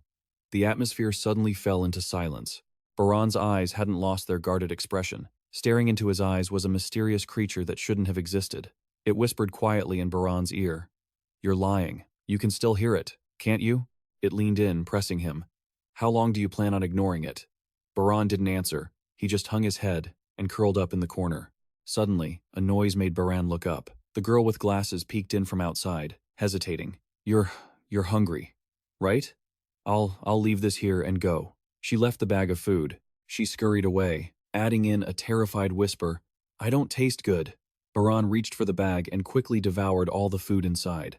Behind Baran, there's a pile of trash left over from the meal. His pupils suddenly constrict violently. Baran clutches his stomach in discomfort, his whole body trembling. He lunges at the sausage on the ground, and that eerie voice rings out again. Do you really think satisfying your hunger will make it go away? Baran grinds his teeth, suppressing the rage building inside. He growls, You bastard. Baran turns and shouts, finally decided to show yourself, huh? What exactly are you? The monster just looks around calmly. No other creatures around here, are there? And yet, here I am, starving, Baran retorts angrily. They aren't prey, they're my friends, he snaps back, frustrated. Since when? Since when have you been inside me? The monster replies nonchalantly. Since when, you ask? That's a strange thing to say. I've always been inside you. I don't even remember when it started. It stares straight into Baran's eyes. I am you. He can't believe it. He roars, stop spouting nonsense. And why now? You've never talked to me before. The monster explains.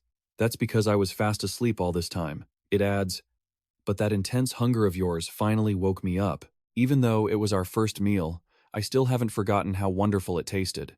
Golden light, the power lurking within his body, is a massive source of vitality capable of nurturing countless lives. Baran can't believe it and asks, could it be that the times I lost consciousness were because of you? His body suddenly shakes violently again, and Baran collapses to his knees. Holding his stomach, the monster creeps closer and advises, I told you, eating that trash won't solve anything. It whispers in his ear, you have to eat things that are fresh, things that are still alive and kicking. That's the only way to satisfy our hunger.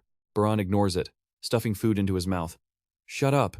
The monster changes the subject. By the way, where did those creatures from before go? Right, those ones you call friends. How should I put it? It says greedily, they make my mouth water. Baran furiously crushes the bread in his hand and snaps back. Eat your food and don't try anything funny. Baran grabs the vines on it tightly. I will never let you get out again.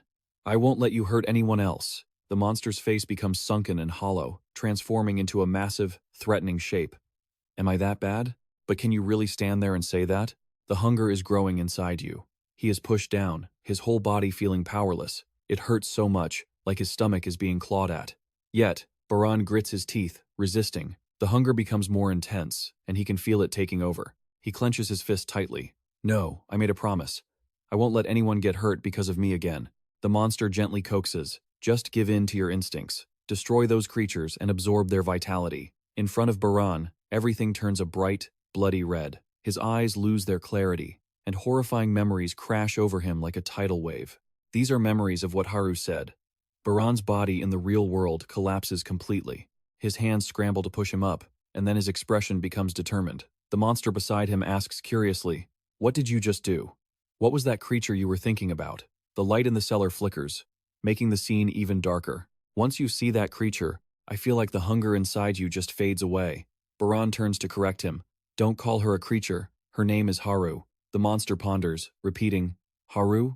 Baran walks away silently. The monster behind him suddenly says, if only Haru didn't exist, I could have filled your mind with hunger instead. Baran is stunned for a moment. On the other side, Cholonga notices and asks with concern, Hey Baran, what are you thinking about? You've been spacing out for a while now. Baran blurts out, I was just thinking about Haru. Cholonga looks stunned as well. Baran curls up. Doing that is the only way to make the hunger feel like it's disappearing. He worries, wondering if that monster will snatch his body at any moment. Baran looks at the scattered items on the ground, lost in thought. To control him, the only way is to eat something to soothe the hunger. He bows his head in silence. Or, he can just keep thinking about Haru to forget the hunger, just like he always has. Everyone doesn't really pay attention to me anymore. Every time I escape that suffocating grip, Haru is right there in front of me. Baran had thought that maybe thinking about Haru would break this possession, and he didn't expect it to actually be true. He hugs his stomach. Even so, that doesn't mean the hunger will disappear completely. Baran suddenly looks up, asking confusedly, What is it?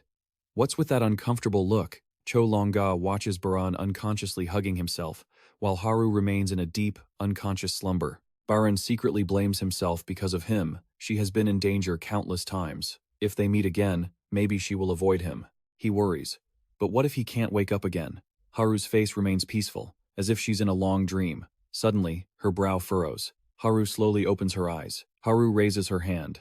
She stretches after her long sleep. The mechanic sitting nearby, fixing machines, turns around and asks with a smile, Awake? How does your body feel? Haru looks down at her clothes. The mechanic replies, That? We changed them for you. You looked like a beggar. Haru suddenly realizes the meaning of those words and turns red, covering herself. You changed my clothes? What is that supposed to mean? The mechanic looks over, confused. What? It wasn't me. A brown-haired girl walks in from outside. It was me who changed you. Your clothes are being repaired. She asks if her body is feeling better. Haru hugs the brown-haired girl longingly. It feels like it's been so long since I've seen you. She smiles to reassure her. Don't worry, I've been keeping watch, to make sure that gloomy old man didn't try anything while you were asleep. Haru still looks at the mechanic with suspicion, making him sigh. You say such harsh things. I don't care about humans. The mechanic blushes, looking at the shiny objects in his hands. Look at the way the light reflects off this lens. It's so beautiful and magnificent. The brown-haired girl reminds her somberly, Haru, holding out until you woke up was really tough. Haru understands and replies, Yeah, I bet. Suddenly, she remembers something. Haru rushes to jump off the bed. The brown-haired girl hurriedly chases after her. Where are you going? You're not ready to run yet. Haru looks around in surprise. The brown-haired girl answers, Where is everyone? They've all left. Now, it's just the two of us keeping watch. She adds, I heard a team might be returning around now because we need enough people at the base to defend against surprise attacks. But Haru hesitates. I have to tell Baran. The brown-haired girl looks over, surprised. Tell him what? Haru explains softly. I have to tell him that my injury wasn't Baran's fault. If it were Baran, he would definitely blame himself. The brown-haired girl seems impressed. That kid doesn't seem like the gentle type. Haru retorts, Baran is one of the strongest people I've ever known. The more she speaks, the softer her voice gets. No matter how injured or defeated he gets, he always stands back up. Even when he's lonely or struggling, he never complains. I only see him working hard to overcome everything. Haru frowns in reproach, but at the same time, He's foolish enough to always care about others more than anyone else. She recalls every expression of Baran's, etched deep in her mind. The brown-haired girl is left speechless. Haru blames herself. My injury is just because I'm too weak. Because I'm weak. Because I couldn't help at all. Her hands clench until they tremble. On the contrary, Baran getting injured and covered in blood, that's all my fault. The brown-haired girl slowly approaches and gives a faint smile. But Haru grinds her teeth in anger. She hates herself. She doesn't want to continue being a useless burden. Nothing has changed. She clearly promised not to run away. But in the end, she made the people around her get hurt again. Tears start to well up. If only I had the strength so I wouldn't have to run away anymore. Something in Haru's heart cracks, and her whole body collapses. The brown-haired girl rushes over. Haru, are you okay? I told you you haven't fully recovered yet. Haru clutches her head and cries out. A faint golden light emanates from her eyes. Haru looks at the two people in front of her in surprise. Oh, I see something. It's so strange. On the other side, the sky is still bright, with light shining down on the ruined city, everywhere covered in debris. High-rise buildings have collapsed. In a corner of the city, a man lies alone, his head severed from his body. His eyes are hollow and lifeless, and blood from his neck stains his shirt and the pavement red. It's not just him. There are corpses all over the city. Their common trait is that only their heads remain, and they all still have their eyes wide open, as if they were alive. There's a woman, an old man smiling, a bright young man, a fierce thug, a couple standing side by side, a tough-looking bald guy, a woman who looks to be in pain, and a homeless person slowly giving up. The woman smiles faintly. The man is stunned, and another one appears.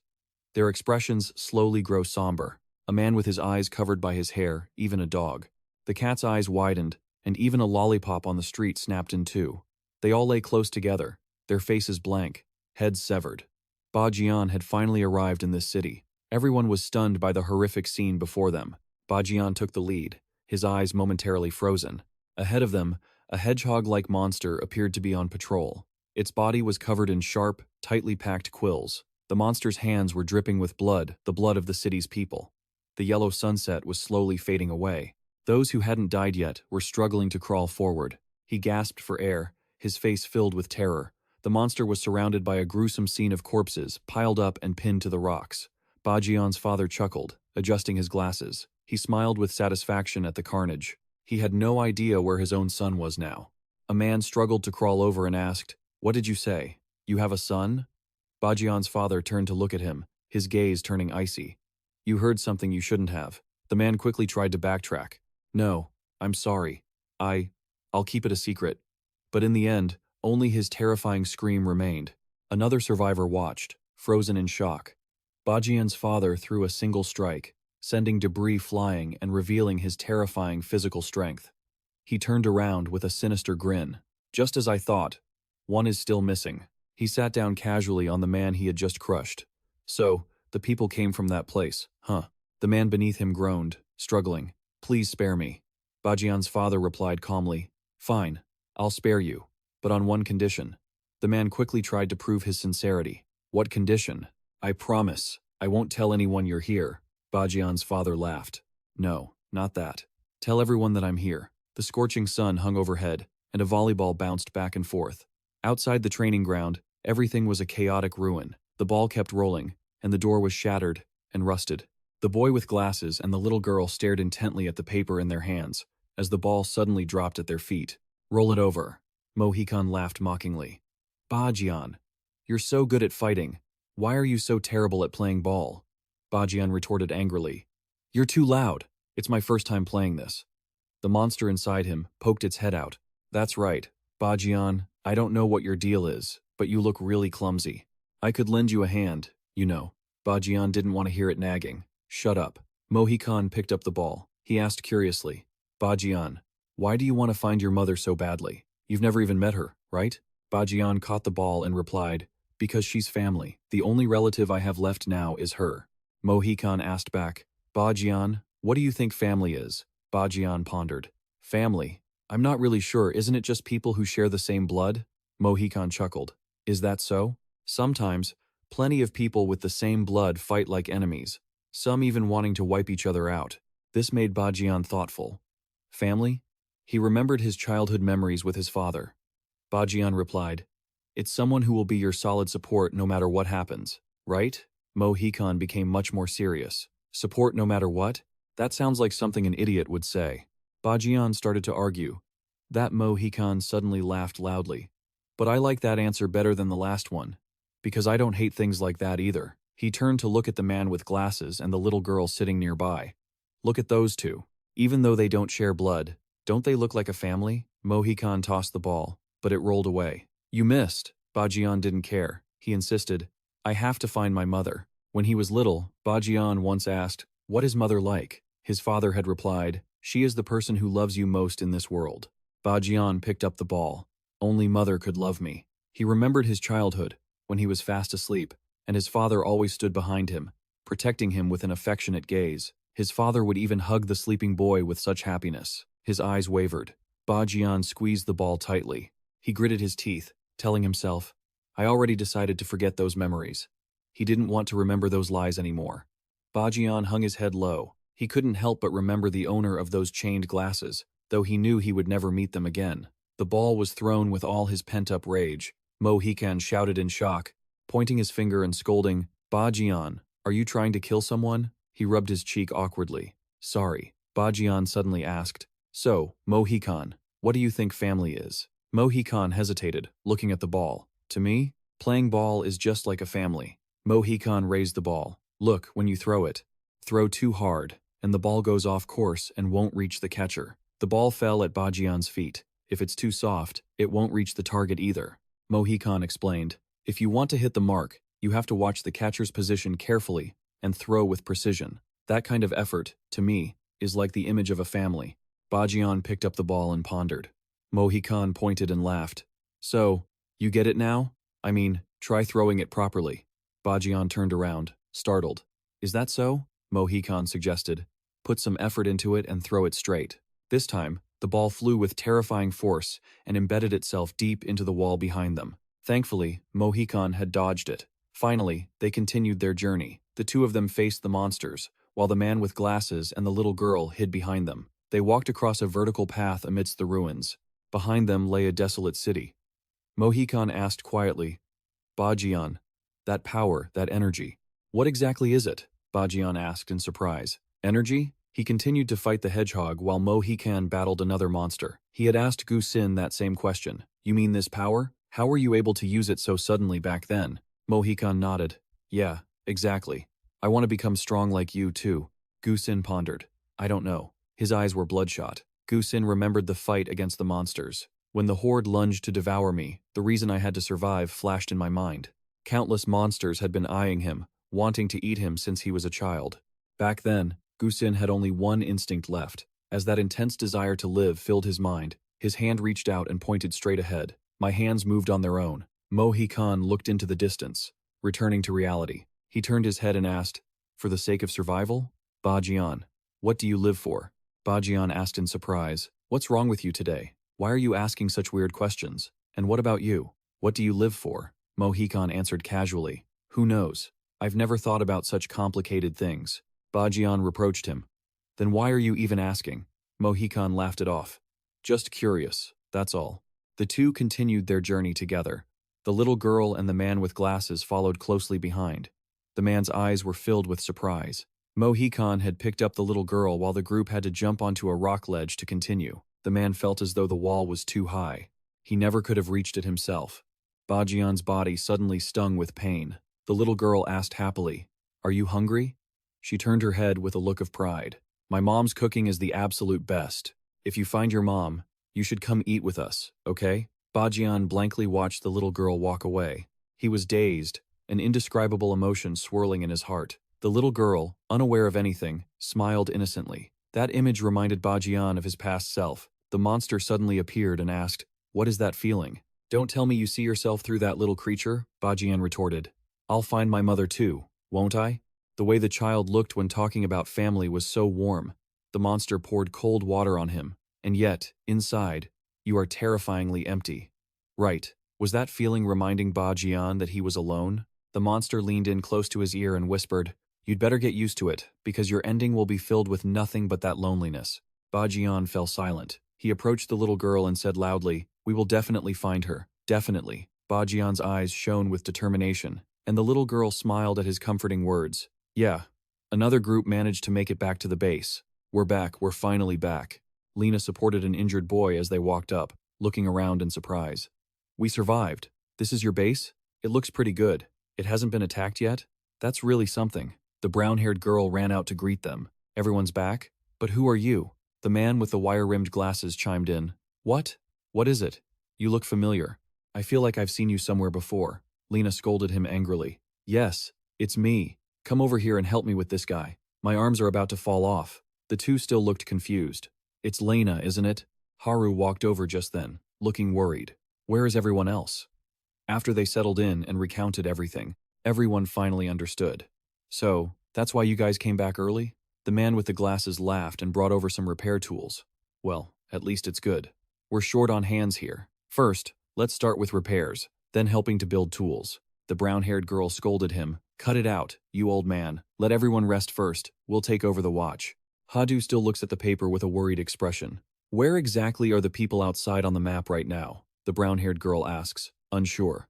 Hadu, you aren't actually thinking of going there, are you? Hadu hurriedly explains. I have to reach the rescue team. If Bajian turns into a monster, I might be able to help him. Lena realizes what's happening. Bajian? You mean that boy? Kwangbom tries to comfort her. Bajian will be fine. Before he left, he trained so he wouldn't turn into a monster. Don't worry so much. Get some rest. They'll be back soon. Hadu collapses, completely overwhelmed. But even so, Kwang Mom asks curiously, why go that far? Outside is like hell right now. The girl with glasses smiles slightly. Isn't this cozy base good enough? Lena calmly analyzes the situation. Could there be another reason? Hadu keeps her head down in silence until the end. Lena finally understands the situation and gives a faint, knowing smile. She pulls a walkie-talkie from her chest. If you want to say something to anyone outside, you can use this. It connects directly to them. Hadu looks at it in surprise. Thank you so much. She looks at the device anxiously, thinking, I have to tell Bajian that my injury isn't his fault. But Hadu's eyes suddenly freeze, and tears stream down her face in front of her. At that moment, he grabs Hadu's shoulders, and Bajian says something as well, his face covered in tears. Hadu's expression darkens. Lena tilts her head, confused. What are you doing? Weren't you going to contact them? Hadu struggles to breathe. Her cheeks flush, and she doesn't dare to contact Bajian anymore. Hadu mumbles, thank you so much. On the other side, Bajian's group continues to move forward. Lena checks in. Why the sudden stop? The young girl in the group is starting to get exhausted from all the walking. The man in glasses looks at Bajian with admiration. Because you helped her, the words you just said will surely give her a great deal of strength. He asks curiously. You aren't even related by blood, so why go to such lengths to help her? The man in glasses pauses, lost in a distant memory buried deep in his heart. I have a child too. Even though he's mischievous, no matter what he does wrong, I could never hate him. I once had a son so precious that he was the apple of my eye. Anything could happen. But we were separated on the very day the apocalypse began. The man in glasses falls into a pit of self-reproach. I always want to believe that he's still alive somewhere out there. He watches the girl's laughter to soothe his own barren soul. Helping her probably isn't entirely for her sake. It's just my own selfish wish. I hope that someone out there is protecting my son just like I am doing for her. The man's eyes go dim as he recalls the painful memories. Bajian exclaims, You really are a good man. The man in glasses is stunned. What was that? Bajian flinches, realizing he spoke his thoughts aloud, and quickly brushes it off. It's nothing. I just remembered something and said it. It's also just to thank you for helping me earlier. The man in glasses finds the gesture deeply confusing. He chuckles, which makes Bajian blush. Why are you laughing? The man replies, It's nothing. The group reaches a building. Bajian asks, What do you think family is? The man in glasses is taken aback. Family? That's a tough question. He replies, My definition of family is, just then, the walkie-talkie beeps. Both of them freeze. Gujin says from the other end, We've arrived. I'm reporting that we've reached the entrance. We have one injured person, but it won't affect our combat capabilities. How is the situation on your end? Bajian replies, Everything is fine on my end. You've reached the destination? Then how is the entrance looking? The man in glasses grips the walkie-talkie tightly.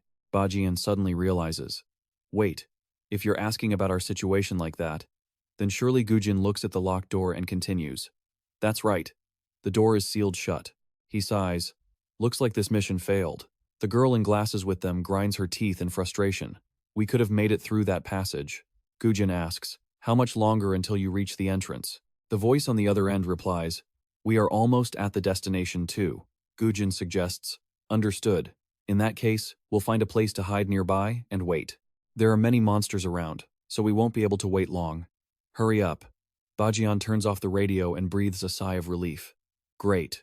The man in glasses suddenly says, let's go, Bajian. He looks at him urgently. I beg of you. Even if I end up in a dangerous situation, if there is a chance to help that child escape. Bajian is stunned by the plea. Please take her and run. Don't hesitate. Finally, the group arrives at the destination. Bajian curses in frustration. Damn it, this one is locked too. Gujin nods tensely. Is that so? As planned, we will head toward the entrance. Bajian agrees. All right, see you there. He hangs up, clutching his stomach. I'm so hungry. This guy keeps making me hungry. Suddenly, an object flies toward him. Bajian catches it, looking confused as the item is deflected. Mohikan laughs and teases. You're terrible at catching things. You need to eat to have strength. Bajian scolds him angrily. You didn't have to throw it at me like that. The man in glasses speaks up to soothe them. There's no path to the entrance anymore, but we cleared out all the monsters we encountered on the way back. Mohikan suddenly covers the young girl's eyes. She asks, confused, wait, what are you doing? Mo quickly changes the subject to avoid upsetting her. No, read my palm instead. The group proceeds with extreme caution as the sun hangs high overhead. Bajian suddenly stops. Ahead of them, a porcupine is wandering around. What is this? This wasn't here when we arrived, was it? The monster in Bajian's heart chuckles. He asks curiously, what is it? What's wrong? It tries to hide it but laughs mockingly. Nothing. It's nothing. Bajian thinks anxiously. What is this? My curse has never reacted like this before. He looks at the porcupine, and he cannot sense any life force from the creature. Bajian's hand moves slightly, preparing to attack. It doesn't matter. He just needs to approach quietly and finish it. But the porcupine suddenly snaps its head toward them. Even though he can't see its eyes, the pressure it radiates makes their spines tingle. The porcupine's body begins to strengthen for combat. Its quills become larger and sharper. The creature leans forward, losing its head, and transforms into a headless monster. The porcupine monster lunges forward. Mohikan asks in shock, what's going on? Bajian, did you see that? Bajian also stands there, stunned, and says, it looks like that monster just moved, right? Suddenly, the porcupine rushes at Bajian. His eyes track the movement, but the creature is too fast. The porcupine presses a sharp quill against Bajian's neck. He recoils in surprise. Bright red blood splatters everywhere, and both Mo and the man in glasses are stunned. Bajian tenses his muscles and manages to grab the porcupine's arm, but he is injured in the process, and the monster jumps away. When he lets go, Bajian's hand is stained red. He braces himself and moves forward. Too fast. The porcupine's figure blurs before Bajian's eyes, and in a blink, it teleports elsewhere. The porcupine runs around the group, forming a circle. In an instant, it attacks Bajian again. Blood gushes from his arm. The man in glasses uses his shield to block. Everyone's expression is tense. Even Mohikan, who is usually playful, is sweating with anxiety. The porcupine's terrifying speed makes it look like it has split into many monsters, surrounding them all. Bajian tries to hold the defensive line. He thinks, it's the fastest monster I've ever encountered, even faster than that one from before. Bajian reaches out to attack, but he can't determine the creature's direction. The porcupine moves faster and faster, making it hard for Bajian to keep up. Suddenly, it lunges at him. Taking the opportunity, Bajian uses his strength to counterattack. The porcupine's body stiffens as it approaches. He swings his other fist directly at the porcupine's head. Blood pours violently from Bajian's arm. The porcupine retreats, continuing its cycle of encircling the group. The blow doesn't cause much damage. On the contrary, the quills make Bajian's wounds even more severe. Red blood sprays everywhere. He grits his teeth, holding his arm to keep from collapsing. Mohikan screams in a panic. Bajian, damn it, I want to help. But, the man in glasses says quickly over the radio, we can't see its movements at all. Help, we need support. Gujin's hands tighten. He picks up his sword and asks anxiously, what exactly is happening over there? There are 3 other monsters in front of Gujin, and we aren't exactly free to help either. The porcupine's movements throw Mohikan's group into chaos, and Bajian is constantly attacked, covered in wounds. The man in glasses pants, making a decision. He shouts into the radio, our strength isn't enough to help Bajian. On the other side, Hadu has heard the entire conversation. Lena asks softly, "So, what are you going to do?" Hadu bows her head even lower, unable to stop blaming herself. "Me? Even if I go there, I won't be able to help. I only know how to run away, so how could I help anyone? If I'm next to Bajian, I'll just get him even more hurt." Lena smiles slightly. "I think I have to ask you again." She emphasizes the question. "So, what is it that you want to do?" Haru's entire body stiffened. She stared intently at the walkie-talkie screen. Finally, as if she had made up her mind, Haru tore off the bandages on her cheek. She put her gloves back on. Lena laughed heartily. "So, shall we get going?" In the post-apocalyptic city, the blood dripped down more and more, and Baran's stamina was gradually running dry. The bespectacled man asked Baran worriedly, "Why won't you counterattack?" Mohikan also replied in a panic, "It's because of us. He's protecting us." Baran's movements are getting slower and slower. The monster inside him poked its head out and asked, "Are those creatures really that important?" "What are they, anyway? You're risking your life just for some prey?" The hedgehog jumped up to attack again, and Baran could only risk everything to counter. The hedgehog zipped past him in a flash. Baran fell backward, his wounds becoming increasingly severe. Mohikan screamed in anxiety. "Baran!" At that moment, he gritted his teeth and replied to the monster, "I already told you, they are not prey." The monster felt confused. "Then what are they?"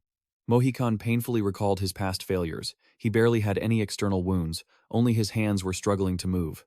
"It hurts. I don't know. If it were me, I would have given up." Mohikan gritted his teeth in anger. "But now, I have to do this. I can't let Baran fight alone." Power erupted from his hands, and a golden light flickered silently. Mohikan gasped, struggling to breathe. His whole body was in pain. "It's so hot. My body feels like it's burning." Mohikan looked at Baran in disbelief. "Baran, this guy, his body had also reached its limit, yet he kept on fighting. Have you been enduring this pain the whole time?" Every vessel in Mohikan's body seemed to be screaming, the invading power causing him to convulse. Mohikan's entire body glowed with brilliant golden patterns, and he felt as if the blood in his veins were boiling. He tried to grit his teeth and endure it. The longer it lasted, the worse the pain became. Has Baran always endured this pain whenever he used his power? In the space around them, one could see drops of blood falling. Baran gritted his teeth to endure the pain in his arm, his body convulsing, his gaze becoming stronger and more determined. But now, this feeling had become very familiar. What was even more terrifying than the pain was the long shadow of the psychological trauma haunting Baran. The fear of losing important people. Behind him, the hedgehog didn't stop moving, leaving behind a thick cloud of dust that obscured the path. Suddenly, the hedgehog lunged to attack, swinging his fist directly at Baran. He quickly used his arm to block, and the hedgehog turned to run around them. His speed made everything around them a blur. Baran couldn't seem to see the hedgehog, so he relied on his intuition and whipped his head around. The hedgehog changed targets, aiming for the bespectacled man, who didn't even realize the hedgehog was right behind him. Baran's footsteps quickened. He lunged toward the back of the bespectacled man. Baran used both hands to block the hedgehog's thorn-covered hand. But this time, the hedgehog didn't let up. The hedgehog's physical strength quickly pushed Baran back. He couldn't hold on anymore. His hand tightened even more. Baran used his strength to flip over, forcing the hedgehog to face the bespectacled man. Just then, he swung his hand to shove the monster away. Blood stained Baran's hand, hiding the power marks, and his body trembled from exhaustion. The bespectacled man turned to ask worriedly, "Are you okay?" "It's all my fault." The little girl also watched with a heavy heart. "Brother, your hand." The hedgehog recovered very quickly. He stood up, and Baran no longer had the strength to look at the hedgehog. He couldn't keep pursuing him. In his mind, he had drawn a protective circle. If he stepped out of this range, he wouldn't be able to protect the others. Under pressure from Baran, the hedgehog's power increased to deal with him. Baran looked at him in a panic and decided to bite his own arm. It helped Baran steady his body against the hedgehog's fierce attacks. Even so, he was still knocked far away. Baran retreated, trying to keep his composure. His eyes burned with a blue light from overusing his power. Baran's feet became more stable, and the ground sank under him. The hedgehog now shifted his target to Mohikan. Baran lunged in fear, wanting to protect him, but his speed couldn't keep up with the hedgehog. Baran could only watch helplessly as he swung his attack. His hand and the hedgehog's headed toward Mohikan at the same time, but Mohikan's body suddenly lit up, still standing firm against the hedgehog. A thick cloud of dust made everything hazy. Baran gasped as he looked at the scene before him. The power had engulfed his eyes. The dust was too thick, and Baran couldn't see what was happening ahead. When everything cleared, Mohican was standing there safely, holding a nail bat and wearing a familiar smile. "Stop trying to carry this pain by yourself, Baran," Baran called out anxiously. Mohican swung the bat to dodge the hedgehog's attack. Mohican's eyes glowed with a brilliant golden light, his whole body trembling as if with a strange excitement. "Is this little bit of strength all my limit right now? I've only reached less than 30% of Baran's speed." Mohican remembered the leader's power, which was still far from that perverted captain back then. But even so, I've started to see his movements. The bespectacled man realized in shock. "Mohican, could it be that you also have that power?" The hedgehog didn't let them finish talking before lunging forward, but Mohican managed to push the bespectacled man out of the way to avoid the blow. The bespectacled man asked in confusion, "Thanks to you, I survived. But how did you block that? If just seeing it with my eyes is the limit, then waiting to see it before blocking is too late." Mohican smiled and pointed to his own neck. "It's the neck. That guy only aims for the neck, so I just need to defend there." The bespectacled man looked at the necks in surprise. "That's true. But the corpses we see around here all lost their heads." "That's right. When he attacked Baran, he only aimed for the neck too." Mohican stood parallel to him. "Even if I can't keep up with the movements, if I know where he's going to attack, I just need to time it right to block. I'll see the attack and give the signal." The bespectacled man also picked up his shield. "I understand." Baran panted. "Not yet." Mohican, on the contrary, was much calmer. Now, the bespectacled man followed the instructions. He swung the shield, and the hedgehog only grazed the large shield. The bespectacled man exclaimed in surprise, "I blocked it." Mohican coordinated his efforts with him to protect the little girl. Right at this moment, the bespectacled man gritted his teeth to hold on. The rhythm is too fast. Suddenly, the core's light moved closer. The hedgehog aimed straight for Baran. He let go of the hand he was holding. Baran's vision went dark. Mohican just happened to run over to protect him from behind. He spoke up. "Baran, have you always been enduring this pain to use that power?" Mohican added softly, "Of course, the pain I feel is probably just a tiny fraction of yours." He looked at Baran, who was trembling violently, his arm twitching along with the power inside him. Mohican comforted him. "But from now on, even if it's just a little bit," Baran stumbled, leaning his whole body against Mohican's back. Mohican smiled brightly. "Let's share that pain together." Baran was stunned to hear those words. Mohican tried to persuade him, "Don't suffer alone anymore. You don't need to carry our share on your shoulders." His whole body was full of vitality. "That's what friends are for." Baran could only bow his head. He struggled to say, "I don't want to."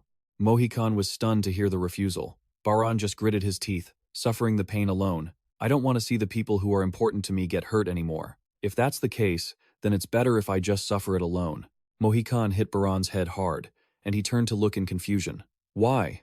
Mohican replied calmly. "I know what you're thinking, you unlucky guy." He pressed, "I get it now. The reason you don't trust us is because we're weak, right?" Mohican pursed his lips, unwilling to accept it. "No, it's not just that you think we're weak." He looked at the bespectacled man and the little girl standing nearby. "You also consider us as targets that must be protected." The answer felt like a stab to Baran's heart, but it was the truth. Mohican also hesitated, yet Baran didn't deny it. Mohican suddenly stood straight, his serious demeanor making Baran look up in surprise. "I promise," Mohican declared clearly. From now on, Baran's gaze lingered. In front of him, Mohican's whole body glowed in the warm sunlight. "I will absolutely never fall again." That solemn promise made Baran a bit awkward, but they didn't have much time because the hedgehog had started his hunt. He used his maximum speed to toy with his prey. Mohican struggled to control the newly awakened power within him to deal with the hedgehog. He was immersed in excitement and shouted, "I will prove to you that you can rely on us." The bespectacled man also chimed in, "Baran, you really are a very warm person." But his eyes shifted to Mohican, who was fighting in the distance. Now, the bespectacled man was actually standing in front of Baran. He used his shield to block every attack from the hedgehog. "Don't endure pain to protect us anymore." Mohican also smiled to reassure him. "Baran, don't worry about us anymore. You haven't been able to counterattack because you were protecting us." He entrusted him. "Go give that hedgehog a good beating." The encouragement from everyone made Baran hang his head. "Baran!" He firmly clenched his fists. Baran charged forward aggressively. "I understand." He passed Mohican to head to another battlefield. Baran calmly remembered, "From that moment on, I had always practiced how to use my life force effectively." That was when he faced the leader. Baran clenched his fists, trying to muster strength. If he hadn't been exhausted and drained of vitality, He thought with disdain toward the leader. Even if he used his life force to enhance his body, it wouldn't even match 20% of his full power. Baran planted his feet, leaving a long trail in the dirt. I won't let myself get beaten up like that again. Cho Longa laughed excitedly. Let's do it, Baran. He nodded slightly in agreement. Two opposing forces were crazily merging. It was the power unique to both of them. Baran gritted his teeth, channeling his power into his hands. Cho Longa's body tightened as well. Before them, a cloud of dust filled the air. Cho Longa complained, struggling. It's too hot, I'm reaching my limit. But right behind him, Baran's power erupted violently. His entire body was engulfed in a blue light of infinite energy. Cho Longa looked over in awe. What is this source of vitality? Baran, just how strong are you? The ground under their feet curved and warped. Bloodstains were scattered across the rocky ridges, and the hedgehog followed them to find a way to attack the group. His movement speed became faster and faster, but through the hazy smoke, a blue light quietly appeared. Baran had appeared beside the hedgehog before he even realized it. He swung his fist at the hedgehog, the powerful strike sending him flying. The hedgehog hit a boulder behind him, shattering it into pieces. Along with that, he transformed into a thorny sphere to protect his body. Once he absorbed the impact of the blow, the hedgehog immediately lunged back. Baran didn't hesitate. He spun around and delivered a kick, his feet landing firmly on the ground. At this moment, Baran's entire being was filled with strength and the will to win. The hedgehog leaped off the pile of dirt he was standing on. He lunged headlong, wanting to attack Baran. Baran coordinated his movements, finding ways to dodge every attack with terrifying speed. Baran struggled to defend himself, staring at the spiked arm lunging toward him. Still aiming for my neck, huh? He caught the arm and simultaneously kicked the hedgehog's elbow. Baran flung him into the air. The hedgehog tumbled once in the sky, then spun around to attack again. Baran shouted, signaling to the man with the glasses. Just then, the hedgehog landed safely on the ground. He immediately jumped high, wanting to continue the fight, but the bespectacled man brought the shield over to block the attack. Right at that moment, Cho Longa stood ready, swinging his mace high. As it came crashing down, the hedgehog backed away in fear. Cho Longa laughed excitedly in celebration. Got you with one hit. How was that, Baran? When it counts, we can do it too. Baran was incredibly grateful to them. Thanks to that, he could focus on attacking. He stared intensely at the hedgehog, looking for its core. At first, he couldn't feel it. The creature's whole body was covered in sharp, pointed spikes. But now, Baran could. Feel the flow of power moving inside the hedgehog.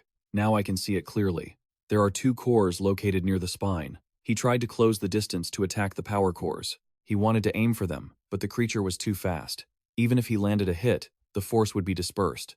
The best way was to hold it down before delivering the blow. Baran suddenly grabbed the hedgehog's shoulders, letting the spikes pierce through his palms in agonizing pain.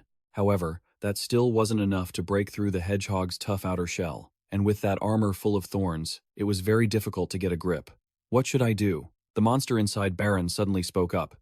Do you need my help? His eyes flashed with terror and surprise. The kind monster reminded him, You probably don't remember, do you? If you use my power, I can create a protective layer for you. It waved its hand, showing off its power. To do that, you just need to accept me a little bit.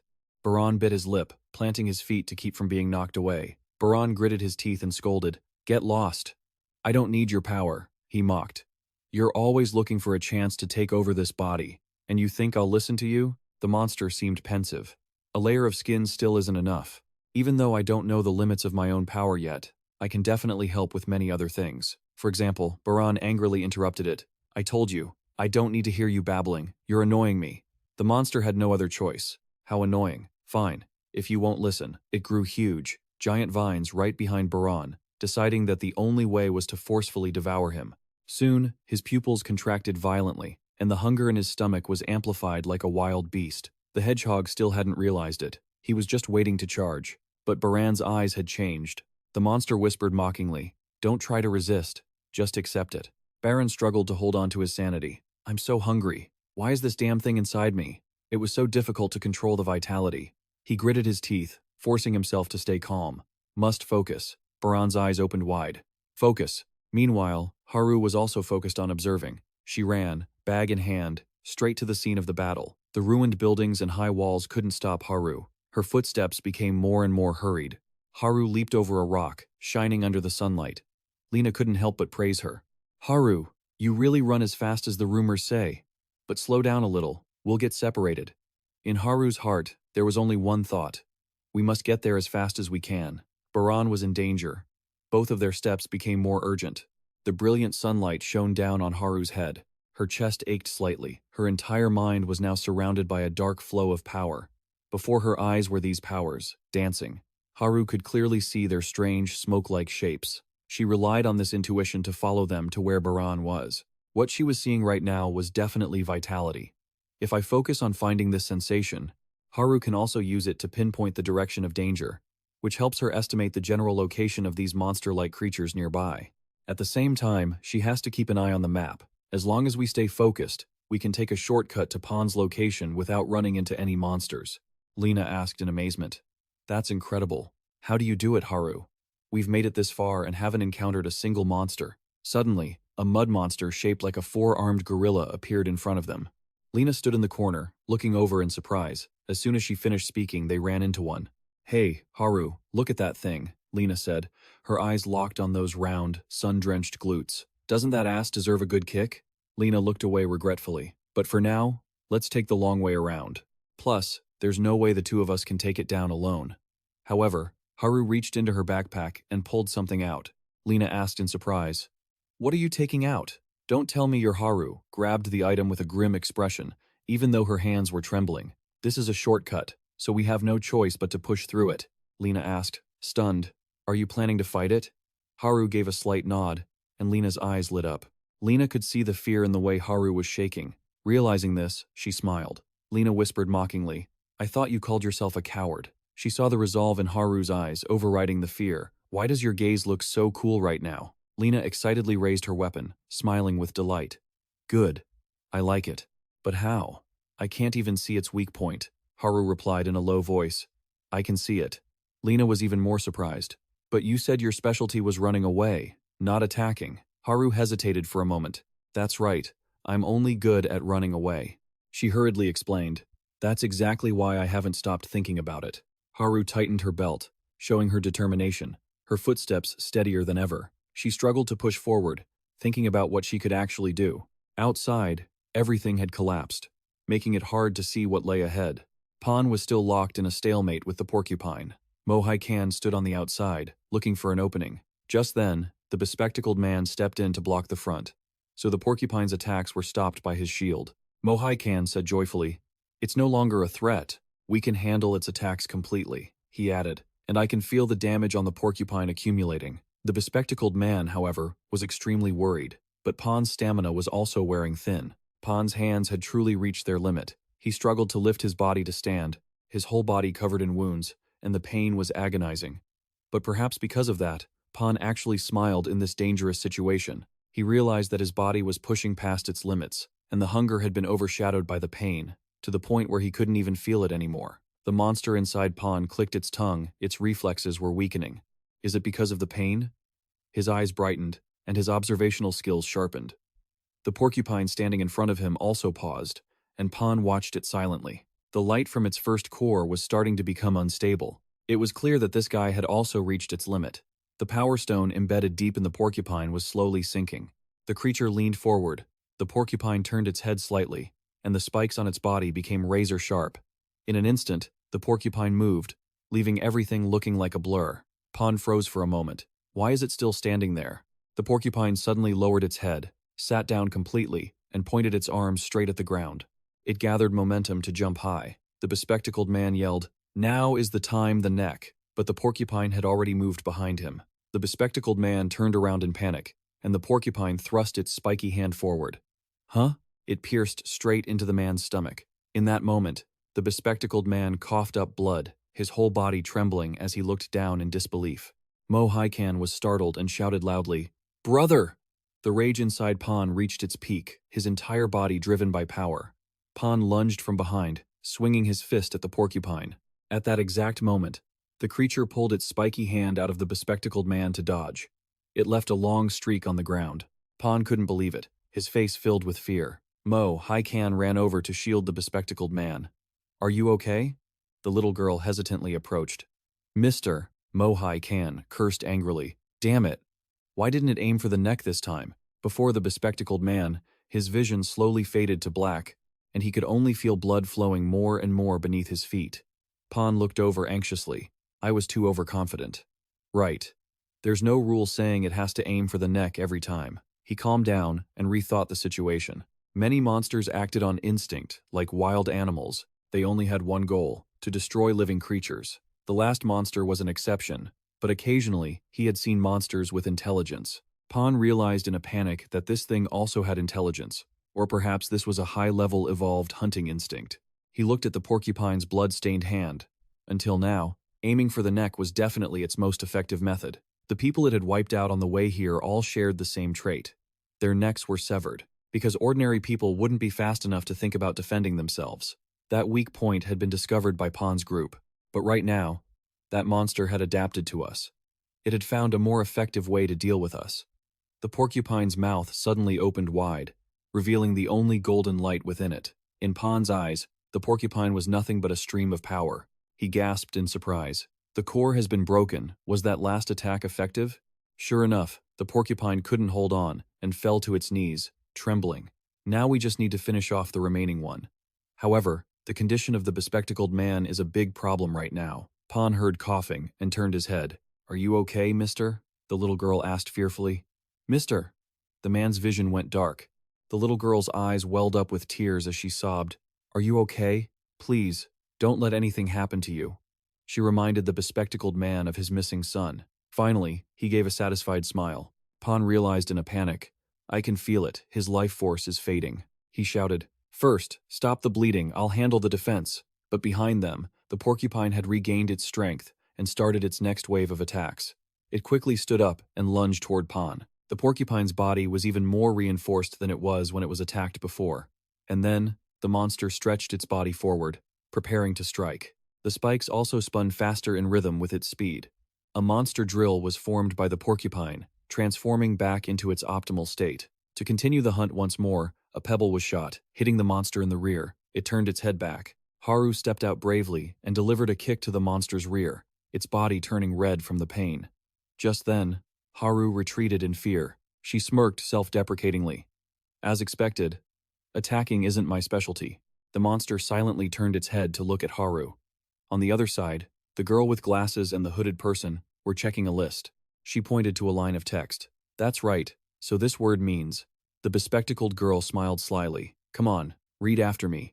I am an idiot. The hooded person seemed to cooperate. Read after me. You are an idiot? The bespectacled girl shouted angrily. What? You know full well. So you're just pretending, right? The bearded man also shouted loudly. Wait a minute, where did those two go? Didn't anyone see them? The bespectacled girl asked in surprise. Huh? Which two? The bearded man replied. Haru and that person named Lena. The brunette girl walked over and corrected her. It's Lena, actually. They haven't been back long, so where did they go? Haru hasn't even fully recovered yet. The bearded man turned his head with a serious expression. But if that were all, it would be fine. There's a more serious emergency. The brunette girl was surprised. What is it? At this moment, Haru was busy fighting the monster. The giant mud monster wanted to grab her. Haru's hand tightened around the iron hook. The bearded man complained. They've gone and lost my masterpiece too. The brunette girl frowned. That masterpiece again? Must be more of those weird things, right? The bearded man protested loudly. What do you mean weird?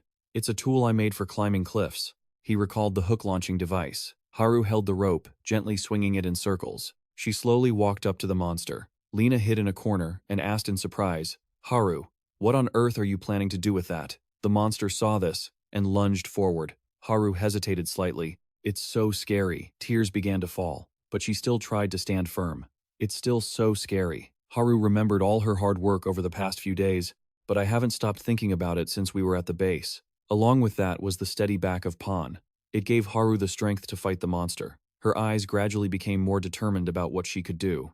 Just as the monster swung its arm down, Haru jumped to dodge the attack. She threw the iron hook, and it quickly latched onto the monster. The long rope wrapped several times around its giant arm. The rope spun faster, and more of it came out. Haru tried to wrap the rope around the monster to restrain it. The monster suddenly raised its arm, wanting to throw Haru off, but she managed to dodge the blow just in time. Haru leaned down low, bracing her feet. She maneuvered the iron hook with incredible precision, stopping it from extending any further. Haru gripped the cable tightly, pulling it taut. At that moment, the monster's arm was completely under her control. The others watching also acknowledged it. Exactly, Lena said, finally understanding. She gave a faint smile. That's one of his prized artifacts. It's made of a special material that's too strong for normal monsters to snap. I know what she's planning now. She looked at Haru. Haru, you really are something. Your eyes are shining with such madness. Lena, who had been hiding in a corner, lunged out, swinging her weapon to slash at the monster's leg. It let out a painful screech and turned to face her.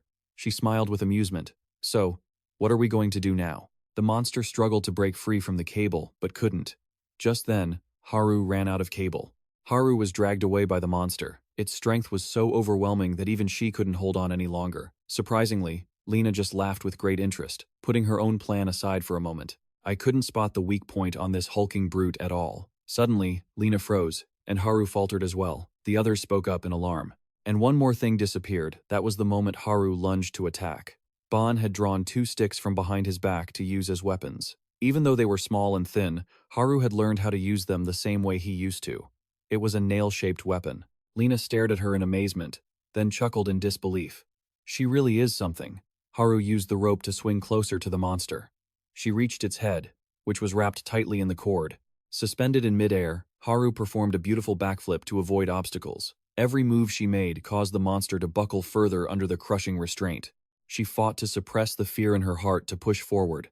In Haru's eyes, there was only the monster's heart, the only weak point to bring it down. As she inched closer, the monster didn't give up and began swinging its arms in retaliation.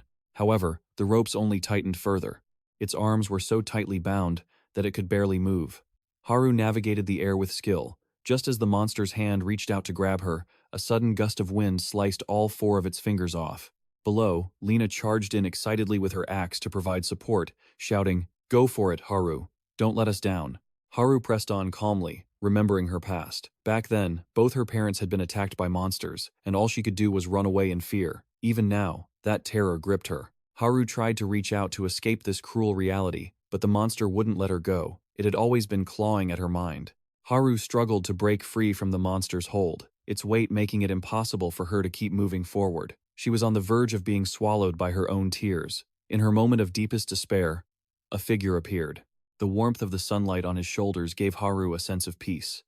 That was what gave her the motivation to overcome her fear. Haru clenched her fist, showing deep resolve. Her eyes shone with determination. If that's how it is, I'll use this fear. A ruthless glint flickered in her piercing eyes. It reflected the image of the monster, bound tightly by the ropes in the distance, waiting for its end. The monster no longer had the strength to struggle and fell to its knees. Haru only needed a flick of her wrist to control it easily. She even used a long rivet and drove it right between the monster's core. The light reflected off the sharp point, sinking deeper and deeper, reaching close to its power source. Haru stumbled back, trembling. Her strike was too weak to even reach him. "I told you I wasn't confident in attacking," she muttered. Suddenly, Lena appeared with a smirk. "Don't worry, I am." With a wicked grin, she swung her axe down with all her might, driving the spike straight into the gem hidden within the monster. Lena cleared her throat. "Gotcha." The power core shattered instantly, and shards flew as the monster collapsed.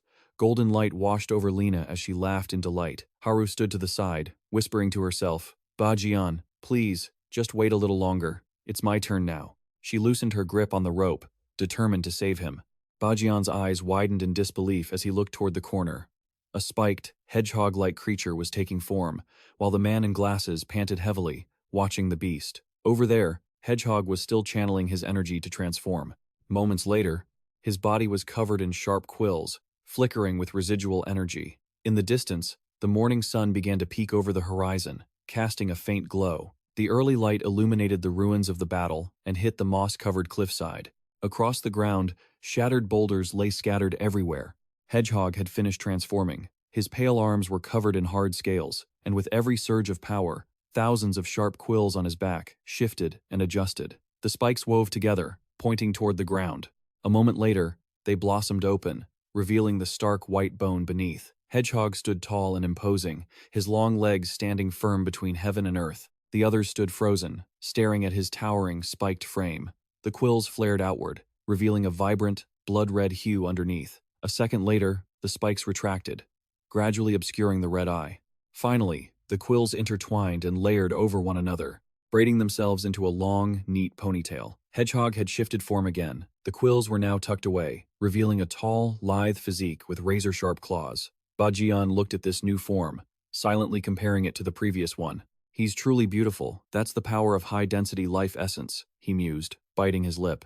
Deep down, he felt a dark, somber realization this beauty was born from absorbing countless lives as nourishment. At that thought, a vision of a brilliant, murderous red flower flashed in Bajian's mind. He looked back at Hedgehog, his lips curling slightly. The flower of death, he thought. Hedgehog bowed his head, muttering a string of incomprehensible sounds, but Bajian understood them. His eyes widened in shock. What? What did you just say? Before he could react, Hedgehog launched himself forward, closing the distance in a flash. Bajian's eyes went wide with alarm as he saw Hedgehog winding up a fist, aiming straight for his face. In the nick of time, Bajian reacted, throwing his body backward to dodge the blow. Hedgehog paused, the quills on his back exploding outward before instantly retracting into a sharp weapon. He then maneuvered the spiked cluster to slash past Bajian's shoulder. Completely bewildered, Bajian could only grit his teeth and stand his ground. As he regained his composure, he rushed to block Hedgehog's next strike, but Hedgehog shoved him away with such force that he went stumbling back. Hedgehog then drove his quills into the ground, cracking the earth, before curling his body into a ball, a sphere of pure spikes that shot into the air. He then launched the quills outward like projectiles. Bajian skillfully dodged to the side, watching the shards pin themselves into the ground. Hedgehog reverted to his previous form and lunged forward, claws extended. The quills embedded in the ground suddenly began to spin with immense force, rushing toward Bajian. He couldn't dodge in time and could only watch as the spikes pierced him. Blood poured from his arm, and agony flared instantly. In another corner, a young brown-haired girl asked the man in glasses with a tearful voice, "Sir, are you in pain?" He shook his head weakly, whispering, "No, I just need to rest for a moment." Mo Hai Kan, standing beside him, panicked. "Brother, your life force is running out. We need to stop the bleeding." But the man in glasses kept shaking his head, his gaze fading as he gave his final instruction. "Don't worry about me. Go help Bajian." With that, he collapsed to the ground. The boy panicked even more, crying out, "Brother, don't say anything else." Near Bajian, he was covered in blood, nearly falling onto a pile of spikes. On the other side, Mo Hai Kan stared at the man in glasses, stunned.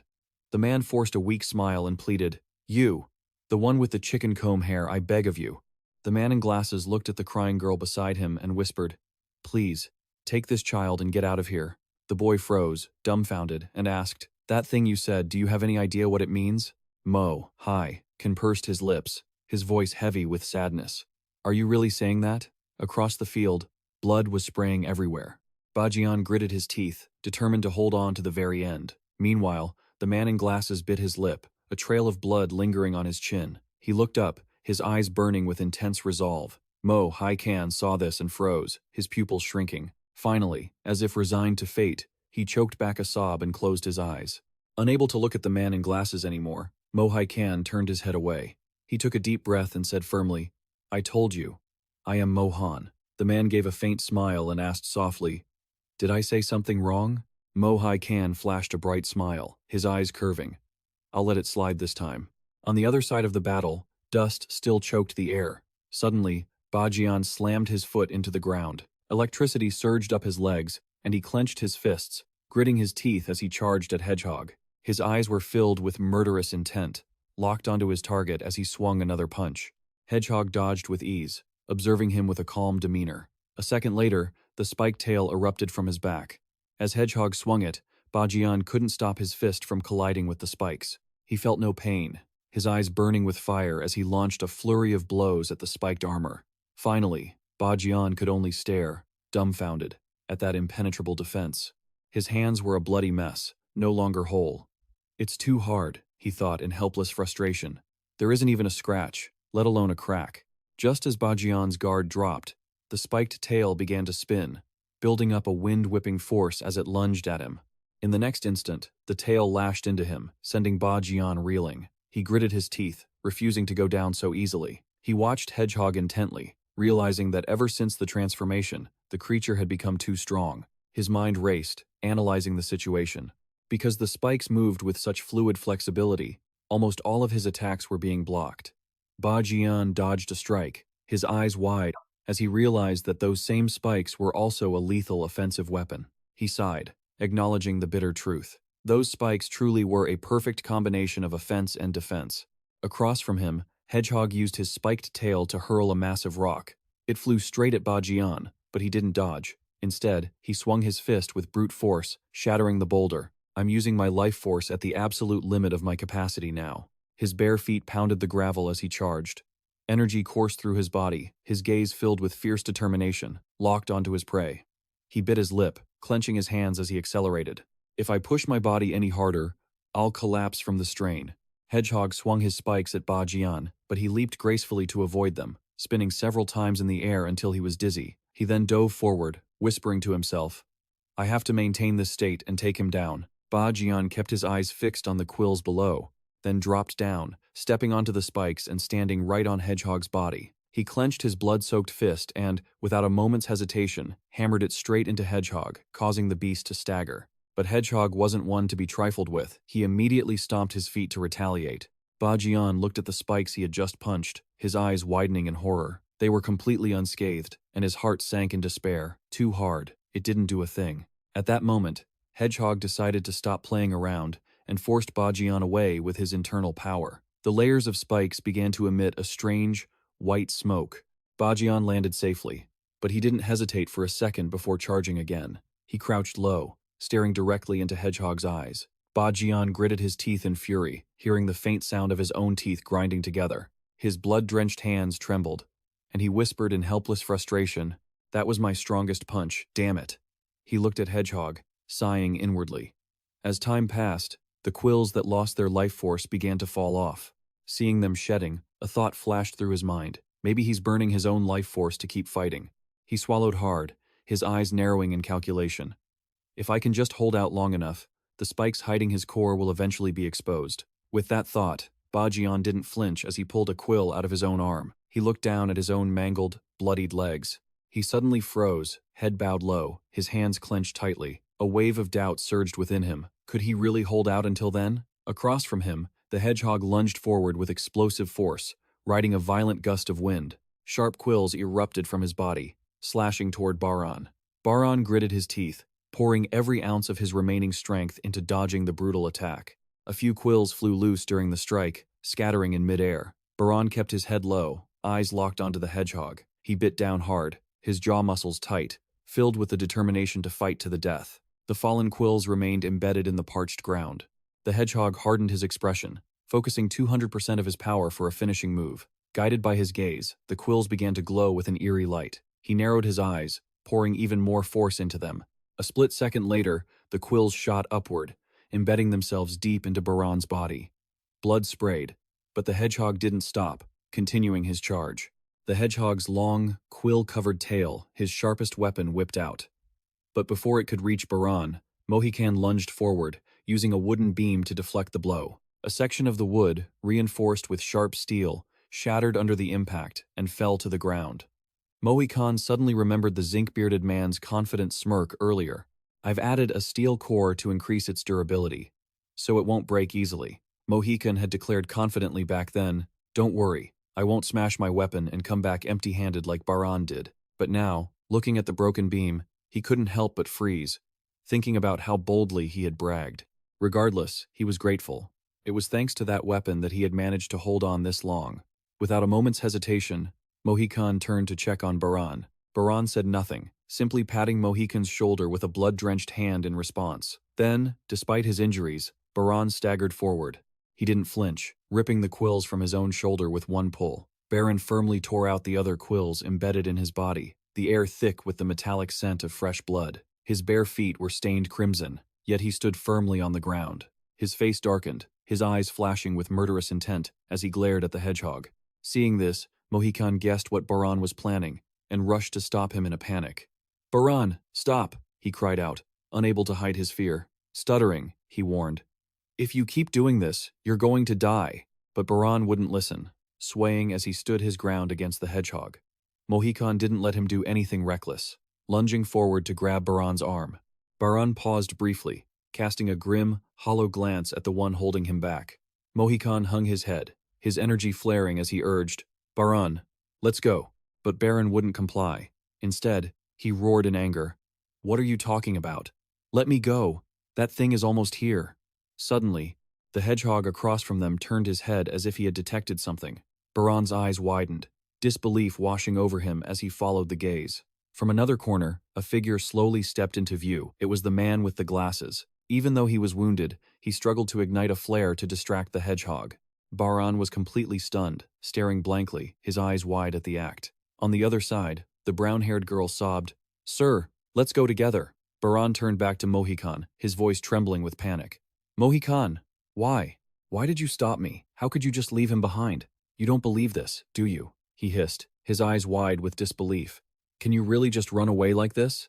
Mohican gritted his teeth and countered loudly. "I don't want to run away either." At this, Mohican paused, his voice choking up, but he pressed his lips together, remembering the bespectacled man's expression, and said tearfully, "I don't want to discard the sincerity of someone who was that determined." In the other corner, the eyes behind the bespectacled man's lenses flickered with an eerie light. Immediately after, he held up the lit flare. The flare exploded, casting a haunting, orange-red glow. The hedgehog was quickly drawn to the light, staring intently at the man. In the next moment, the hedgehog gathered his strength and launched himself toward him, kicking up a cloud of dust and stone. The man held the flare in one hand and a box in the other, rushing forward with everything he had. But just a second later, his bones began to shatter from the sheer strain. Still, he didn't stop, struggling to lift the box in an attempt to attack. Suddenly, the box was sliced apart by an unseen force. Fragments flew backward, and the bones deep inside the man were completely crushed by the overwhelming power of the attack. His eyes grew hazy, and agonizing pain immediately consumed his mind. Up ahead, Mohican grabbed the brown-haired girl's hand and pulled her away. Baran gritted his teeth, choking back tears as he looked toward the bespectacled man. The man collapsed onto the dirt amidst the thick smoke, his gaze still fixed on the three figures. He reached out with his remaining hand, his voice weak as he pleaded, "Go quickly, run away." Finally, he collapsed completely, his last words a whispered plea for them to survive. After a while, Baran and the others reached a blind spot, all three standing in silence. No one spoke. A moment later, Mohican looked at the brown-haired girl and softly instructed, "We have to hide here," she asked tearfully. "But what about him?" Baran, standing with his back to them, muttered in a low voice. Was that his wish? In his mind, he recalled the man's final, collapsed form. Mohican, seeing Baran like this, was also frozen, his mouth agape. His throat felt parched, and it took a moment before he struggled to call out, "Baran." But Baran remained silent, head bowed, his entire body trembling uncontrollably.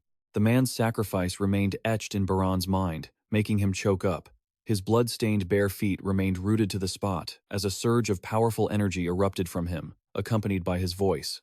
"If that's the case, then I," his eyes filled with killing intent as he growled, "will personally deny that wish of his." Back at the spot where the man had fallen, he was still slumped on the ground, head lowered, struggling to breathe. His limp hand loosely gripped the box, his arm stained with dried blood. The area was a wasteland left by the fierce battle, dust and smoke filling the air. His other hand, holding the flare, slowly lost its grip. The flare fell, but before it hit the ground, another bloodied hand reached out and caught it. The bespectacled man's eyes flickered with shock, looking blankly at the person who had arrived. A surge of powerful energy rushed in, accompanied by a figure that had flown toward them. To the man's astonishment, Baran had lunged forward to catch the falling flare. The eyes behind the man's lenses flashed with a spark of wonder, mixed with a confusion and heartache he couldn't name. In his fading consciousness, the image of the man kneeling on the ground, his gaze unfocused and empty, lingered. At that moment, a figure stepped forward, blocking the light and causing him to look up. When he clearly saw who had arrived, the man's pupils contracted, filled with awe. It was Baran. He knelt on a higher mound of earth, reaching out a hand to bring the man back to reality. Baran gripped the flare tightly, gritting his teeth as he emphasized, "You still have a goal." He stood before the man, his back unwavering as he reminded him, "You have to survive. You said you were going to find your mother."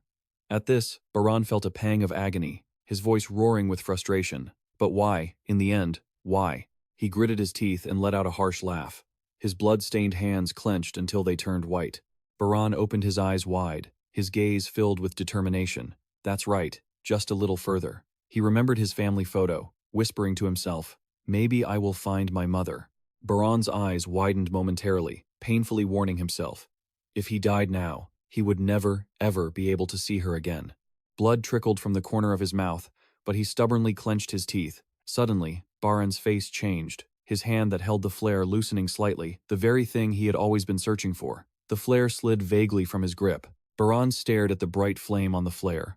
The flicker of light unintentionally overlapped with the lights of the past.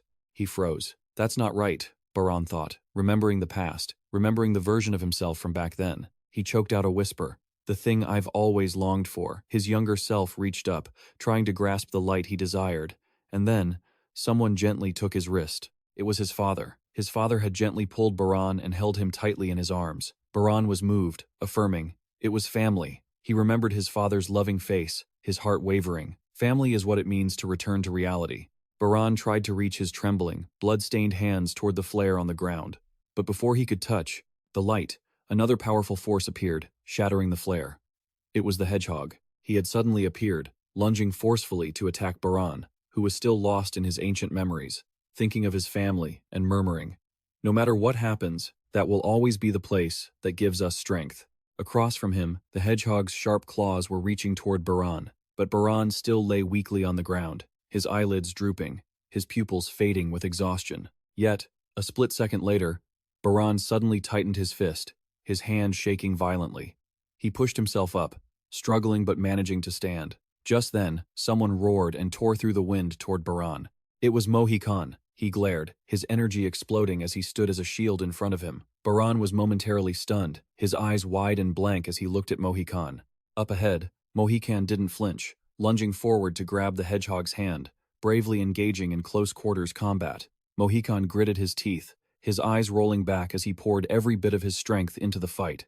He furrowed his brows, opened his mouth wide, and let out a resounding roar. Just then, the hedgehog suddenly sprang into action, whipping out its tail covered in sharp, jagged spikes. The sharpest point whistled past Mohican, heading straight for the space behind him. Baran was still kneeling there, his eyes wide with shock, unable to react as the spike lunged toward him. In a split second, the thorny tip tore through the air, aimed directly at his face. But just then, the bespectacled guy, as if fueled by a surge of adrenaline, lunged forward and swiped the tail away. In that same moment, he stretched out his arm, catching debris falling through the air. The bespectacled guy's eyes flickered, his brows furrowing as if he had just thought of something. A second later, he slammed his foot down and pivoted, his heel grinding against the ground until smoke rose. Baran stared in complete disbelief at the two figures standing before him, while in the distance, the vicious hedgehog loomed. But right in front of him, Mohican and the bespectacled guy were courageously facing their opponent. Both of them were determined to go all out this time. They opened their mouths to roar as they attacked. Baran's eyes stung, tears streaming down his face, overwhelmed with emotion. It felt like a memory playing in his mind, a time when Baran sat alone, hugging his knees in a desolate corner. He bowed his head, his body curled into a small ball, retreating into his own world. Baran pressed his lips together, his gaze fixed on the empty void. He seemed lost in some other world, his body devoid of any vitality. Just then, a figure stepped forward, catching Baran's attention. That person was Mohican. He smirked slightly and sat down beside him. On the other side, the bespectacled guy smiled gently and sat down as well. They both pushed their way into Baran's isolated world, shoving items into his hands. Finally, they pulled him out of his loneliness. The three of them happily set off to continue their journey. The bespectacled guy walked in front, smiling helplessly as he watched Mohican ruffle his own messy hair. Sometimes the three of them would lie on a bed, leaning against each other as they drifted off to sleep.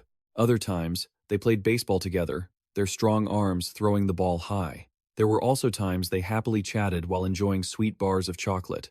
The ball they threw bounced back off the ground, and the three of them remained inseparable, thick as thieves. The happy memories flooded Baran's mind. The younger version of himself, currently suppressed, slowly reached out a hand filled with those memories. Finally, his hand firmly caught the ball that had been thrown. The clean, youthful image of Mohican appeared. He was wiping the baseball. But in reality, that same image was covered in fresh blood, slumped limply against a pile of dirt. The bespectacled guy was also covered in blood, staring blankly at the earth. In Baran's mind, Mohican appeared again in his pitching stance, smiling and calling out to him, "Baran, back to the present." Baran regained his strength and stood up, shielding his two friends. He stood facing the hedgehog, his head slightly bowed as if still lost in thought. In the past, Baran had stood facing Mohican with an unreadable expression. Back then, he had smiled slightly and asked a question. What do you think family is? Recalling this, his blood-stained hand trembling at his side, Baran clenched his fists, his whole body shaking violently from the surge of emotion. Tears streamed down his face as he glanced at the hedgehog. In the past, the uninjured Baran had smiled gently. Back in reality, he was covered in fresh, pungent blood. Choked up, he answered the question from years ago. It's everyone. At this moment, Mohican, lying by the pile of dirt, struggled to get up. He took a few bloody steps forward. Baran's tear-filled eyes slowly lowered as if he were exhausted.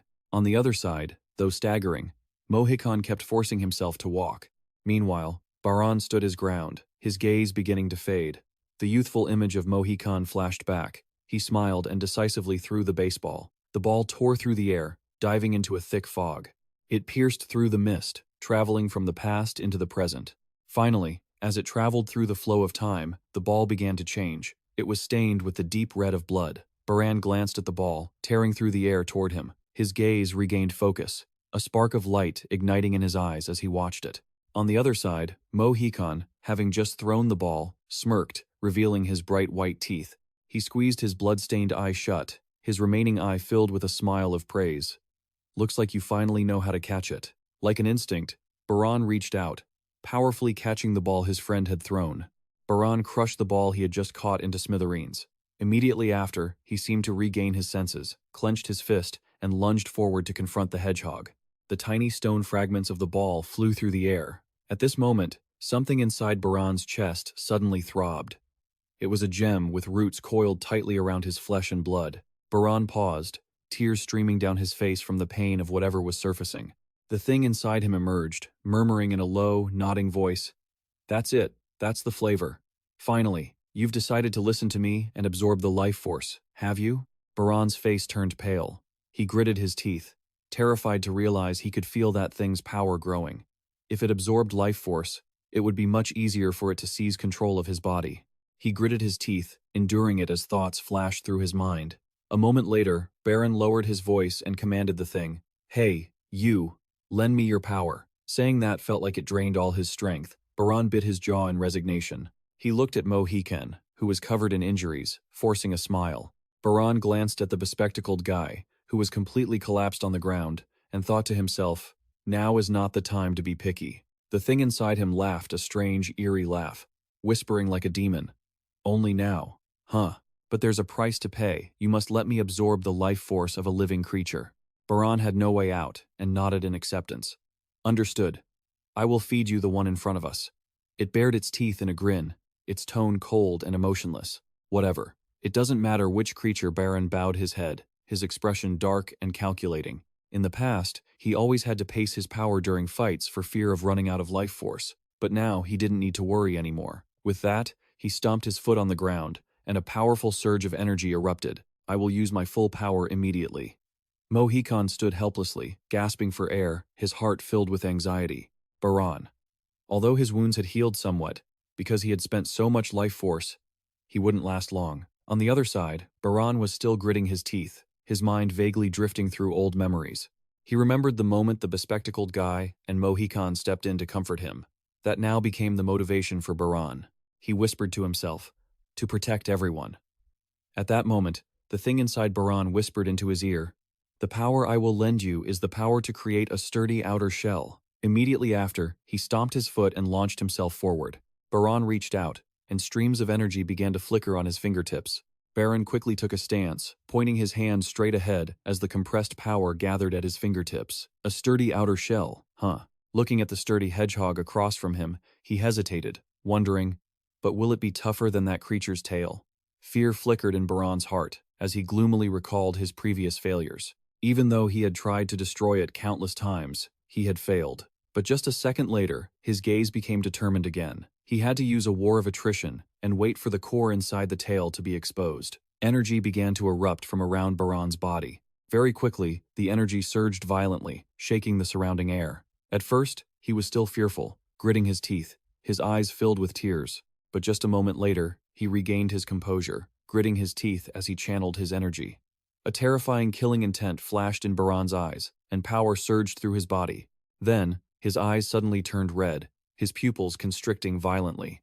One of Baran's eyes turned blood red as another stream of energy rushed up, mixing into his bloodstream. Baran quickly held his hands in a defensive stance, with waves of energy swirling around his body.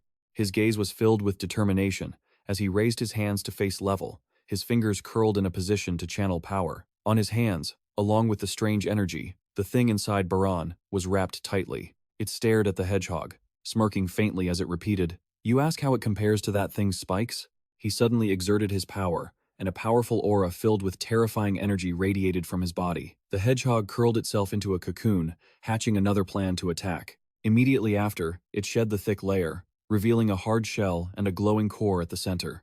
The hedgehog whipped its spiked tail straight toward Baran's armored hand. The moment they touched, the spike was no longer invincible. It immediately shattered into pieces. Finally, he lunged forward, smashing the sharp, thorny tail. The voice of the thing inside Baran rang out with contempt. A completely different level. It didn't stop there. He gritted his teeth and lunged again, determined to fight to the death. The thick, hard stone layer covering the hedgehog trembled as if it were about to burst. Immediately after, he flew through the air, slamming his fist into Baran's tightly clenched hand. In the end, the hedgehog's hard hand could not withstand the blow and was instantly shattered. He lunged forward with immense power, slamming into the creature's hardened body. The hedgehog was stunned, his mind racing to come up with a plan. He quickly summoned his razor-sharp quills, extending his claws to command them.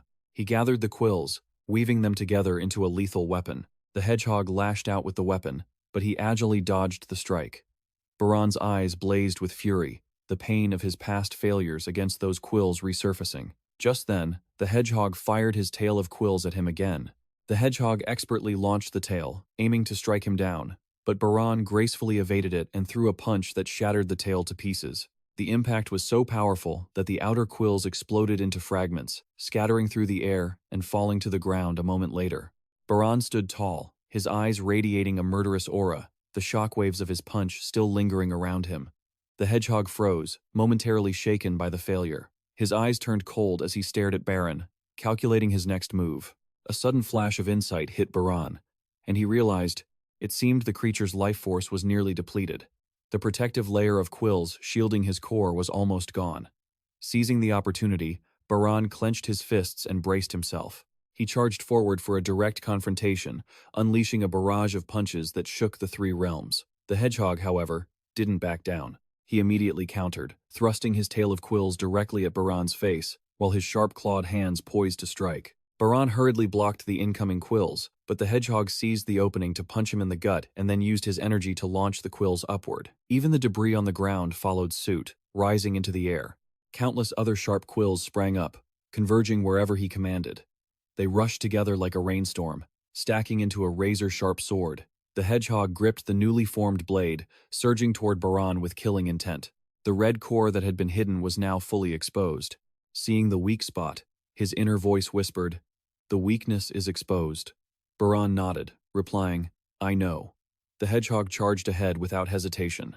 A voice inside him panicked and warned, "Get out of the way." Baran let out a cold huff and growled, "I told you, I already know."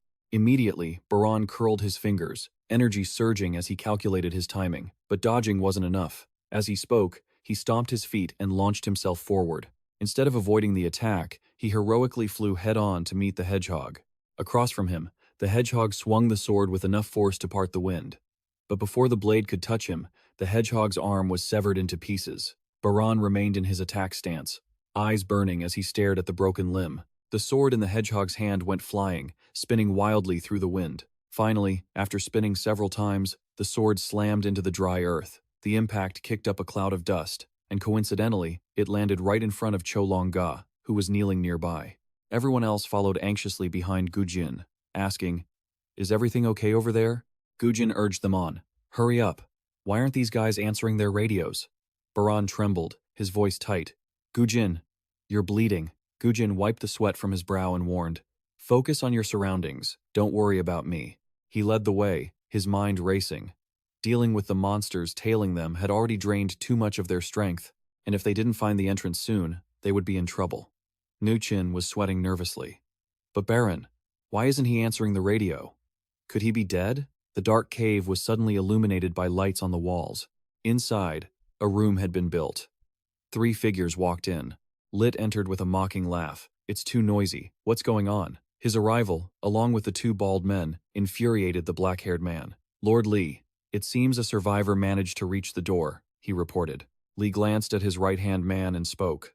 Looking at the few people, they looked like missing persons, so I intended to open the door for them, the man explained in a panic, claiming the woman had constantly stopped him. Lit laughed. Well done. You truly live up to being my most capable right hand.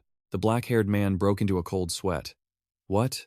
What did you say, sir? Lee raised his voice to explain. When the apocalypse comes, the law will collapse, and the world will be filled with chaos. But in those circumstances, the only thing that can restore order is the rules. The man listened nervously as Lee spoke, emphasizing every word. Survival rules in the apocalypse? Lit rambled on, allowing no interruptions. Survival rule number 1. Do not open the doors outside of designated times. Lee continued. That's a very basic rule. Did you forget? You know exactly what happens to those who don't follow the rules, right? The black-haired man sweated in confusion. I'm sorry. I just recognized familiar faces. I got confused. Lit patted his shoulder satisfactorily. It's all right. I'll let it slide this time. So make sure you do better. The black-haired man shivered and spoke loudly. Thank you, sir. Lee laughed and teased. Your shoulders are all tensed up. Relax. Lee's gaze shifted. That's right. He locked eyes with the woman. Her words carry as much weight as mine, so listen to her well. Lee laughed and looked up, satisfied when his right-hand man replied, Yes, I understand. On the screen appeared an image of Gujin. Lit nodded in appraisal. I see some familiar faces, and quite a few new ones too. Lit couldn't hide his excited grin. What kind of people are they, I wonder? If they're like the ones from last time who wouldn't cooperate. The black-haired man and the woman stiffened in fear as they watched. His next actions and words. Lee pointed a finger at his own throat in a slashing motion. He gave a cunning smile. Let's skip the rest. Outside, sunlight shone down on the wreckage. Baran was covered in blood, exhausted. The one who had driven him to this state was the hedgehog. Baran glanced away nervously when he heard Mohican's trembling voice. Uncle, wake up, please. He looked anxiously at the curly-haired man. The uncle lay face down on the ground, completely drained. His eyes were glazed, almost fading away. Baran turned pale, trembling. Uncle, no, this can't be happening. Baran remembered his old friends meeting the same fate. He lost his composure, refusing to accept the reality, thinking that if he just found a doctor, he would be saved. Mohican's eyes widened in horror. Wait, Baran. He's lost too much blood. Perhaps deep down, Baran knew. He saw it clearly. He could feel the uncle's life force fading away. He trembled, refusing to accept the truth. Baran stared angrily at the hedgehog, growling with rage. He stomped his foot into the ground, his pupils dilating with fury. Baran lost control and screamed, I will destroy you. With murderous intent, he lunged toward the hedgehog, his body growing to an enormous size. The creature recoiled in fear, and Baran glared at him, shouting, Don't you dare run away. A hand gripped Baran's pants. The curly-haired man coughed up blood in pain. He whispered weakly, That child, please. Protect her. Baran gasped, eyes wide as he looked at the man and heard his final words. Tears welled up in his eyes as he looked over at the hedgehog, who had hunched over and was retreating, turning to flee. The hand slipped from his pants. Baran gritted his teeth in utter helplessness as the sun began to set. The curly-haired man was propped up against a rock by the other two. Everyone looked at him with worried eyes. The girl with the red bow sobbed, Uncle, please, don't be in pain anymore. The curly-haired man breathed heavily and said, I'm sorry, kid. I had intended to find your parents with you until the very end. He continued to cough up blood, unable to finish his sentence. Baran's eyes brimmed with tears as he stopped him. Don't say anything more, Baran cried out in despair.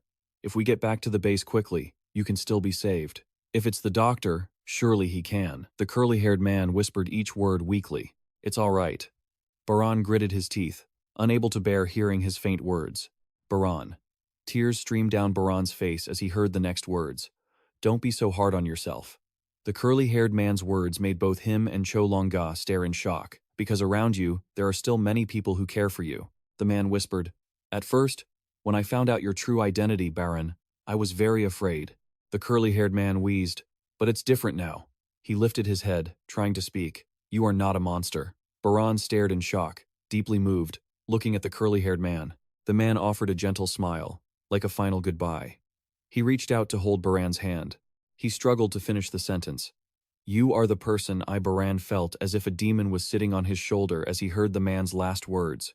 I will keep my promise. The lingering warmth of the man's hand faded from his own. The ring on Baran's finger shattered, and he stood there, completely frozen. The curly-haired man's hand went limp. He passed away with a peaceful smile, a few lingering tears still on his face. The scene shifted to Guchin's group. Their footsteps grew increasingly frantic as he warily looked around. Guchin shouted angrily, "What the hell? If you guys are alive, you're supposed to be listening to the radio." Heman's voice trembled. "Thank God you had me so worried." Baran's group returned, but everyone's expression was grim. He asked immediately, "Wait, where is he?" The man remained silent. The girl with the bow recalled memories of the curly-haired man. "Are you having trouble sleeping? Whenever this happens, I usually sing a song for my son." She pouted and said, "Sing it for me too, please." He sang before closing his eyes forever. Mother walked into the island's shadows. Father and Mohican were struck by shock. He looked at his blood-stained hands, tense. Baran's face was dripping with sweat, still unable to accept reality. Delner's singing echoed in everyone's ears as they headed out to gather food. They walked back to the sound of Delner's voice. The little one was left all alone. Guchin and Bon's group stopped in front of a door. The white circle on the door was turned. Everyone stared inside, tense. Delner was still singing, keeping watch over the house. Two men standing guard at the door bowed and invited them in. Himan and the girl with the glasses walked inside, on edge. Mohican's presence made the two guards slightly nervous. She continued to sing until the ocean seemed to join in. Delner's voice rang out through the tense atmosphere. A lullaby, followed by a hand on the head. She sobbed and trembled. "What comes next?" Hadu's younger brother whispered, trying to recall the lyrics. Drifting into a deep sleep. The boy walked closer to the girl with the bow. Hadu's younger brother asked in a friendly tone, "Is that right? I really like that song too." The blue-haired man shouted loudly, "Hey kid, I told you not to come here, didn't I? This is a restricted area for outsiders." The boy laughed awkwardly, confused. "I just stopped by for a second." Hadu's younger brother turned to ask, "Did you come here looking for your parents?" "Wait, aren't those your parents over there?" Everyone looked at him, bewildered. "The bow looks pretty similar. Unfortunately, that's not our child." The girl with the bow's expression sank in sadness. The boy still said innocently, "I lost mine too, but it's okay." Hadu's younger brother exclaimed excitedly, "If you keep on living, you'll find them again someday." Ba was furious at the boy's words. Mohican saw Baran's state and comforted him. "Baran, it's not your fault. It wasn't you who killed him." He recalled the curly-haired man's final smile. At the very end, he had smiled. Mohican handed him a loaf of bread. "Here, eat something. You need to eat to keep your strength up. Do you hear me?" Mohican's voice trembled with emotion. He had felt it too. Baran covered his face, his voice shaking. "At the very last moment, it was me who took his life. It's no different than me killing him myself." He watched with concern as Baran curled up in the corner of the room. Mohican's hands trembled with rage. He said in a helpless, shaky voice, "Damn it, I promised I wouldn't break down." He gritted his teeth in anger. In the end, it was Baran who had to shoulder all the responsibility alone. Gujin walked up to the black-haired guard and asked, "How can I meet the person named Liss?" He looked surprised and confused. "What? Our captain isn't easy to meet. First of all, you guys are outsiders, right? Just wait here for a bit." Then he looked over at Baran. Gujin's dark-circled eyes showed concern for him. Ban suddenly sank into a bottomless dream. He froze when he heard a voice calling him from behind. He appeared behind him with words of comfort. "Baran, don't worry, it's not your fault." Baran turned his head back in surprise. A short-haired woman appeared right after, so that was Bajian's name. She smiled and encouraged him. "Long time no see. We've always been rooting for you." He woke up, deeply moved. Mohican was overjoyed to see Bajian wake up. "Bajian, you're awake? You were talking in your sleep. It sounded like you were doing just fine." He noticed something insightful. "Are you crying?" He wiped the tears from his face, sobbing. "No, I don't remember clearly, but I had a dream. A very beautiful dream." Bajian looked down at the blanket and saw Mohican spoke up. "Chin left that there for you." He stared at the bread in his hands, bewildered. "This is the kind of bread I like." Just then, Bajian's stomach let out a warning growl. He ravenously started eating the bread. Guchin watched everyone digesting their food, leaning against the wall with his arms crossed, exhausted. This memory stuff is so useless. Elsewhere, there was the sound of rapid footsteps. Hadu ran while looking at the paper in her hand. "Turn here and go through, and we can take the shortcut." Lena clenched her fists, looking ahead. "Got it. But what is that?" In front of them, a black-haired guy with spiky hair was tied up, shouting, Help me. The two girls approached him carefully. Something smells fishy here. Just as they thought, there were two suspicious characters hiding behind a pillar. I knew they'd come. Three villains jumped out, looking at the two girls with cunning eyes. Didn't expect you'd actually come to save him. Anyone with weapons, drop them and surrender peacefully, she said loudly. I knew it. Lena shrugged, acting nonchalant. We don't know this person. Can we keep going on our way? We're busy. The spiky-haired guy screamed in a panic. No, don't go. She successfully made them believe it. What? They aren't allies? Oh well, taking some extra loot back is even better anyway. Hadu was pale and trembling. Lena asked calmly, Hadu, what do you want to do? She looked at the girl who was trembling, hearing Lena's bold words that it wouldn't matter if they just ignored him and kept going. The spiky-haired guy gritted his teeth in anger, his face pale with fear. It's fine, don't rely on a kid who's this scared. Hadu sweated, looking at the spiky-haired guy in terror.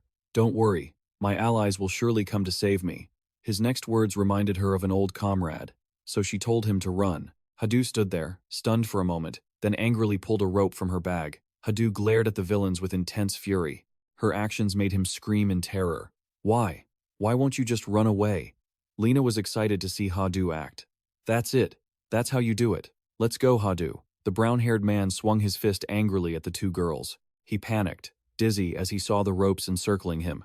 Where did they come from? The rope whipped hard against the brown-haired man. In a flash, he was tightly bound by Hadu's ropes. She gritted her teeth and landed, determined that she wouldn't run away anymore. Hadu remembered her father. Father, please look at me one more time. She shed tears, sobbing as she thought of him. Because I won't run away anymore. The brown-haired man screamed in pain, unable to break free. The spiky-haired guy's eyes widened in amazement. What the hell is that? Lena eagerly jumped into action. Hey, don't let your guard down. She swung her staff hard into the fat man's face, knocking out several teeth. Elsewhere, an old man with white hair knocked over a white chess piece on the table. The background characters behind him whispered, We've been waiting forever, and they haven't come. It really is a failure. Should we send more people to rescue them? Hadu's father said helplessly. If only my legs were healed, I would have gone myself. The white-haired old man laughed and reminded him, Don't overexert yourself. Suddenly, a hand pushed the door open with force. Everyone cheered with joy to see the spiky-haired guy return unharmed. The person they captured is back, and we even took one of them prisoner. Thank goodness. Are you hurt? How did you manage to escape alone? He recounted in a trembling voice. I got lucky. A girl who ran extremely fast and agilely saved me. He looked at the spiky-haired guy in shock. Hadu's father pushed his chair back and stood up. Wait. He limped toward him. Hadu's father was stunned. A girl who runs fast? The spiky-haired guy tried to stay calm as he told the story. Even though they threatened her with weapons, she didn't run away. She saved me. She's even braver than I am. The white-haired old man suddenly remembered something and asked, Didn't you say you were looking for your daughter? Hadu's father remembered the hug he had with Hadu. His lips trembled with emotion. But he thought, It's probably not my daughter. My girl is a coward. His hands were shaking, but she was definitely still alive. Somewhere, it had to be that way. A voice spoke up, puzzled. It looks like those people over there were the ones who attacked us, he affirmed loudly. That's right. The brown-haired man suddenly appeared with an angry tone. Hey, why do you guys listen to such an old man? He sneered mockingly. He looks like he's got one foot in the grave already. Why not join our gang? Your chances of survival will be much higher there. Another person shouted angrily, Hey, watch your mouth. The white-haired old man calmly said, You're right. Maybe I don't have much time left. People eventually have to die, after all. But do you know the difference between you and me? He picked up a chess piece and said, It's the cause of death. The room fell silent, save for the old man's deep, gravelly voice. I will die of old age, while you will die suddenly. The brown-haired man screamed in anger. What? Is this old man tired of living? The old man remained focused on his chessboard. Checkmate. Seeing that he was beaten, the man was extremely annoyed. Don't look down on people, you old geezer. If it weren't for these ropes holding me back, I would have. The old man with brown hair ordered them to untie him. The group was stunned by his words. What? He didn't even look up from his game of shogi. Haroon's father countered, That's not right, is it? The old man with brown hair scratched his cheek. Honestly, I don't know how to play chess. I don't know the rules at all. But throughout my life, I've had one rule that's always held true. He pointed to the sky. Might is right. If you can defeat me, I'll let you go. The white-haired old man coughed to interrupt him. Or, if not, You can take my place and lead these people instead." The brown-haired man flexed his muscles in excitement. "What? Are you serious? Don't go back on your word." He looked at the old man with disdain. "What is this? What a sweet deal. I just need to take down this frail old man to seize this entire place, right?" Thinking this, his confidence in winning skyrocketed. No need to go back to the base anymore. Then, as the old man's coat fell off, the brown-haired man's smile faded. Sweat poured down his face as he stared at the scene before him. Clearly, he had been a thin, frail old man moments ago, but now his muscles were bulging. Biceps appeared on the white-haired old man's thin arms. He grew to a massive size, sighing lazily. Sure enough, if you sit in one place for too long, your body gets all stiff and sore. Even so, the brown-haired man didn't flinch, clenching his fists and lunging at the old man. Before he could even act, the old man struck him, sending him flying. The brown-haired man lay unconscious on the ground in a pool of blood. The old man glanced at him mockingly. "I told you, didn't I? A sudden death." The white-haired old man put his coat back on and spoke to Haroon's father. "Oh, right. We've established contact with another shelter. They say they can make you a pair of legs." He approached the radio to hear the voice on the other end. "Understood, but in exchange, you must bring the parts I need. I only help if they are shiny and completely scratch-free, all right?" The voice crackled through the old radio. "And one more thing, if you have any thoughts of raiding us, forget it. Security here is airtight." Haroon's father smiled with joy. "Prosthetic legs? Thank you so much. If I get legs, I might be able to go find my daughter myself." He turned to the old man. "But why are you helping me this much?" The white-haired old man laughed and replied, "Because you remind me of myself when I was young." Haroon's father stuttered, confused. "Me?" The dark basement was lit up by artificial light. Liz suddenly appeared, speaking with a robotic tone. "You're all still alive? That's great. It's been a long time since I've seen you guys." He laughed as he started the conversation. "You've brought quite a few newcomers with you, haven't you?" They bowed respectfully in surprise. "Mr. Liss, a lot has happened." The black-haired young man recounted happily. "We were captured by raiders, but the people I brought with me saved our lives." Then, Liss put a finger to his lips, signaling for silence. "Don't you still have work to do?" He hinted with a fake smile. "While you were gone, quite a few things piled up." He chuckled awkwardly. "Right, we should take care of that first, shouldn't we?" Min-hyuk picked up his backpack. Byung-jin stared in surprise, wondering where Min-hyuk was going. "Hey, where are you guys going?" He smiled and said, "We'll be back in a bit. A lot of things have been delayed recently, so we need to handle them urgently. Thank you, everyone." Woo-jin and Mo-hee-gan scratched their noses and smiled awkwardly. "My name is Mo-hee-gan." Baran looked at him with a confused, awkward smile. "Oh, right, and you, the rooster head." Mo-hee-gan shouted angrily. "It's Mohan," he said in a serious, sincere tone. "That's right, Gu-jin. I only told the commander that we happened to run into you outside, and that you saved our lives." Baran leaned in close and whispered to Gu-jin, "And I haven't mentioned anything else. About the life energy you guys possess, or the fact that things are being altered like that." He looked up and confirmed, "Exactly. That is the condition I requested." Gu-jin made a silent vow. "We must prevent the existence of life energy from being exposed for nothing." He fell into deep thought. "Unless we thoroughly investigate this person named Liss and this shelter, it's best to act carefully like normal survivors to avoid drawing attention." Hyun thought, what if Liss was a cunning predator? He secretly made up his mind, especially about keeping all information regarding Pazan a complete secret. Gujin's memories drifted back to the past. From the days spent preparing for the apocalypse in the basement, he remembered his old friend, even the fact that he could turn into a monster. Gujin's next words surprised him immensely. "If I said you guys could kill monsters, the boss would definitely treat you specially. But I'm sure you guys have your own plans, right?" He glanced away. Min-hyuk stared fixedly at Pazan. He stood in front of him and confessed, "To be honest, when I saw you turn into a monster and hurt others, I avoided you." "Pazan? Even now, I can't fully understand you." Pazan's eyes widened in surprise to see Min-hyuk lowering his guard. "But I believe you're not a bad person." The corner of his mouth curled into a smile. Min-hyuk waved. "If you were that kind of person, I wouldn't have led you to our shelter in the first place. If there's a chance next time, I want us to talk more." Mohan scratched his nose innocently. "So, what do we do now?" He jumped, scratching his finger until it bled, when he heard a shout. "Hey, you people over there!"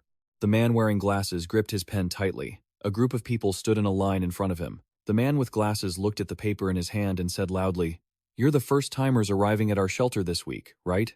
A total of 7 people, fewer and fewer, it seems. It's a pleasure to welcome you all." He glanced seriously at each person. The gaze of the man in glasses landed on Mo and Gujin. Are you the ones? I heard it was you who saved our people from the raiders? He suddenly bowed 90 degrees to Pazan. The man in glasses sincerely expressed his gratitude.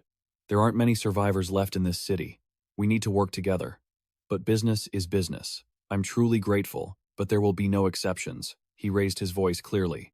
Because the test must be fair for everyone. Pazan stared in surprise with his mouth agape. A test? The man in glasses quickly looked up at Pazan's shock. He spoke in a serious, loud voice. You are required to pass the test before you are allowed to enter Mr. Liss's shelter. That is the rule Mr. Liss has set. Understood, but that's so much pressure, they replied in unison. Understood. We will step back now. The man in glasses put his hands behind his back and said loudly, I'm sure your reasons for coming here are all the same, right? It's all to live in this safe shelter, isn't it? Images of Pazan's father appeared in his mind. The man in glasses continued. With a semi-permanent power system that uses solar energy, he raved on without stopping, along with a water filtration system for our farming areas. Pazan pressed his lips together, listening intently. The man in glasses lectured clearly. Are you wondering how a shelter as perfect as this can exist? It's all thanks to Mr. Liss. His image appeared again. Liss's mouth curled into a grin. He covered his face with his hand while his voice echoed. Because even before the apocalypse hit, he had prepared everything to face it. Pazan thought anxiously. The owner of this shelter, Liss. He gritted his teeth in anger. He prepared for the apocalypse? There was only one other person who said those words. Pazan remembered his father's smile and understood immediately. That's right, my father. Pazan recalled that his father once had a colleague he communicated with frequently. He deduced that Liss might be his father's colleague. Pazan carefully considered it, or if not, it was highly likely they were related in some way. He thought nervously that if they met him, both Pazan and Gujin shared the same thoughts about their mothers and the apocalypse. Perhaps he held some information. Both of them had a goal. The truth was right before their eyes. Above, the man in glasses continued his speech. Mr. Liss does not grant compassion to everyone. He kept raving. He has decided to only give opportunities to those with minimal capability. The test is to prove you can survive in this ruined city. Those next words from the man in glasses left everyone in shock. Bring back 10 flowers. Pazan's eyes widened in surprise. 10 flowers? He explained. And this is a two-person team test. If just one of the two goes missing, the test is a failure. Mohan threw his arm around Pazan. Us going together is perfect, isn't it? The man sternly stopped them. No, the teams are assigned by me. 10 flowers, he quickly explained. And this is a two-person team test. If either of you dies, the test fails. Cho Longa threw his arm around Baran's shoulder. Us going together is perfect, don't you think? The man firmly stopped him. No, I am the one assigning the teams. He angrily pointed at the man with glasses and shouted, Who is this guy? He's been an eyesore this whole time. The man explained stiffly. Apologies, but these are Mr. Liss's rules. He called out to Cholonga. Cholonga obediently stood beside Baran. If you put it that way, I guess I have no choice, he said loudly upon realizing. Wait a minute, you look familiar. Aren't you one of the Predator's lackeys? His arms were suddenly bound. Cholonga panicked and shouted, That's not it! Even though there was a little something before. But anyway, Gujin reminded him in a low voice. Quiet down. That guy will have his test postponed until he's cleared of suspicion. Right. Everyone gathered to listen to the man with glasses. All right. Now I will assign the remaining teams. You two are a team. He paused for a moment. The man with glasses looked over with a trembling voice. You two. He raised his hand and said, We're a team. The man with glasses said, Finally, the last two. The shaved-head young man excitedly exclaimed, I'm pretty confident when it comes to searching. The blue-haired young man clenched his fist, brimming with enthusiasm. Awesome, let's go. He quickly realized the man's intentions. He intentionally separated me from Baran. Is it to test our basic cooperation when paired with a stranger? Everyone received a walkie-talkie under the command of the man with glasses. Every team got one. You must have this to hear the announcement to enter. Cholonga remained optimistic, warning everyone, Don't worry, just go. It's a shame I can't help. Before leaving, Gujin carefully reminded him, Don't cause any trouble. Our goal is to build trust here smoothly so we can meet the person named Liss. He kindly advised that if he used vital energy to escape, everything would be ruined. He waved his hand to shoo him away. Got it. Don't worry about me. Just go. Baran couldn't bear to leave, looking back at Cholonga, whose wounds from the previous battle hadn't fully healed. Good opportunity. Use this time to get some rest, Cholonga. He put his hands behind his neck and laughed. All right, I'll stay here, get some good rest, and slack off. So Cho Long-ga lowered his voice to advise. Baran, don't push yourself too hard, he replied with a faint smile. Then Baran left with the others. Cho Long-ga's mood sank. He muttered in disappointment. He didn't even bother to answer. If the trial gets dangerous, he'll try to shoulder it all by himself like a fool again. Cho Long-ga's gaze shifted elsewhere. He stared fixedly at the red-scaled staff propped in a corner, not even wrapped up carefully. Cho Long-ga recalled the past. The look on the curly-haired uncle's face before he left flashed in his mind. Cho Long-ga sat down to relax. He couldn't forget the uncle's words. If it's like this, I have to practice controlling vital energy even more. Anyway, Baran already gave me a rough method. He remembered the image of Baran fighting, the way he was blown away by the red scales. Cho Long-ga reflected. He had made up his mind. I won't let Baran overexert himself alone anymore. The lock rotated, and the circular door gradually opened for them to head out. Outside, the city was bathed in sunlight, some buildings already in ruins. Gujin observed as he walked. I didn't expect the test to be this easy.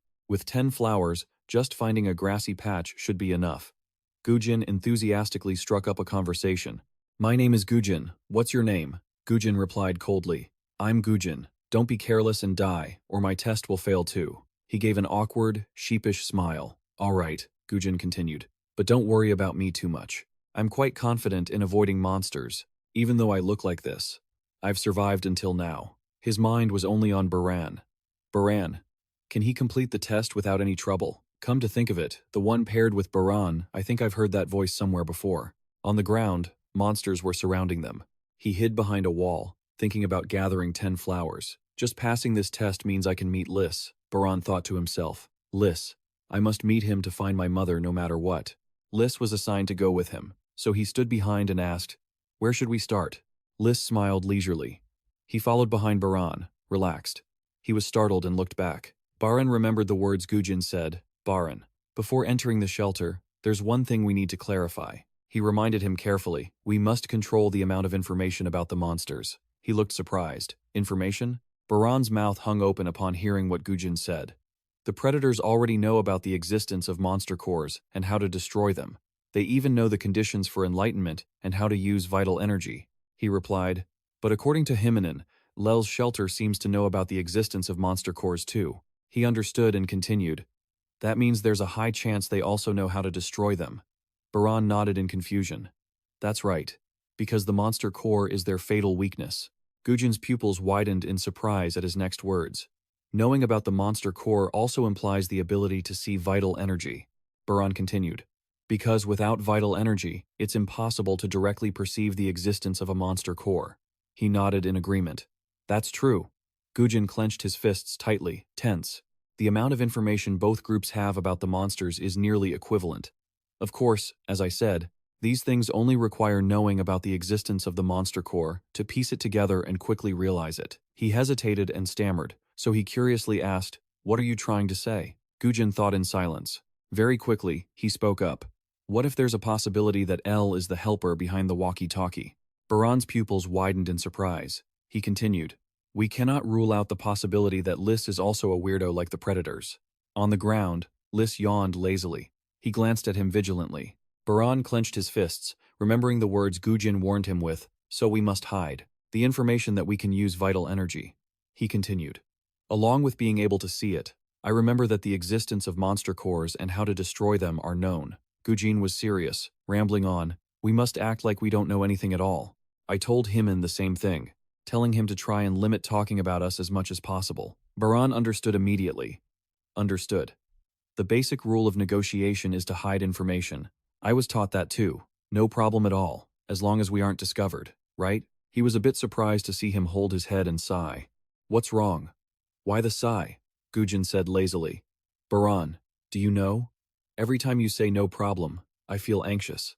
These words of his made him extremely angry. What is wrong with this guy? Back to reality, he walked ahead and asked, Do you intend to actually look? It looks like you're not even trying to search at all. Lys scratched his head, playing dumb. What are you saying? I'm still searching. Baran cursed inwardly in anger. He's just looking around. Where would he find flowers? He changed the subject. By the way, we don't even know each other's names yet, right? What's your name? He replied in a cold tone. I'm Baran. Hearing that name, Liss stopped. He was a bit surprised. Baran. The corners of Liss's mouth curled into a sinister smile. Baran stopped vigilantly upon hearing his laughter. An interesting name, so funny, really hilarious. He couldn't take it anymore and shouted, "If you find others' names, so interesting, why not try finding some interest in searching for flowers?" Liss shrugged innocently. "It's just easy to remember, and it has a good meaning too." He backed down and said, all right, let me ask one last question," Baran asked in a low voice. "All right, what else?" Liss probed. "Where are you from? Hometown or something like that?" He remembered memories of himself in a small room, with a lamp overhead. Baran answered hesitantly, "Hometown? It's down below." Instinctively, he remembered what Gujin had warned him about. Of course, living in the basement must be kept secret too. Baran froze in confusion, forgetting. He looked wide-eyed and tense at his next words. "Below? Then that's the opposite of me." Liss pointed to the sky and laughed. "I come from above, so I guess we're not from the same place." Baran lost patience and urged, "Then hurry up and find the flowers now." He was startled in amazement to see a flower in his hand. When did he get that? Baran still looked at Liss with a vigilant gaze. He asked, "And what is your name?" He rubbed his chin and stammered, "My name?" Liss thought in silence for a moment, then answered, "It's Batsa." Baran couldn't hold back his laughter anymore. Liss stood there, surprised to see him clutching his stomach, laughing out loud. "Your name sounds even funnier." On Gujin's side, Gujin was panicked, his voice trembling. "Nothing. I can't find anything at all." He was terrified and sweating. "I haven't looked for it before. I didn't pay attention. But it's true. I can't see a single flower. It's really strange." But very quickly, Gujin found a flower through his binoculars. "Found it!" he shouted in a panic, seeing the flower trampled by a monster. "Huh?" Gujin gritted his teeth, sweat dripping down. "Why are there no flowers?" But as for why the monsters, someone standing behind him explained. "Monsters are naturally driven to attack living things. Perhaps the flowers are considered targets too." Baran had some questions.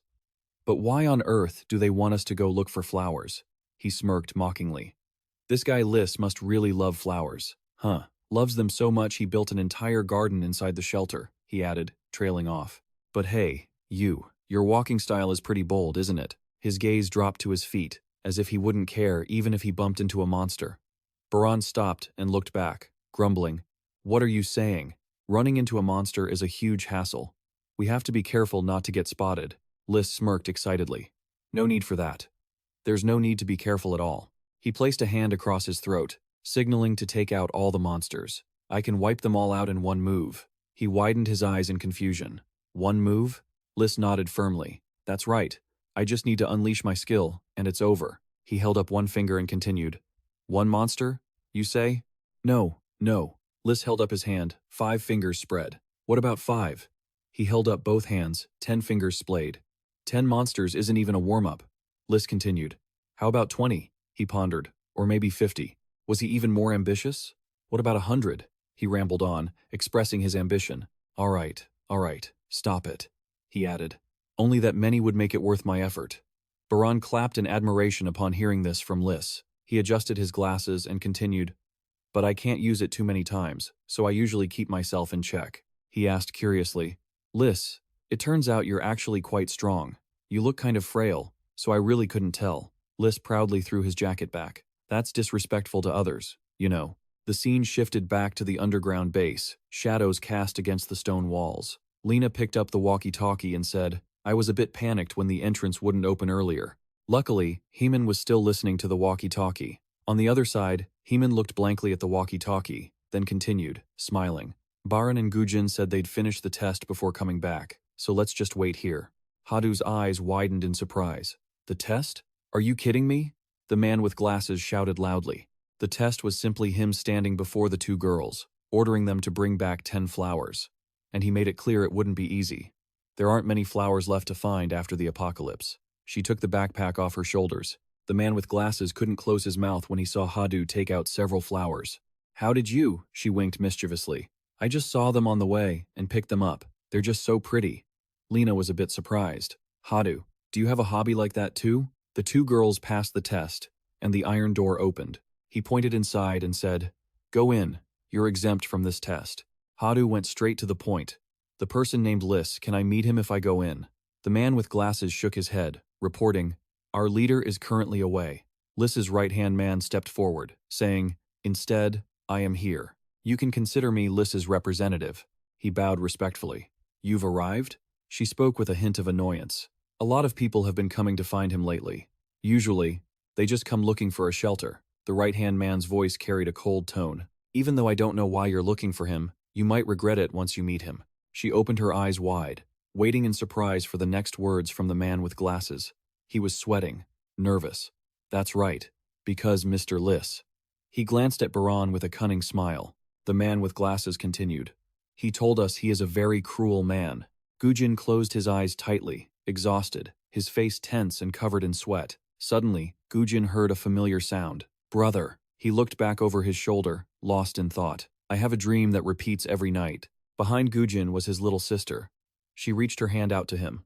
"The dream where my sister calls my name and asks me to play with her." Gujin broke into a joyful smile. He stepped toward his sister. Gujin's pupils dilated in confusion. And then, behind her were monster tentacles. He broke out in a cold sweat, panicked. Gujin reached out in fear toward his sister, always waking up at the final moment of that dream, but his memories were swallowed by darkness. Gujin was lost in thought, feeling helpless because he couldn't save her. He woke up tense, gasping for air. Gujin looked at Gujin with concern. "Gujin, are you okay?" He bit his lip tightly, tense. Gujin stood up and turned away. "Forget it. It's time to switch shifts." He watched Gujin's back, sweating in confusion. Gujin muttered, "Gujin, you really are annoying." The two guys continued searching for flowers. He bent down to pick up a flower from the ground. Gujin put the flower in his bag and said, "Only 2 so far. Who knows when we'll have enough?" "Gujin, where are you going alone?" Gujin paid him no mind, clutching his head in exhaustion. "Lately, my headaches have been getting worse." He gritted his teeth, frowning. "It's because these eyes always try to analyze everything so uselessly. The overload of information makes my head feel like it's about to explode." Suddenly, a stream of red blood grazed Gujin's cheek. His pupils followed it as 2 figures flew past them. He grumbled, annoyed, "Gujin, if you're going to move, you should at least give a signal." Gujin screamed in a panic when he saw Gujin's knife graze past him, slicing the creature in half. "Huh?" Gujin gritted his teeth, frustrated. Because of that, all of his actions became irritable. He grumbled, annoyed. "What a pain." He glared at Gujin. Gujin scratched his head, sighing in exhaustion. "Why did I have to run into a guy like this? Impossible to talk to." Liss picked up another flower. He cheered, holding the flower up high. "I found another one!" Baran praised him. "Liss, you're really good at finding them. I haven't even seen one yet." The sun was still scorching. He walked ahead. He followed along behind. Liss hummed a tune while walking. Baran stepped back, looking at him with a wary gaze. "I didn't expect Liss to be strong enough to take on dozens of monsters." Looking at the outside and his vitality, he doesn't seem like it at all. But he was also a bit happy. Regardless, having a powerful combat force by his side was better, and he didn't have to reveal his own vitality. Liss walked ahead without noticing the rock under his feet. He tripped and fell, face first. Liss groaned, standing up in pain. "I didn't expect to trip over a rock." Before long, the entire space was plunged into darkness. Gujin lay down on the bed to rest, while Gujin leaned against the wall, clutching his head in exhaustion. He gritted his teeth, tense, and watched Gujin curiously. He picked up the walkie-talkie and said, "I've got 4 already. What about you?" Baran replied immediately, "We." The corners of his mouth curled into a smile. Baran laughed excitedly, bragging, "We've got 5. Baran teased playfully. "You idiot." Gujin sighed, grumbling, "This guy really." He darkened his expression and frowned. "I can't let that brat Baran beat me." Gujin made a silent vow. If only Baran could get into the shelter and he couldn't, it would be very difficult to get close to Liss. He walked, thinking, "I have to meet Liss, to take another step closer to the truth about the monsters." Gujin gritted his teeth, frustrated, thinking only that way could he take revenge for his sister. Gujin recalled happy memories of playing with his sister. Thinking of this, his pupils constricted in tension. "She is everything I have." Gujin silently vowed, "I will wipe them all out, not a single one left." He silently cursed, "Those damn monsters who took everything from me." Gujin returned to reality when he heard Gujin's voice. "Gujin, honestly, I can't stand you." He turned his head to look at him. Gujin asked, "So what?" Gujin scratched his head, sighing, grumbling. He took out a small bottle. Gujin said, "Even so, for now, we still need to work together." He was surprised and confused. Is this a headache medication? Gujin took the bottle he tossed at him. Gujin held up 2 fingers and said, I'll keep watch this time. Take this chance to rest for a bit. He frowned, looking at him intently. Gujin looked down at the bottle in his hand. There was no way he would take medicine given by someone he just met. He turned his back, thinking that the chance of it containing a trap was extremely high. Gujin opened the bottle, thinking, of course, he had no intention of taking it. He took the pill out and put it in his mouth. Gujin's pupils dilated, thinking, however, the pill went down his throat. He swallowed the medicine, thinking. His instincts ignored the warning. Gujin's mouth closed, and darkness engulfed his vision. After a while, Gujin opened his eyes and woke up. He sat up, alert and startled. I'm such a fool. What if he had other intentions? Seeing Gujin wake up, he waved his hand and said, Good morning. You look like you're in better shape. He looked at Gujin, sweating in tension. Gujin's face was sweating non-stop. He was stunned, lost in thought. Gujin looked up, thinking, how long has it been since I've felt this refreshed? I acted just as foolishly as that brat Baran. However, he spoke up. Not bad at all. Gujin was surprised and stunned. What was that? Gujin said, sincerely and gratefully. Thank you. Thanks to you, I've finally had a good night's sleep in a long time. He laughed, urging, I didn't think you knew how to say things like that. Forget about the gratitude. Let's just keep looking for those flowers. Elsewhere, a daisy appeared amidst the chaotic scenery, and it wasn't just one, there were several others.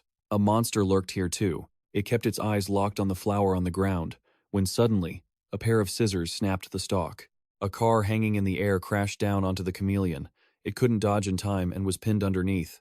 Almost instantly, the car shattered upon contact with its hide. The others cheered excitedly. They had truly returned. As the dust slowly settled, it revealed the chameleon crushed to a pulp on the ground. Everyone laughed with relief. I analyzed your attack patterns thoroughly, just to take you down. Do you have any idea how hard we had to struggle to set that trap? This is revenge for all our comrades you slaughtered. The dark-haired guy chuckled.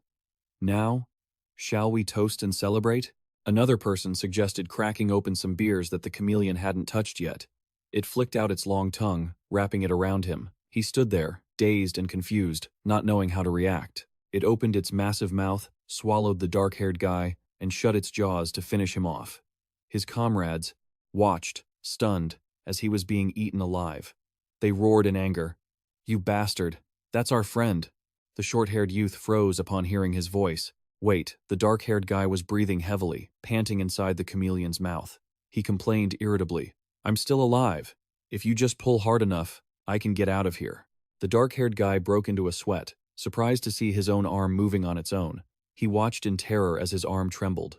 Why was his arm moving by itself? It twisted backward, and he shrieked in pain.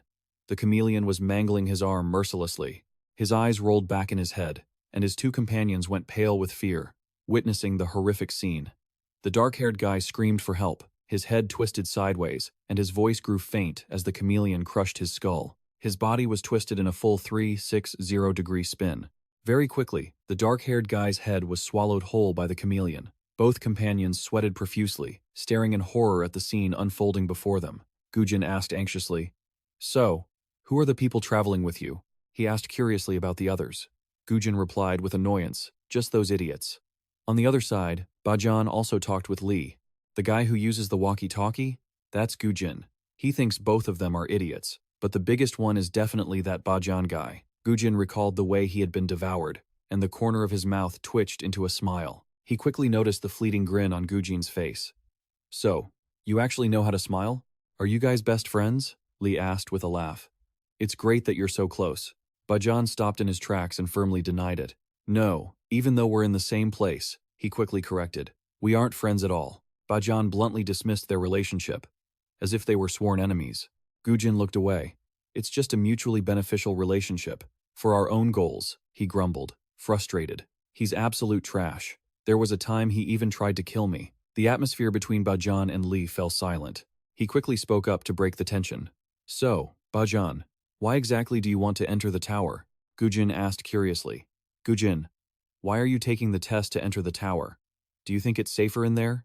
Gujin's pupils suddenly flushed red. He remembered his sister's parting words. Get revenge for me. He fell into deep thought. Gujin spoke up to answer. For my younger sister. His answer was different this time. You need to find someone? Bajan nodded silently. He continued, I need to find my mother. Gujin's eyes widened in shock. I see, so that's it.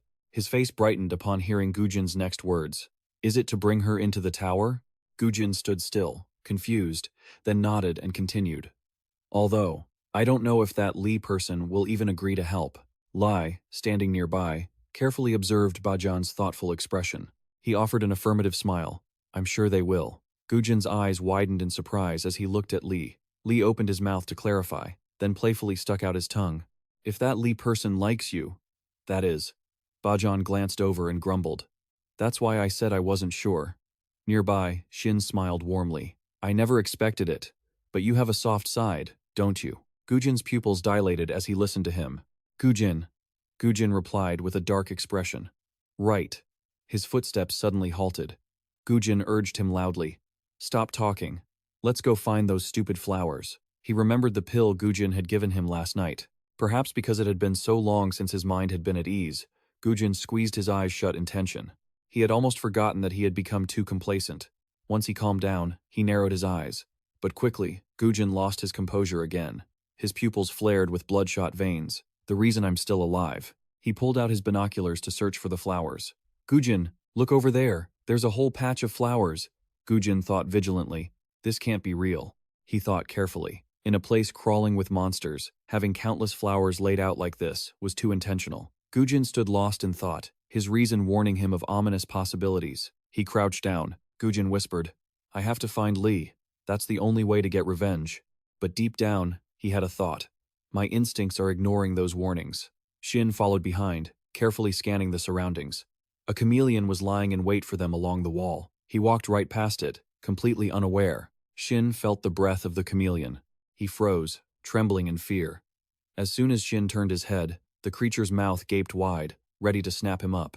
From the other side, Li called out a warning. Bajan, there are monsters in this city you need to watch out for. Bajan paused, curious. Monsters? He explained. So far we've discovered 4 of them, Lai explained carefully.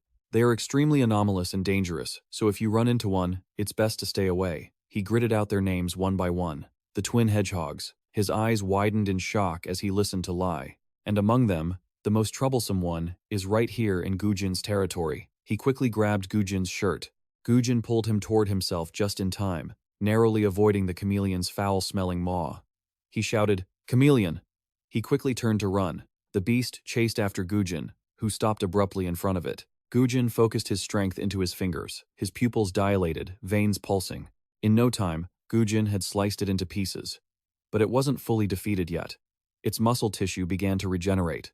Very quickly, the chameleon stitched its pieces back together. Gujin broke into a sweat, tensely watching the scene as it returned to its original form, recalling Li's words, "It cannot die." Gujin gritted his teeth, sweating profusely in shock. Why? There's no core inside its body. Bajan asked guardedly. The chameleon? Is it stronger than you? He gripped his own collar and laughed. In front of me, it's nothing but a worm. The worm-like creature writhed on the ground. Suddenly, another chameleon swallowed it whole. Gujin began to hold back his strength. Gujin broke into a cold sweat, screaming in fear. What was that? What's going on? Gujin yelled, a warning. Don't die. If you die, I won't be able to find Li. He ran toward him in a panic. The 2 boys scrambled to run, but the chameleon wouldn't let them go, chasing them closely. Its long tongue lashed out toward Gujin. He looked back in terror. Gujin lunged forward, severing its tongue. The muscle tissues of the tongue immediately healed. He thought while running, I didn't want to reveal my power in front of others, but now isn't the time to worry about that. No core means it can't die. Gujin bit his lip in tension. I have to find a way. Either find another way to kill it, or run away. In the sky, the harsh sunlight beat down on the ground. The 2 ran in front, the beast in hot pursuit. Gujin grew tired and sweaty, his pace slowing down. He ran away in a cold sweat. Gujin kept glancing back while running. Damn it, it's so persistent. How much longer is it going to keep chasing us? He decided to swing his arm to unleash an attack on the chameleon, but Gujin also knew his attacks were useless against it.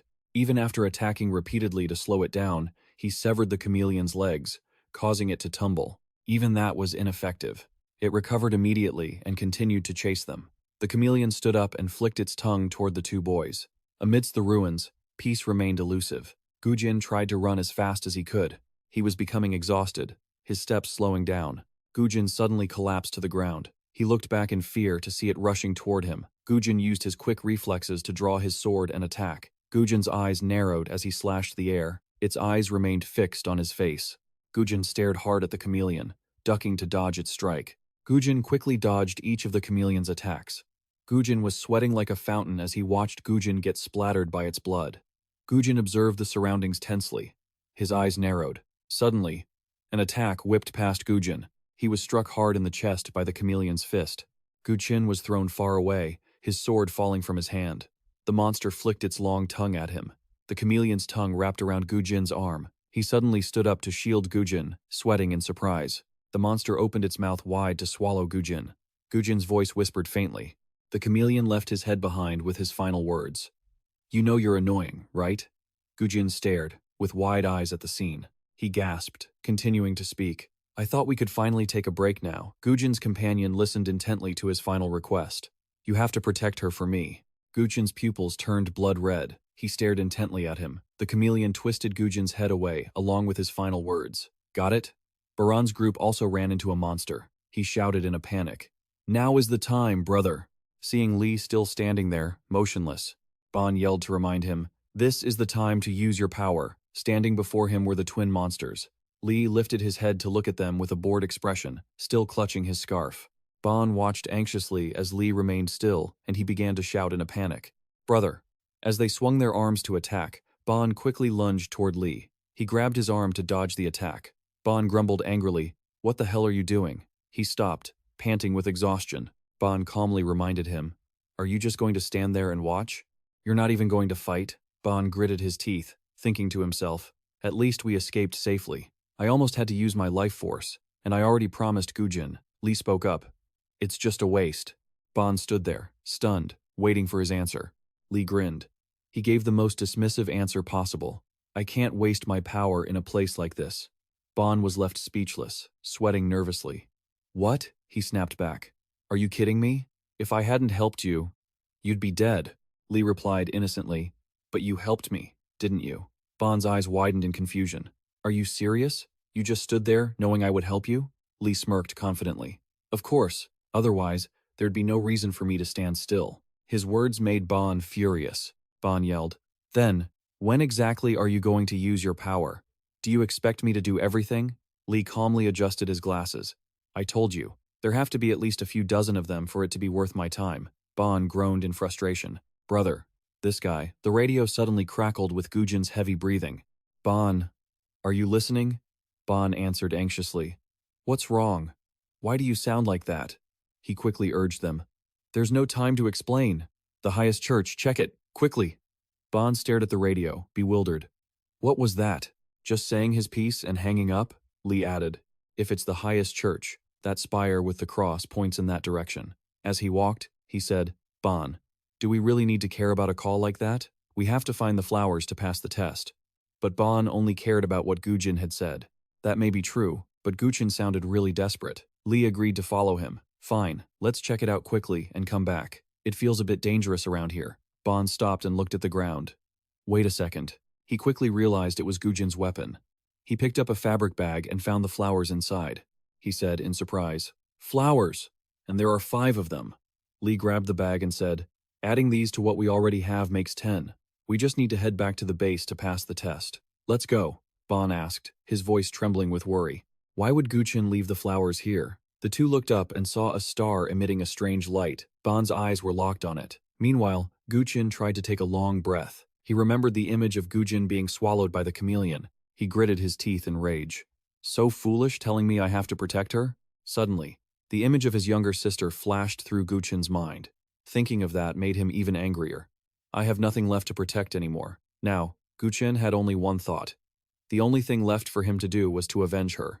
He tried to run, but to get his revenge, he had to meet Lee. Gujin's footsteps suddenly stopped. At the moment my teammate died, I already failed. I've lost my right to take the test and won't be able to meet Lee anymore. He jumped when the chameleon's long tongue brushed against him.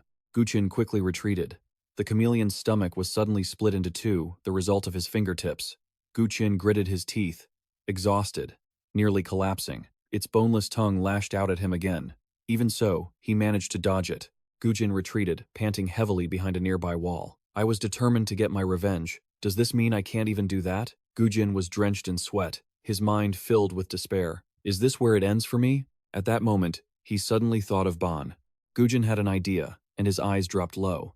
He took off his flower bag. Bagan, I'm determined, he said, drawing the sword from his back. Gutrin stabbed his blade into the ground next to the fabric bag, set on finding his mother no matter what. Back in the present, he stared blankly, his eyes wide as he looked up at the sky. A strange star glowed in the clear blue sky. Lee asked, puzzled. What is that? That red light, Baran's voice suddenly cut in. Sorry, Baka. He started to walk away, saying, I need to go somewhere alone for a moment. As his hand landed on Ban's shoulder, he shouted to stop him. Don't go, Lee warned him carefully. If you head that way now, you're definitely going to lose your life. Bagan lost his cool and yelled back, Let me go. Now isn't the time to be arguing about that stuff, Baka. Only then did he honestly reveal, I'm not Baka. My real name is Lee. Right then, he was trying to run from the chameleon. He turned his head, eyes wide as he stared at Lee. Bagan was dazed, unable to believe his ears. What? Lee? You? He realized. So he was the one who had kindly warned him. Whether he believed it or not didn't matter, but he should remember this well. Lee placed a hand to his mouth, then continued, If you leave this place now, then no matter what happens, I won't help you. Bagan tried to process the information coming from him. On the other hand, if you choose to stay, I will help you find your mother. Over there, Guqin was still struggling in battle against it. Lee didn't give him time to think, and urged, Make your choice. He was exhausted, his whole body being swallowed by the chameleon. But Gujin's arm wasn't trapped by it. He pointed his finger at his own head and prepared his move. Bagan was still stunned by the shocking information. He looked away, flustered, his whole body shaking as he tried to think. He replied, Truly, I must apologize to you. Before Gujin could launch the move to end his own life, the chameleon's head was grabbed by a hand. Bagan used all his strength to rip its skin apart and save him.